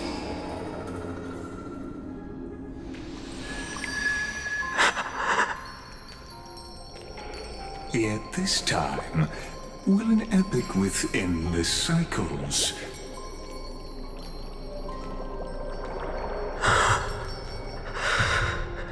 Is it you?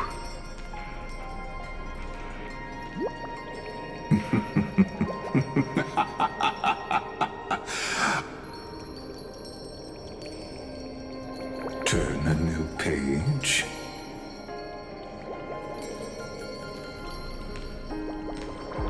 Of course. This will be a romantic story like none that has come before. You think so too, right?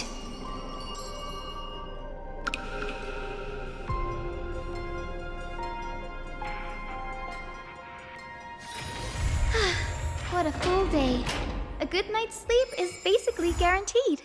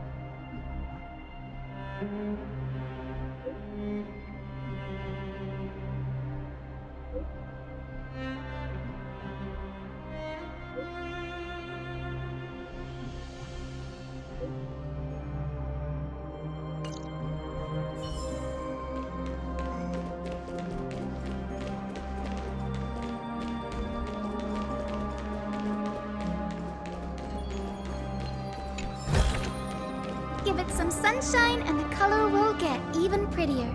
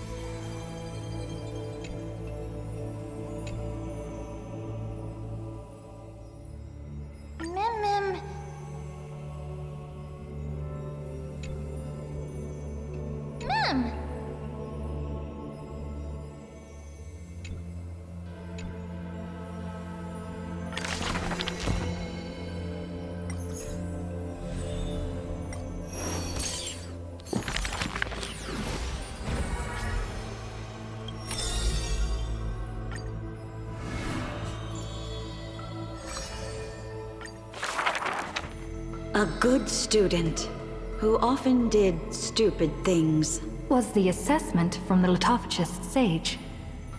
An excellent healer who fails at all scholarly means. Was the assessment from the noticed sage? A shining child who also burns away her own life's rays. Was the assessment from the erythrokeramist sage? A fool who was always wreathed in smiles, while drowning in a weighty and pitiful dream. Was the assessment from the Newsporist sage? The girl had visited all the schools during her time studying at the Grove. She refused to become a scholar, despite her exemplary grades. Instead of increasing this world's knowledge, I prefer to reduce its pain. While the sages faced her words in silence, the Newsporist sage alone decided to hire her as assistant post-haste. An apprentice who spends wisdom is more precious than scholars who hide knowledge away. The faded Twilight Courtyard, long eroded by time, now shelters a girl, the sole heir of her lineage. Loneliness accompanied her days, till the Sage of the Caprists visited her and brought her a chromatic pony with a grin. It may be the Eye of Twilight's creation in times gone by, for it shines with the sky's rainbow hues within. Could it be the warlike winged beast of her father's tales? But the sleepy, dreary-eyed pony before her was soft as freshest plucked cotton. The girl still took this gift, for from the little creature, she smelled the scent of clouds distant. If it weren't for her, I would have suffered more accusations. The Newsporism sage says in admission, the scholars coming to deliver arguments and reproach, often stopped before the door, not coming to fruition. For the girl before the door soothed their blazing anger, like the soft clouds, gentleness in cumulation. Do you know what sacrileges he has committed? The girl muddles her answers, yet her heart knows in full admission. Like you and me, he too wishes to heal all of this world's afflictions. The girl treated ailments for many years in the Grove, composing her medical treatises into tomes. When scholars seek medical help, she realizes with a startle that kindness too can grow into its own bloom. By that time, the twilight already lost their eyes, and the world drowns in evernight, while the girl and the healer again traverse the world in gloom. Seeing the golden thread and ivy in the night, though it has been long since she recalled her past, she once again thinks of her childhood dream. Should the sun be dimmed by destiny's decree, then the dawn that heals the world, I shall replace.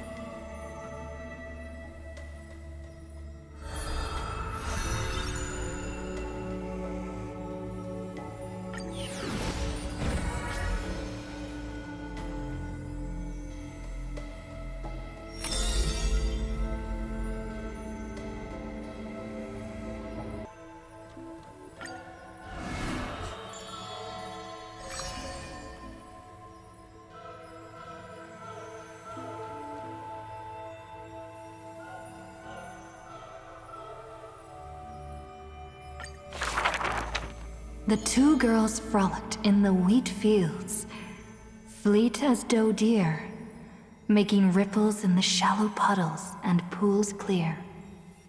As dusk approaches, the exhausted girls collapse over the wheat heaps, talking about their longings and dreams of literature, love, and a journey through a world dear. Oh, Sky, slow your closing gaze. how I want to keep this moment in my hands forevermore. On that day, the breeze was warm and gentle. At that time, death was soft and fair. The broken-winged butterfly falls by the window, bringing with it a scent of melancholy. The girl looks outside. The golden wheat fields rolled endlessly, stretching to the horizon. Holding to the chair, she tries to stand, only to find her legs trembling and feeble. Don't worry, Pelixia. Her older sister whispers beside her ear, and on her sister's shoulder, the girl weeps mournfully. And time thus becomes silent, painted with sighs only. When hearing the healer's diagnosis, the girl remained deathly still.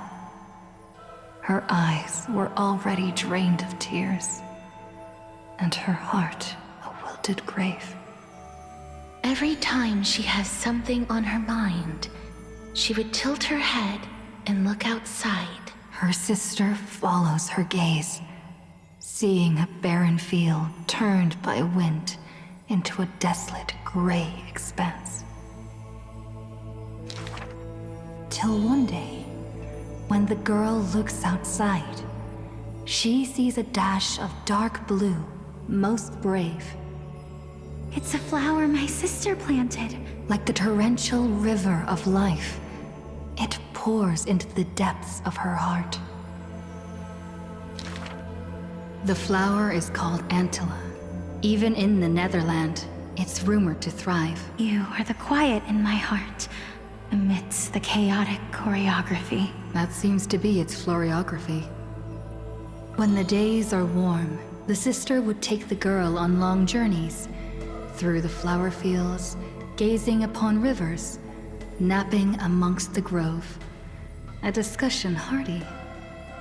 After I die, I want to become an Antilla flower and become the quietness in your soul. A thoughtless word from the girl gains her a wrapping on her forehead most dainty. Do not speak of dusk when you have yet to see the dawn. Dew drops from the petals as wind pulls on the leaves, and the two of them sit in quietude. The girl asks for the means to tend the garden, and while her sister sounds concerned, her heart is relieved. But the concern is well-founded. The girl tripped and fell into a mire, her gaze directly into the eyes of death. In that dark pool, bottom unperceived. I've been the weight upon my sister's wings. Let this be where it all comes to rest. The girl gives up her struggles, only to see a figure pierce through the water's surface. I won't allow you to walk through the dusk alone, or enter the night of no reprieve. Her sister sobs without end, and the girl has to gently hug her and softly relieve. And then, this distant memory turns bleary, difficult to retrieve.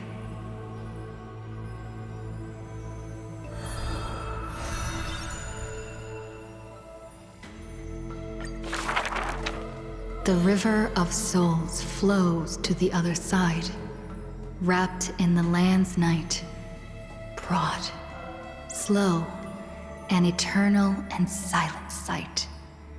It belongs to all in this world that has life, all of which flows downstream, converging as one.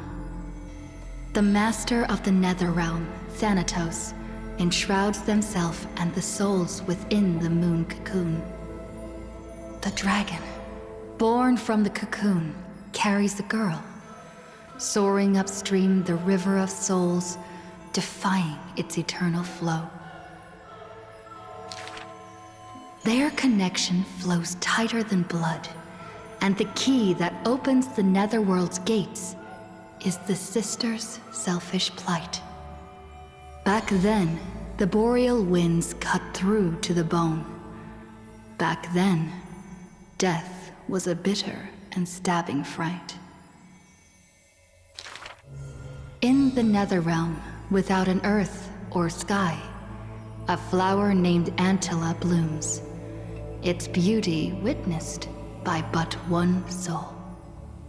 You are the quiet in my heart, amidst the chaotic choreography. The younger sister scores through the blooming Antilla fields, never finding that promised dark blue sprig. She silently made up her mind. Death, leave all your dark nights to me, and save the dawns for her. The younger sister gazes at the moon cocoon high above and plans a trip to the mortal realm, a distant flurry. A bard once sung to musical notes. Do not turn back. Oh, do not turn back. The long hand of shadow will retain the dead behind their gates. The giant dragon born from the moon cocoon willingly offered itself as the enduring barge of the River of Souls. No need to turn back. Oh, no need to turn back. That price had long been paid for you by someone else. The dragon lowers its long neck and places the girl on its back. In slumber, she will unknowingly greet the dawn of her rebirth. The dragon flaps its wings in the chilly gloom of the floating dead upstream, ferrying from purity into grime, going from silence into roaring boom. The souls of countless poets flounder past, their distant rhymes endless like foams. Do not turn back, for to look toward the land of mortals is in itself turning back. In this pale dawn, the sun's first rays light the night ablaze. So the dragon crosses the Sea of Souls onto the shores of life and strands itself in the gleam. We know not where these stories arise. They are scattered across the shallows with the waves. The confession the girl made before her departure still echoes in the tide's heaves. If there is anything for me to leave behind, may it find a soul to remember. This is the ode of my life, and I've already penned my last stroke.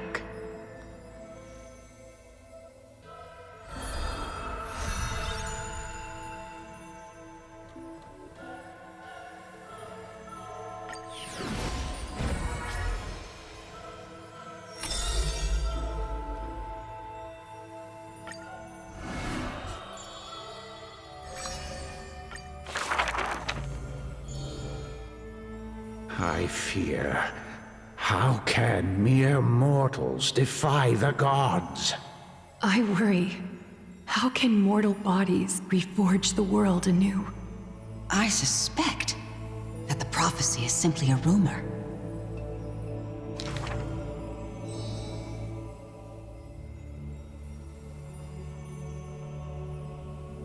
Hearken to the sounds that the doors whisper. Overthrow the gods, it declared.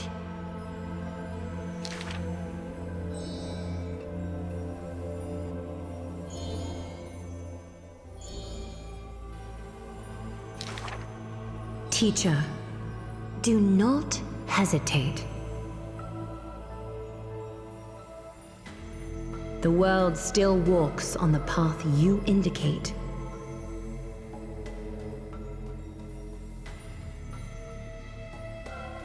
Restore the core flames, it declared.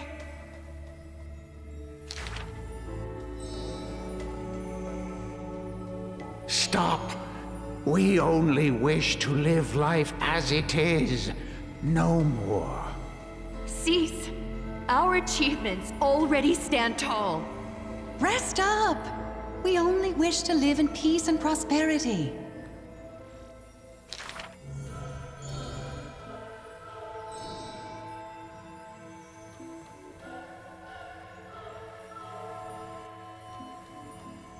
Hearken to the sounds that the doors whisper.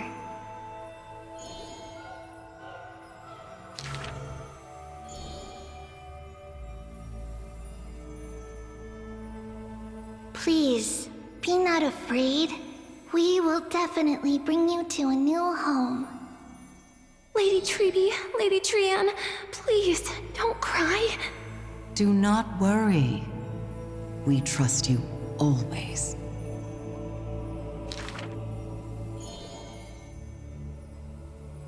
Bear the divine authority, it declared. Quiet Trinan has little to say. Lively Trianne loves to play. And well-behaved Treby roams around all day.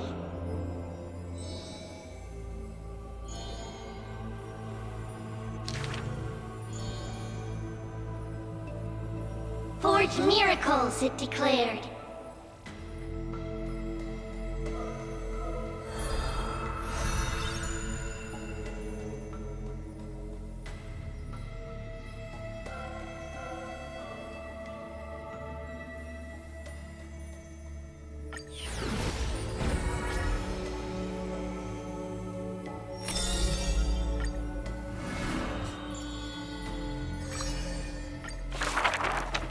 As always, to perceive the man's fury, one must do so 7,000 paces away. The Kremnos he guards is once again shrouded by mist. Rust, blood, and fire are the ceremonial ode to the demigod. There is no one to witness or to give cheers of glory. The final Kremnos festival goes on without end. The victor shall embrace death and silence, and his glory will only be remembered by the defeated array. For that man, laws and seals no longer have meaning. War and battle never cease for a single minute, each passing day indistinguishable, morning and night entwined. The corpses pile up, filling ravines, forming mountains strong. He carved time with peak's edge and counted the fleeting years by fires of war. Sometimes the lion would climb to the hilltop to look down on the world and search for friends in longing.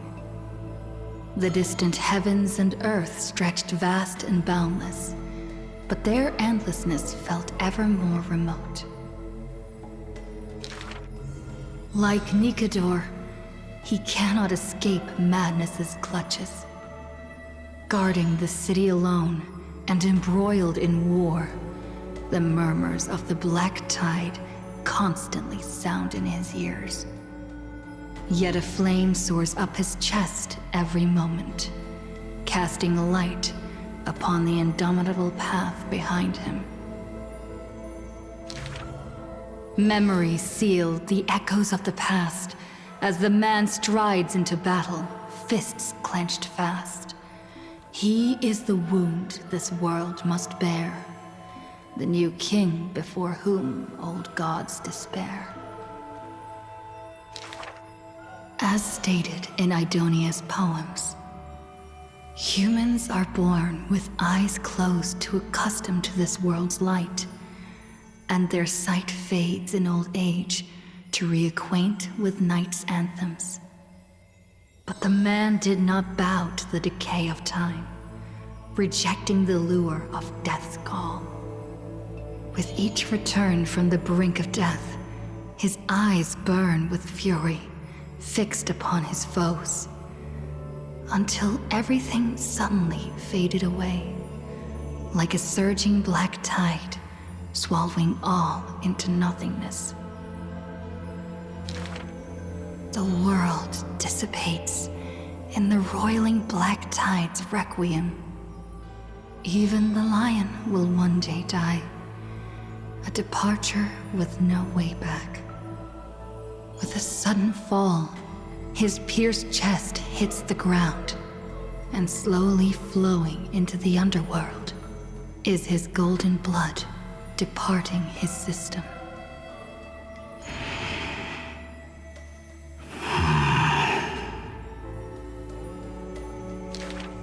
But that gaze, fierce as flame, never dimmed, not even in death. Looking beyond those flame-seeking figures, reaching far toward the endless horizon.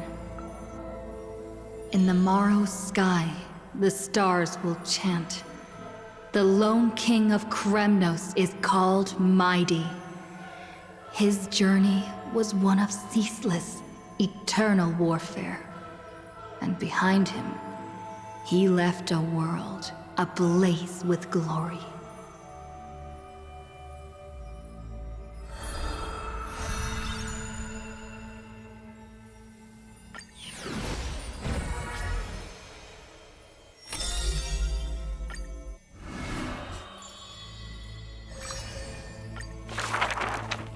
If every single scar equals a coin, then the girl, always pursued, would be worth her weight in gold.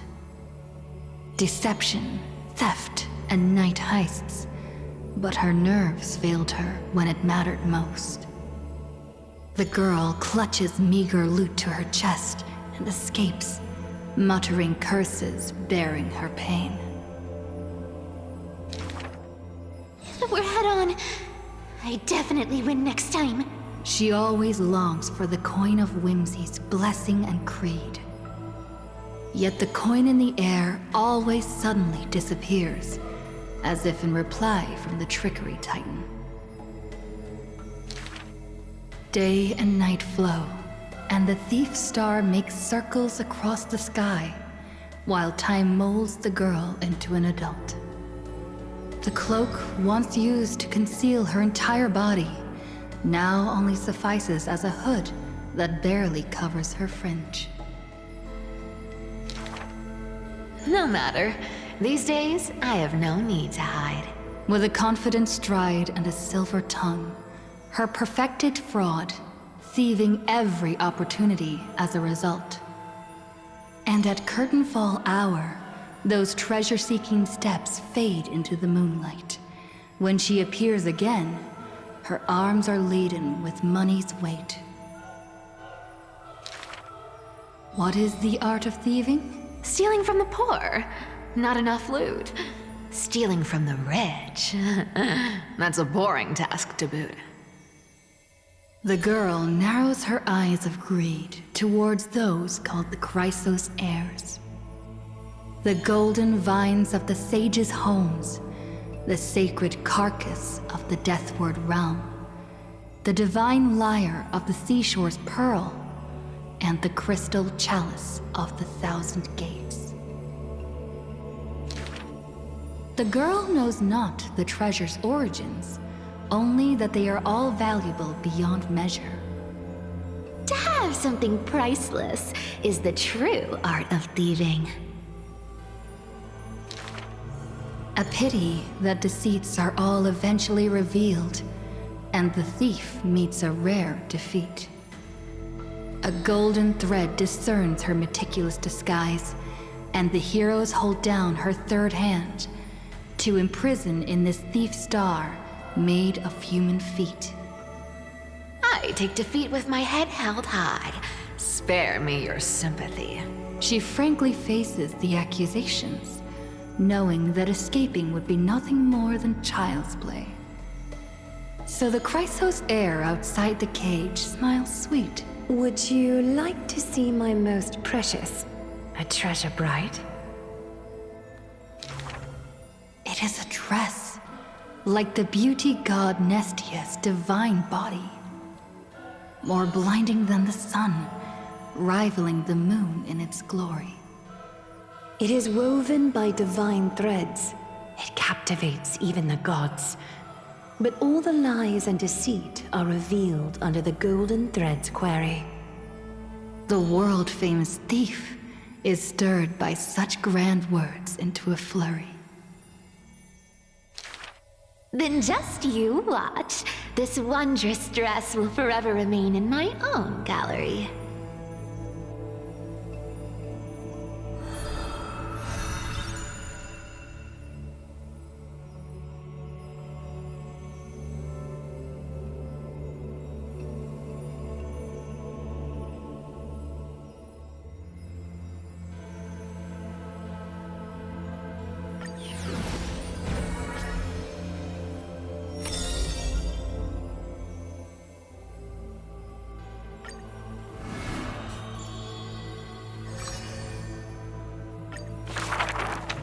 On the day that the grove fell, he accepted his defeat and demise, as if embracing truth and heresy. Believe in Titans, and you'll have a happy death. Deny the Titans, and you'll have a fulfilling death. Yet as the lightened soul bids farewell to its heavy shell, a Titan made an untimely call. Do not be startled, child of humanity. You have a final query in this world. You finally came. He does not seem shocked, and lets the core flame take over his shell. Be more punctual next time, if you will. Upon his first meeting with the Titan, the blasphemer is already on his best behavior. And towards the suggestion to reforge his body, he paid no mind. I have so kindly offered you the best body. So why do you insist upon your mortal imperfection? The scholar replies in candor. Only by retaining the various flaws can my humanity be preserved in rigor. His form remains in the mortal realm, while his spirit walks the river of soul shores. Between life and death, he fatigues, dwelling in the child of humankind's thoughts and senses. The Titan cannot bear to remain a mere spectator. Why not ask me your questions, child of humanity? I am rich in wisdom, and shall speak with no ambiguity. As though an unspoken pact, the scholar asked the god about all things, feigning a humble quest for knowledge. Do you treat me just as a way to answer questions? A mere machine? The Titan got what they asked for. You should thank me, for good questions are rarer than good answers. Compared to the joy of a new life, the scholarly breakthrough, carried home alongside death, filled the scholar's heart with more fervor. He returned to the Scourged Grove many times, and the black tide followed. Despite his defeats, he never sought help or permission. But at every desperate moment, the Titan would eventually take over one half of his body. The union of man and God, a flawed and clumsy choreography. It happened but once, a perfect harmony. One man, one God, speaking in one breath. Stop stepping forward at the same time as me. The Titan once revealed the secrets of mixing life, a boon seemingly a blessing, but full of malice. What a tempting bait. But that's not my desired chalice. Divine power is within his reach, but the scholar is not moved by that essence. This long and abnormal temptation is also a trial of elevation. For the sage can achieve all things, but shortcuts alone he abhors with silence.